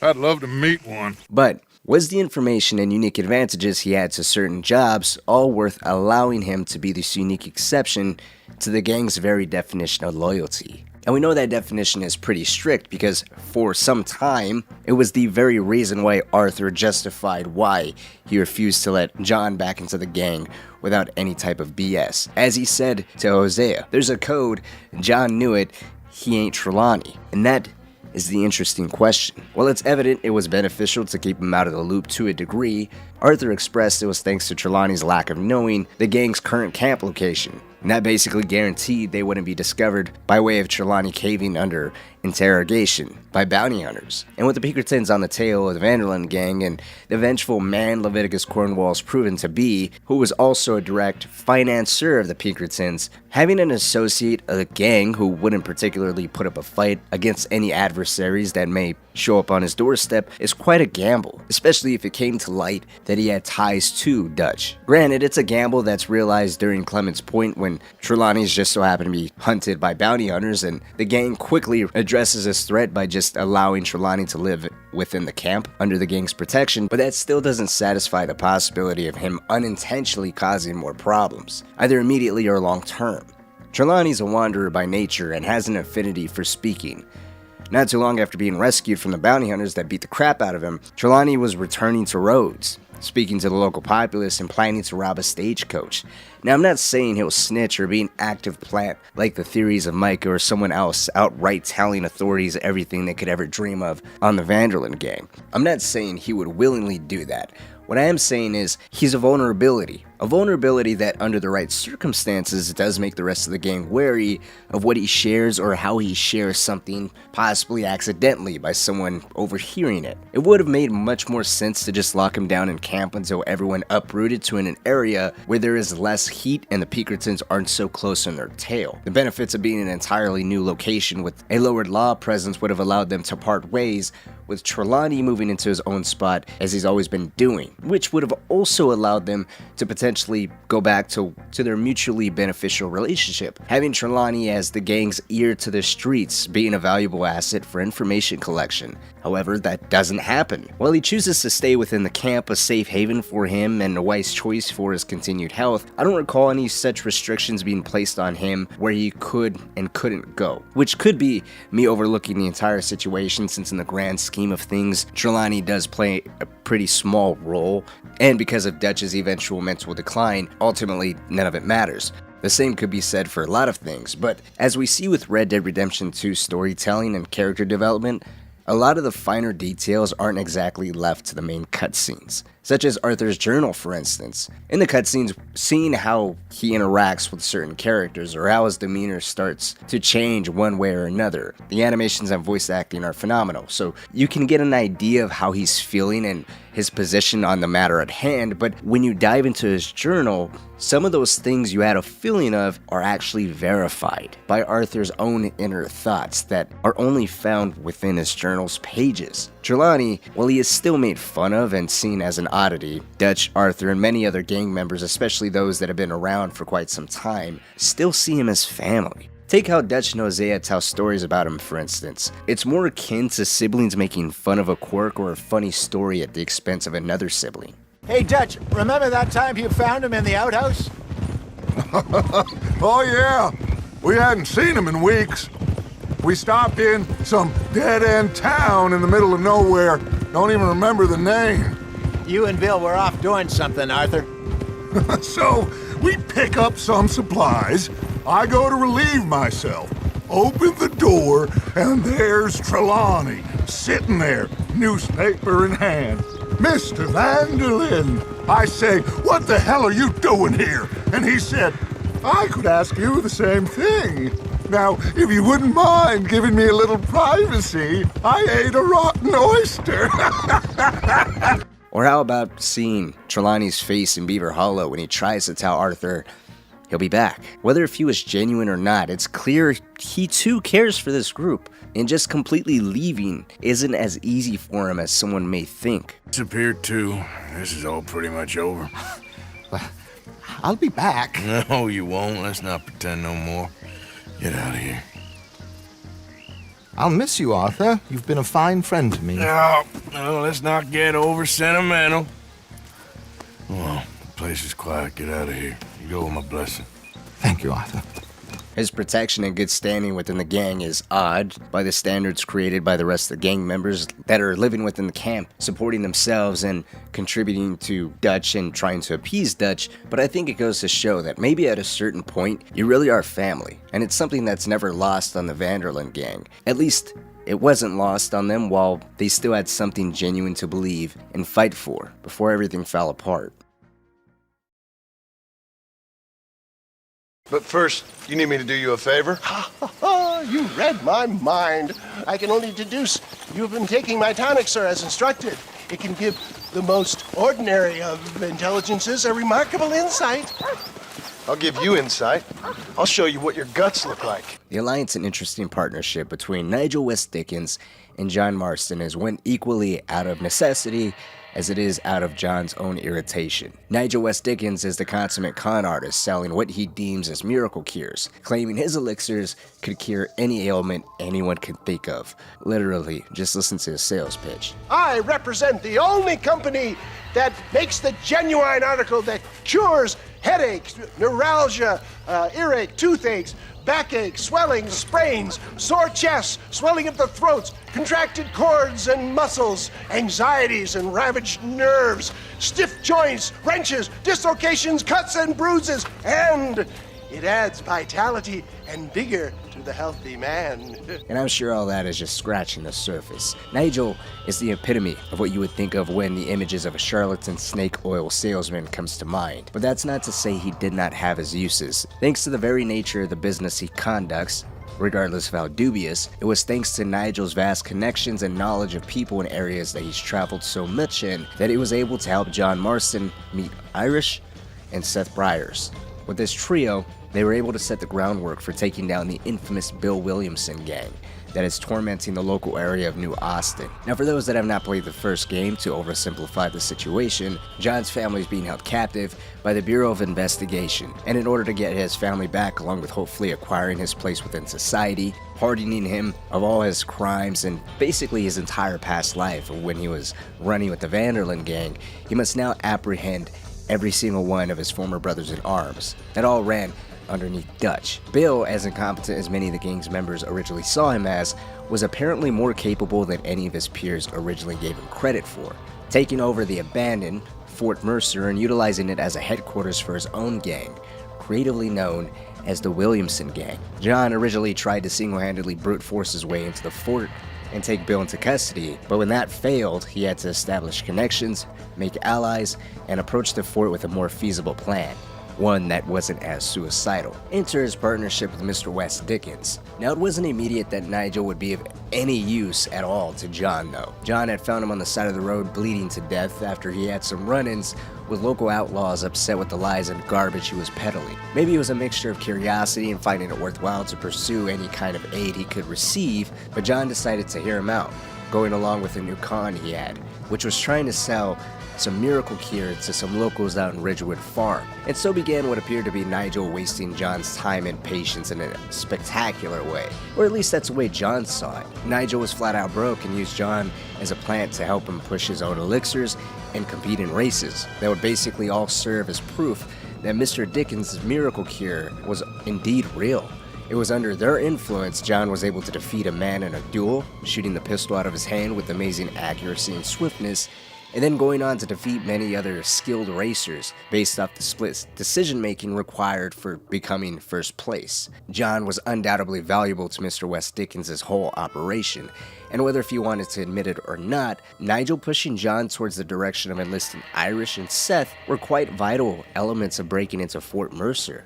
Irish, although attempting to leave John multiple times to essentially just get killed, despite John even saving his life, and then Seth attempting to cut John out of a supposed fortune he was after.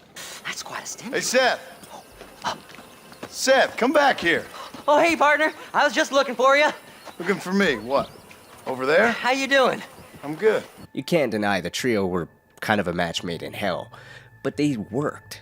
Irish procured a Gatling gun, or I should really say knew where John could procure a Gatling gun. Seth was able to open the doors of Fort Mercer without arousing suspicion, as he was familiar to the Williamson gang, and Nigel himself went on to fit the stagecoach with the Gatling gun, allowing John to sneak in under his Trojan horse idea and unleash a swift death upon everyone inside. Nigel not only converted his stagecoach and helped John get inside concealed within the stagecoach, but this all was his entire plan. As shoddy as it might have seemed from time to time, this was his vision. John originally tried the brute force idea, which failed, resulting in him almost getting killed, and it was Nigel that suggested a more delicate approach. To the credit of John's impatience and irritation though, every time he met Nigel, there was a new plan, a new con, a new idea. Nigel's priorities definitely were of a greater significance than actually helping John. That took a back seat, which was pushed even further whenever John had to help fend off some angry customers of his.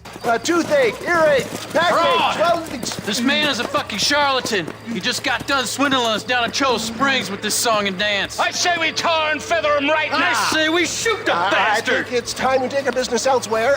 But it does go to show just how intelligent Nigel really was, an intelligence that's frankly overshadowed by him being branded as a regular old charlatan. A regular old charlatan that's so jolly, optimistic, and at times a little naive. His personality is such a direct contrast to John's.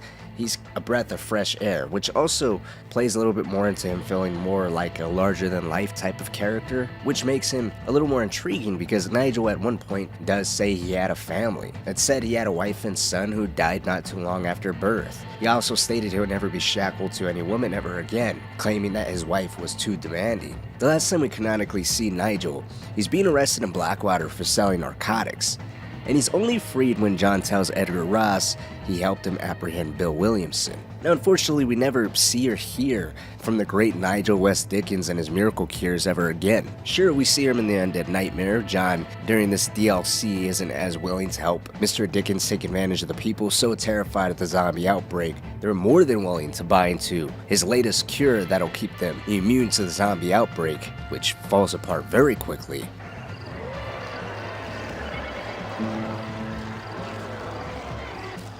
Works like a charm. Well, it wasn't quite what I expected. Nigel also helps John construct the blunderbuss, in some ways continuing his usefulness into that DLC.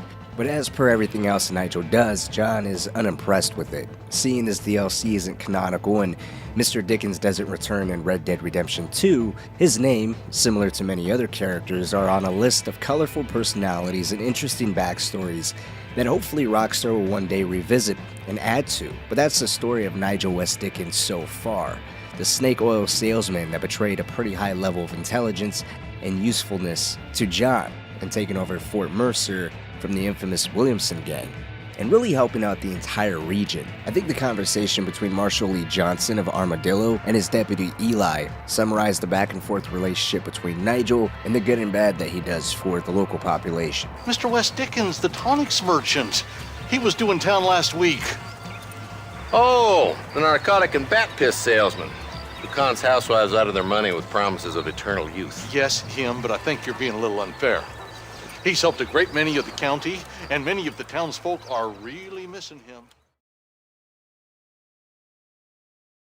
Oh, it's like that, is it? Huh? Not talking to Seth today? Oh, the old silent treatment. Oh, whoa, whoo-hoo. That's quite a stench. Hey, Seth. Seth, come back here. Oh, hey, partner. I was just looking for you. Looking for me? What? Over there? How you doing? I'm good. Well, see you later, partner. Where you going, partner? Nowhere. Okay. Nowhere wouldn't happen to be where that thing you're looking for is kept, would it? No, sir. No, sir. Come on, partner. Okay, I was just fooling. Partner, you know, the thought of that treasure does funny things to me. Seth, otherwise known as Seth of the Dead or the Freak with the Glass Eye. Seth is one of the more interesting characters the Red Dead Redemption series has produced. He's a mix of the typical grave robber and prospector type you would expect to see in an old western. He's known for his poor hygiene, antisocial behavior, and most notably his drive to seek his fortune, which he mainly looks for through the valuables of people who have long been dead. Personally speaking, I always found Seth interesting.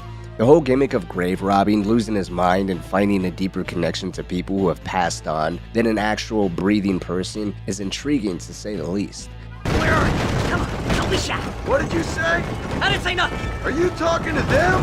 So what if I am? I feel less alone with them than in a crowd of people. The way I see it, they lost their souls, just like me. You're truly a sick man, Seth. You remind me of why I hate people. For a man who kills so much, you sure seem to have a problem with the dead. Seth is a character that ultimately is driven purely by his own greed, an obsession over a vast fortune that cost him his wife, his children, his business, and ultimately his sanity. As there are a few times in the main story of Red Dead Redemption where we can overhear him not only talking to himself but responding to himself. Have you looked in the cave, Seth? It's very dark. What'd you say? I didn't say nothing. I just heard you say something. You're a crazy man. You should get that head looked at. Now, seeing how a massive chunk of people have yet to play the original Red Dead Redemption game, allow me to give some backstory on how and why we come across Seth. You see, Seth is one of 3 people that are crucial to John's overall mission of apprehending his former brother-in-arms, Bill Williamson. Bill has formed his own gang, and they're based out of Fort Mercer. John has already been shot and left to die once before by trying to single-handedly take Bill down, so now he's decided to look into the local populace as a resource to help him deal with Bill Williamson, whether if that means we're going to take him alive or without a pulse. Seth is particularly important because he's already worked with Bill and his gang before. As he says himself, he's acquired a reputation for doing jobs other people are not willing to do. Wes Dickens, a snake oil salesman, hatched a plan to sneak John inside the gates of Fort Mercer with the help of Seth, who already has a somewhat pre-existing relationship with Bill's gang. When the time comes to launch the assault on Fort Mercer, John is successfully placed behind the gates of the fort, hiding out in Mr. Dickinson's wagon that was fitted with the Gatling gun, something that could definitely not have been achieved to the level of success that it was without the help of Seth. So while he did fulfill his obligations to John, it wasn't without John having to originally help Seth out.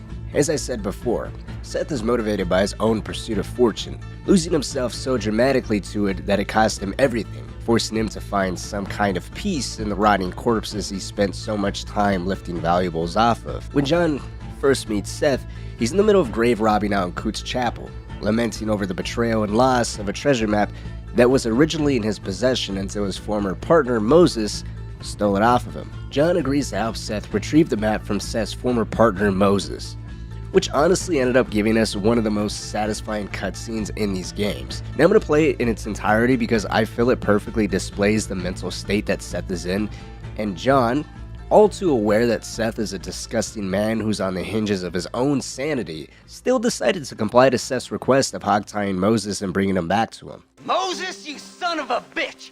Where's my damn map? Damn you, Seth! Damn you, Seth! You've always been a twisty little freak. I ain't telling you shit. Then I'm gonna cut you up piece by piece. Till you find your tongue. Friend, this man's gone crazy in the sun. I suggest you take my advice and start talking. Shut up, Marston! I want to cut into a bona fide man's flesh. Ain't never cut into a live one before. Odd Fellow's Rest. It's in Odd Fellow's Rest. Now, get away from me once and for all. Well, ain't that a damn shame? I was starting to enjoy myself. I think you gone pissed yourself, Moses.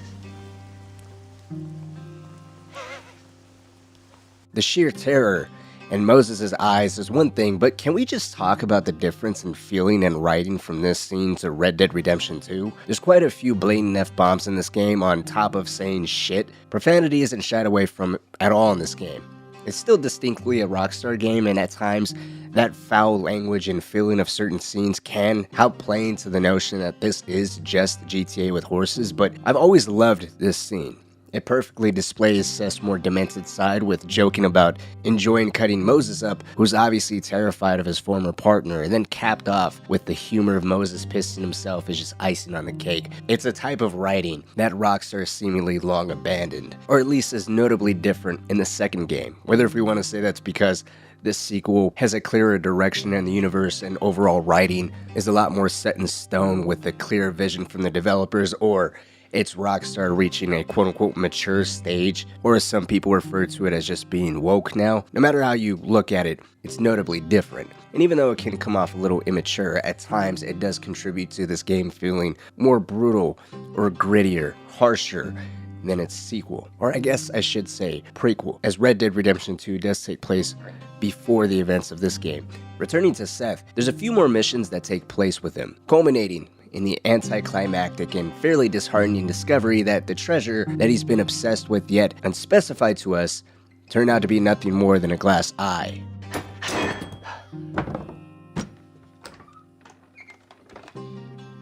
The goddamn hell is this? A glass eye? I'm sure whoever that belonged to treasured it very much. Stupid liars. Those stupid chicken shit maps. Making a damn fool of me. A glass eye! It's a glass eye! Stop with the tears and help me with Williamson's gang. Regardless of his disappointment, he still helps out with the assault on Fort Mercer, and we don't really see or hear from him ever again. That is until the epilogue, where you can find a small newspaper article that shares Seth brought a large sack of valuable jewels and gold into Blackwater that he found somewhere deep in tall trees, but that's pretty much it as far as the main story goes. That is, of course, until the one major DLC Red Dead Redemption ever received, and that being the Undead Nightmare. With this DLC centered all around zombies, it seemed only fitting for Seth of all people to return in this DLC. Seeing how he would react to the undead walking around would have been a treat, because Seth himself says that he has a closer bond and a closer link to people that have long passed on rather than those that actually have an active pulse. And as the DLC shows, as you would expect, Seth loves it. It seems almost as if he is completely immune to the zombies as well, possibly due to his poor hygiene and lack of any real link to living people. There's never any explanation given as to why he seems to be immune or can seemingly make these undead people docile or somewhat listen to him. It's just kind of accepted and makes sense. Naturally, John comes to him to try to understand what exactly is going on in this world, and Seth, well, he's no help. Besides, this ain't nothing new. Folks in Blackwater blaming it on that glass eye you found. Folks! Damn them folks, John Marston! Damn them! And damn you! Get him! Get him, Moses! Get him! After all I've done for you, Seth. And I thought loyalty was important to you. You can't hurt me. Moses, get him. Go! Yeah. Get him! Get me, Moses. Looks like your dog's lost his bite, Seth. Unsurprisingly, he loves this world. You mainly just see him twice. The first time where he's playing cards with Moses, and then the second time where he basically has a little party with some undead people, and then not again until the very end of the game where Seth ends up stealing the mask that triggered the apocalypse to happen, which in this storyline resulted in John actually being resurrected. Now obviously the Undead Nightmare is not considered canon. It's just an extra storyline that gave us the added treat of seeing Seth, because frankly I don't think we see enough of him in the main story, and I've always found him to be one of the best characters in the series, definitely one of the more unique ones. But let me know what you think down in the comments section below. What are your opinions on Seth? Do you wish we saw more of him, less of him, if he had some kind of return, or maybe we would have saw him as a normal person? Having his life together in Red Dead Redemption 2, I think would have been an awesome treat and a jaw-dropping moment where you realize who that person is and what he becomes later on. Descending into madness and completely being isolated from everyone else is something that,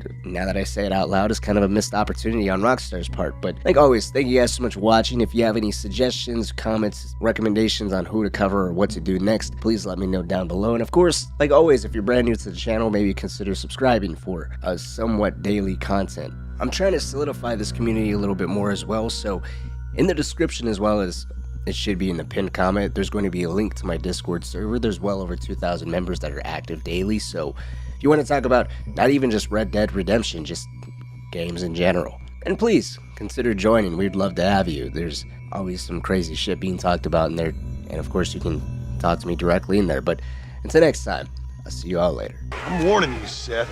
Oh, I'm warning you, Seth. I'm warning you. Don't play with the undead, Seth. Don't chase treasure. Don't waste your time searching for treasure and discover only a glass eye. Glass eye. Well, warn all you want, cowboy. Oh, yeah.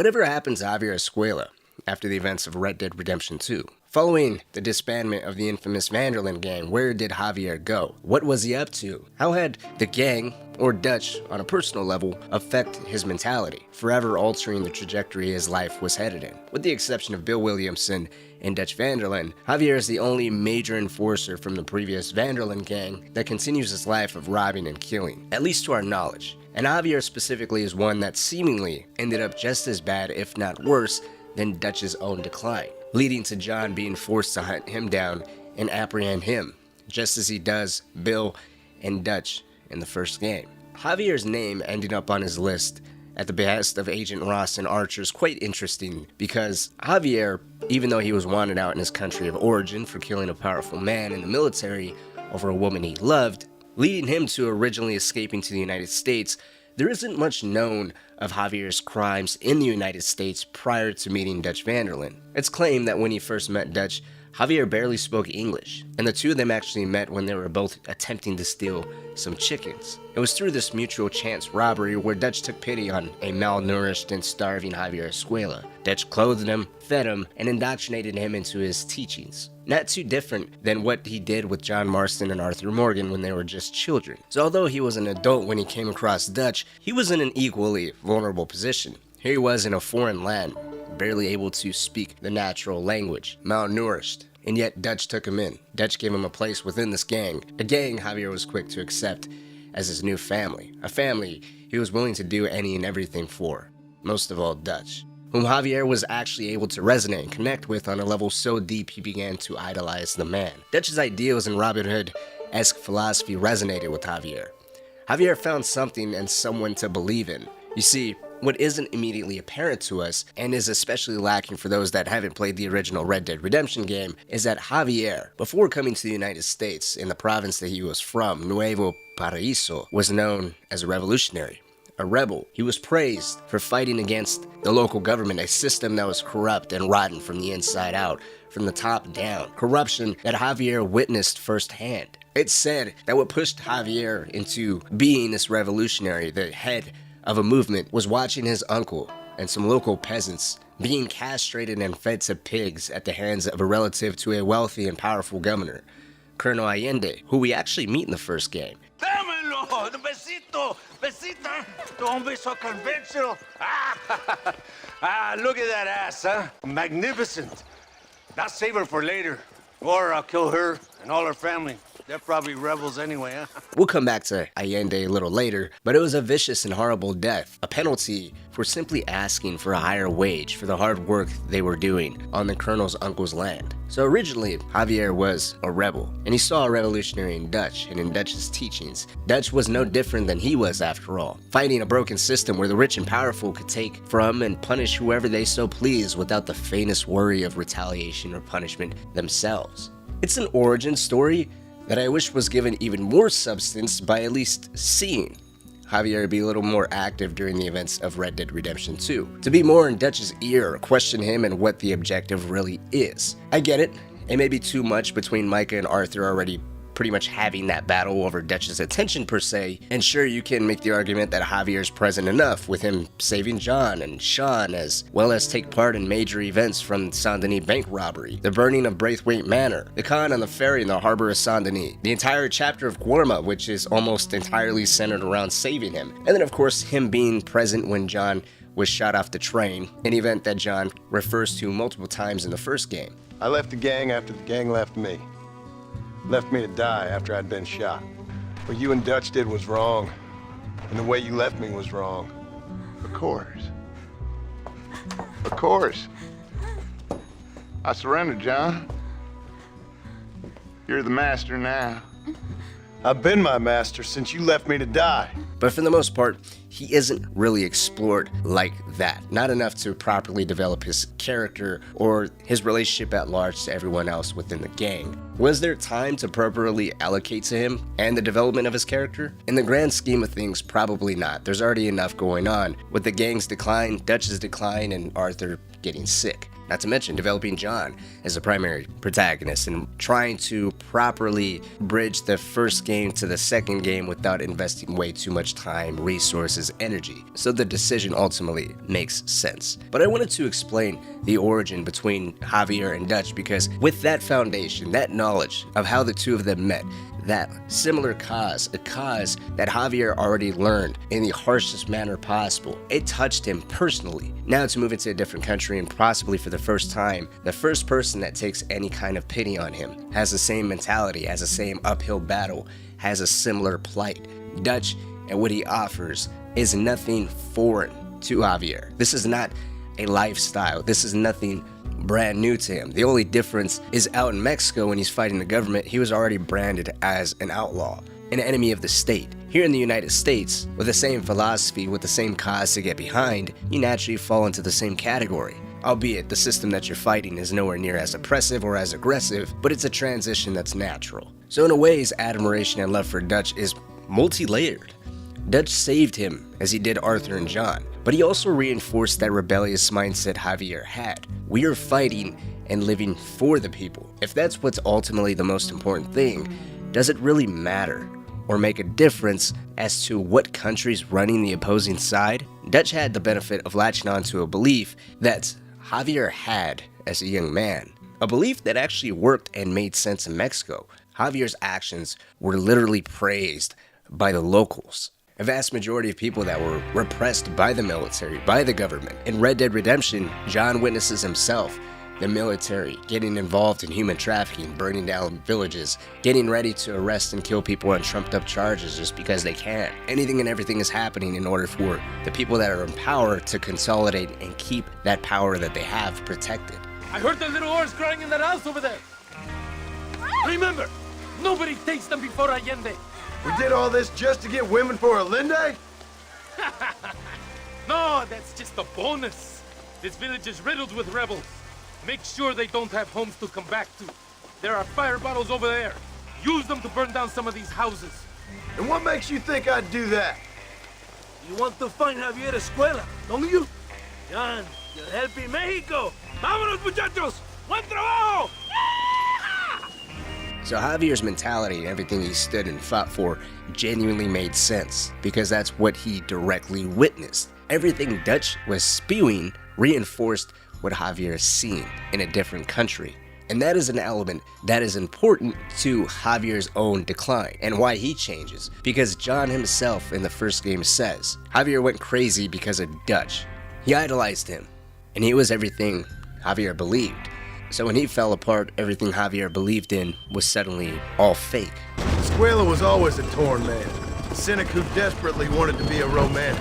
Whereas you, Joe, are a romantic who wants to be a cynic. Javier would die fighting for what he believed in. He had a lot of passion, but no love. Although he really admired Dutch, of course. But then we all did. When Dutch started falling apart, it hit Javier harder than any of us. He went crazy.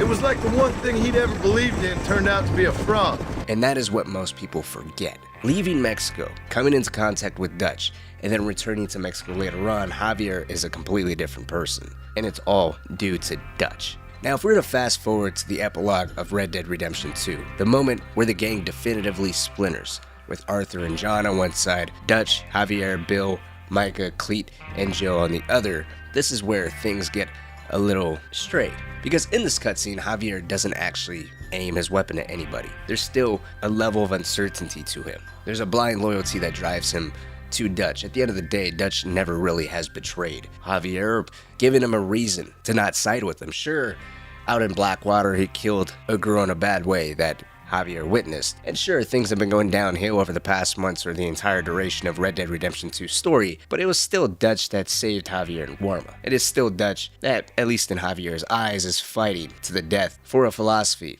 for a vision, for a life that he believes in. And besides Javier not pointing his weapon at Arthur or John, it's worth noting that when John and Arthur are chased up the mountain, Bill and Javier are nowhere to be found. This leads people to believe that it was during this time that Bill and Javier actually banded together and escaped on their own. Unless they reunited with Dutch and Micah later, we don't actually witness Javier see Dutch's decline per se.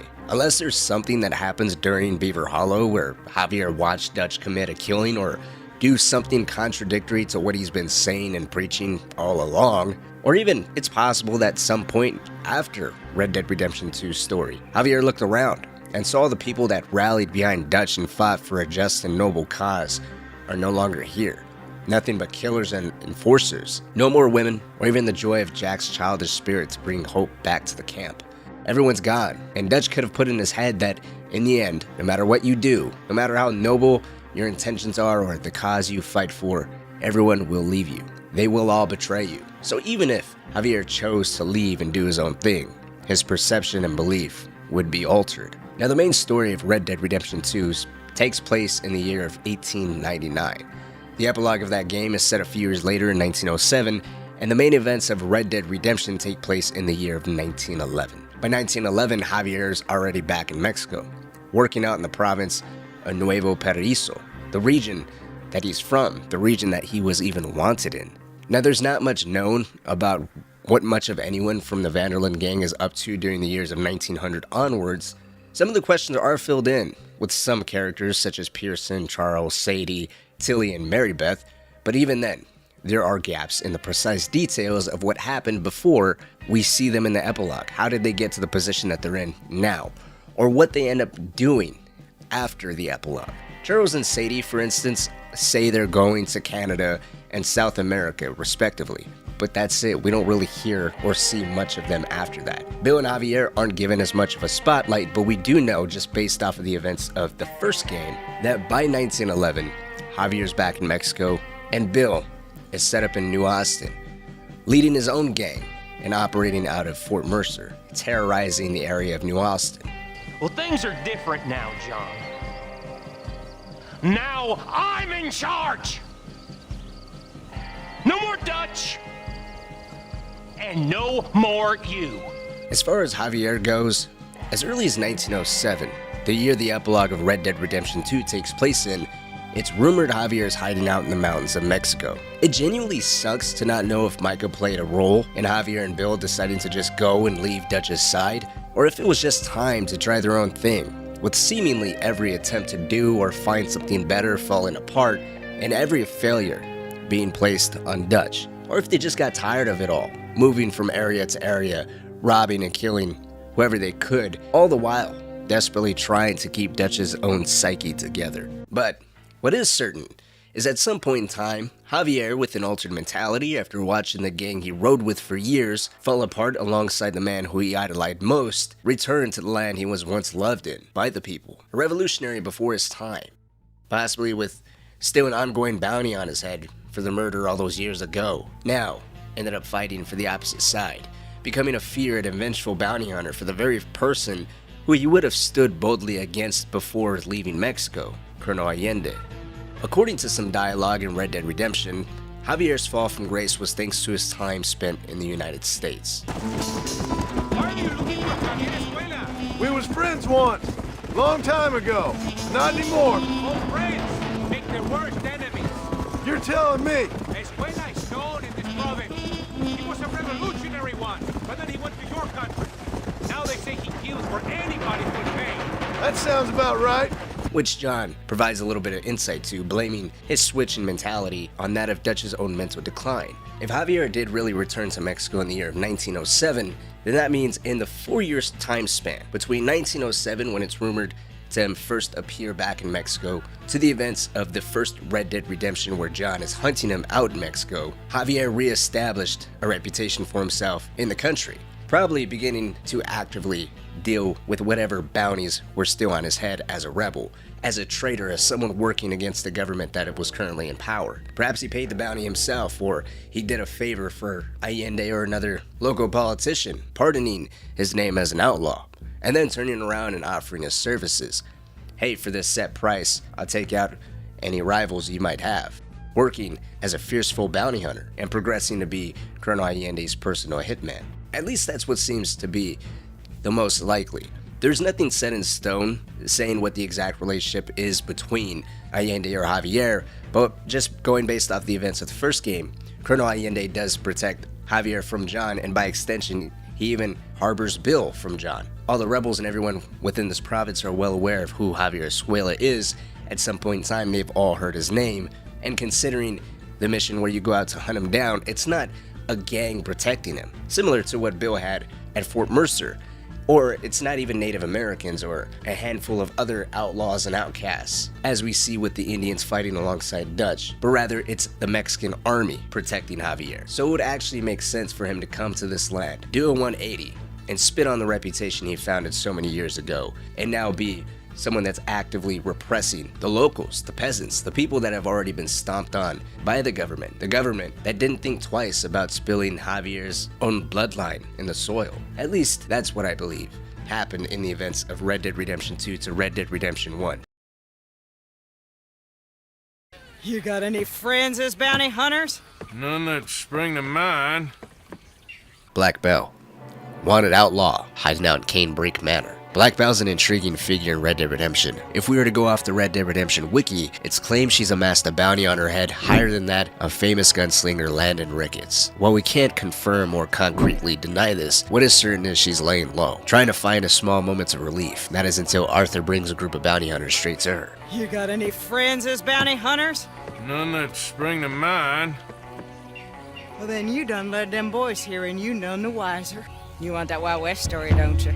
Yes, I do. All right, get up here quick. Now when I give you the word, hit that. Whole place is wired. I always found it a little unfortunate that our time with Black Belle is so short. Arthur is only given a small amount of time with her, fighting off wave after wave of bounty hunters, proving he is no friend of theirs, all while hearing her call out enemy movements and comment on the increasing bounty on her head after dropping all of these hunters. There's gonna be some price on me when all this is done. The price don't matter if it's idiots, Chip. Well, at a certain price, you don't get idiots. I always found it interesting that a Gatling gun was brought out to handle her. Given the large amount of manpower and ordnance for a single woman, it wouldn't be too bad to say maybe her accumulating a bounty that much higher than Landon Ricketts isn't so far-fetched after all. Clearly she's dangerous and highly intelligent since she already had a planned method of defense and ultimately escape. This is apparent by her bags being pre-packed and dynamite all rigged up around her cabin. Intelligent, highly dangerous, and not entirely reckless. It's obvious Black Belle's in her middle age. If she's the same age as Calloway, Billy Midnight, or Emmett Granger, men who are all way past their prime and noticeably older than Arthur. Used to be a quick draw guy. You knew Jim Boy Calloway? Used to be's correct. Them days are long over. Belle, at the very least, has adopted an air of caution, an air that's probably only been heightened as the years have progressed and she's gotten older in age. While the exchange between her and Arthur is really so that way Arthur can get a story on Calloway, this being the one and sole exchange between the two of them is kind of a missed opportunity. While Red Dead Redemption 2 by itself is a very large and expansive game, I always felt like it was a missed opportunity for Rockstar to be able to implement any type of decision making. While I get it, that'd be too massive and too complex to implement that type of system into Red Dead Redemption, and what I mean by that is having a system where you can kill off essential characters or make decisions that have an actual impact on their overall story. But that could be venturing a little too much into RPG territory there. But in contrast to all the other characters that we hunt down for the Calloway quote, Black Belle's the only one that seems useful. She's the only one actually willing to sit down and talk with Arthur, even though it is in exchange for him to defend the hell that he brought to her doorstep, and she's the only one that seems still competent enough to actually defend herself. She doesn't fall into the deep alcoholic depression that we see Billy Midnight in, or the rageful arrogance that we see Flaco Hernandez in, or Emmett Granger, jealous of Calloway actually being the center of attention. Black Belle seems to be the only person that actually genuinely lived that gunslinger lifestyle, and instead of rejecting it, instead of wallowing on decisions that she's made in the past, instead she continues to live day by day, accepting the consequences and repercussions of the life that she chose to lead in her early adult years. It would have been nice to see Rockstar give Arthur the ability to recruit people outside the main story. Considering he basically is within the top 3 most respected members of the Vanderlyn gang, he's definitely within his right to do so, or I believe any member ultimately could have done so if they expressed that they were basically just exercising Dutch's teachings, but it would have also been nice to see Rockstar establish sideline stories dependent on your own interactions with people and where your honor was. While it's an intriguing thought to explore of what would have happened if Black Belle was invited to join the Vanderlyn gang, or what position she would have taken up, if any at all, should she have accepted the invitation, at the very least seeing her story further explored in the game would have been great. Similar to how we've seen, Edith Downs descending into chaos, witnessing the death of her husband, only to then sour herself in the streets of Saint Denis and later to be helped out by Arthur, remorseful the role he played in exactly where her life is in today. Or even if we saw something on a much smaller scale, similar to that of The Curse of True Love, where he helped Beau and Penelope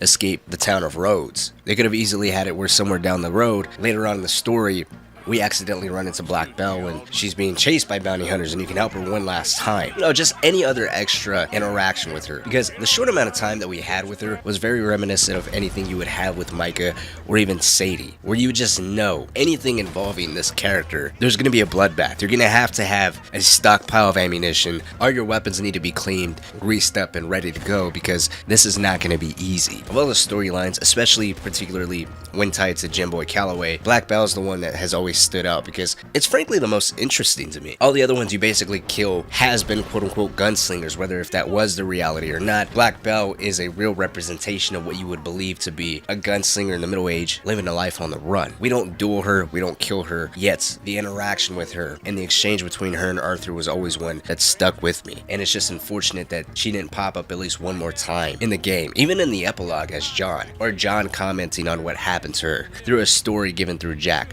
Anyways, let me know what you think down in the comment section below. This video was actually inspired, I guess, by this comment that I saw on why Dutch didn't take advantage of Sadie, and it just kind of had me thinking. Bodies savagely ripped apart, mutilated beyond any hope of recognition, and publicly displayed for all who pass by, so that they may both shudder in horror and bask in the work of a demented mind's most glorious creation. A mind so arrogant and amused by the chase of being captured, he takes the disrespect a step further and leaves behind a piece of a map that serves as a clue to his own personal identity, jammed into the mouth of his beheaded victim. If you find all three, only then are you given the final piece of the puzzle, a map to the exact location where he has all of his fun, the place where many have had their final moments, where their chests expanded and slowly fell back down as they take their final breaths. It's the same place where he prepares the works of art he takes the greatest pleasure in sharing with the world, and this is all found in the side quest, American Dreams. It's an interesting one to say the least. If you haven't caught on by now, it follows the events of a serial killer by the name of Edmund Lowry Jr.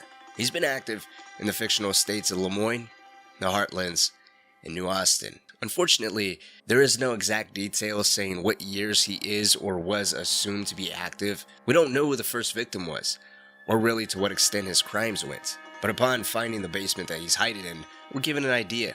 This small space is filled with newspaper clippings detailing what we could assume are all of his own atrocities. This entire space is also decorated with body parts, buckets of blood, and a small detail I found a little interesting. You see, while it's easy to have your attention pulled to the newspaper clippings and the copious amounts of limbs that are present, yet their previous owners are all missing, in the back corner of the basement there is a bed, and even a camera, alluding to Edmund taking pictures of his victims, possibly documenting the various stages they were in, from the moment where he first took their lives to whatever happened next. Now, whether if he chose to photograph the bodies alone as a form of remembrance, or as a means to just document the multiple stages of dismemberment that he clearly delved into, or maybe it was both, possibly taking pictures of the body with himself in said photos. It's all fantastically gruesome details we have to just leave to the imagination.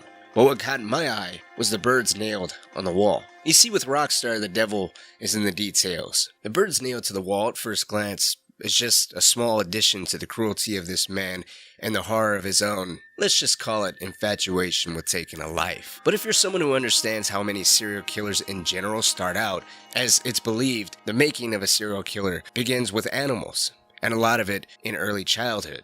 Jeffrey Dahmer, for instance, one of the United States' most prolific serial killers, began with an interest in animal bones he referred to as his fiddlesticks. Eventually, Dahmer began searching for roadkill, dissecting the dead animals, bleaching their bones, and placing their skulls on makeshift crosses.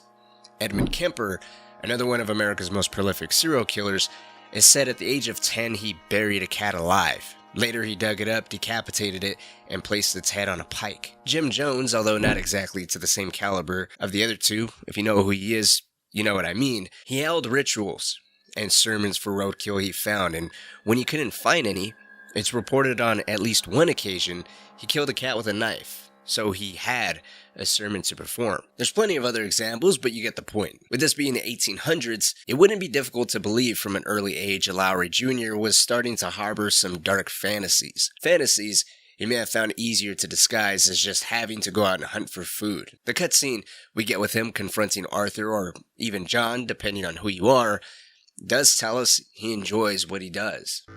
Now, I'm not going to lie. It's not going to be nice and fun. I mean, it'll be fun for me, but it won't be nice for you. At least, no one's found it nice so far. Maybe you'll be the first.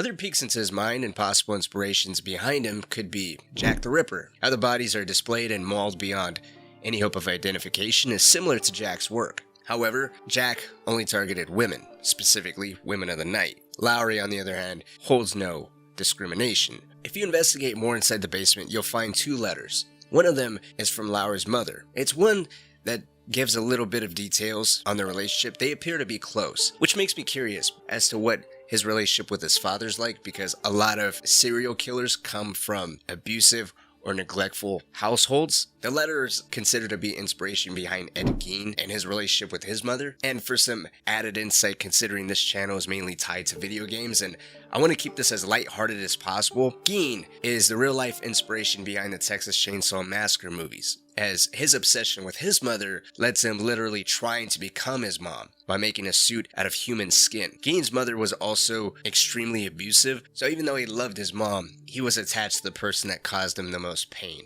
While the letter might be considered heavily influenced by Gein and everything he did, what we find inside the basement doesn't reflect exactly the stuff Gein is known for.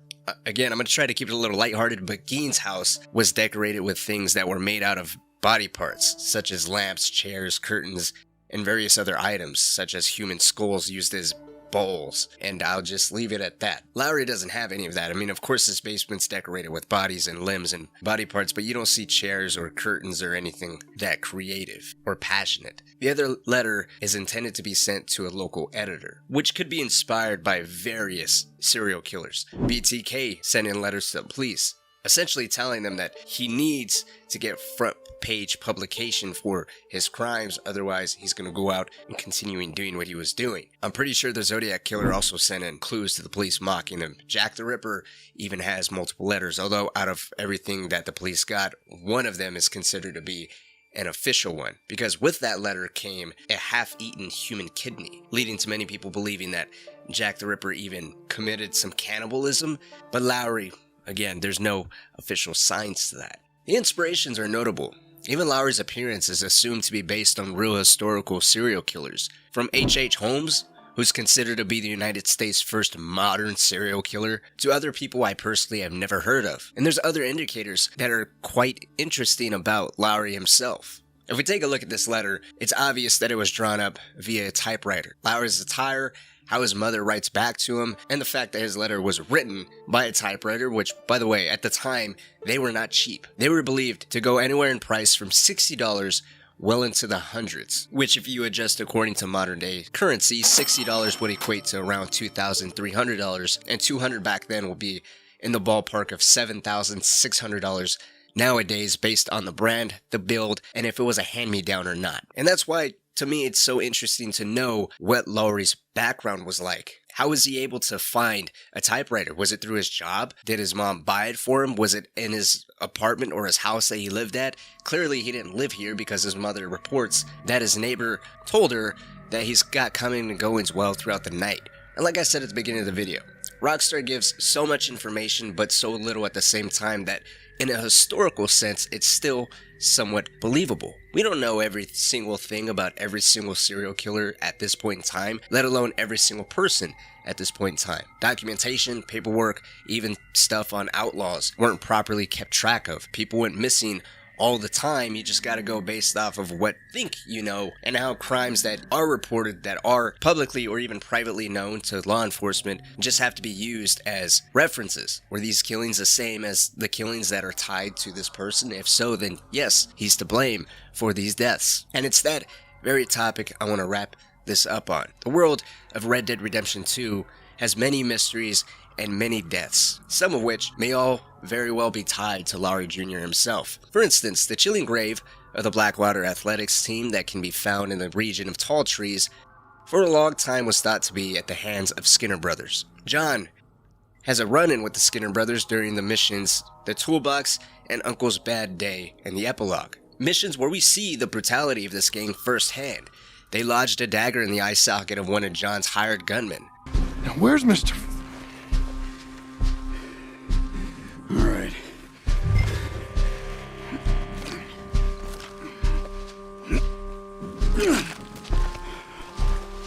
And later, as a form of retaliation, they capture Uncle and try to roast him over an open fire. Some time. Let's get Uncle! Uncle, what have they done to you? The grave and how the bodies are displayed definitely align with the methods and the brutality of the Skinner brothers. However, it's after a few coincidences found within Lowry's basement, his own method of killing, and how the bodies in the grave indicate the causes of death are similar to those killed by Edmund. And with his 3 works of art displayed in 3 separate states, it goes without saying, Lowry's covered very vast distances and is very likely an opportunistic killer. He may be responsible for these deaths as well as countless others that aren't even reported or even documented within his own private basement. The only thing really set in stone is all the bodies we find within his own basement, all the bodies we find littered across the states, and he himself is shot and killed within the sheriff's office after John, or Arthur, brings him in to finally answer to justice. Well, it ain't nothing nice. A lot of folk disappeared over the past few years. This sick son of a bitch, well, he ain't right in the head. That's so. Head over to the cellar of that broke-down shack on the road to the falls. See for yourself. Okay, come on, you. My name is Edmund. Edmund Lowry Jr. And you'll remember that, my friend. I'm sure I shall. You are a frightening fella. Oh, I'll behave, sir. I'll behave as expected. Well, you better. And I'll get you a lawyer, don't you worry about that. And you get in that cell, calm as you be. Get him off me!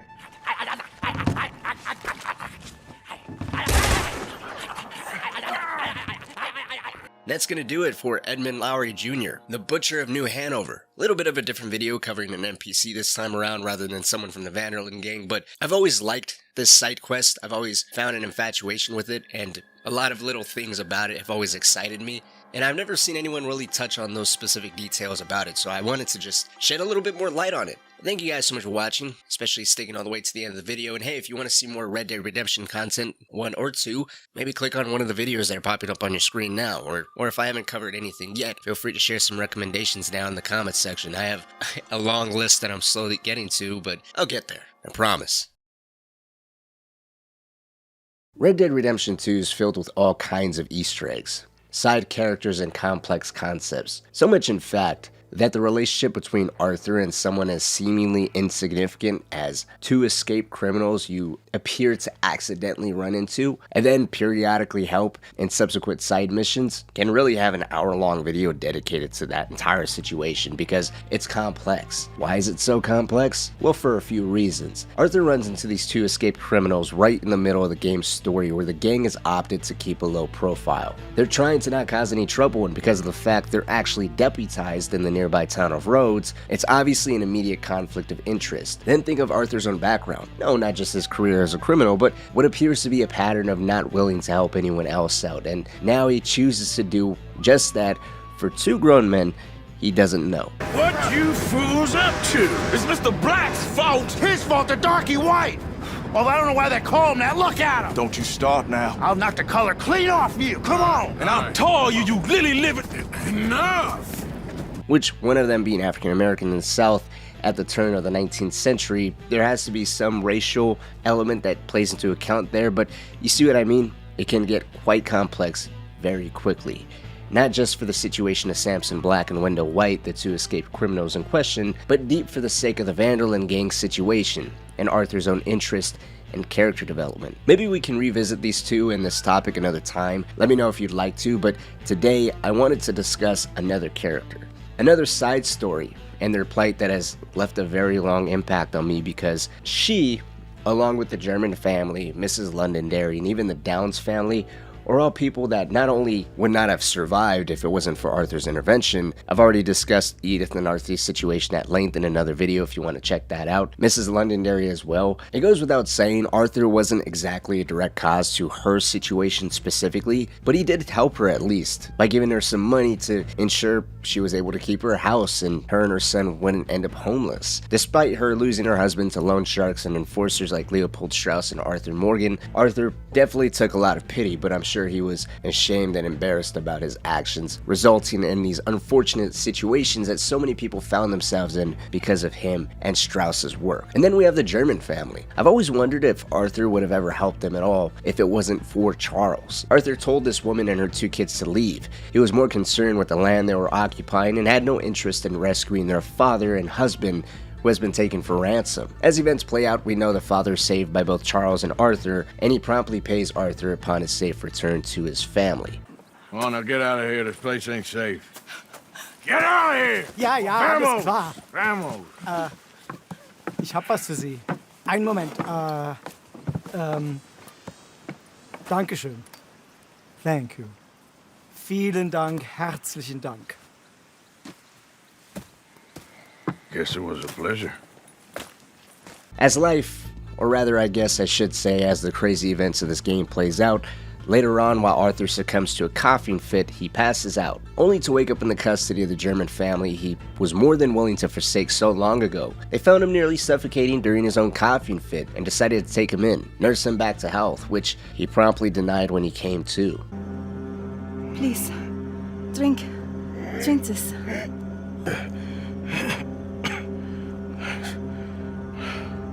Rest a minute. Wenn ich besser Englisch könnte. Sie haben uns gerettet, als wir wirklich Hilfe brauchten. Und jetzt können wir sie nicht retten. Aber...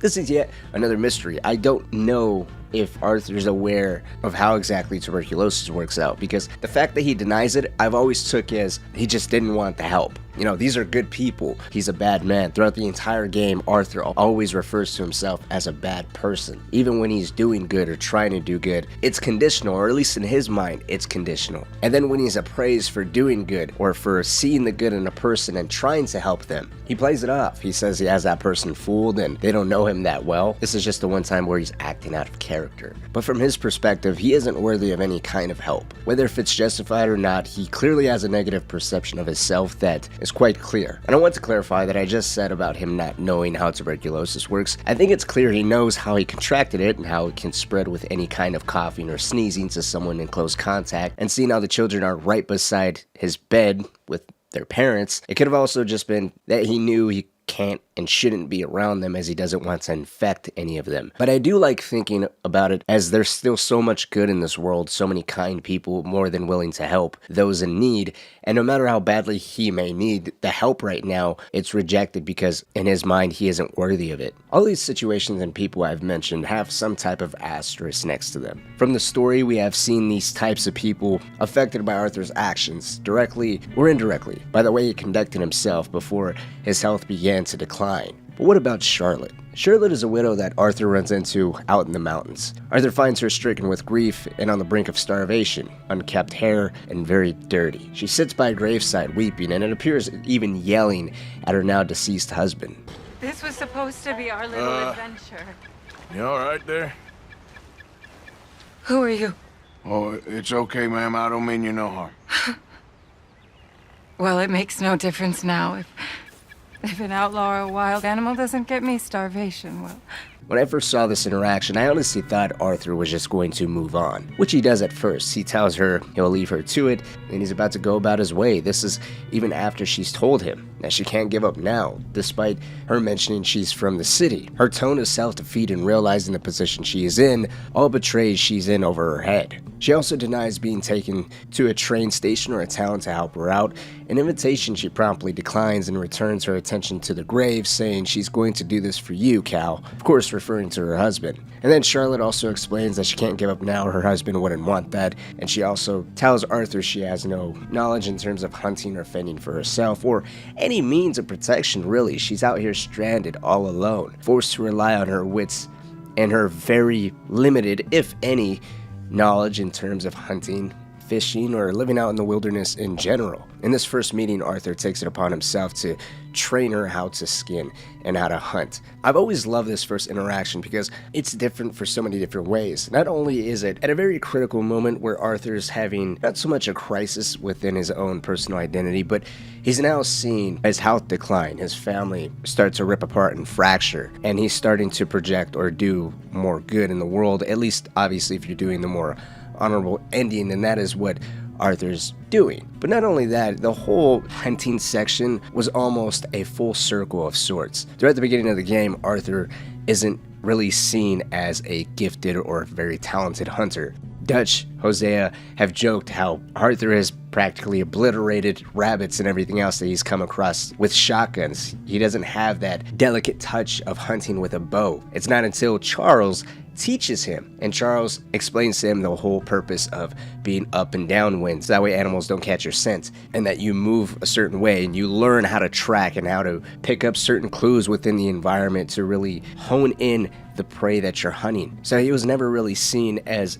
the go-to guy to hunt, yet here he is taking someone under his wing and teaching them the knowledge that he has. While it may not be perfect, it at least is going to be able to suffice to ensure that this person, Charlotte, is capable of living on her own, of ensuring that she can actually find something to eat, to skin it properly, and get it to a place where she's able to cook and eat it. In a way, it's also a nice, peaceful moment. Keep in mind, Charlotte's entire situation, her being stranded, left alone, is at a point in time where the events of the gang is all coming to a head. Dutch is going more and more off the rails. You're caught in the middle of the feud between the Wapiti Indians, the United States Army, Dutch making the entire situation worse, while still trying to keep the peace between Dutch and John, try to get John to realize that he just needs to move on, helping Sadie. Arthur is in the middle of a whirlwind of emotions. And then of course his own declining health. He's constantly pulled in every single direction. There's no moment to relax, and here in this moment, not only is he able to help someone, to do this kind gesture to ensure that they're able to survive on their own, but this whole walk where he's talking to Charlotte and telling her how lucky she's at, the position that she's in next to this water, to be able to fish, and all the wildlife that's going to be coming to and from. Basically just telling her that in spite of these daunting challenges she's facing with the dead husband and the fact that she really doesn't know how to hunt or fish, she's very lucky given the spot that she's in terms of the wildlife traffic and the environment. Naturally, Charlotte really doesn't think anything of it, but it seems to be somewhat uplifting for at least Arthur, to be able to focus his energy on someone else, to be able to help this person in a way where it doesn't cost someone else's life, where it doesn't cost some bigger ramifications that you really need to weigh out on whether if it is good or if it is bad or what's going to happen after everything else. He's able to just help someone for the sake of helping someone, something he hasn't been able to do in a very long time, if ever at all. The next time we come across Charlotte, she has found a new sense of hope. She's still dirty and visibly unkept, however, she has some newfound resolve. No longer starving, she's now determined more than ever to make this life out in the wilderness work. Here, Arthur completes his previous lesson and now takes the time to teach Charlotte how to properly use a gun. We find her struggling to use her husband's rifle and even naively points the barrel up towards her chin, which Arthur smoothly corrects. Time I learned how to use Cal's gun properly. How's that working out for you? Well, let's just say my prey is looking decidedly unscathed. But the end of labor is to gain leisure. Is that not what Aristotle said? Well, I don't know much about Aristotle, but, well, I know a thing or two about shooting a gun. Look, You gotta hold steady. And firm. While not as long as an interaction as the first, the second one is yet again one that is very peaceful. Arthur teaches her the one thing he knows best, how to handle a firearm. And the lesson concludes with them retreating into her cabin to enjoy the rest of the rabbit Arthur helped her capture a few days ago. While the initial interaction between these two showed a new and kinder Arthur, this one more so resembles the dynamic of their relationship. While they sit down to enjoy a nice meal, one that's even more calming by Charlotte opening up about her misinformed dreams of how she would live her life out here in the beautiful untamed wilderness, Arthur slowly begins to struggle to breathe. Even if Rockstar didn't apply the red hue filter to imply Arthur's impending episode, the look in his face of the laborious breathing he's having says it all. Yet again, another moment where someone tells him that he's a nice, kind man that he swiftly denies. You're a good man. Oh, you don't really know me.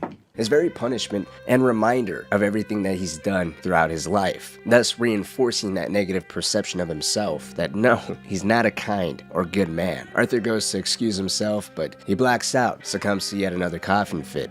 I'm fine. I just,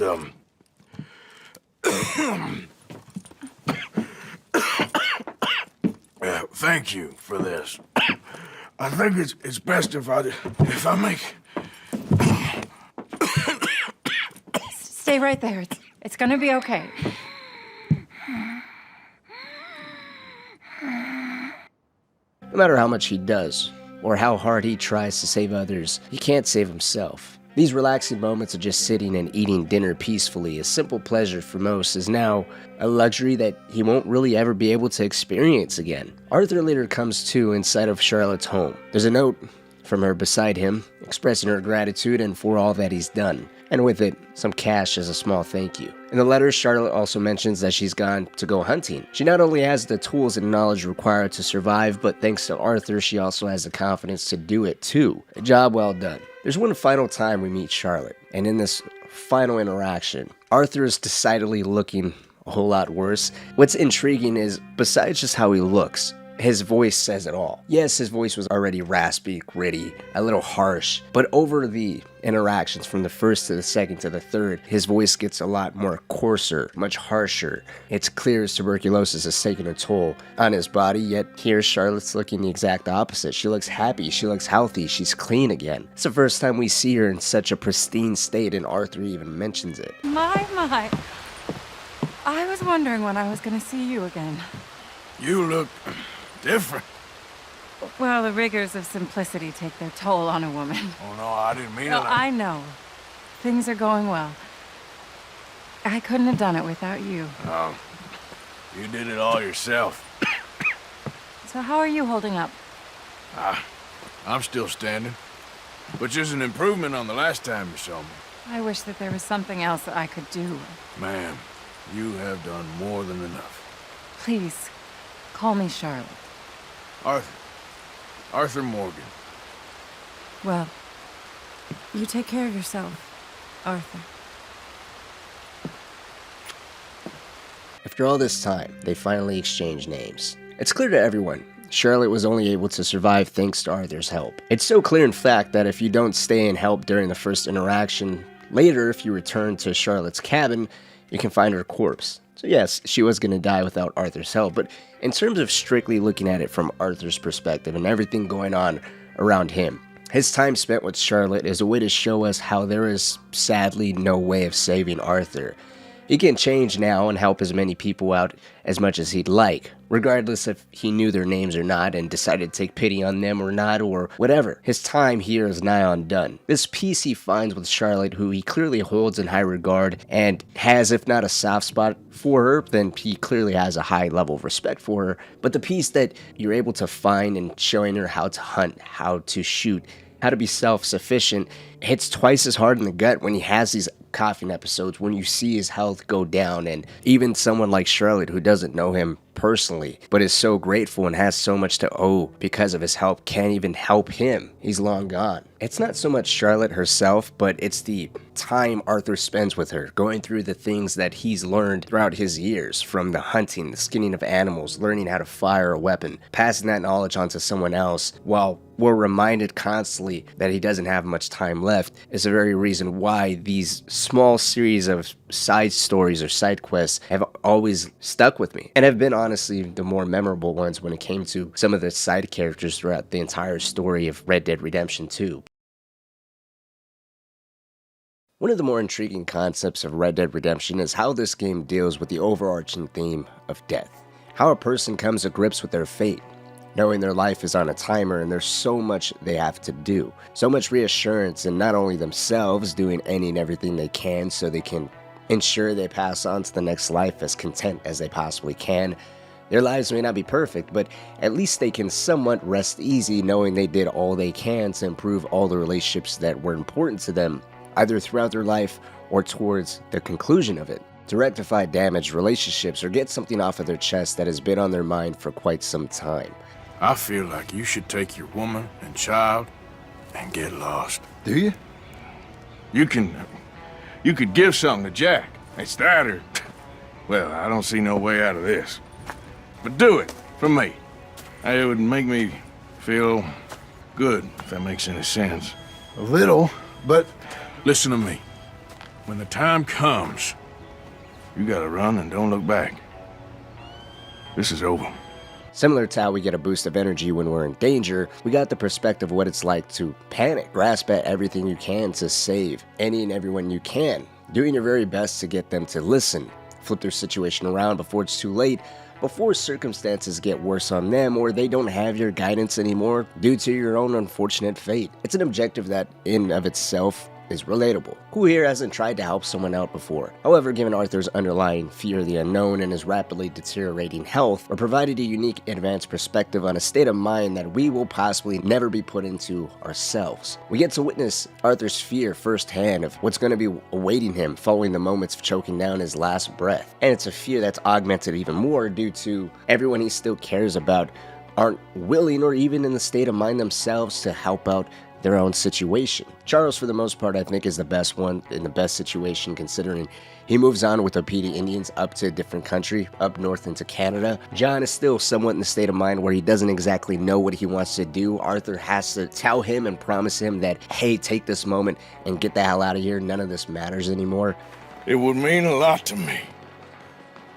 Please.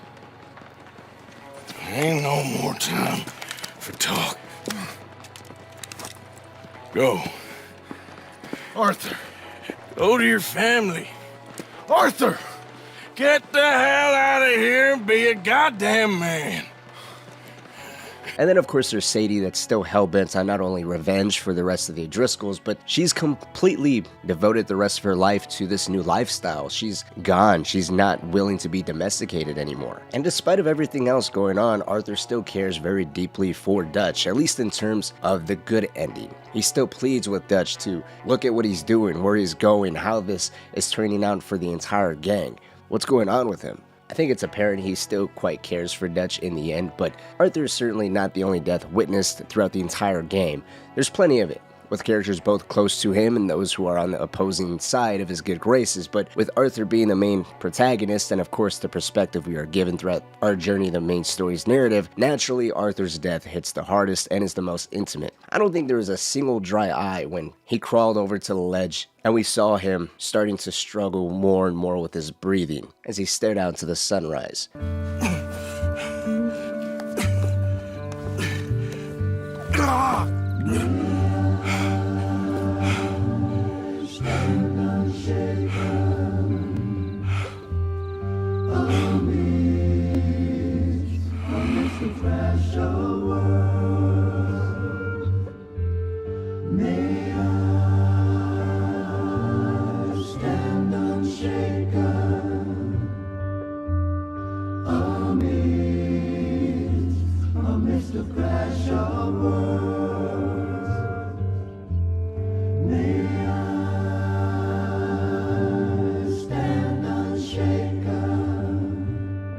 Lenny's, Hosea's, and especially John's from the first game I think hit almost as hard, but this one definitely takes the cake. Sean's, Miss Grimshaw's, and Molly's were also notable ones, but I think one that gets overshadowed is the death of Micah's. It's for an entirely different reason though. No, there's no love lost here, no sadness or damn, why did it have to be like this type of feeling? I think it's actually the complete opposite. Our own investment in trying to get this rat bastard, the soulless piece of shit that tormented Arthur throughout the story and is often blamed for the entire downfall of the Van der Linde gang, and because of it all and how everything transpired, is considered responsible for the deaths of Lenny, Hosea, and I mean he outright shot Miss Grimshaw, so there's no speculation there. But it's because of that sigh of relief, that rejoice, that happiness that we finally got him. We don't realize the final giant middle finger Micah gives us. Technically, his death is the one that caused the events of Red Dead Redemption. Yes, of course, there's no mention of Micah in the original Red Dead Redemption, but I would say Rockstar could have easily used Micah's death similar to how they used Arthur in the first game. They just don't mention it. They could have essentially left the death at Micah at just that. Let everyone be happy at the fact that we finally got the person that betrayed us and we all wanted to kill from almost the very start of the game. But instead, it was because of his corpse found in Mount Hagen by Edgar Ross and Archer Fordham in the game's credits. These are the two agents that hold Abigail and Jack in custody, forcing John to hunt down the previous Van der Linde gang members in the first game. It's a good chance that they were actually tracking down Micah and instead found someone that managed to do their job for them. And if that person was able to take out someone as vicious and as intimidating as Micah Bell himself, well, then it would make sense for the agents to be interested in the exact person responsible for the death of this monster. Micah's death was cleverly used as a narrative device, a final fuck you from beyond the grave. It triggered a series of events that essentially outed John Marston as still being alive, and in the area that he may well still have a bounty on in his head. It may not be an active bounty per se, but taking into account John's massive rap sheet, and of course, never facing any repercussions of what transpired during the Blackwater Massacre, or let's even say something much sooner, such as escaping from Sisika Penitentiary, resulting in the death of countless lawmen. For those of us that have already played the original Red Dead Redemption, we already know how vengeful and unrelenting Edgar Ross is. It's strange you should say that, Mr. Marston, because according to my files, you are the whore's son. Now, what else can I recall from the files? Well, let's see. You killed hundreds of innocent people. You've robbed at least 40 banks that we're aware of. They told us there was a prize when you got to 50. I'm glad this is all such a joke to you. I want my family. And I'm sure all the men you murdered wanted their families too. Come now, you're stupid, but you're not that stupid. So it also begs the question of if Micah truly ever worked with the Pinkertons. Just based off the events of the original Red Dead Redemption, there's no redemption, there's no way to make it back from this criminal lifestyle. Edgar Ross refused to let John Marston walk off scot-free. By all accounts, he was a changed man. He did everything the agents demanded of him. He settled down in a ranch with a domesticated life with his wife and son, and still, Edgar Ross was all too willing to launch a full-on assault on John Marston's property, and who knows, he may have well had the intention of killing everybody there. It's much better to ensure there's no witnesses to talk about how corrupt or bloodthirsty this new and improved form of civilization is. John, by all accounts, while some things he did were still questionable, it did look like he was not only capable and willing, but genuinely wanted to change, to settle down and grow old with his wife and son and leave his life of killing and robbing completely in the past, and Edgar Ross was not willing to take that chance, or even let it happen. If the Pinkertons, or Ross's superior, that being Agent Milton, actually did work with Micah Bell and was fully aware of this man's nature, and of course it would make sense that he would come back around and try to tie up this loose end. Whether if Micah did work with the Pinkertons or not, it sounds like after the events of the main story of Red Dead Redemption, when Micah went out and formed his own gang, he definitely went off the rails with the brutality being completely cranked up, so either way, Micah had to be stopped, and there is not much of a surprise that there was some type of hell headed his way. In a way, it echoes Dutch's old sentiments. Revenge is a fool's game. By gratifying themselves with avenging the death and memory of Arthur, John was revealed to still be alive. Which, by just going based off the discussion between Charles and John when they come into contact again during the mission Bare Knuckle Friendships, and Charles is out there in Saint Denis throwing fistfights, they both thought each other were dead. It sounds like everybody believed everybody was dead, and they all just decided to go their separate ways, at least as far as the enforcers go, that being Sadie, John, Charles, and actually even Uncle. The woman did too, but they more or less kept in contact, that being Mary Beth and Tilly. Anyways, unfortunately we don't know if killing Micah led to anything tying back to Charles and Sadie, who left the entire region, but for at least John. If it wasn't for him going after Micah, he may very well have lived well into his old age, to pass away peacefully at his ranch and possibly even see grandkids, and Jack altogether would have avoided the life that he got sucked into, that his parents tried so hard to keep him out of. It's a series of events that ultimately could have been avoided if John would have even listened to Abigail, who pleaded and begged to just leave it all in the past. It's a combination and mixture of multiple things, and in the end it leads back to just Micah being a piece of shit. But let me know what you think. Do you think that if John decided to let it be, Charles and Sadie would have still went forward with trying to take out Micah themselves? Would that have resulted in a three-way fight between whatever agents came with Archer and Ross, caught in the middle of this fight between Charles, Sadie, Micah, and his men? Or do you think they would have left it all in the past, not worry about it, and eventually Micah would have been caught up to by the law? Who knows, maybe even Dutch would have been caught in some crossfire between Micah and his men and the agents that are pursuing after Micah and his gang. But let me know what you think down in the comment section below. I thought this was pretty interesting, or at least an interesting take, because when you go back and even just look at the credits or the concept of revenge, and as I said at the beginning of the video, death itself, Micah's death is significant because it almost directly leads into the first game.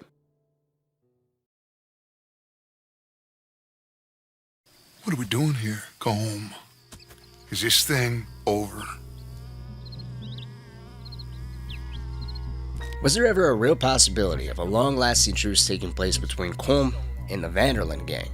Or was this event the brainchild of both Colm and Micah? Colm clearly had the law on his tail, with his men causing much more problems for the local town they camped next to. His men can be found beating people and setting up traps on the countryside with little accountability or any type of rule enforcement on Colm's part. Or this all could have been encouraged by him. Either way, Colm without any doubt finds himself in somewhat the same position as Dutch, possibly even being on Leviticus Cornwall's hit list with his name right next to his older brother in arms. I doubt the train the Vanderlyn gang stole from them in the opening chapter of Coulter was their only planned robbery that was fully intended to be carried out. I'm sure there were many more other hits on Cornwall's property, fueling Cornwall's rage and boosting the wave of funding he supplied to the Pinkertons. Micah, on the other hand, there's no secret his relationship with Arthur is fragile at best, fighting to be Dutch's #1 adopted son and command the most respect in the Vanderlyn gang, next to Dutch of course. Arthur's nothing more than an obstacle to what Micah wants most. Now, with Colm in his presence, it's time for the two of them to get what they want, and that's with Colm getting the law off his tail to buy a little time so he can disappear, or at the very least be considered less of a priority in the law's eyes. Micah, on the other hand, wanted to no longer be challenged, with full reign over Dutch and tailoring everything Dutch heard to ensure Micah got what he wanted with Dutch's unwavering support. Unwavering support that can only be achieved with Arthur gone, and if whatever they were after was retold in a way that at least sounded consistent with Dutch's teachings. Whatever the case, today I wanted to explore the events of the mission Blessed Are the Peacemakers. This mission takes place during Chapter 3 at Clement's Point. The Vanderlyn gang finds themselves in the middle of using the Braithwaites and Greys' hatred against each other for their own personal gain, in a valiant effort to swoop the rumored Confederate gold out from under these families. The mission finds us right in the middle inside of the Vanderlyn camp, with Micah proposing something that's actually very inconsistent with his character. Colm O'Driscoll, have you lost your minds? You're always telling us, Dutch, do what has to be done, but don't fight wars ain't worth fighting. They want a parley? It's a trap. Well, of course, it's probably a trap, but what do we got to lose finding out? I always found this mission a little odd, and how Micah acts to be suspicious at best.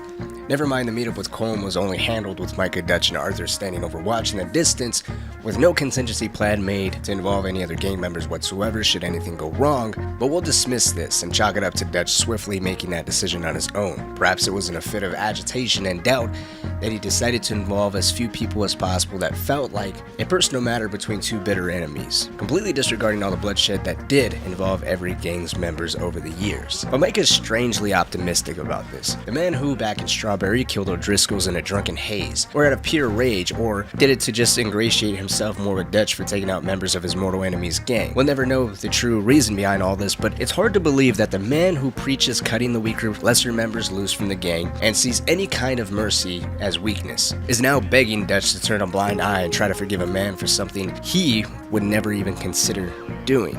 Micah, on the way to the meetup, even starts repeating the same sentiments Dutch always has. I see all those mouths we gotta feed, and I dream too big, caring too much. That's my problem. Caring too much? There's no such thing. This is horse shit from both of you. He says it all sarcastically, and is rightfully called out by Arthur. And we know through the events of the game, the entire Vanderlyn gang believed this to be a trap Colm later confirmed to Arthur to be true, yet it wasn't the type of trap anyone expected. The trap here was to capture Arthur so Dutch and the rest of the Vanderlyn gang would come to his rescue, only to be greeted by Pinkertons waiting for them. I've already established Micah and Colm's intentions and the mutual benefit of them orchestrating this trap together.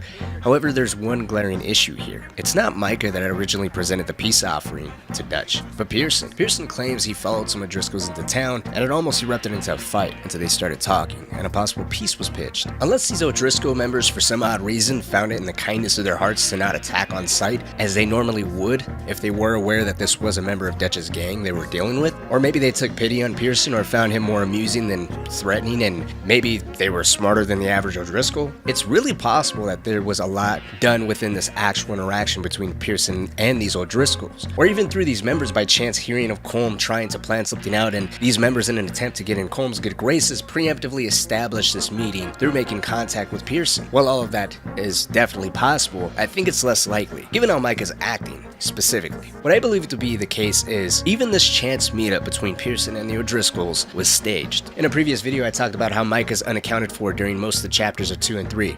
In chapter 3, the only time we really see Micah is during Blessed Are the Peacemakers and a short walk in a pretty town. Given how he acts in chapter 2, doing so as he pleases, and when things go south, he returns to Dutch with some sort of peace offering or a gift to alleviate the wrongdoing he's done, I believe the meetup with Colm to be one of those instances, with an added benefit of completely removing Arthur. Perhaps he ran into a situation where he found himself at odds with O'Driscolls and decided to broker some type of deal within Colm. Maybe they hunted him down, knowing that he was the one that enacted all the events at Strawberry, and they found him alone. Whatever the case, the law wants Colm, but they want Dutch even more. Dutch isn't an easy capture and undoubtedly won't leave the camp without any kind of decent level of protection, so even if he does leave camp and they manage to capture him, Arthur would easily be the head of a vengeful rescue contingent. So it's easier then to make Dutch come to us. Even if this was the case, I don't fully believe that Micah was willing to completely give up on Dutch and let that happen to him.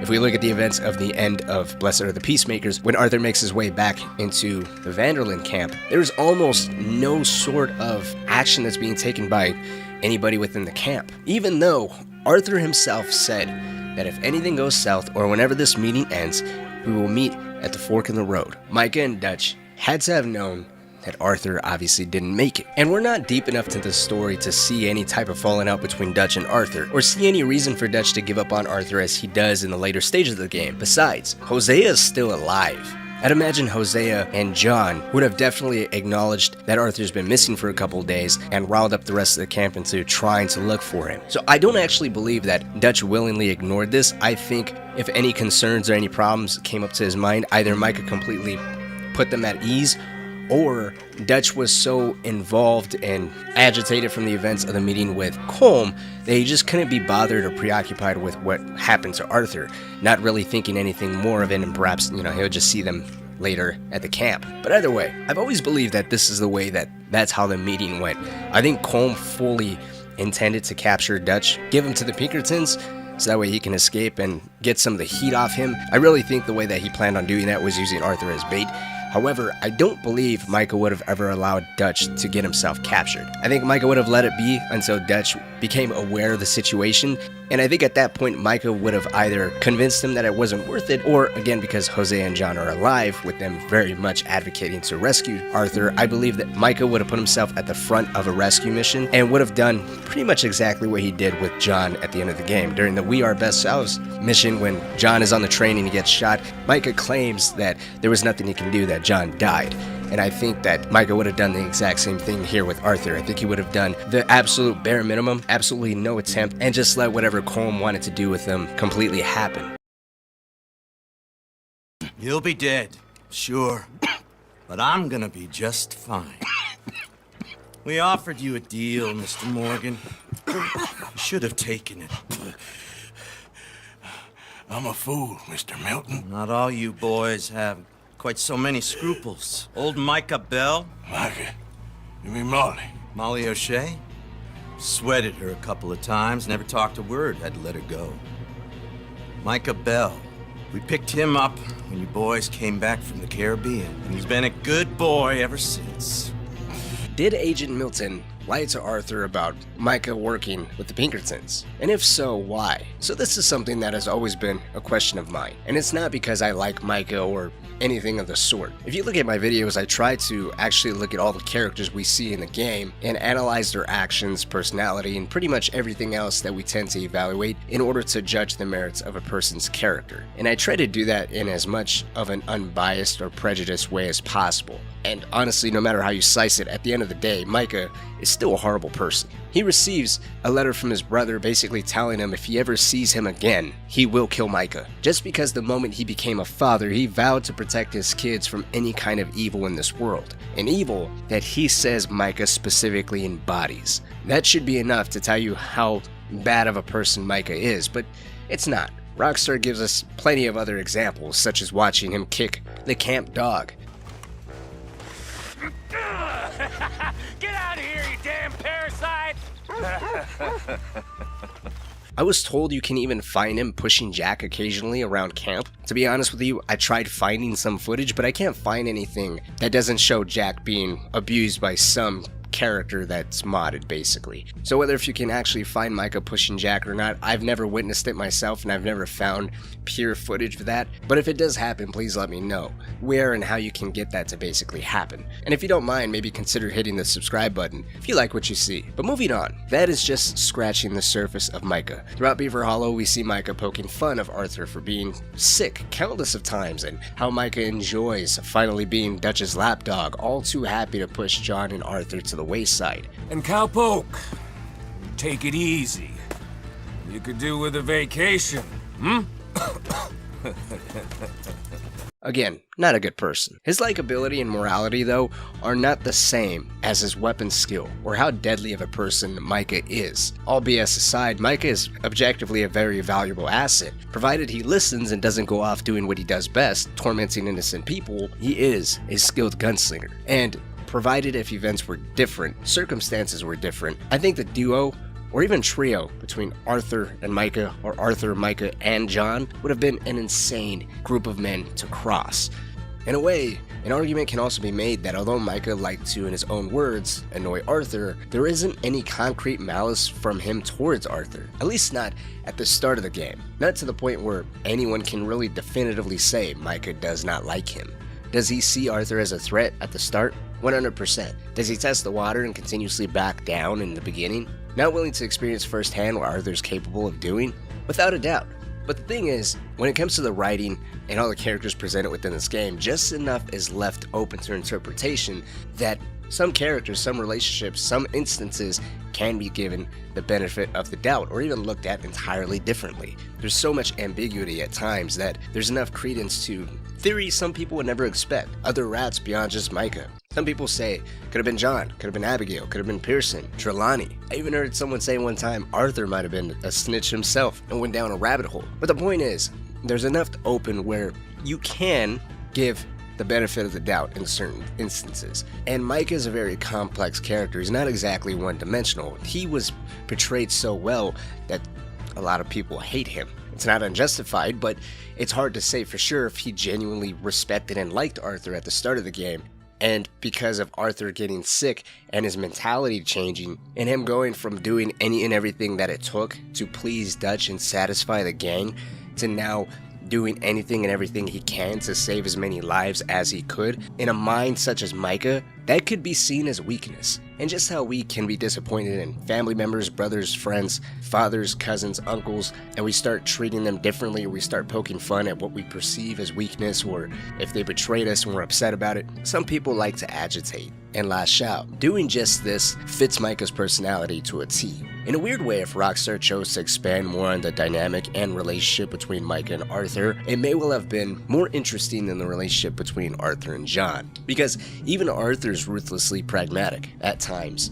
Micah, even when he crossed the line, had Dutch's protection, and there's not a sibling rivalry between Micah and Arthur as there is with Arthur and John. So there's no bringing up the past or irrelevant stuff from your childhood. It's simply your mistakes and what you do at this point in time. Everything that happened as a child is irrelevant. It's all about what you're doing now, how it affects the gang, how it affects us in this current bank robbery, stagecoach robbery, or anything else that they're getting into at the time. But I always wanted to see the relationship, or lack of one, further explored. Mike is only ever seen in a light that agitates Arthur and causes problems, making us hate him all the more. Again, not defending him, I'm just saying how differently some of our opinions may have been swayed by a mission or two where the dynamic between Arthur and Micah is further explored. I mean, think of all the people who, after seeing Micah's reaction when Sean got killed, at least had respect for his weapon handling skills after that mission. They may all hate him still, he still sucks ass as a character, but this simple show of what he can do is enough to garner players' respect as a gunslinger. But going back to Milton,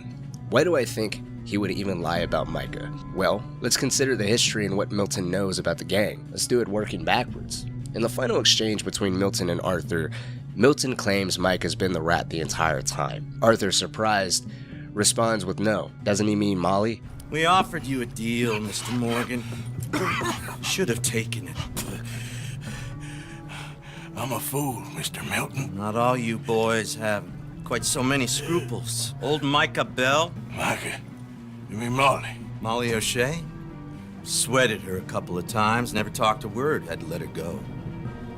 Micah Belle.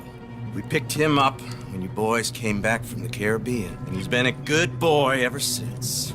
Arthur believed it was Molly because Molly herself claimed she was the one feeding information to the Pinkertons out of anger. Dutch wasn't giving her the attention she demanded, so consequently she claims she told the Pinkertons everything. Molly appeared to be drunk and was visibly upset upon this revelation. Needless to say, the mixture of being angry and alcohol leads people to say and do moronic things. She's been sidestepped this entire time, and it appears Dutch only gives his attention to those that could only further his interests at the time. Interest that typically revolves around money or getting the law off of their backs. Molly could very well have felt neglected and powerless to help the gang, powerless to help Dutch, and forced to up and move time and time again. With a final time in the midst of the aftermath of the failed Saint-Denis bank robbery. Angry, and maybe finally feeling she can have one over Dutch, the man that had paid so little attention to her this entire time, her way of getting even was taking credit for the hardship this man has endured, without thinking this may cost her life. Angry, spiteful, vengeful, anything to feel better about ourselves, to get even with those that have made us feel like fools. I don't think it's completely out of the norm for her version of telling Dutch and everyone else around here, fuck you, by admitting all the shit they're being dragged through, all the hardship that they're having to deal with. Yeah, that's thanks to her. An interesting idea to bring up is, even if Milton denied Molly's snitching, we can at least confirm she has been picked up at least once. Milton says he sweated her a few times and Molly did admit to talking, so between the two of them, she had to have been addressed at least once by the Pinkertons. Maybe she was the rat and slowly leaked information, going more and more in depth as Dutch's negligence towards her continued. Maybe, seeing how close Micah was slowly getting to Dutch, she struck up a deal and asked Milton to place Micah as the rat. And as early as Horseshoe Overlook, Micah can be seen sucking up to Dutch, telling him how incredible he is, how special he is, how there's no one that he's ever met that's remotely close to him. Who's to say Micah didn't drive a wedge, making Molly more resentful at the two of them? Revealing to Milton exactly who Micah was, the extent he's willing to go, and admitting he's far more unpredictable and worse than Arthur ever was. I wish there was more information out there tied to how much the world or just the Pinkertons knows about each individual Van der Linde member and to what extent their affiliation with the gang or even to Dutch is, because it would make a lot of speculation so much easier, and I wouldn't have to constantly refer to this one and only scene where Milton addresses the gang in a somewhat diplomatic way, because in this one interaction, we don't see every single Van der Linde gang member. They're not all present. It looks like Milton's aware of who Dutch, Hosea, and Arthur are. Of course, Hosea is assumed, Arthur, Milton already met, and John, well, he's Rip Van Winkle. Good day, fine people. Mr. Van der Linde, Mr. Matthews, I presume. And who are you? Rip Van Winkle. Huh. Good day, sir. If we go off of this cutscene alone, Milton appears to have very limited knowledge of each individual gang member, the actual numbers in each individual member's rap sheet, both what they have done on their own volition or tied to other gangs, and then what they have done for this specific gang.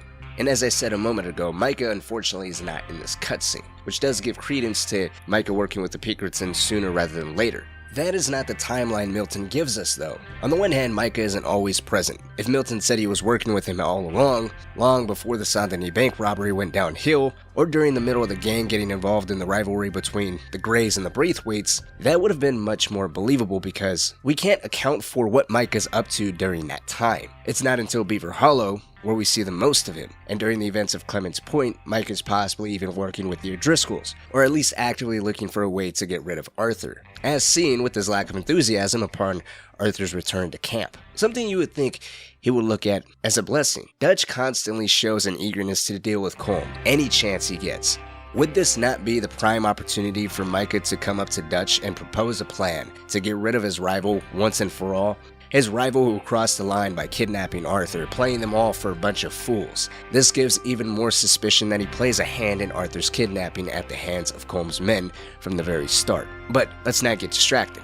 Guarma, or after Guarma, is where Milton places Micah's cooperation. I find that a little difficult to believe because of a few reasons. You're going to tell me Micah was picked up by the Pinkertons by mistake? This slimy bastard that always has his guard up is fully aware of the heat he and the rest of the gang members returning from Guarma will have on him, managed to slip and get captured? How is he the only one to be captured? Better yet, if he got picked up immediately after Guarma, why would he tell the Pinkertons the gang is hiding out in Lequay Lake and put himself in a position of harm's way? Milton immediately opens fire on the shack. To arrest you! Come out with your hands up! Give them to a count of 5, then give them everything. Actually, let them have it. The same shack Micah himself is hiding in. Unless Milton does what Ross does in the first game and already made up his mind that these are horrible men, horrible people that cannot be trusted or allowed to live, there's no reformation or redemption whatsoever. It's plausible then that Milton promised Micah some kind of clemency, and then here and now saw a golden opportunity to just rid everyone at the same time. And Micah, unknowing Milton, was going to arrive with a full Maxim gun and an entire army set to just kill, placed himself in the shack, unaware of the firepower that Milton was just going to arrive with, or the fact that he was going to be placed in front of said firepower. And with all of that considered, that brings another question. When, if Micah really was working with the Pinkertons, did his cooperation begin? How does this fit within the overall timeline? Milton claims it's after Guarma. I placed his cooperation immediately after returning to the area from Guarma, but right before uniting with everyone at Lequay Lake, which I couldn't find a smooth place to say this in, so I'm gonna say it here. I really do think the Pinkertons fighting the entire gang hiding out in the swamps here was Bill's own recklessness. Well, here you is. Well, I asked everyone I could find, and eventually someone new said you fools were out here. Especially if you put into account how Milton shows up, and again, Micah being in the shack with everyone else just doesn't make that much sense when you start to break it down. It's much more plausible that after the gang was ambushed at Lequay Lake, sometime while they were relocating from here to Beaver Hollow, Micah was then snatched up by the Pinkertons, and that's when the cooperation with them could have began. But as far as timelines and direct events we witnessed firsthand between Micah being placed in harm's way from the Pinkertons and what Milton claims is the true beginning of Micah's cooperation with them, this would be the most viable option. Yet even then, we would be looking over some key details. Just looking at how Milton is during this mission in Lequay Lake. He's visibly agitated. at the end of his wits with this gang of savages, a gang of murderers and thieves that he's tried to reason with, and each time they spit in his face, slapped his olive branch away, and continued on doing something that would only increase their notoriety and consequently the pressure Milton is under to apprehend this gang. After he met with Arthur in Horseshoe Overlook, Milton gave Arthur an opportunity to hand over Dutch and walk away. Arthur instead chose to stay loyal. We got a problem. What? I just met some guys out near the river. A fella named, Milton, and, I don't remember the other fella's name. Ross. Milton and Ross. And they are employees of the Pinkerton Detective Agency. And they know about the train, and they know we're here. Were you followed back here? No, they know we're near here. And they want you, Dutch.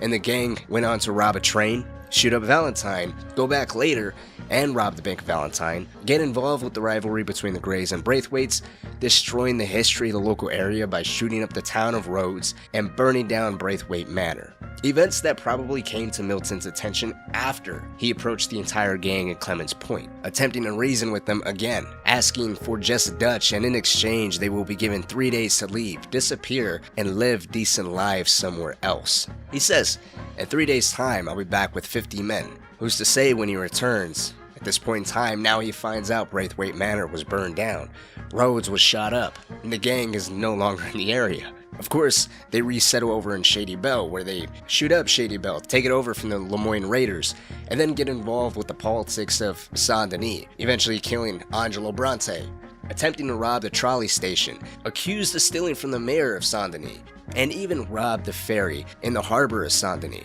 all culminating in them robbing the giant Bank of Saint-Denis, where Milton manages to capture at least Hosea.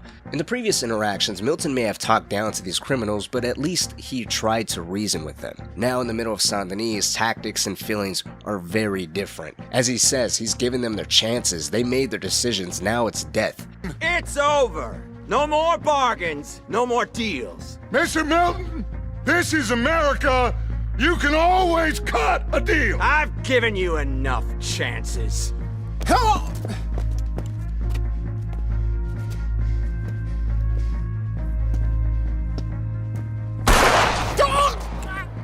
And it's here in the middle of Saint-Denis where, for the first time, he arrives with a massive amount of manpower. Pinkertons and law enforcement on every single corner. This was him showing he means business. He will not be taken for a fool. And he follows this up with the second show of power, of strength, of how little he really cares for them or their lives. Horseshoe Overlook in Clemens Point marks 2 points where he tries to reason with them.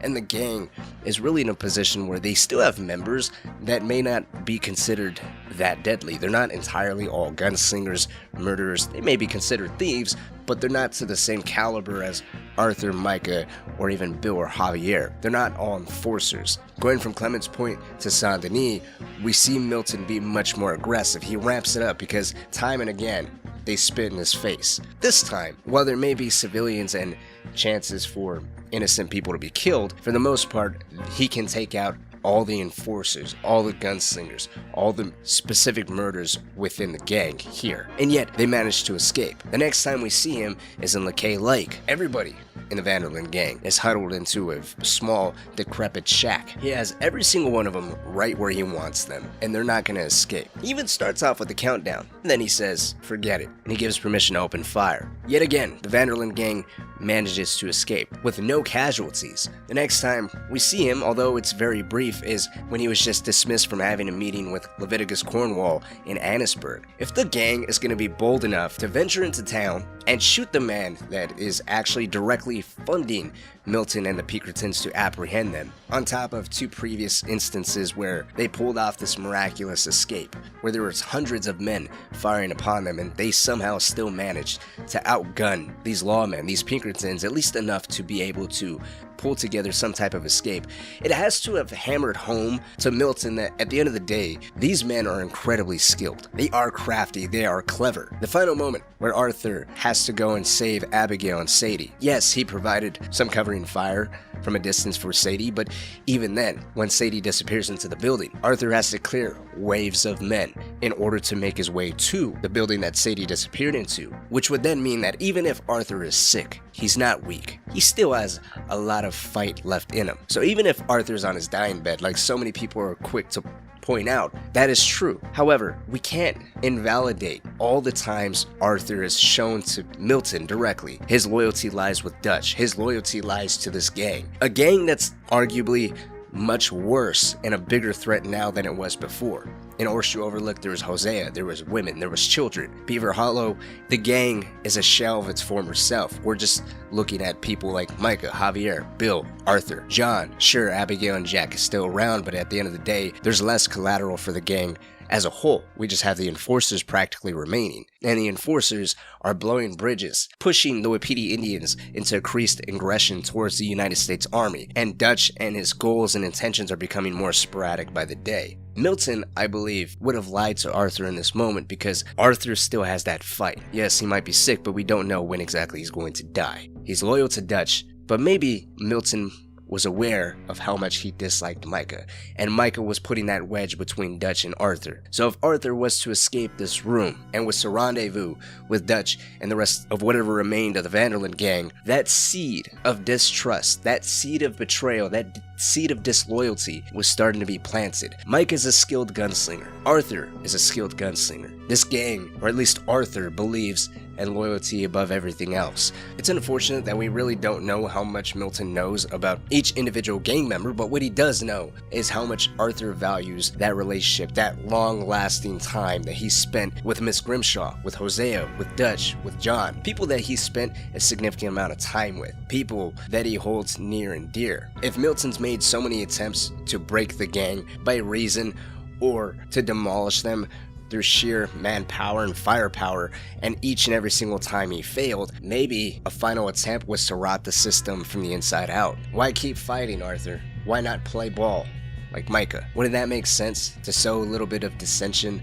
At the very least, Milton had to be aware of Dutch's increased boldness and aggressiveness, and it's unlike him, so maybe Molly did snitch and did place all this aggression, hatred that Dutch was exhibiting on not him, but on Micah. And it was easier to just tell Arthur that, hey, Micah's been working with us all along. What do you think? It was just an interesting thought that has always came to my mind. Just the way that Milton says it always made me wonder. And it's so easy for us to hate Micah, and it does make a lot of sense, but for Rockstar, the writing and the story and how everything is told within the game, it's almost too much on the nose to be like, yeah, Micah is the one to blame for all of this. Sure, maybe he did play ball, but I don't think it would have been so cut and dry the way it's presented. But let me know what you think. What's your take on that? Do you think I'm right? Do you think I'm wrong? Let's talk down in the comment section. I might even go a little bit more in depth into how Micah worked with the Pinkertons because it's interesting. And this may have also been something Rockstar was intentionally working on because of this little clip of John talking to Charles about Micah being a rat all along. Micah? I hope that bastard's dead. You know, he was the one speaking to them agents. What? Putting them on us the whole time. Or since before I got off Sisika. So even John places a timeline different than Milton. And that could be through John's own hatred and dislike towards Micah, where he distorts the timeline and fits it where it makes more sense to Charles, and Charles betrays Micah. It's just interesting all around, but with whatever angle you decide to look at it, Rockstar still intentionally kept that line, John's line, in there for a reason. I know we ain't always seen eye to eye, and you find me irritating and a threat, and I like to annoy you. But right now, I need better from you, Arthur. Okay, Micah, whatever you say. I ain't the bad guy you think I am, Arthur, but I am a survivor. Stick with me and you'll live. What does it mean to be a survivor? What are you willing to do in order for self-preservation? To make sure you long outlast those around you. Those who you have fought, bled, and sacrificed besides, not as enemies, but as brothers. Micah Belle is often considered to be the most hated person in all of Red Dead Redemption 2. Given how the entire game is presented through the eyes of Arthur, the polar opposite of Micah, it's not hard to see why. Micah agitates and indirectly challenges Arthur in the early hours of the game. Make sure the gang gets its piece. Yeah. Like I said, big shadow, tiny tree. And like I said, that still don't mean nothing. Get out of here. Micah also disrupts the overall status quo and hierarchy within the gang by appealing to the narcissistic and even latent vengeful side of Dutch, resulting in Dutch making decisions he would have originally brought to the council of Hosea and taken some sort of opinion of Arthur's, whether if it was through sheer gratitude for saving his life, seeing how useful Micah could be in the right situations, or Micah was someone for once that really understood a side of him that has always wanted to just give in to his own impulsiveness. Maybe it was a combination of all the three. Whatever the case, Dutch took a liking to this man, a man who possibly never even held the smallest amount of loyalty to Dutch. Micah could very well be loyal to none other than himself, and of course, his most valued possessions, his 2 custom Schofield revolvers with "Vengeance is hereby mine" engraved on the barrels. If Micah was to ever make it out of this life, betraying Dutch, along with every other Vanderlyn gang member in the process, what life he had hoped to live would only be up to speculation. Given his own temperament and irrational behavior, prone to emotional outbursts, it's hard to imagine him living all that long, or even continuing a life on the low.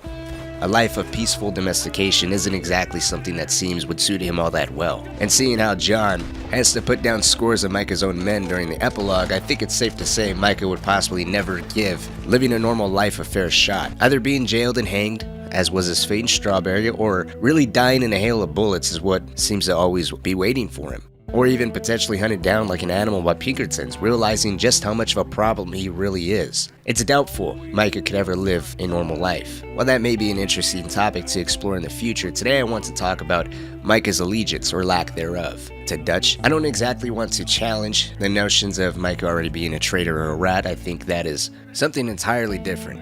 What I want to do is present with different scenarios to question the legitimacy of each individual piece of evidence of Micah's questionable allegiance and look at each one under a microscope, starting with the first big flag, Dutch's wanted poster that can be found in Micah's camp. After saving Micah from the jail cell in Strawberry, Micah continues to live remotely in the local area, scouting for potential opportunities where he can return to Dutch with a big take. Some type of gift, a form of repentance for his mistakes, if you will.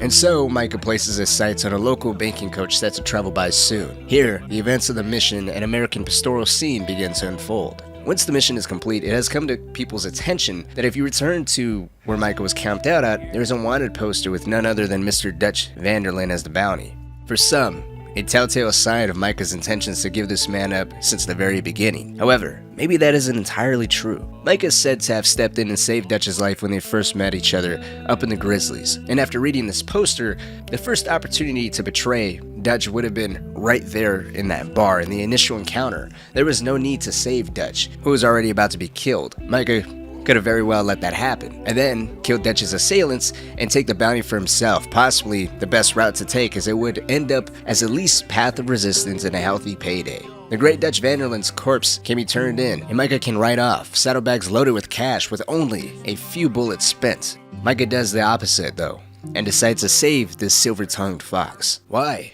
Maybe it was the message Dutch preached. Maybe it was what he stood for. Or maybe it was as simple as Micah knew he couldn't survive on his own. And as Dutch saw Micah as someone who could be very useful in some situations, Micah saw Dutch as someone who could open doors to him and provide the one thing he couldn't get on his own, a loyal gang. One who he could rely on. One who, if need be, he can call a family. I'm sorry, but we're family now, Arthur. You and me. Sons of Dutch. Makes us brothers. Sometimes, brothers make mistakes. Whatever the case, Micah chose to save him that night, and he chose to continue on to ride with the gang. Now, the reason I call back to this particular scenario is because if we take a look at the bounty on Dutch's head, it's priced at only $1,000, which to me signals that this is something that predates the events of Red Dead Redemption 2. Micah's been aware of who Dutch was, and the reason why I believe it predates it is because of 2 reasons. First, Milton prices Arthur's own bounty at $5,000. Milton's determined to bring only Dutch down, giving the rest of the gang members ample time to disperse and maybe even try a fair chance at living a normal life. In Milton's words, a life worthy of human beings. We can say that sure, Milton maybe priced Arthur's own bounty a little higher as a form of intimidation or some kind of attempt to convince Arthur all the trouble he's willing to bring down on himself ultimately isn't worth it, because while his bounty may be so high, Milton is only after Dutch. I find it hard to believe Arthur's own bounty would be higher than the man who is considered the main culprit behind these many crimes. The literal gang is named after Dutch, and Milton was willing to excuse each and every single member for just Dutch alone. I doubt with so much attention and heat, even if, in the off chance Arthur's bounty was higher, Milton would excuse it all for just Dutch by himself. On the same token, with the Van der Linde gang hitting Cornwall's train at the end of the chapter of Coulter, and Cornwall becoming a direct financier of the Pinkerton Detective Agency, with Cornwall's influx of money, interest, and the fact the gang was already wanted on the run from what transpired in Blackwater, a $1,000 bounty seems way too low. Micah would also be too far involved with the gang at this point and its own affairs to be having any sort of poster like this within his possession. Even if he did, ready to present it to the law or even a rival gang if need be to save his own neck, this poster wouldn't be the evidence for that. The bounty's way too low for it to be valid after the events of the game have already started to take place. So I personally don't believe this bounty is entirely relevant. It can be, but I think when you take everything into consideration, it has to be before the events of Red Dead Redemption 2. And then there's a matter of the next flag. Micah's absence in the earlier hours of the game and his refusal to stand his ground, or even take major action when the gang needs him most. I have pointed out before Micah's lack of action when Arthur went missing after he, Dutch, and Micah decided to ride out and meet with Colm. Even though it was a meeting that was orchestrated by Pearson, the fact Micah seemed so willing and eager to push Dutch to sue for peace, a direct contradiction to Micah's own rash, aggressive tendencies. He of all people should understand the hatred that Dutch has for Colm, yet in a twist of fate, he appears to push Dutch so hard to at least hear Colm out. In a previous video, I mentioned how despite Arthur, Dutch, and Micah all agreeing to a meetup point after the meeting with Colm took place, as a sort of safety measure, Arthur obviously didn't make it to this meetup, and yet neither Dutch nor Micah decided to go and look out for Arthur, who was missing. Yet, unbeknownst to Dutch, at least, Arthur was in the possession of Colm, trying to use him as bait to turn Dutch and his men into the law in order to buy himself time. Let me go, Colm, and end all this crap between you two. We all got real problems now. The way I see it, they get him, they forget about me. Whether if Micah had a direct or indirect hand in this for certain can be debatable.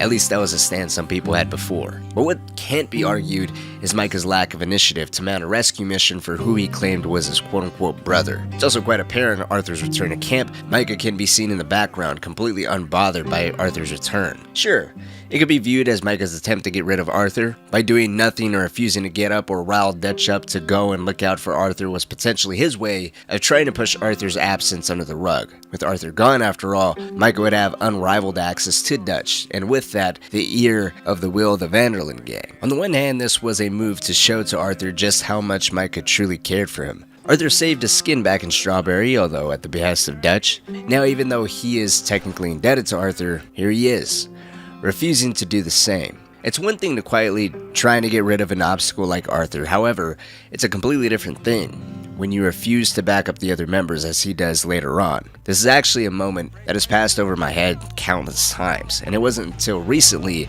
that it was brought to my attention. The battle of Shady Belle picks up immediately after the Van der Linde gang burns down Braithwaite Manor. Revenge for kidnapping young Jack Marston. This is the mission where Milton and Ross walk in the heart of the Van der Linde camp, confront Dutch, threaten every member here, and even offer a deal. Surrender Dutch, and they all get to walk. This singular cutscene displays what is possibly the greatest level of unity the gang has ever had for each other and even for Dutch. Dutch lets his oratory skills run on full display, mockingly offering to give himself up, only for every single Van der Linde member to load and cock all of their weapons. Ain't that fine? I don't want to kill all these folk, Dutch. Just you. In that case, it'd be my honor to join you.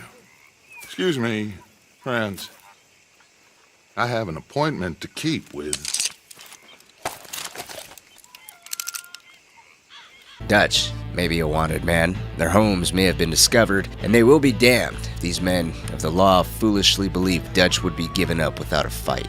Every member, from the trusted adopted sons such as Arthur and John, down to the less trusted and even feeble-minded members such as Strauss, Reverend, and Kieran, all stand shoulder to shoulder, ready for a fight, except Micah. Micah's not only absent from this entire scene, but he can even be seen walking in the background, leisurely heading for his horse. Some, similar to the wanted poster, has cited this as another pivotal moment where Micah was a rat all along, luring the Pinkertons here and refusing to fight them when he already struck a deal. However, again, I don't think that is entirely true. It's plausible for sure, but seeing how Milton's introduction to the gang members goes to show he doesn't quite know who is who or even potentially how many members hold the ranks of the Van der Linde gang. He doesn't know who John is. He presumes Hosea, and the only person that he knows besides Arthur is Dutch. Good day, fine people. Mr. Van der Linde, Mr. Matthews, I presume. And who are you? Rip Van Winkle. Huh. Good day, sir. Micah could be very well aware of this, and rather than fight, stand his ground with people who are staring in the face of a reckoning. All their days are numbered. Maybe he knew Dutch was a very wanted man, only growing in infamy, and the reality of this man being killed or captured was high, and only continuing to grow day by day, worsening as long as they had no money and continued to go score to score. He may not have sold them out to the Pinkertons just yet, but he wasn't ready to take the chance of being assigned a death sentence with the Van der Linde members. As he said himself time and again, he is a survivor after all. But if that's true and he's not ready to stand his ground with the Van der Linde gang, that raises one question. By him going out, revealing his face in the Saint-Denis bank robbery, a robbery that most likely Milton or any other surviving Pinkerton members could have seen his face, what next? Well, that paints the next scenario in a different light. As we all know, during the end of the game, when Arthur goes to save Sadie and Abigail from Milton, Milton reveals to Arthur that Micah has been a rat all along. Milton picked up Micah back when they returned from the island of Guarma. And ever since then, Micah's been revealing information to the Pinkertons. There is so much that can be broken down about this interaction. So many people refuse to believe that Milton could even be lying to Arthur, which I think was always a possibility, but we'll leave that for a different video entirely. Let's talk about Micah revealing information to Milton. We don't know the details. We don't know the extent, we don't know the nature, we don't know the quality of the information, the type of communication that was being kept between them, or how close of an eye Milton and the Pinkertons were even keeping on Micah. So far, the picture I have painted, though, is one that admits Micah doesn't have undying loyalty to Dutch, something that's been pretty much common sense. He doesn't care about any of the other members, or even Dutch to a degree. His main concern is himself, and he's aware of how far he can go with and without Dutch. I believe Micah was aware that he needed and depended on Dutch, and counted on Dutch's good graces and the love and respect Dutch commanded from other people to ensure that he himself was taken care of. If Micah betrayed the gang and really did feed information to the Pinkertons behind everyone's back, I believe the information Micah would have given the Pinkertons would have been information that was credible, something that was just enough to ensure if things went south with Dutch or the gang and they all ended up at the mercy of the law, he could then claim he was a double agent. On the flip side, in order to save face with Dutch, seeing how during Beaver Hollow, Micah's starting to call the shots and even making moves on behalf of Dutch, it wouldn't be too difficult for him to place Arthur and even John on the types of jobs that would cause more, in Dutch's words, noise. The jobs where the gang is being more bold, more ambitious, more careless. In this way, Micah could claim to Dutch, Arthur, and John were conspiring against him and were in contact with the Pinkertons, something Dutch already admitted to having a suspicion of when they were trapped on the island of Guarma. So what happened with John in that bank? He survived. Unlike dear Hosea and Lenny, the only one they took alive. Why is that, you think? I don't know. I was already on the roof. I didn't see it. And Abigail, I presume she was able to slip away in time. What are you talking about?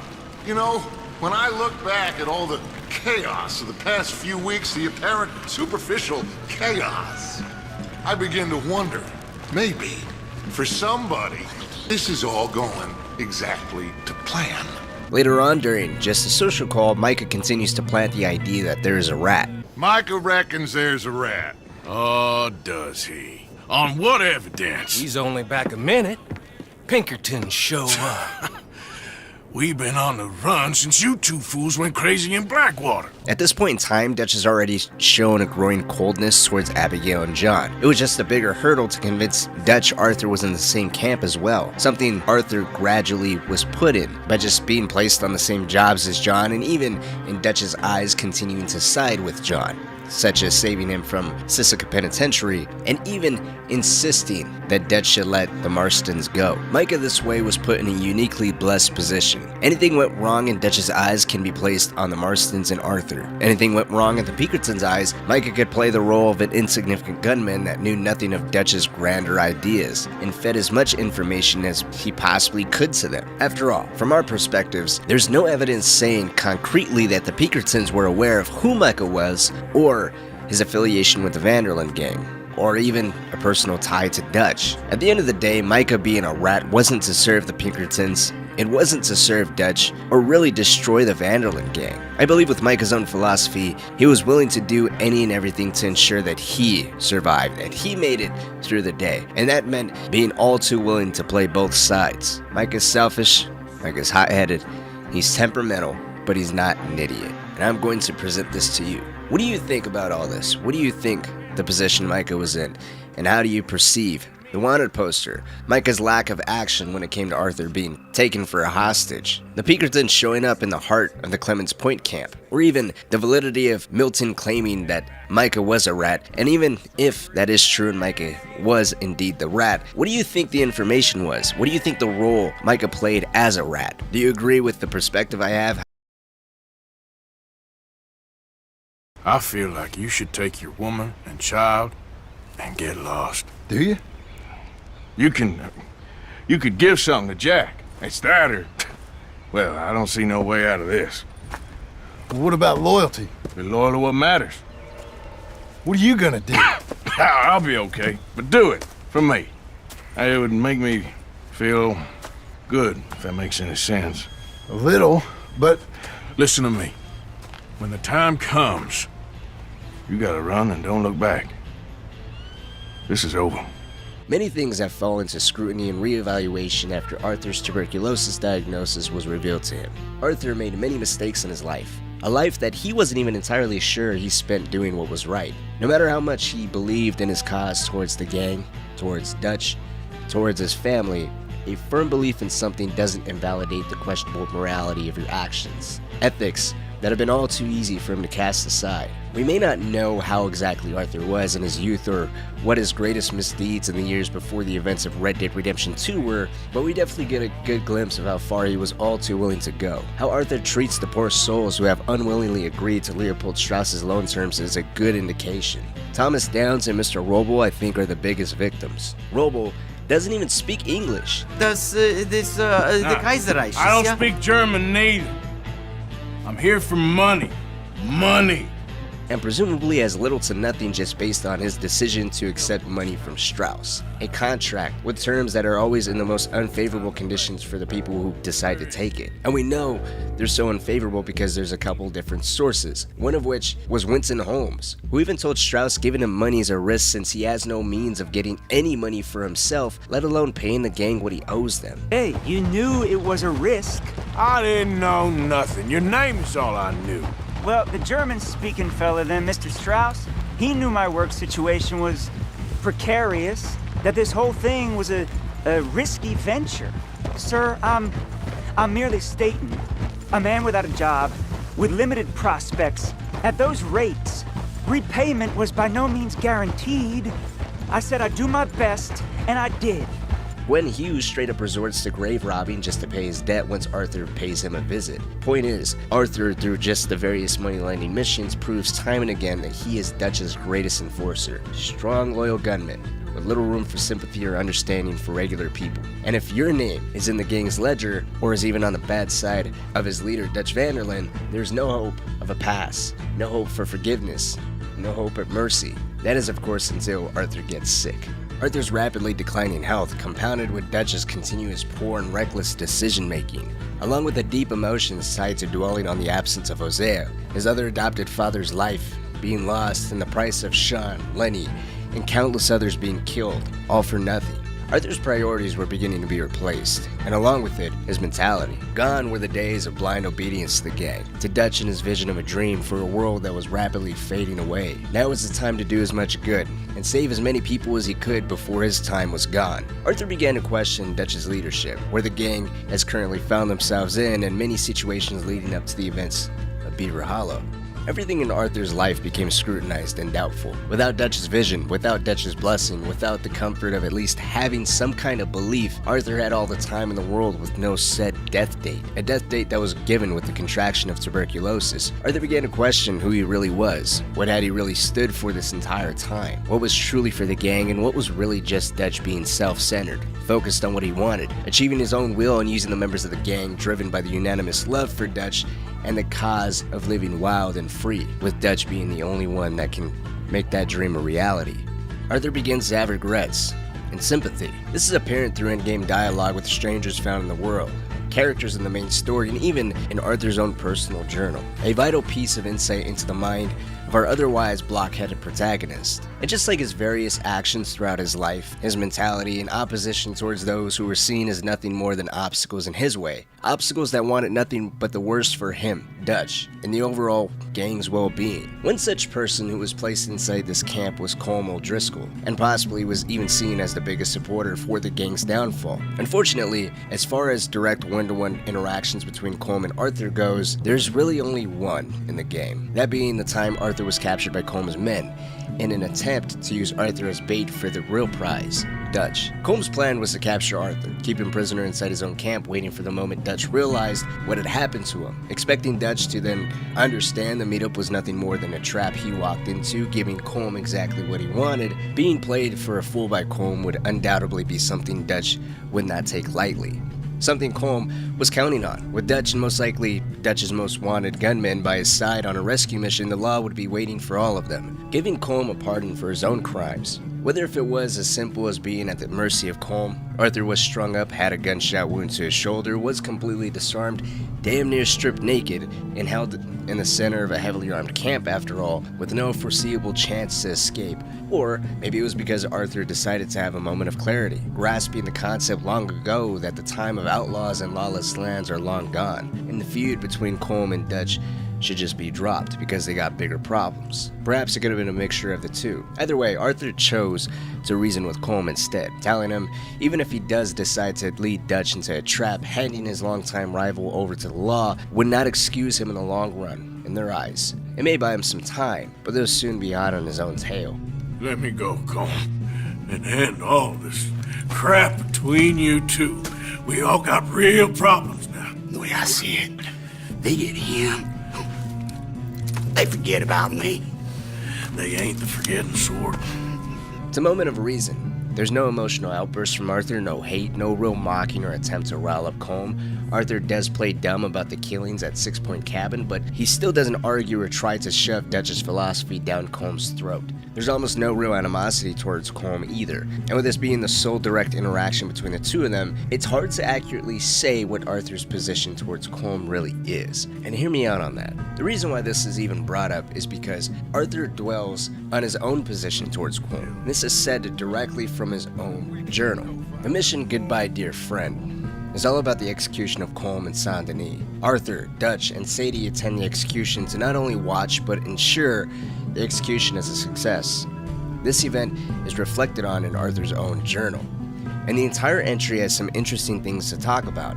It's an entry that really discusses more how Dutch reacted to Colm's death. Arthur says he's back to himself and he hopes that this helps calm Dutch's recent behavior.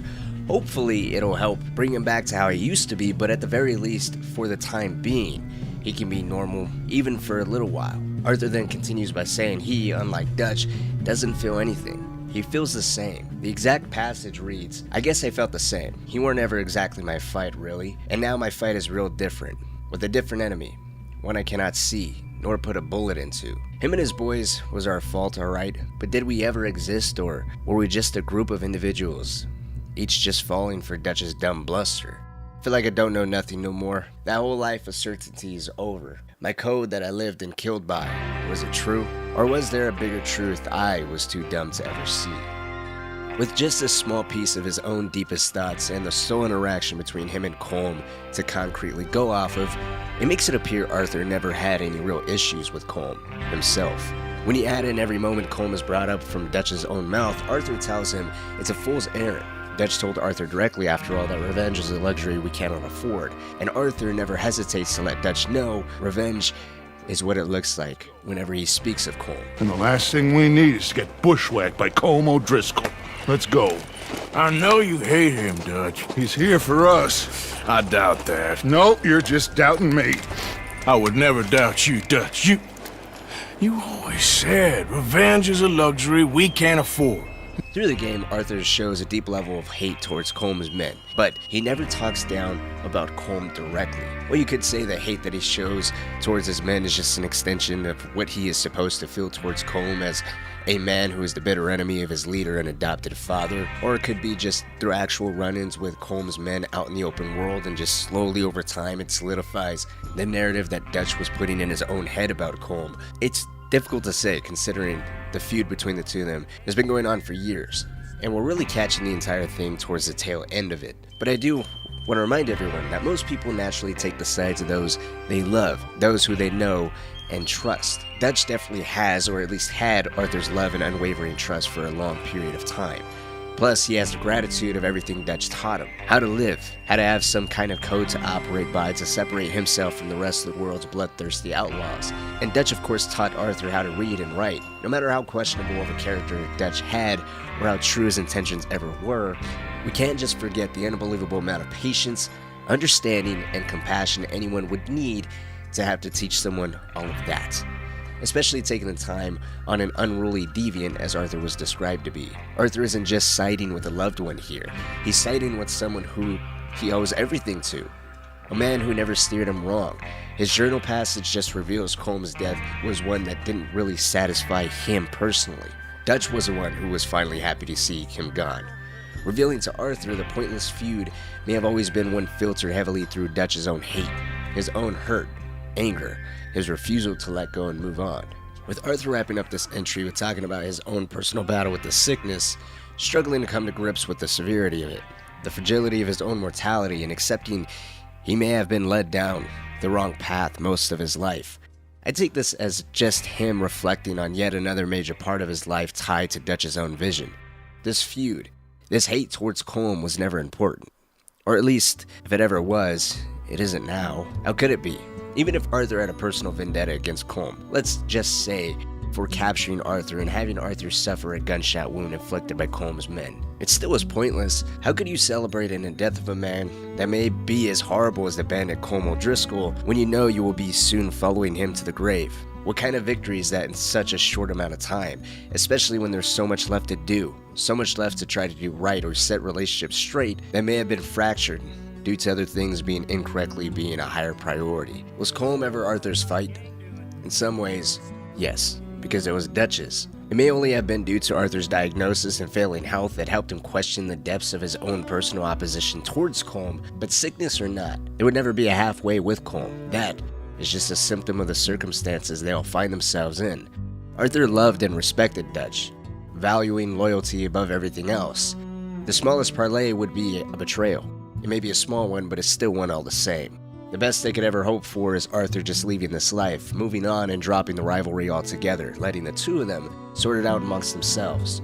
Obviously, that wasn't what happened, and that would only ever happen in the most wishful of circumstances. Something Dutch would probably have to let Arthur do, otherwise he would see it as Arthur just stabbing him in the back, and that may also be a thought Arthur probably can never live with. Besides the run-ins with Colm's poorly regulated gang and Dutch continuously reminding Arthur and everyone else how horrible of a person he is, Arthur appears to have no personal resentment towards Colm. Even if he did, Arthur's mentality towards the matter was already shifting as early as Horseshoe Overlook, long before his health got to the point of him coughing up blood uncontrollably or being visibly unwell. Arthur appeared to have understood the gang's way of life is already on the way out, and everyone on the wrong side of the law should really band together for protection or acquire enough money to just disappear.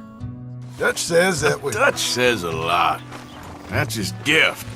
Saying things. Oh, yeah? What do you mean by that? I was a prize pony once.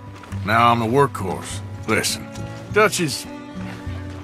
But, well, you was at that thing in Blackwater. We already seen Pinkertons here. New century's coming. This life, this way, well, we're the last, I reckon. And we ain't long for it. And that's the way it goes, I guess. For me, yes.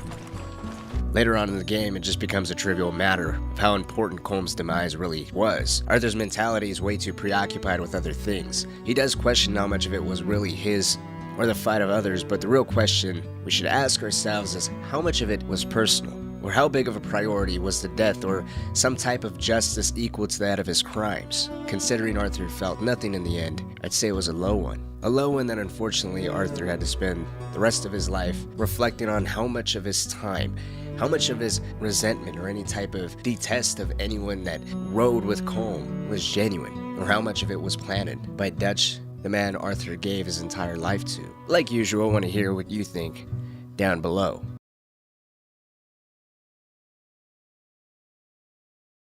That's quite a scratch you got there. Never thought I'd say this, but it's good to see you, Arthur Morgan. The relationship between John Marston and Arthur Morgan is one of the more complex and redeeming aspects of Arthur's life. In a way, his relationship with his adopted brother can be seen as a mirror of the way he has chosen to lead his life, to gut those out that made him feel vulnerable, betrayed, easily forgotten, and reliving some type of childhood pain. During the peak of his physical health and at the apex of his position within the Vanderlyn gang due to Dutch's favor and possibly a more proactive role of a younger Hosea within the gang's day-to-day operations, Arthur had no need to change his thinking, his way of life, his way of letting people in or not. Do we get a hug, Arthur? A warm embrace for a lost brother now found. You know, nothing means more to me than this gang, the bond we share. It's the most real thing to me. I would kill for it, I would happily die for it. But in spite of all of that, I would have easily left you here to rot if Charles hadn't stopped me. Considering he was an orphan and later suffered the immense pain of finding out his young son, Isaac, and the mother of his child, Eliza, were killed over a measly $10. I had a son once, years ago. Don't talk about him much. Oh, what was his name? Isaac. He was such a good kid. She was too, I guess.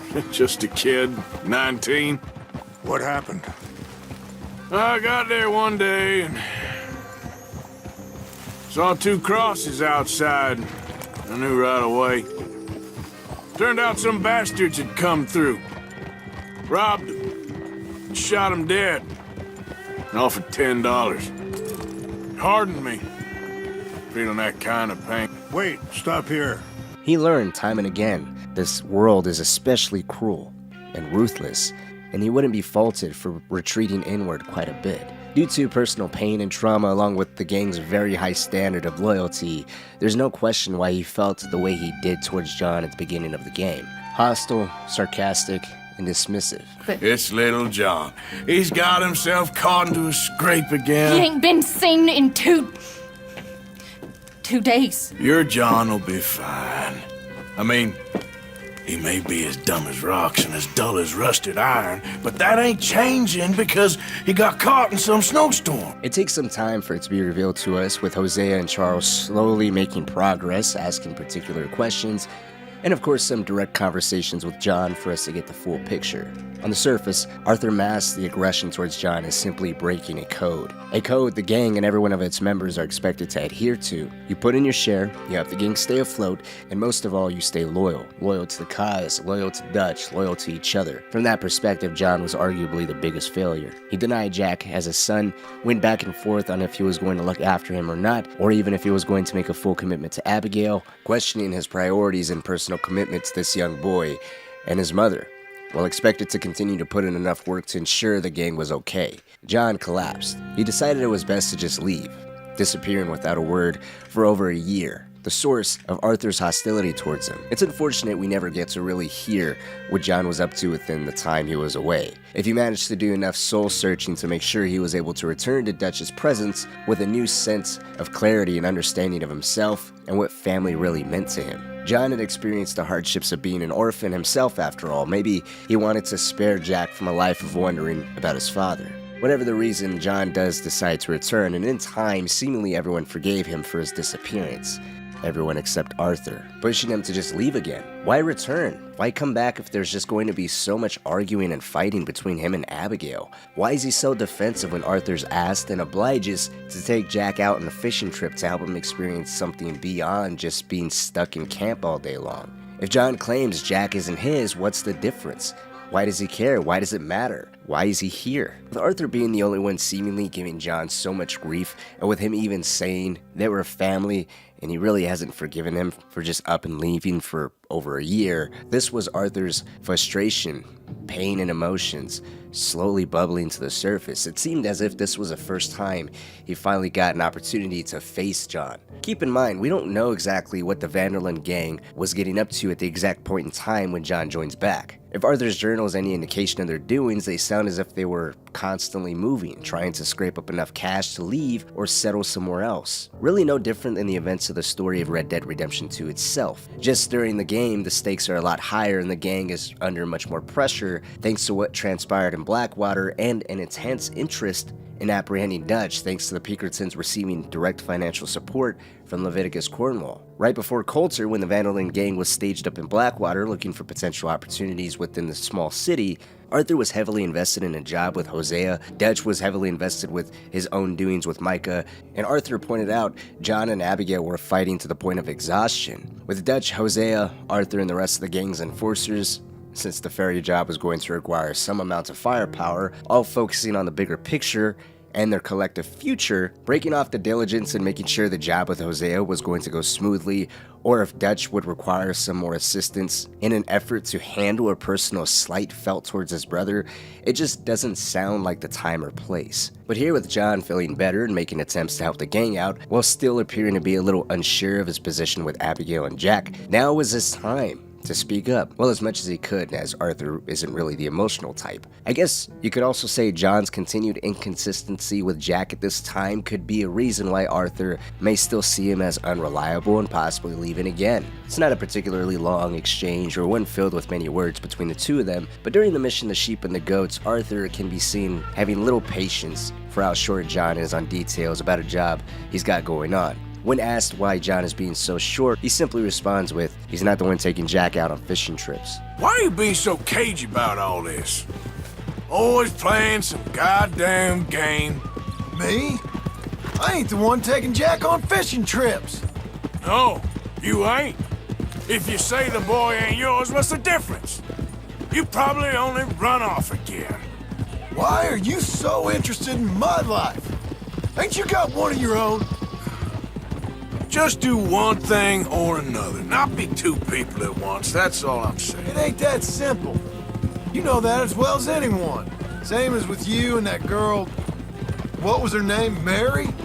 It's a very small demonstration of the tension between the two of them, the tension that they've been experiencing for some time now. With both of them throwing their personal lives in each other's faces, clearly John felt a way about Arthur, possibly in his eyes stepping in and doing something he should have been doing. But instead of making it right between Abigail and Jack, he instead does the opposite. He leans more into the gang, looks for opportunities to acquire some cash, and tries to be much more proactive. This creates another dilemma for John. As attempting to show the gang he's still loyal and committed to them, his original family, this creates more tension between him and Abigail. She doesn't want this life for her, for John, for their son. It's as if he was already having enough of a tough time dealing with being a new father, leaving only made things worse. And no matter how much time has passed since he came back, no matter what he does, he still can't get anything right, whether in the eyes of the gang or in the eyes of Abigail and doing right by Jack. Let me ask you this question. Have you ever noticed, with the exception of the epilogue, John isn't seen or heard from that much? He has the most interactions and mission presence during Chapter 2, Horseshoe Overlook, and Chapter 6, Beaver Hollow. Yet despite him being in front of us for roughly the same amount of time, have you ever realized you feel, or we feel, drastically differently towards John during these two chapters? Horseshoe Overlook doesn't paint him in the best light. He doesn't really say much to defend himself from Arthur's comments, thus making him seem guilty and dodgy. I hope so, but I fear you don't know how to help anyone, except in yourself. You see, O'Driscoll? If this is how he treats his friends, imagine what he does to his enemies. Two unsavory traits. The essence of his conversations with Arthur at the time involved him being unloyal and unreliable, with him not really adding any comments of his own. Maybe it was great writing owed to Arthur, as he's not really reflective or given the benefit of the doubt at this point in time in the game, so lending some credence to John maybe being silent, as he could be either ashamed, feeling guilty, or outright hoping it all be forgotten. Maybe it's a mixture of the three. Arthur's rekindled relationship with his brother John is fascinatingly in line with John's acceptance of being a father. The chapter of Horseshoe overlook his parental decisions or lack of them is a point to be highlighted. During Clement's point, there's a moment where Hosea does tell him to get his head out of his ass and do the right thing for his wife and son, kind of continuing that narrative. The thing is, John, we all gotta die. I know that. I, of all people, know that. Excuse me? We all gotta die, but you got the chance to live. Not just to live for love. I got no goddamn clue what you're on about, Hosea. You're not as dumb as you act, John Marston. I don't understand. Be a man, John. It would suit you. But by contrast, John's presence is pretty lacking during Clement's point. He does take part in stealing some horses from the Greys, showing some level of being proactive in the gang's operations here, but where he really shines during this chapter is towards the end. Notably the last two missions, Blood Feuds Ancient and Modern, and the Battle of Shady Belle. Now, in another video, I've highlighted the significance of these two missions and how vital they were in John's transition into accepting being a father, and actually accepting Jack and Abigail. For the first time in the entire game, he shows some resolve and clarity of mind. He's committed to something. Yes, it's out of guilt that Jack is suffering due to his father and the gang's horrible decision making. As he says, they chose that life, not him. He's just a kid. But it's the moment where he finally commits to something, being a true father and the man Abigail deserves. It's not exactly a great one fresh out the gate, but it's something, it's a start. It's regret-induced, but sometimes people need a little fear to realize what's most important to them. Now, in said previous video, I focused on John's change in mentality. Jack's kidnapping was the point where he prioritized being a father and started to turn against Dutch and Hosea, citing their belief and commitment to getting involved with the Greys and Braithwaite's affairs as the very reason Jack was kidnapped and the gang's situation went from bad to worse. What I didn't highlight as much in that video was this was also the first time Arthur begins to ease up towards John. Since there isn't as much between Arthur and John to concretely say what it is that leads to that, Arthur's attention is pulled in many different directions and there is less screen time and personal conversations between him and John. Sure, it could have been as easy as seeing how distraught John was at Jack's disappearance and having John stick around and endure all the fighting happening in Valentine and everything going on here within Rhodes between the Braithwaites and Greys. Seeing John endure even more hardship right next to the rest of the gang could have been a lot easier for Arthur to drop his guard down. Or perhaps the words of dissension at such a crucial point was something Arthur was aware could be detrimental to the overall morale of the gang. Sean had just been killed, Jack was gone, and the gang was further from their planned destinations. Unity was important now more than ever. True. On the other hand, Arthur is also shown to mask his own vulnerabilities and feelings towards John, especially behind doing what's best for the gang. Keeping the gang's integrity and code of loyalty is rule number one. And what about the full conversation on the way to Shady Belle? It's pretty lengthy, with John first beginning to place the gang's woes on Dutch and Hosea. Then John mentions how regretful he is about treating Jack so poorly and by extension Abigail, with the ride ending with John mentioning leaving again when he was stuck on the mountaintop during Clement's point. When I was lost on that mountain after Blackwater, part of me thought I could just leave again and no one would ever know. But some wolves thought otherwise. Look, you're here now, and this spot we're going to, it's close to Saint Denis. As soon as we get the others safe, we'll find this Bronte and get Jack back. He doesn't push the issue. He doesn't remind John of all his mistakes or the choices he's made, in direct contradiction of doing right by Abigail and Jack. Instead, Arthur calms him down, tells him he's here now and will save Jack together. There's nothing to be worried about. I don't think anyone ever would have doubted Arthur loving John like a brother, even at the beginning where he seems so hostile. And honestly, with the exception of Hosea, I don't think anyone other than Arthur can really hear John speak openly about how he's feeling towards Dutch, the situation surrounding Jack, and the gang. They're the only two that I think really hold John's best interests at heart. Any other gang member would be more concerned with what John is saying rather than what he's actually feeling. He's openly disrespecting their leaders, and if some of the camp conversations during Beaver Hollow hold any indication of how blindly some of the gang's members can be in following Dutch. You think Dutch has lost his mind, Arthur? I don't know anymore. I'm not sure I even care. Well, Micah says you've been saying crazy things about him. Micah. Keep an eye out for Micah, Bill. He says a whole lot. Hearing John refer to Dutch and Hosea as conmen playing games, I think would be more of a point of interest rather than giving John's words the benefit of the doubt. The father who left them for over a year and just admitted to at least thinking of leaving them again. Yeah, of course he feels this way about Jack. And now look, he's starting to feel that same way about Dutch and Hosea. It's the mentality that Arthur warns him of, and it's a mentality that ultimately he can't get out of, which leads to Dutch being so willing to let him be captured during the Saint-Denis bank robbery, which I do believe happened, and I believe it was intentional. I don't think anyone would disagree. During Beaver Hollow, John was heavily alienated from Dutch and by extension, really everyone else, with Arthur slowly being put in that same camp as him, due to his illness causing his health to decline and his mentality begin to shift, as well as doing things that only came with Dutch's disapproval, such as helping the Wapiti Native Americans and breaking John out of Sitka Penitentiary. It begins to show them get even closer on screen. Obviously, it comes at a very crucial time where Arthur's health is declining and he's trying to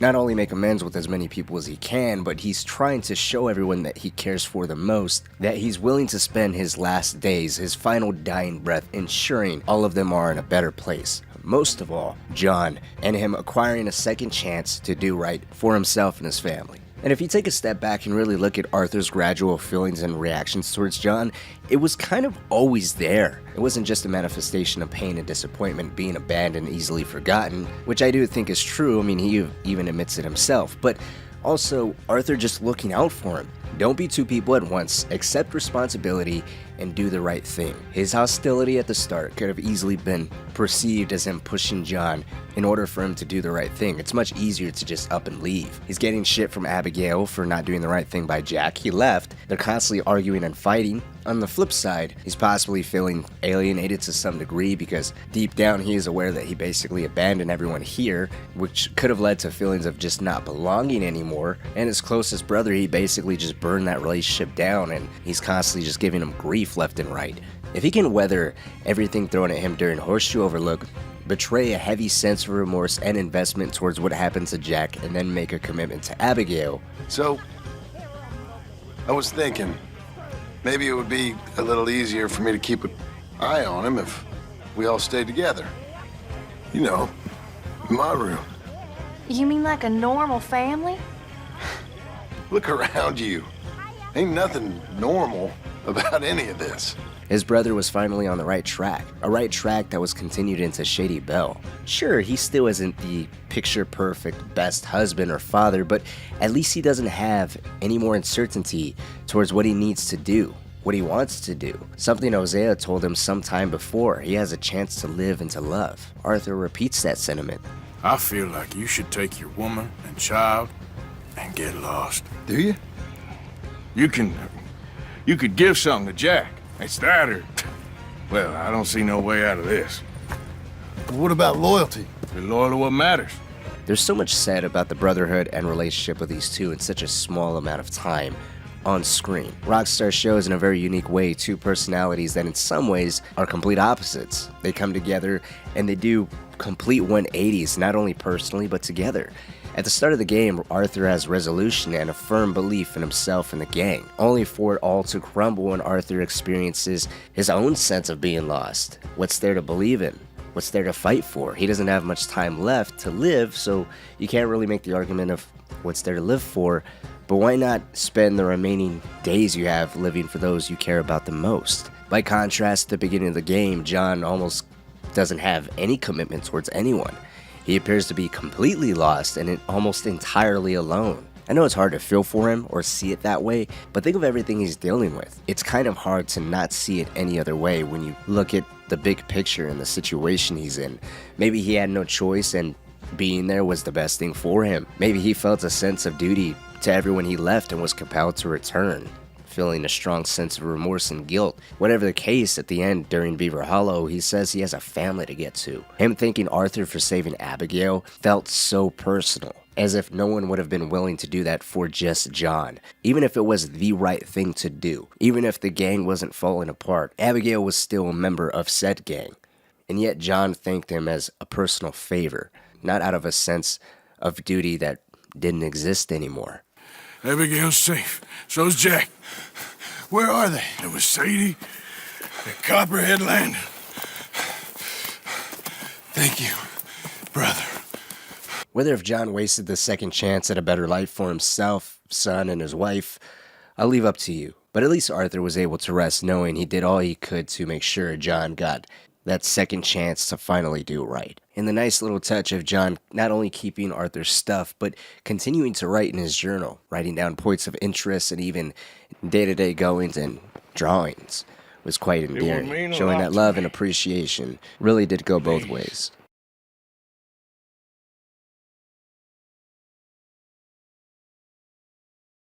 Why? You feel lucky? Do you? Oh, before me, at least 6 generations were born in chains. And for the last 3 years, I've been running from every lawman and bounty hunter west of the Lanahassee River. So yeah, I feel lucky. I'm the living embodiment of luck. With the exception of John, I've consistently regarded Lenny as the individual who shared a sibling-like connection with Arthur. I believe Lenny played a crucial role in breaking Arthur out of his shell and revealing a side of Arthur that was hidden beneath the exterior. You see, initially within the opening hours of Red Dead Redemption 2's game, Arthur seemed like nothing more than a ruthless, cynical, and angry outlaw, hell-bent on carrying out whatever Dutch's orders were, regardless of what that meant for those that stood in his way. Arthur seemed, if not incapable, more than unwilling to be empathetic and understanding to those who found themselves in an unfavorable position towards the gang or even their leader's well-being. Yet that perception changed after a night of drinking with Lenny, aimed at helping Lenny unwind following a close call with Micah up in Strawberry, nearly getting captured and potentially hanged, as was going to be Micah's fate until Arthur stepped in at Dutch's behest. Lenny, along with Mary, serves as the key figures unveiling Arthur's more profound and compassionate facets in the earlier part of the game. This not only plays a pivotal role in Arthur's personal growth, but also significantly impacts the dynamic between Lenny and Arthur. As the storyline unfolds, Arthur consistently opts for Lenny in situations where other gang members, deemed more capable by many, could have been chosen. In Dutch's perspective, probably selecting Micah or even compromising with Arthur by choosing someone less troublesome, yet equally as proficient like Bill, John, or Javier. It's not to mistake Lenny's incapability of handling himself. He's just seen more as an experienced member, a young kid more prone to sitting down and delving deep into the chapters of a book rather than jumping head-on into the more unsavory aspects of their life out on the run. Whether Arthur selected Lenny to join Dutch and himself in the trolley station heist, or relied on Lenny as a sole companion in the assault on Shady Belle, where they pilfered some high-quality bolt-action rifles from the Lemoyne Raiders, all stemmed from Arthur opting for a safer approach. He knew Lenny wouldn't stir up additional trouble and obviously could handle himself quite well. The choice to side with Lenny on these occasions could have also been influenced by Arthur's personal attachment to Lenny, or perhaps a combination of both factors. What remains certain is that Arthur had unwavering trust in this young kid and harbored a truly unique connection with him. Their bond deepened and became more prominent as the narrative unfolded. In the chapter of Shady Belle, and to some extent during Clement's Point, Lenny emerged as Arthur's alternative. Unlike John, there was no resentful and emotional history, Sean's incessant chatter, Micah and Sadie's volatile nature, or Charles' profound valor. What's going on with you? What do you mean? You were just going to send that woman and her children on their way? We're wanted men. We got Pinkertons breathing down our necks.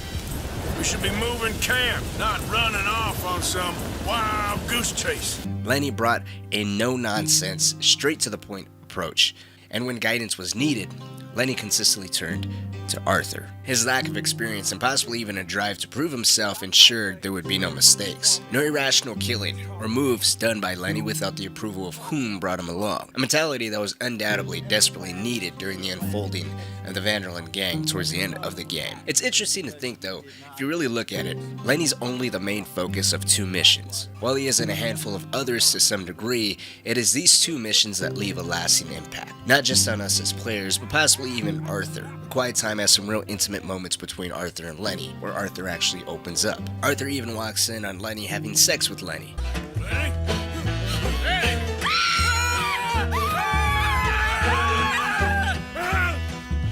If that's not a real familial bond, I don't know what is. The other mission would be preaching forgiveness as he went, where the two of them launched their assault on the Lemoyne Raiders based out in the old, abandoned mansion that is Shady Belle. Where the former solidified an emotional connection between the two, the latter showed Arthur how useful and reliable Lenny could be if just given a chance. Without a doubt convincing Arthur as the game progressed that Lenny could be and should be trusted a lot more, which makes Lenny's death all the more tragic. A while back I made a video expressing how symbolic the death of Sean was. The timing of his death and how brutal it was were crucial elements in a few ways. Sean received a gunshot wound to the head, immediately killing him during an ambush by what the Vanderlyn gang considered to be a bunch of inbred hillbilly southerners. They were dumb, and from the gang's perspective, easily fooled. Sean was killed at the height of the gang's revitalized efforts of finding some new suckers. The gang got cocky, they pushed their luck, and they were repaid with the life of one of their members. Arthur contributes a full page in his journal to Sean, citing him as an annoying little brother, a death that was shocking and had to have hit him hard, especially after seeing Sean's brains blown clean out of his head. Lenny, by contrast, and even Hosea, isn't given as much of a dedicated section as does Sean in Arthur's journal. Hosea is a special case though. I don't see any character with the exception of Dutch and maybe John holding such a special place in Arthur's eyes. Hosea is a vital father figure in Arthur's life, being a key figure in his adolescent years and even admitting to loving him more than Dutch. So I don't want to mistake his lack of adequate representation in terms of his death or how it emotionally impacted Arthur as Hosea being inconsequential, because that couldn't be further from the truth. As a matter of fact, the death of Hosea is often referred to as the most impactful across all characters, not just exclusively Arthur. It's just unfortunate that Hosea had to die in the exact same mission as Lenny. Lenny's often overshadowed not just by Hosea being killed, but the events of the actual game. One could argue that if Sean's death was a brutal punch in the gut to remind the gang to not get cocky, they are equally as vulnerable and can be played for a bunch of fools just like anybody else, Lenny's death destroyed any hope of any sort of positive outcome. A chance, as small as it might have been, to achieve a youthful revival of the Vanderlyn gang. Or even a smaller, more positive outlook between just Arthur and Lenny. One that wasn't tainted by the years of stress, hardship, and overall life experience that has long made its mark on the other gang members. Lenny's death is also surrounded by a fury of events that doesn't give Arthur enough time to properly process. A level of grief, and possibly even strong regret. The outcry Arthur has, with a noticeable voice crack of Lenny being shot, is unmistakable. We can get across here! No!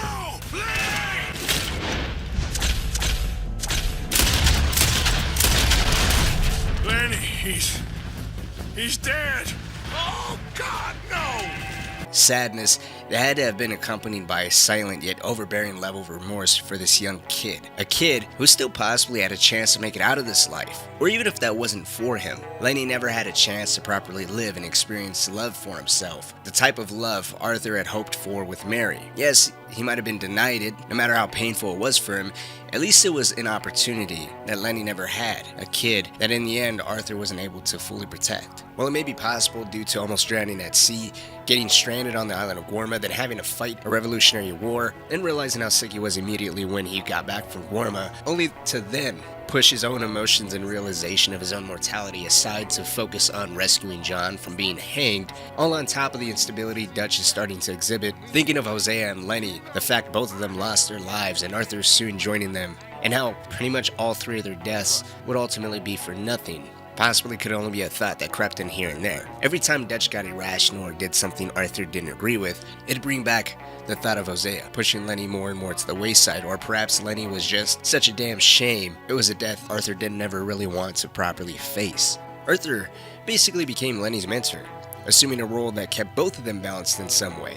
On one hand, Lenny was taught what it meant to be an outlaw that upheld the teachings of Dutch, teachings Arthur learned firsthand from him growing up, ensuring Lenny was both self-sufficient in this harsh life they lived, and that he did it in a way that didn't mark him as a brutal savage like the rest of the outlaws that roamed the West. Arthur, on the other hand, had loyalty, obedience, someone that was level-headed and youthfully optimistic. How deeply Lenny's death affected him, or how events would have transpired differently had Lenny lived to see the events of Beaver Hollow or even landed himself stranded on the island of Guarma with the rest of them. Unfortunately, would only be left open to speculation. However, I think something that can't be argued is that Lenny's death definitely impacted Arthur very severely. He didn't get the opportunity to stand over his lifeless body and say goodbye as he did with Sean.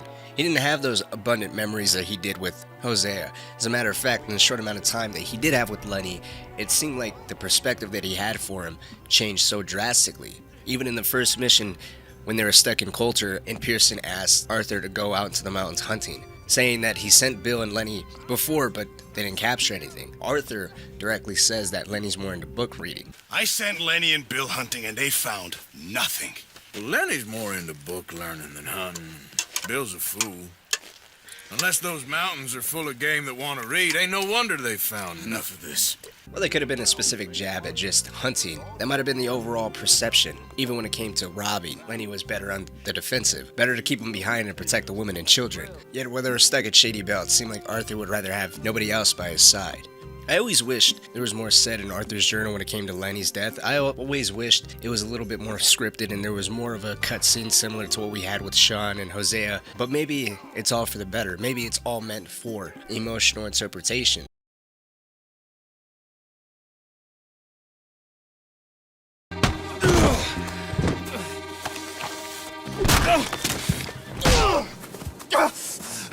You know that woman of yours got the look of a woman ain't had a real ride in her life. She's gotta make do with some piss-poor stinking farmhand. Hey, tell her I'll let her in my sheets.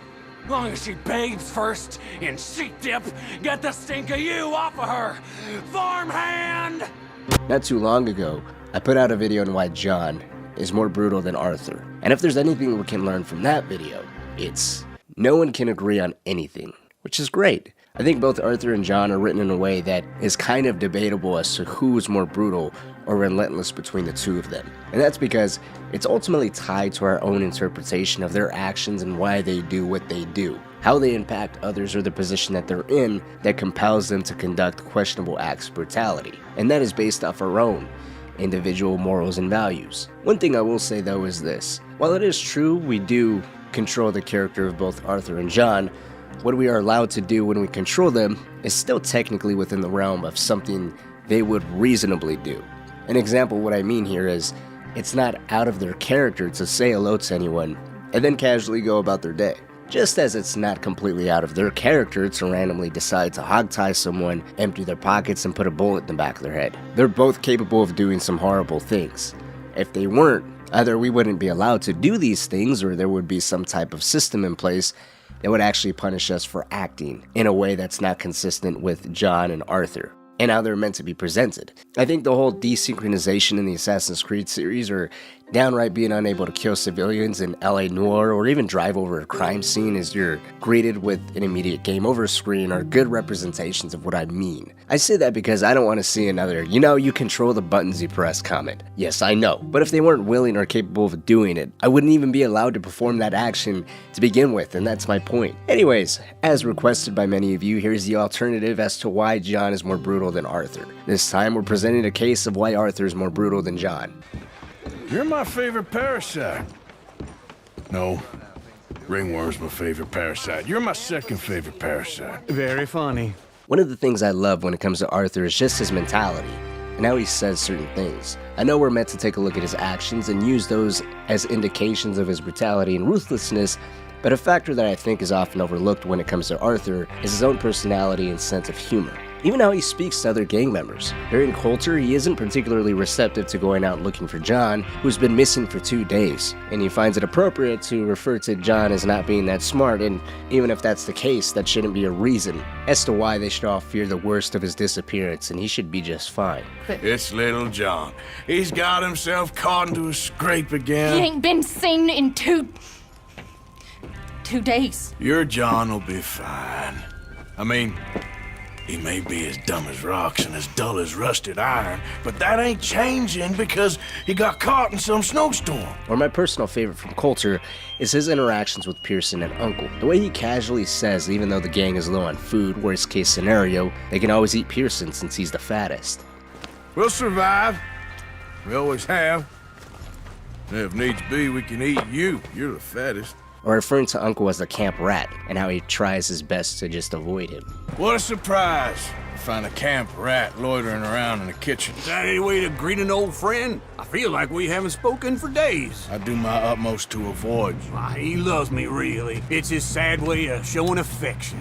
No, it isn't. It's funny to us, but it gives insight to Arthur being pretty blunt. I'm sure there's some truth to the things he says in terms of how he views them. When it comes to Uncle and John, who probably get spoken down to the most, it's worth mentioning too that there's still some level of endearment. Obviously there's a history and certain amount of respect that he has or doesn't have in comparison to the likes of someone such as Charles, who's not only newer to the gang but appears to be much more respected by Arthur, but Arthur still speaks to the both of them in a manner that I would say is not entirely differently than how he speaks to someone like Kieran. Arthur seems to find a little bit of joy in the unfortunate position Kieran finds himself in. The first time he captures him, there's a little bit of mockery to Arthur's tone.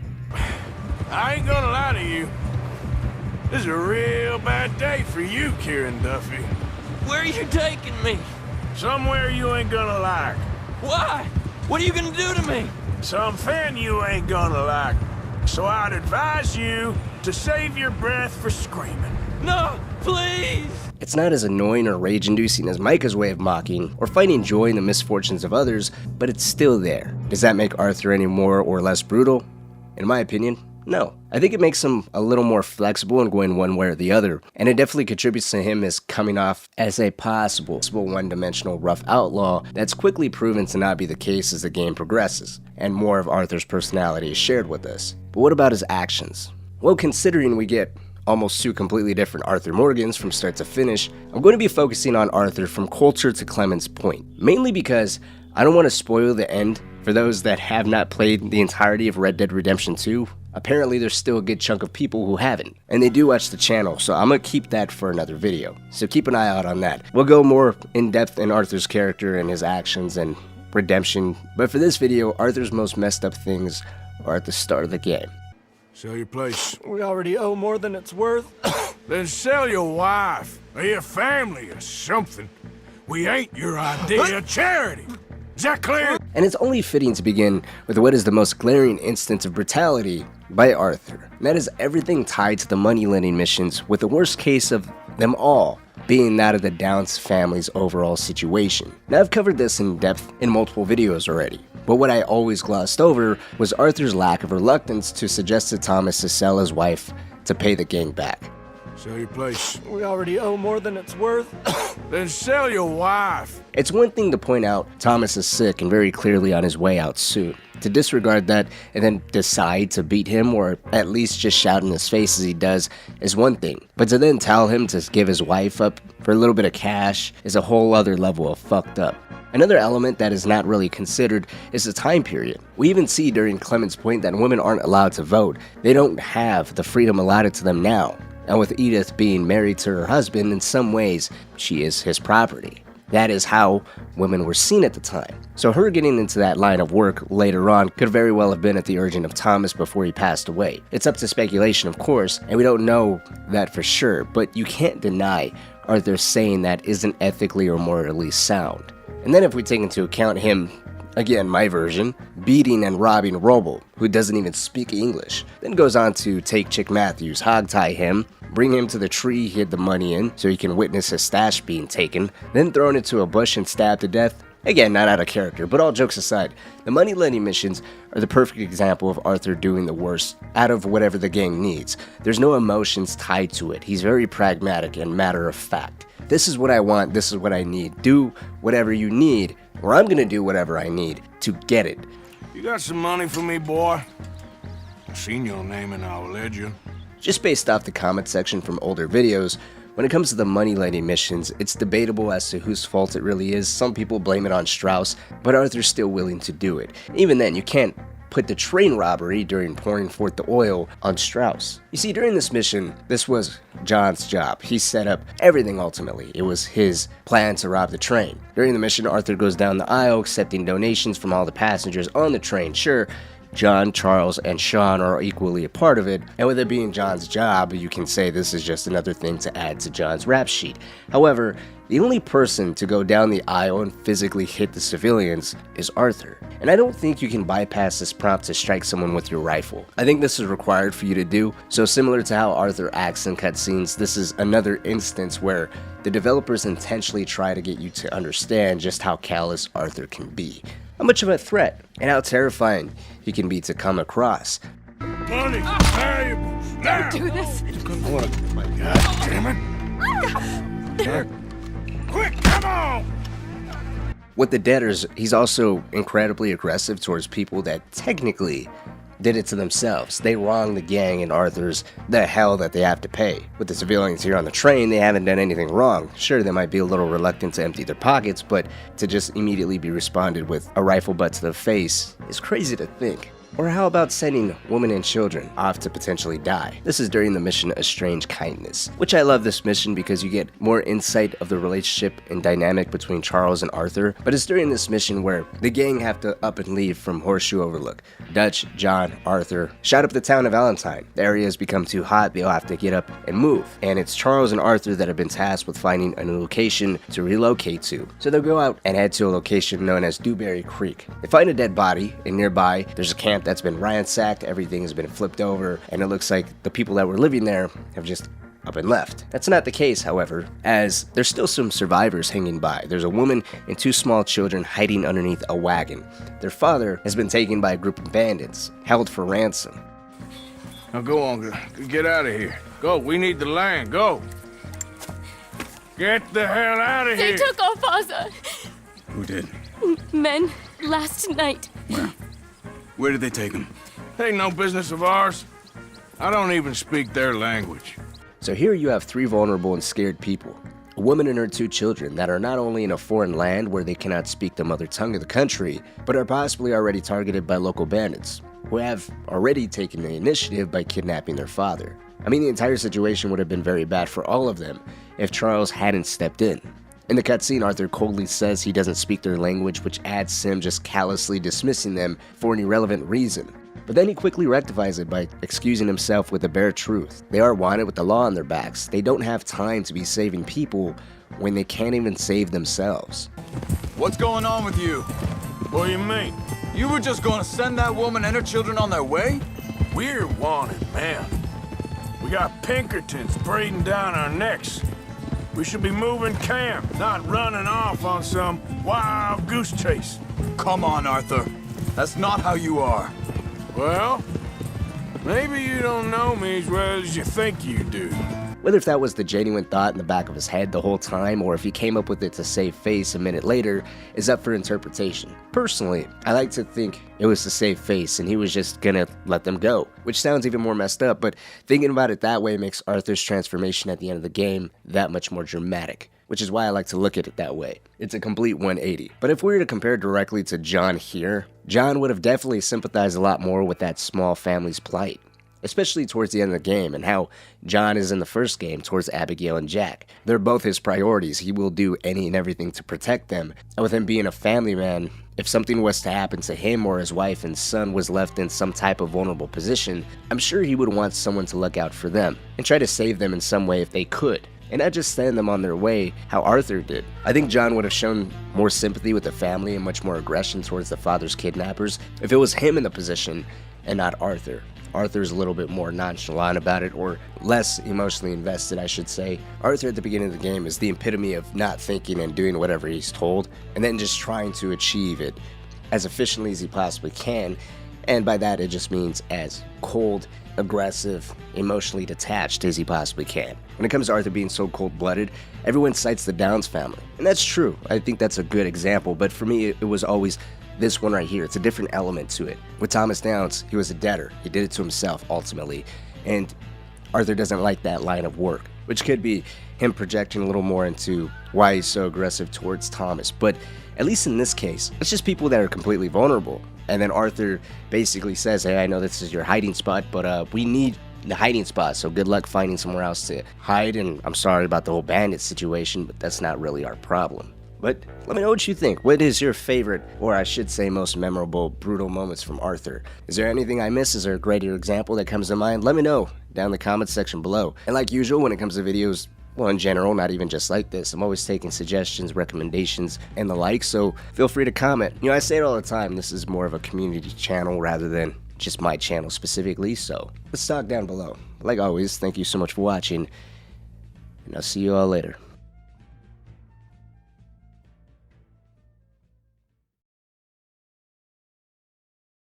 Stop! Stop!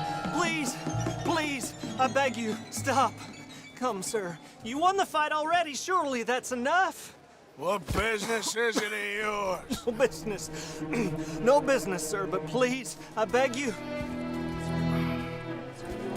The story of Arthur Morgan and his connection to Thomas Downes is one we are all familiar with. Thomas Downes was a righteous man, constantly referred to by Arthur as a do-gooder, primarily due to Thomas jumping in the middle of a bar fight that Arthur had with a man named Tommy, that then spilled over into the main street of Valentine. Besides getting involved in a fight that really had nothing to do with him, Thomas is also seen around Valentine asking for charitable donations for the organization of New Hanover. Despite Thomas's involvement with charity and running his own family ranch, though, he eventually finds himself in some financial instability, resulting in Mr. Downes accepting a loan from Leopold Strauss, who is an aggressive loan shark that worked with the Vanderlyn gang. It's because of this loan owed to the gang through the deal Thomas made with Strauss that resulted in Strauss seeking Dutch's most ruthless enforcer, Arthur Morgan, to go out and collect the money Thomas owed.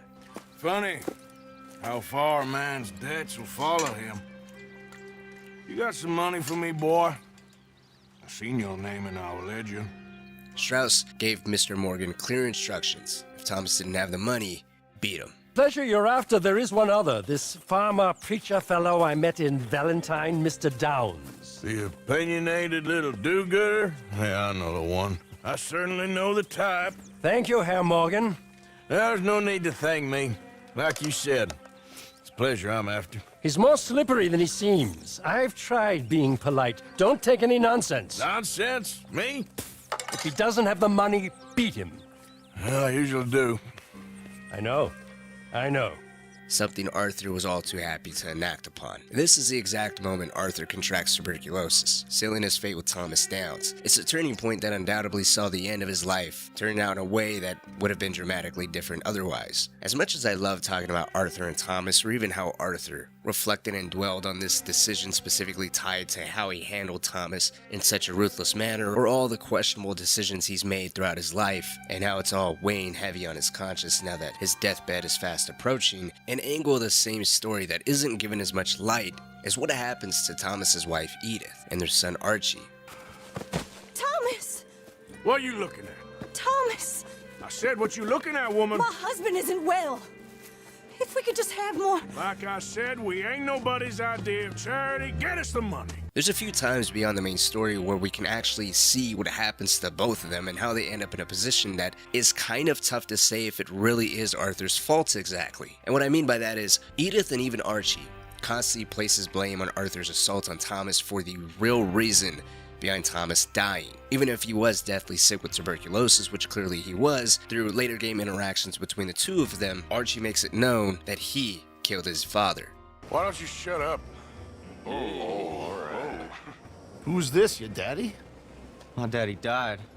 And this man, he killed him. What are you doing here? Edith says the same thing. Thomas found himself in a 6-foot grave because of Arthur. Well, it doesn't look as if there is any evidence that something else may have killed Thomas. Maybe it was the beating, and his body couldn't recover, something that I find highly unlikely because even if, let's say, my boot to the square center of his mouth was the canonical beating he received, followed by a few punches and kicks, it's not a severe or even prolonged kind of assault on Downes. It's all to the face. It doesn't attack his lungs, it doesn't attack his actual torso or the rest of his body. And when he does receive this theoretical beating from Arthur, or I guess I should say real beating, he does not appear to be so physically sick that he could not recover from whatever Arthur actually did to him. At least not to the point where this man actually dies. Now, unless there's some other complications tied to Arthur's beating where maybe the added stress, the fear, the anxiety, worrying that Arthur, this terrifying ass 6-foot man,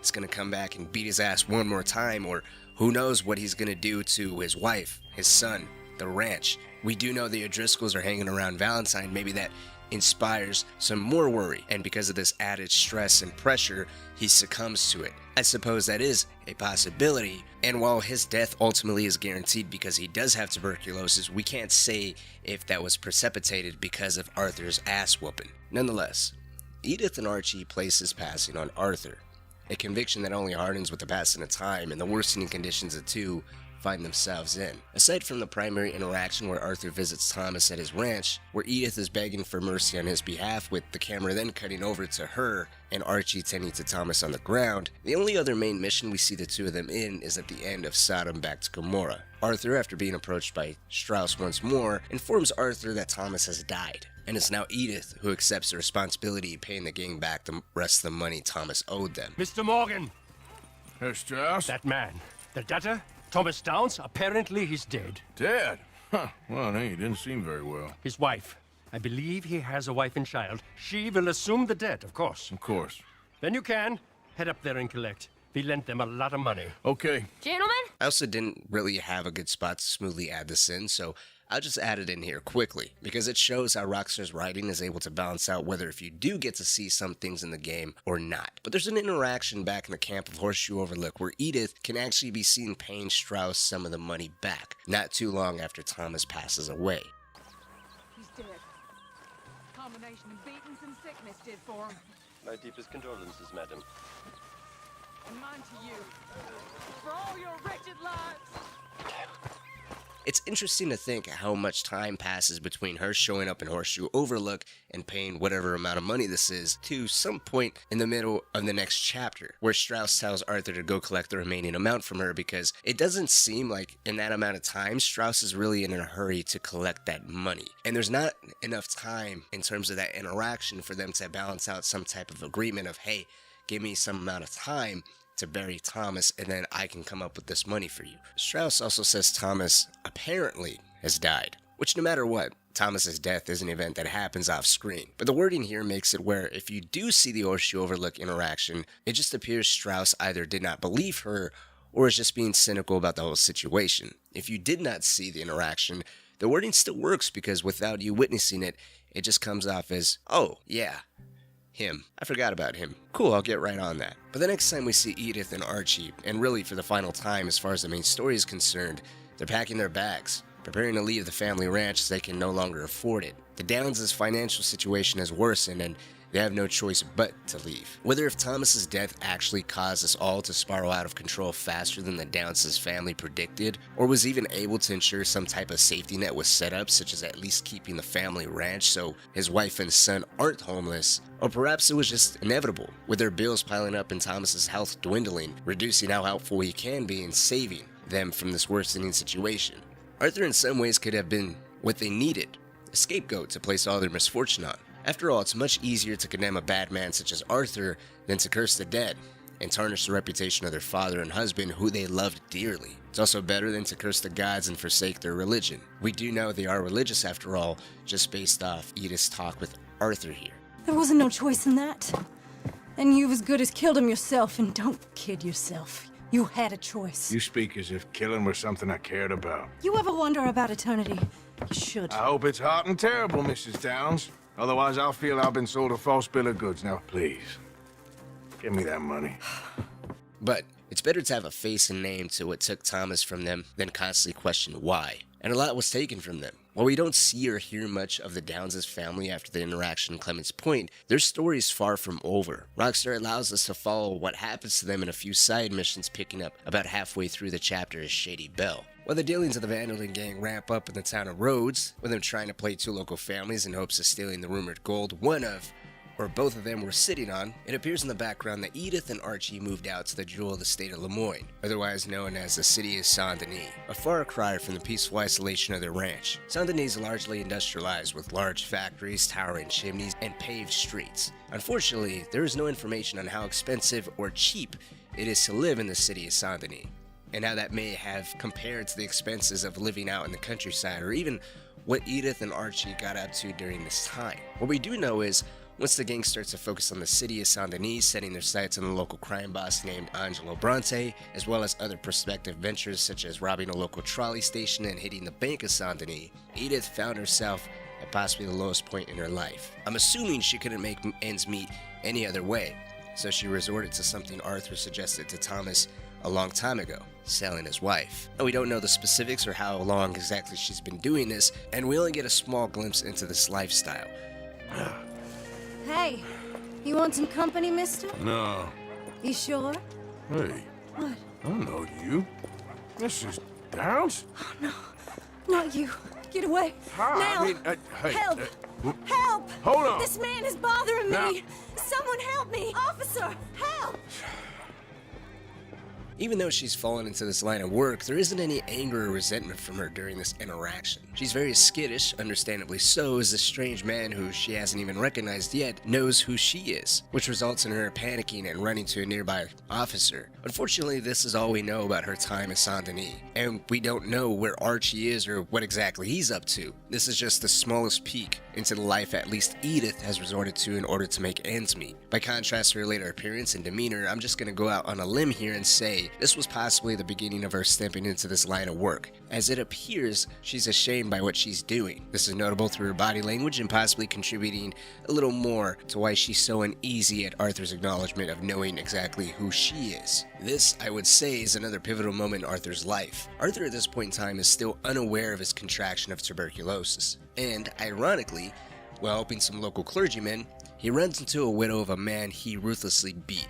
A man and woman that were themselves religious people. Arthur already has an inner battle of good and evil, as he puts it, and we know this is a thing because when Arthur goes out to search for a new place to set up camp with Charles in the transition from Horseshoe Overlook to Clements Point, they run into a family that are hiding under a wagon. Their father was taken prisoner by some local bandits, and while Charles is all too eager to help them... You okay? You don't mean no harm.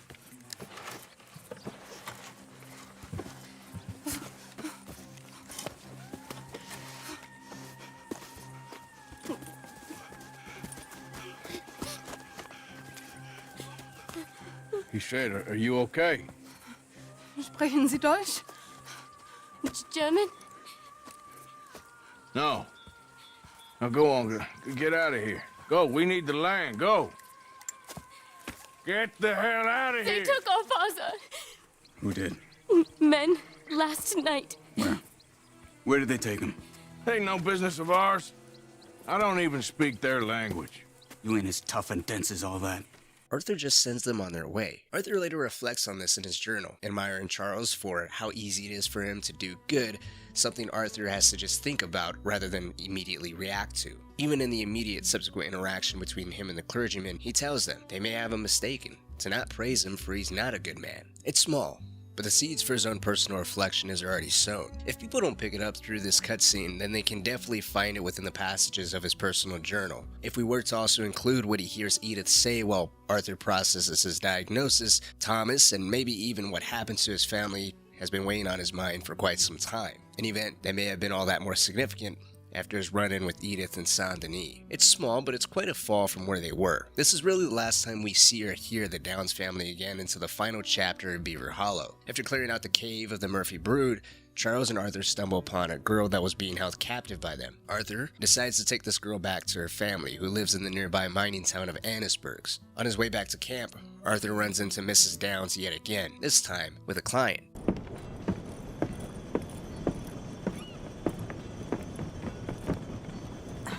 Mrs. Downs? Oh no. You leave me alone.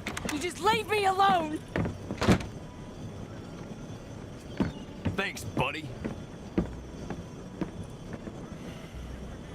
Her clothing is equally as bad as it was before, but now it appears with her migration to the town of Annisburg, she's taking less interest in her appearance. No makeup is on her face as it was in Saint Denis. It also looks as if she's contracted something, as this is the first time we see her face have some red bumps on it.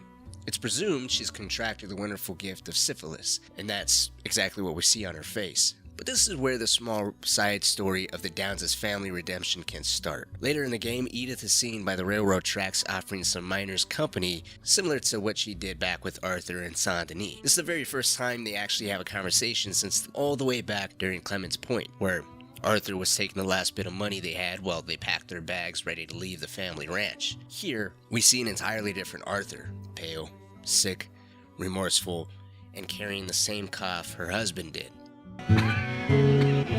I'm really sorry, but Well, you're sorry. Yeah, I heard you. It's a sad interaction between the two of them, and for the first time ever, there's a lot of first times in this video. But because Edith actually has an opportunity to speak to Arthur this time, you can see the anger and resentment she has towards Arthur underneath the surface. It's not just shame at what she's resorting herself to do, but anger at this man that caused her everything. It's also during this interaction we finally hear where Archie is. He's down in the mine of Annisburg getting the worst treatment due to the foreman's own hatred towards him. Arthur, doing something that even he doesn't know the exact reason behind, decides to go and pay Archie a visit. Upon this visit, he sees the foreman, along with some other miners, cornering Archie, where Arthur decides to intervene. Why'd you kill his daddy? You after his mama? Stop bullying the boy. Get out of my business, mister. Leave the boy alone. Or what? Or I'll kill you too. Arthur puts his hands on the foreman, yells at the other miners that Archie's just a boy, then he turns around and pleads with Archie to accept his money, take his mom, and get lost. I don't know what it is about this interaction, but just Arthur's tone of voice has always gotten to me in this interaction. Him saying, take this money, get your mama, and go, is just so damn tear-jerking. Now I got no job and they're gonna kill me. I've got some money. You and your mama can go someplace nice. Well, why are you doing this? I don't know. Listen, take this. All of it. Try and talk to your mama and get out of here. Now run. I'll try. Good boy. I don't want to see you here again. Sadly, they don't. A little while later, Archie can be found pacing nervously. He sees Arthur, and although Arthur never actually introduced himself to Archie or Edith, he calls Arthur Mr. Morgan, even showing his father's alleged killer a little respect. Archie tells Arthur his mom refused to take the money, calling it immoral, and it was better for them to die than to take his money, leading to her to continue to go out working. Archie then tells Arthur his mom took off with a man he didn't like the look of. Arthur then asks what direction they went, and he decides to go and save Edith, as he did with Archie before. That's enough now, partner. You're starting to scare me, let alone the poor woman. Clear off. Who are you? Someone who don't want to hear no more of your nasty mouth. Push me. I'll put a bullet in you. I presume Archie sent you? I said clear off before I deal with you. Listen. Listen to me. Excuse me. You sound like my husband. I know. Listen, I'm sorry.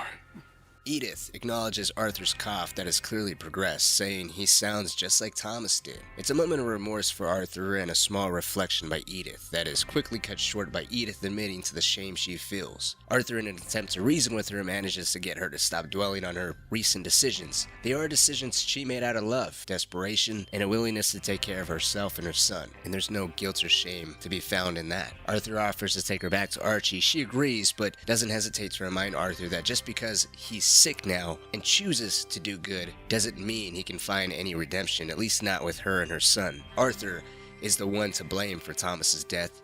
Nothing can change that. She won't forgive him, and that's something he'll just have to live with. The story between the three of them ends with Arthur pleading for them to take his money, to put down the pride that Edith feels, and to accept his cash and to go and find a better life for herself and her son. To don't thank him, he's not looking for any type of redemption. Start over. Here, take this. I don't need it no more. I don't want your money. Yeah, I know you don't want it. I don't. You sure as shit need it. Take it. No. I ain't looking for forgiveness. It ain't about that. Don't forgive me. Just take the money and get out of here, please. I know I ruined your life. I suffer for it every day. But don't let yourself get killed for pride. I seen it kill too many folk. Don't say anything. Don't thank me. Just take the money and pack your bags. He, for whatever reason, is taking a liking to this family and has a giant soft spot. Maybe it's because he's trying to find the smallest amount of good in the world, the smallest amount of happiness in saving anybody. Arthur's at a point where he's watching the Van der Linde gang disintegrate into pieces. He's being pushed aside. Regular people are calling him sick, and the fear and respect he once had is long gone. fear and respect that in his eyes don't mean anything anymore. As far as Arthur's concerned, this is where the story ends. But it has a happy ending. You see, at the end of the game, during the end cutscenes, there's a very small clip where it looks like Edith and Archie are boarding a ship in Saint-Denis, and they seem to be considerably at least wealthier, without a doubt. And it's later through some in-game newspapers that you actually find out the money Arthur gave them, they reinvested. There's a small article saying the Downs family had begun opening a brand new golf course and owned several successful businesses out west. So at least there's some kind of happy ending. And ultimately, that is the story of the Downs family. Thomas Downs caused a giant shift in the life of Arthur Morgan, in his perception, and in a twist of fate, Thomas ended up saving his family, due to his alleged killer having a soft spot, remorse, and finally accepting that we're all human. We all fall upon hard times, and sometimes for some of us it might be a little too late. And unfortunately, in Arthur's case, it may have been, but at least he can find solace in knowing he saved Edith and Archie from the life that they found themselves in. But that's going to wrap it up for this video. Let me know what you guys think. Anything I missed, anything you want to add to it, and if there's any characters or situations, missions, or anything else like that you want me to cover in the future, please feel free to let me know down in the comments section below. But until next time, I'll see you all later. Stop bullying the boy. Get out of my business, mister. Leave the boy alone. Or what? Or I'll kill you too. You couldn't kill no one. Look at you, all ragged and sick and weak.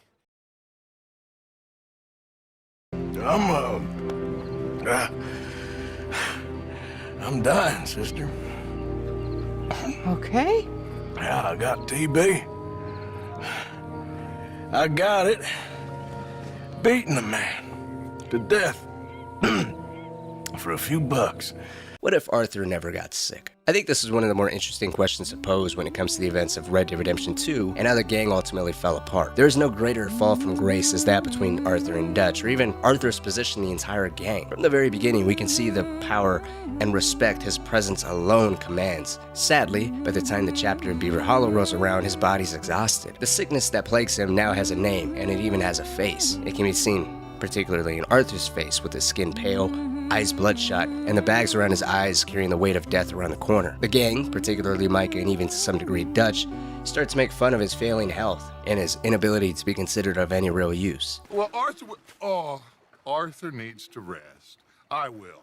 Personally, I think the chapter of Beaver Hollow holds a lot of sadness. Arthur's aggression, the support he once had from the gang, and the support he had from his father is no longer there. He gets sidestepped and continuously is questioned in his physical capabilities and where his loyalty truly lies. Well, it's obvious during the chapter of Beaver Hollow, Micah has practically been his replacement as Dutch's trusted assistant.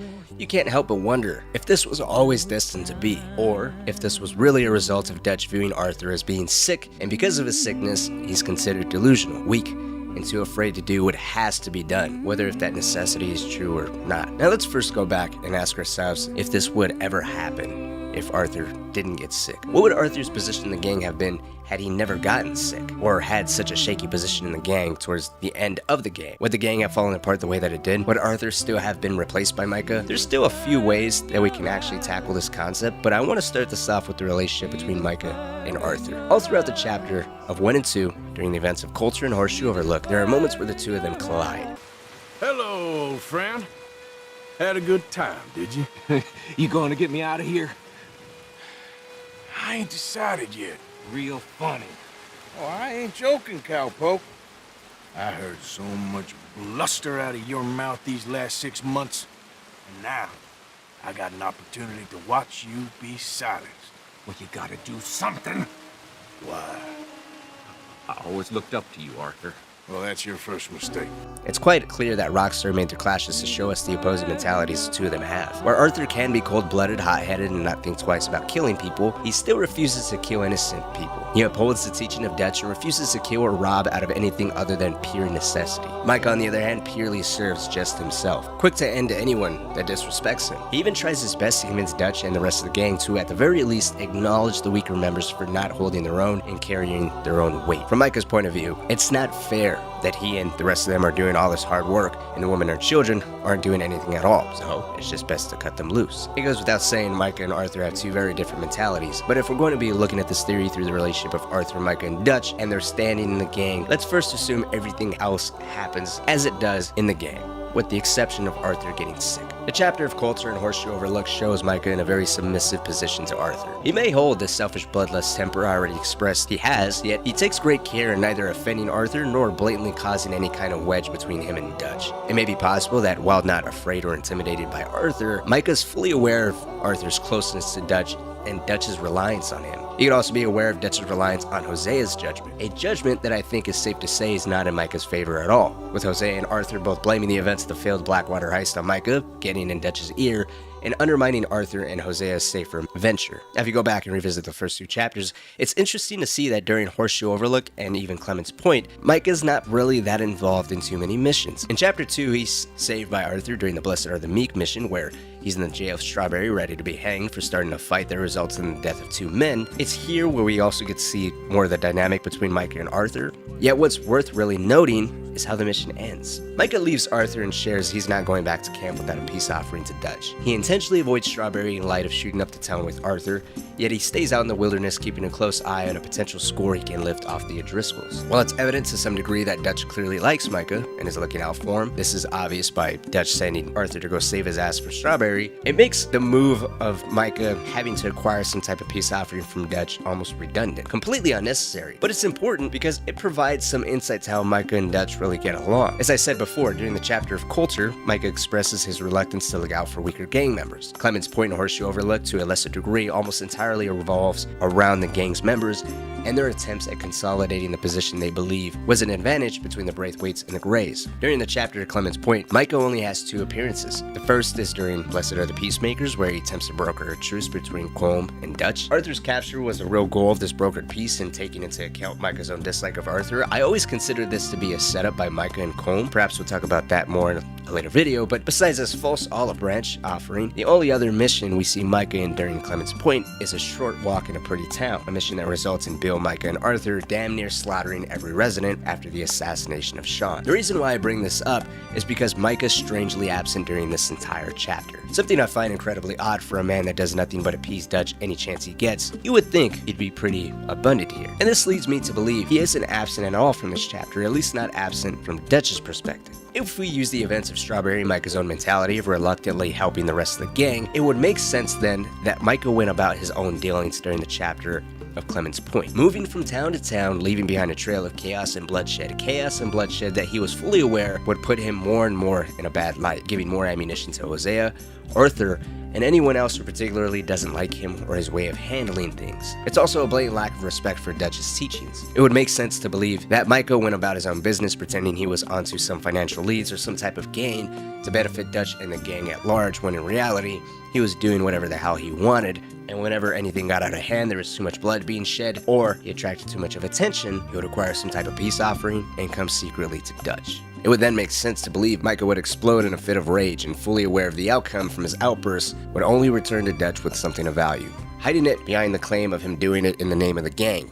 Something Dutch undoubtedly still held a very high priority over. Whether that was a genuine concern or if he did it all for show, I think is another matter. But the events of the first 2 chapters show Micah practically missing from the main events of the game, and these 2 chapters don't really have that much to do with Arthur's failing health, so I would go ahead and assume that everything plays out the way that it does in game. We'll go ahead and continue to say Sean dies, Kieran dies, Jack gets kidnapped by Angela Bronte, and the gang moves from Clement Point to Shady Belle. Once at Shady Belle, Micah yet again is found to be missing from the main events, with the exception of him being present during the robbery of the Saint Denis Bank and a small robbery of a stagecoach on the side, where he enlists the help of Arthur and Bill. His lack of tangible work suggests he was again off doing his own thing, yet there's one other person I want to mention here. A person who, depending on whether if he lived or not, would have undoubtedly changed the course of events and how the gang entirely handled a lot of different events. And that person is Hosea. I said earlier, in order for Micah and Dutch to get close, both Hosea and Arthur needed to be taken care of. In the later events of Beaver Hollow, Dutch is hardened and slowly isolates himself in light of Hosea's passing, and what he perceives to be the rest of the gang members distancing themselves from him, a perception undoubtedly fed into by Micah. While it may be difficult to really judge how everything would have went down during the later events of the game, if Hosea had lived through all the way until Beaver Hollow, the rift between the members would have been something closer resembling that of a civil war, rather than John and Arthur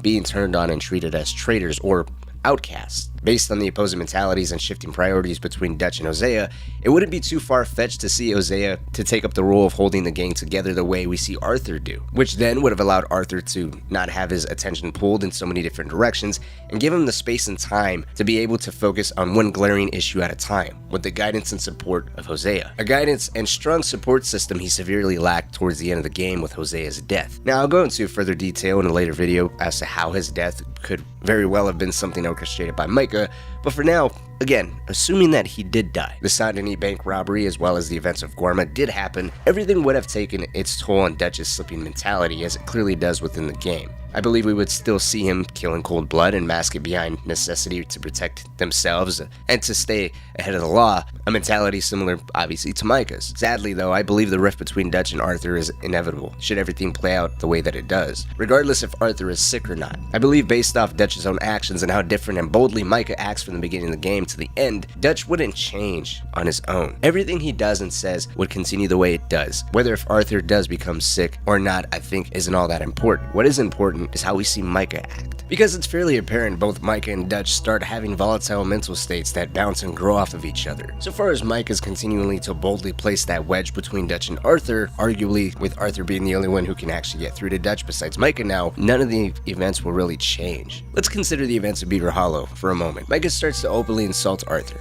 calling him black lung and mocking his ability to be considered any kind of use. Dutch, on the other hand, invalidates Arthur's voice of reason and logic behind the argument that he's sick and doesn't know what he's saying. 1 score and 1 whole hell of a lot of noise. We ain't so good at doing scores anymore, Dutch. Are you feeling all right, Arthur? Mike, on the other hand, instead of using Arthur's sickness as a means to invalidate his reason, uses it more as a moral advantage, to prove once and for all that he is the favorable son, that he is quote-unquote better man. Micah throws around how he and Dutch have to set plans for the gang to move on, completely implying he and Dutch are now the only ones really caring and looking out for the gang. The only time Arthur really puts up any type of a fight or really gets angry at Micah for his lack of respect, he then succumbs to a coughing fit.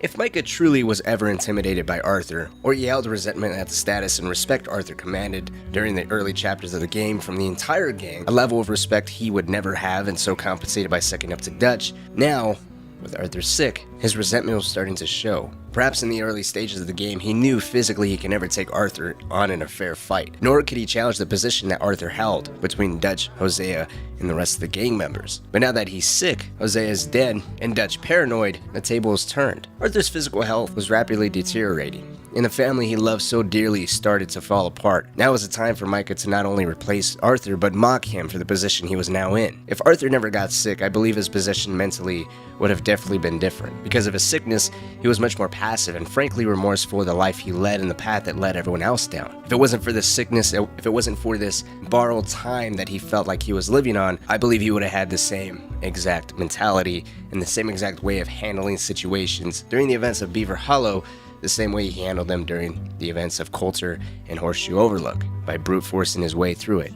I think if he was well aware of Dutch's deteriorating mental state and how Micah was leading them all down a path to basically hell, there's no doubt in my mind that Arthur would have took up the advantage, completely dealt with Micah in his own way, possibly resulting in isolating and alienating Dutch even further. Regardless of what might have or may not have happened, one thing is certain, Micah held a position in Dutch's good graces, and that made it dangerous and frankly impossible for the gang to continue living harmoniously as a family, as Dutch, with the help of Hosea, was able to let it be for so many years. We are gonna need a lot of it. And Micah, we need to talk, figure out some things. Of course, boss. Figure out what? The plan. Getting out of here. Nothing's changed. It hasn't, huh? There's an old house west of Van Horn. Meet me there when you can, Black Lung. Let's split up. We'll meet up back at camp. Yeah. This is crazy. I want to wrap this video up with asking, what do you think would have happened if Arthur had not have gotten sick? How do you think events would have transpired? Do you think anything would have been different in your own words? Do you agree with my position or do you beg to differ? I'd love to hear what you think down in the comment section below. In the meantime, if you have any recommendations, theories, or a particular topic you want to have discussed in a future video, please share them down in the comment section below. But until next time, thank you so much for watching. Gorma, the primary location in which the missions in the 5th chapter takes place. Arthur Morgan is trapped on the island after the events of the banking the old American art mission, and it's only after trying to escape a failed bank robbery and finding refuge on a boat that ends up sinking does Arthur Morgan, Dutch Vanderlyn, Bill Williamson, Javier Escuella, and Micah Belle find themselves stranded on this island. Gorma is an interesting location because out of the entire story, it is the only location you cannot return back to. It's an exotic location that certain species of parrots, snakes, and crabs can be found, and it's a very pivotal part of the game's story. If you play the campaign, then you're well aware of the events of Gorma. It's the first time that Arthur, with the exception of the cold-blooded murder of Angelo Bronte, that Arthur witnesses firsthand Dutch's deteriorating mental state, his ability to kill in cold blood and come up with any excuse need be in order to cover up his tracks. Not only is Gorma interesting for its exotic location and the fact that you can't return to it, unlike all the other locations throughout the game's story, but it can feel almost as if it derails the rest of the game's story. In these chapters, Arthur and the rest of the gang members that are stranded on the island get caught in the middle of a revolution. The island is pretty much a sugar plantation run by Colonel Alberto Fustar, a man that's known for savage brutality against the locals that are now starting to rise up against his oppression. So the Vanderlyn gang isn't only trying to escape the law that was ruthlessly pursuing them back in Saint Denis, but now they find themselves in the midst of a heated revolutionary war, which throughout the duration of this chapter, for the most part, it feels like that revolution takes the wind out of the sails of the focus on the Vanderlyn gang. It goes from them all working together, trying to rob the rich and utilize the riches that they captured to create a new life for themselves, pursuing the beautiful island of Tahiti or virgin lands in the west. However, with the boat sinking with all the money that they captured from the Saint Denis Bank, it feels almost like they're starting back to the very beginning. At least that's how it all seems on the surface. Gorma is very pivotal. Even though on the surface it looks like it derails the rest of the story, as I was saying, it's very pivotal because in the mean moments, in the middle of all this, you can really see Dutch's mentality start to shift. And not only does it shift, but you have the very first instance where Arthur by himself experiences Dutch kill someone in cold blood. I'd argue this is actually the second time. The first time would have been Angelo Bronte, where that was displayed in front of the entire gang. But in this isolated incident where Dutch decides to kill this old lady behind the claims that she was going to turn him in, claiming that he understood Spanish and that there was a look in her eye and that she was trying to be greedy. It was a loose end that they couldn't afford to leave untied. Easy, Dutch. What was that? Horrible old crone. But you killed her. She was gonna betray us, Arthur. Couldn't you tell? No. Well, I got some Spanish. She was. You keep killing folk, Dutch. For the first time, Dutch has ever directly been called out by Arthur on senselessly killing a person. You can see the anger and frustration written all over Dutch's face. A man who has carefully crafted a persona of being someone for the people's greater good. The once sensible man in this life of living wild and free, yet still adhering to moral codes, separating them from the rest of the angry, savage outlaws that roam these lands, was now starting to look just like the rest of them. While many people have voiced their willingness to have the game completely omit the chapter of Gorma, I myself at some point in time was one of them. I felt Gorma shifted too far away from the rest of the Vanderlyn gang, and while in some ways it's beneficial in the grand scheme of things, Rockstar expanded the world of Red Dead Redemption by showing a tropical island ravaged by slavery and abused by civilized men trying to make a fortune, really making the world a real place and not just settled in the West. The island is beautiful and breathtaking. Yet I'd rather it focus more on the events of the Vanderlyn gang as a whole, and not just the isolating few. Instead of Gorma being the next stage in the escape from the failed robbery of the Saint Denis Bank, perhaps they could have retreated further north into Annisburg, or completely shift far west into the open wilderness just north of Strawberry. We could have seen members such as Sadie, Charles, the women that aren't given that much screen time, such as Miss Grimshaw, Tilly, or Kieran, have a much more direct role in the gang, taking up arms, perhaps giving a much better idea how the entire gang takes up arms in hopes of saving each other and escaping the death grips of the law. Even a better idea of how they all escaped the Blackwater Massacre, leading to the events of Coulter back in the beginning of the game. Either way, there's no doubt a lot of blood would have been shed, and maybe more Vanderlyn members would have met a swifter end, catching a bullet from a Pinkerton agent. Maybe Rockstar felt the gang and ultimately the player needed more time to breathe, considering Hosea and Lenny were just killed. Two characters very near and dear to Arthur himself. But whatever the reason, Gorma is a chapter that ultimately needs to happen. and let me explain why. Arthur sees firsthand Dutch's deteriorating mental state. Undoubtedly hungry, angry from the death of Hosea and all his money being lost with the sinking ship, there's no doubt Dutch is questioning all the time, energy, and fellow members being sacrificed, all for what? To be enslaved on a sugar plantation or robbed by a lonely old tour guide? I can't entirely say if this is the chapter where Dutch is really starting to keel out of the thrill of it, but what is apparent is the curtain is lifted here. The stress of the unknown, with no certainty on how they're going to be getting off the island, if ever, on top of the low odds of making it back to the rest of the gang, always heavy on their shoulders. Arthur's not quite aware of his sickness and the severity of it yet, but I believe it's with the added stress, the starvation, dehydration, and just the amount of struggle his body's put through that precipitates his sickness. If you pay close attention while at Shady Belle, Arthur's cough slowly creeps up here and there in a few selective cutscenes, and he also makes a note of feeling sick, blaming it on the swamp in a journal entry of his. But it's not until when Arthur and Dutch return from Guarma that they're both visibly changed. Arthur looks more physically exhausted, his color has become much paler, with a heavy reddish bags drawing all the attention away from his eyes. His sickness finally manifested in his looks. It's almost as if his body's never recovered from Guarma. When he should have been resting and taking it easy, he's fighting a war that has nothing to do with him. And while fighting this war, he's dealing with hunger, thirst, and grief for watching his own father, Hosea, and younger brother Lenny get murdered in cold blood, all while he just watched. Dutch, on the other hand, appears to be focused from his return from Guarma. Not so much on the gang as he once was, but more on his own personal ambition and getting the rest of the gang members to rally behind him. While it may be easy to say, his urgency and pleas to have everyone rally behind him can be seen as a result of returning to the bleak situation the gang's predicament in light of the co-founder Hosea being deceased and the gang in a completely different area, leaving behind everything yet again in hopes of the Pinkertons being thrown off their trail, only to be worsened by Agent Milton tracking them down thanks to some negligence on Bill's part. There's a lot rapidly going on that pulls the player's attention away, making it easy to miss the one major thing: Dutch's slip from reality. A slip that I believe is first blatantly exhibited in this interaction here. Working it all out. Once and for all, Arthur. What now? We're back, and I'm sitting here, and I am contemplating the great journey of the sun and considering a famous chess move. Those oily enactors of a mediocre justice, the Pinkertons, and their benefactor, the depressing millionaire Leviticus Cornwall, they want us, Arthur. They want us. And they are going to have us. Maybe they ain't the problem. Meaning? I don't know. It's just, well, I can't help but feel we would have been better running off someplace else. But the game ain't over, Arthur. I mean, I ain't played my final move, but I guess I'm more interested in saving lives than winning at chess. And maybe life ain't such a thing to cling on to so tightly. No doubt. What about the women? You sound like Hosea. I miss him. I asked you a question. What do you think? We can't stay here. That much is obvious. Where are we gonna run to? I mean, they chased us from the west. They chased us over the mountains. They ran us into the sea. Arthur, do you have my back? Always, Dutch. But there's more than your back to worry about.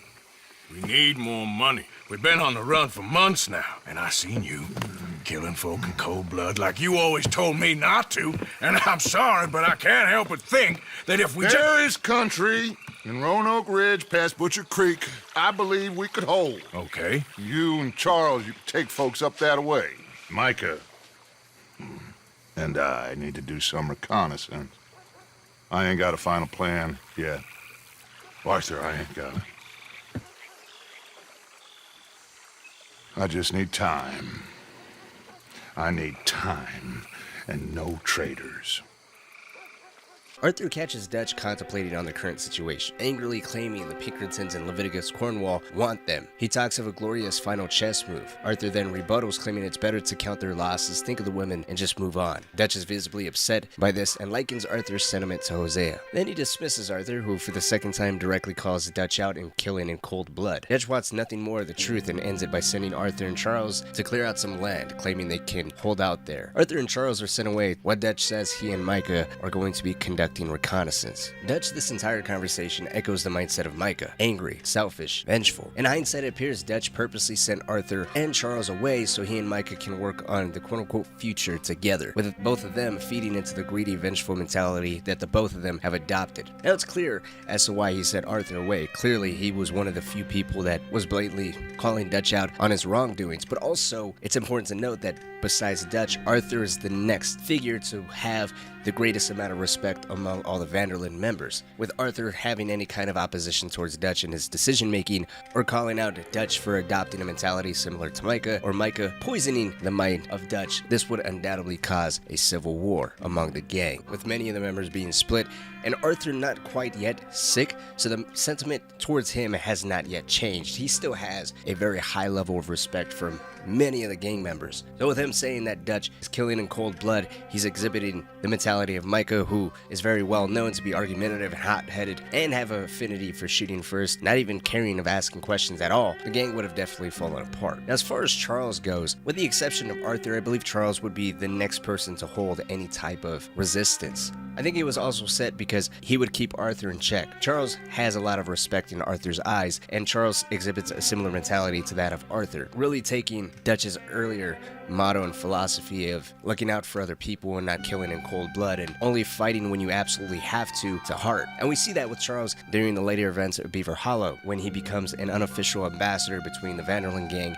and the Native Americans. While not as aggressive or being at the forefront as, say, Arthur was, Charles definitely sits in the back and tries to mitigate as much influence that Dutch clearly has over the younger generation of the Native Americans that are hot-headed, temperamental, and eager to take back what they believe was theirs. So it would make sense for Dutch to get rid of the two figures that would cause any type of resistance. But as I was saying, Gorma's very important because it puts Arthur, his body, his mentality, and his moral compass to the absolute test. He comes back sick, completely ravaged. I think his clock was ultimately cut in half because of all the stress and everything his body had to endure. Instead of resting and relaxing, he was hitting the fast forward button on reaching his deathbed. Dutch, on the other hand, I don't think seeing the worth in trying to keep the veil that he always had and trying to preach the moral compass that he always claimed to have. Throughout the entirety of the game, you can see him and Micah slowly get closer, even before the events of the game, hearing about how much influence Micah had over Dutch and convincing him to even launch the ferry job, which led to the Blackwater Massacre. It would make even more sense, obviously, that behind the scenes, during the Guarma chapter, him and Dutch are talking more of the future. On the boat ride back to Lemoyne from Guarma, you can see Dutch still have a little bit of that earlier sentiment, but it was almost like as soon as he got hit by Milton on his return from Guarma, on top of seeing the state that everyone is living in without him, it was almost like Dutch was pushed to the absolute brink.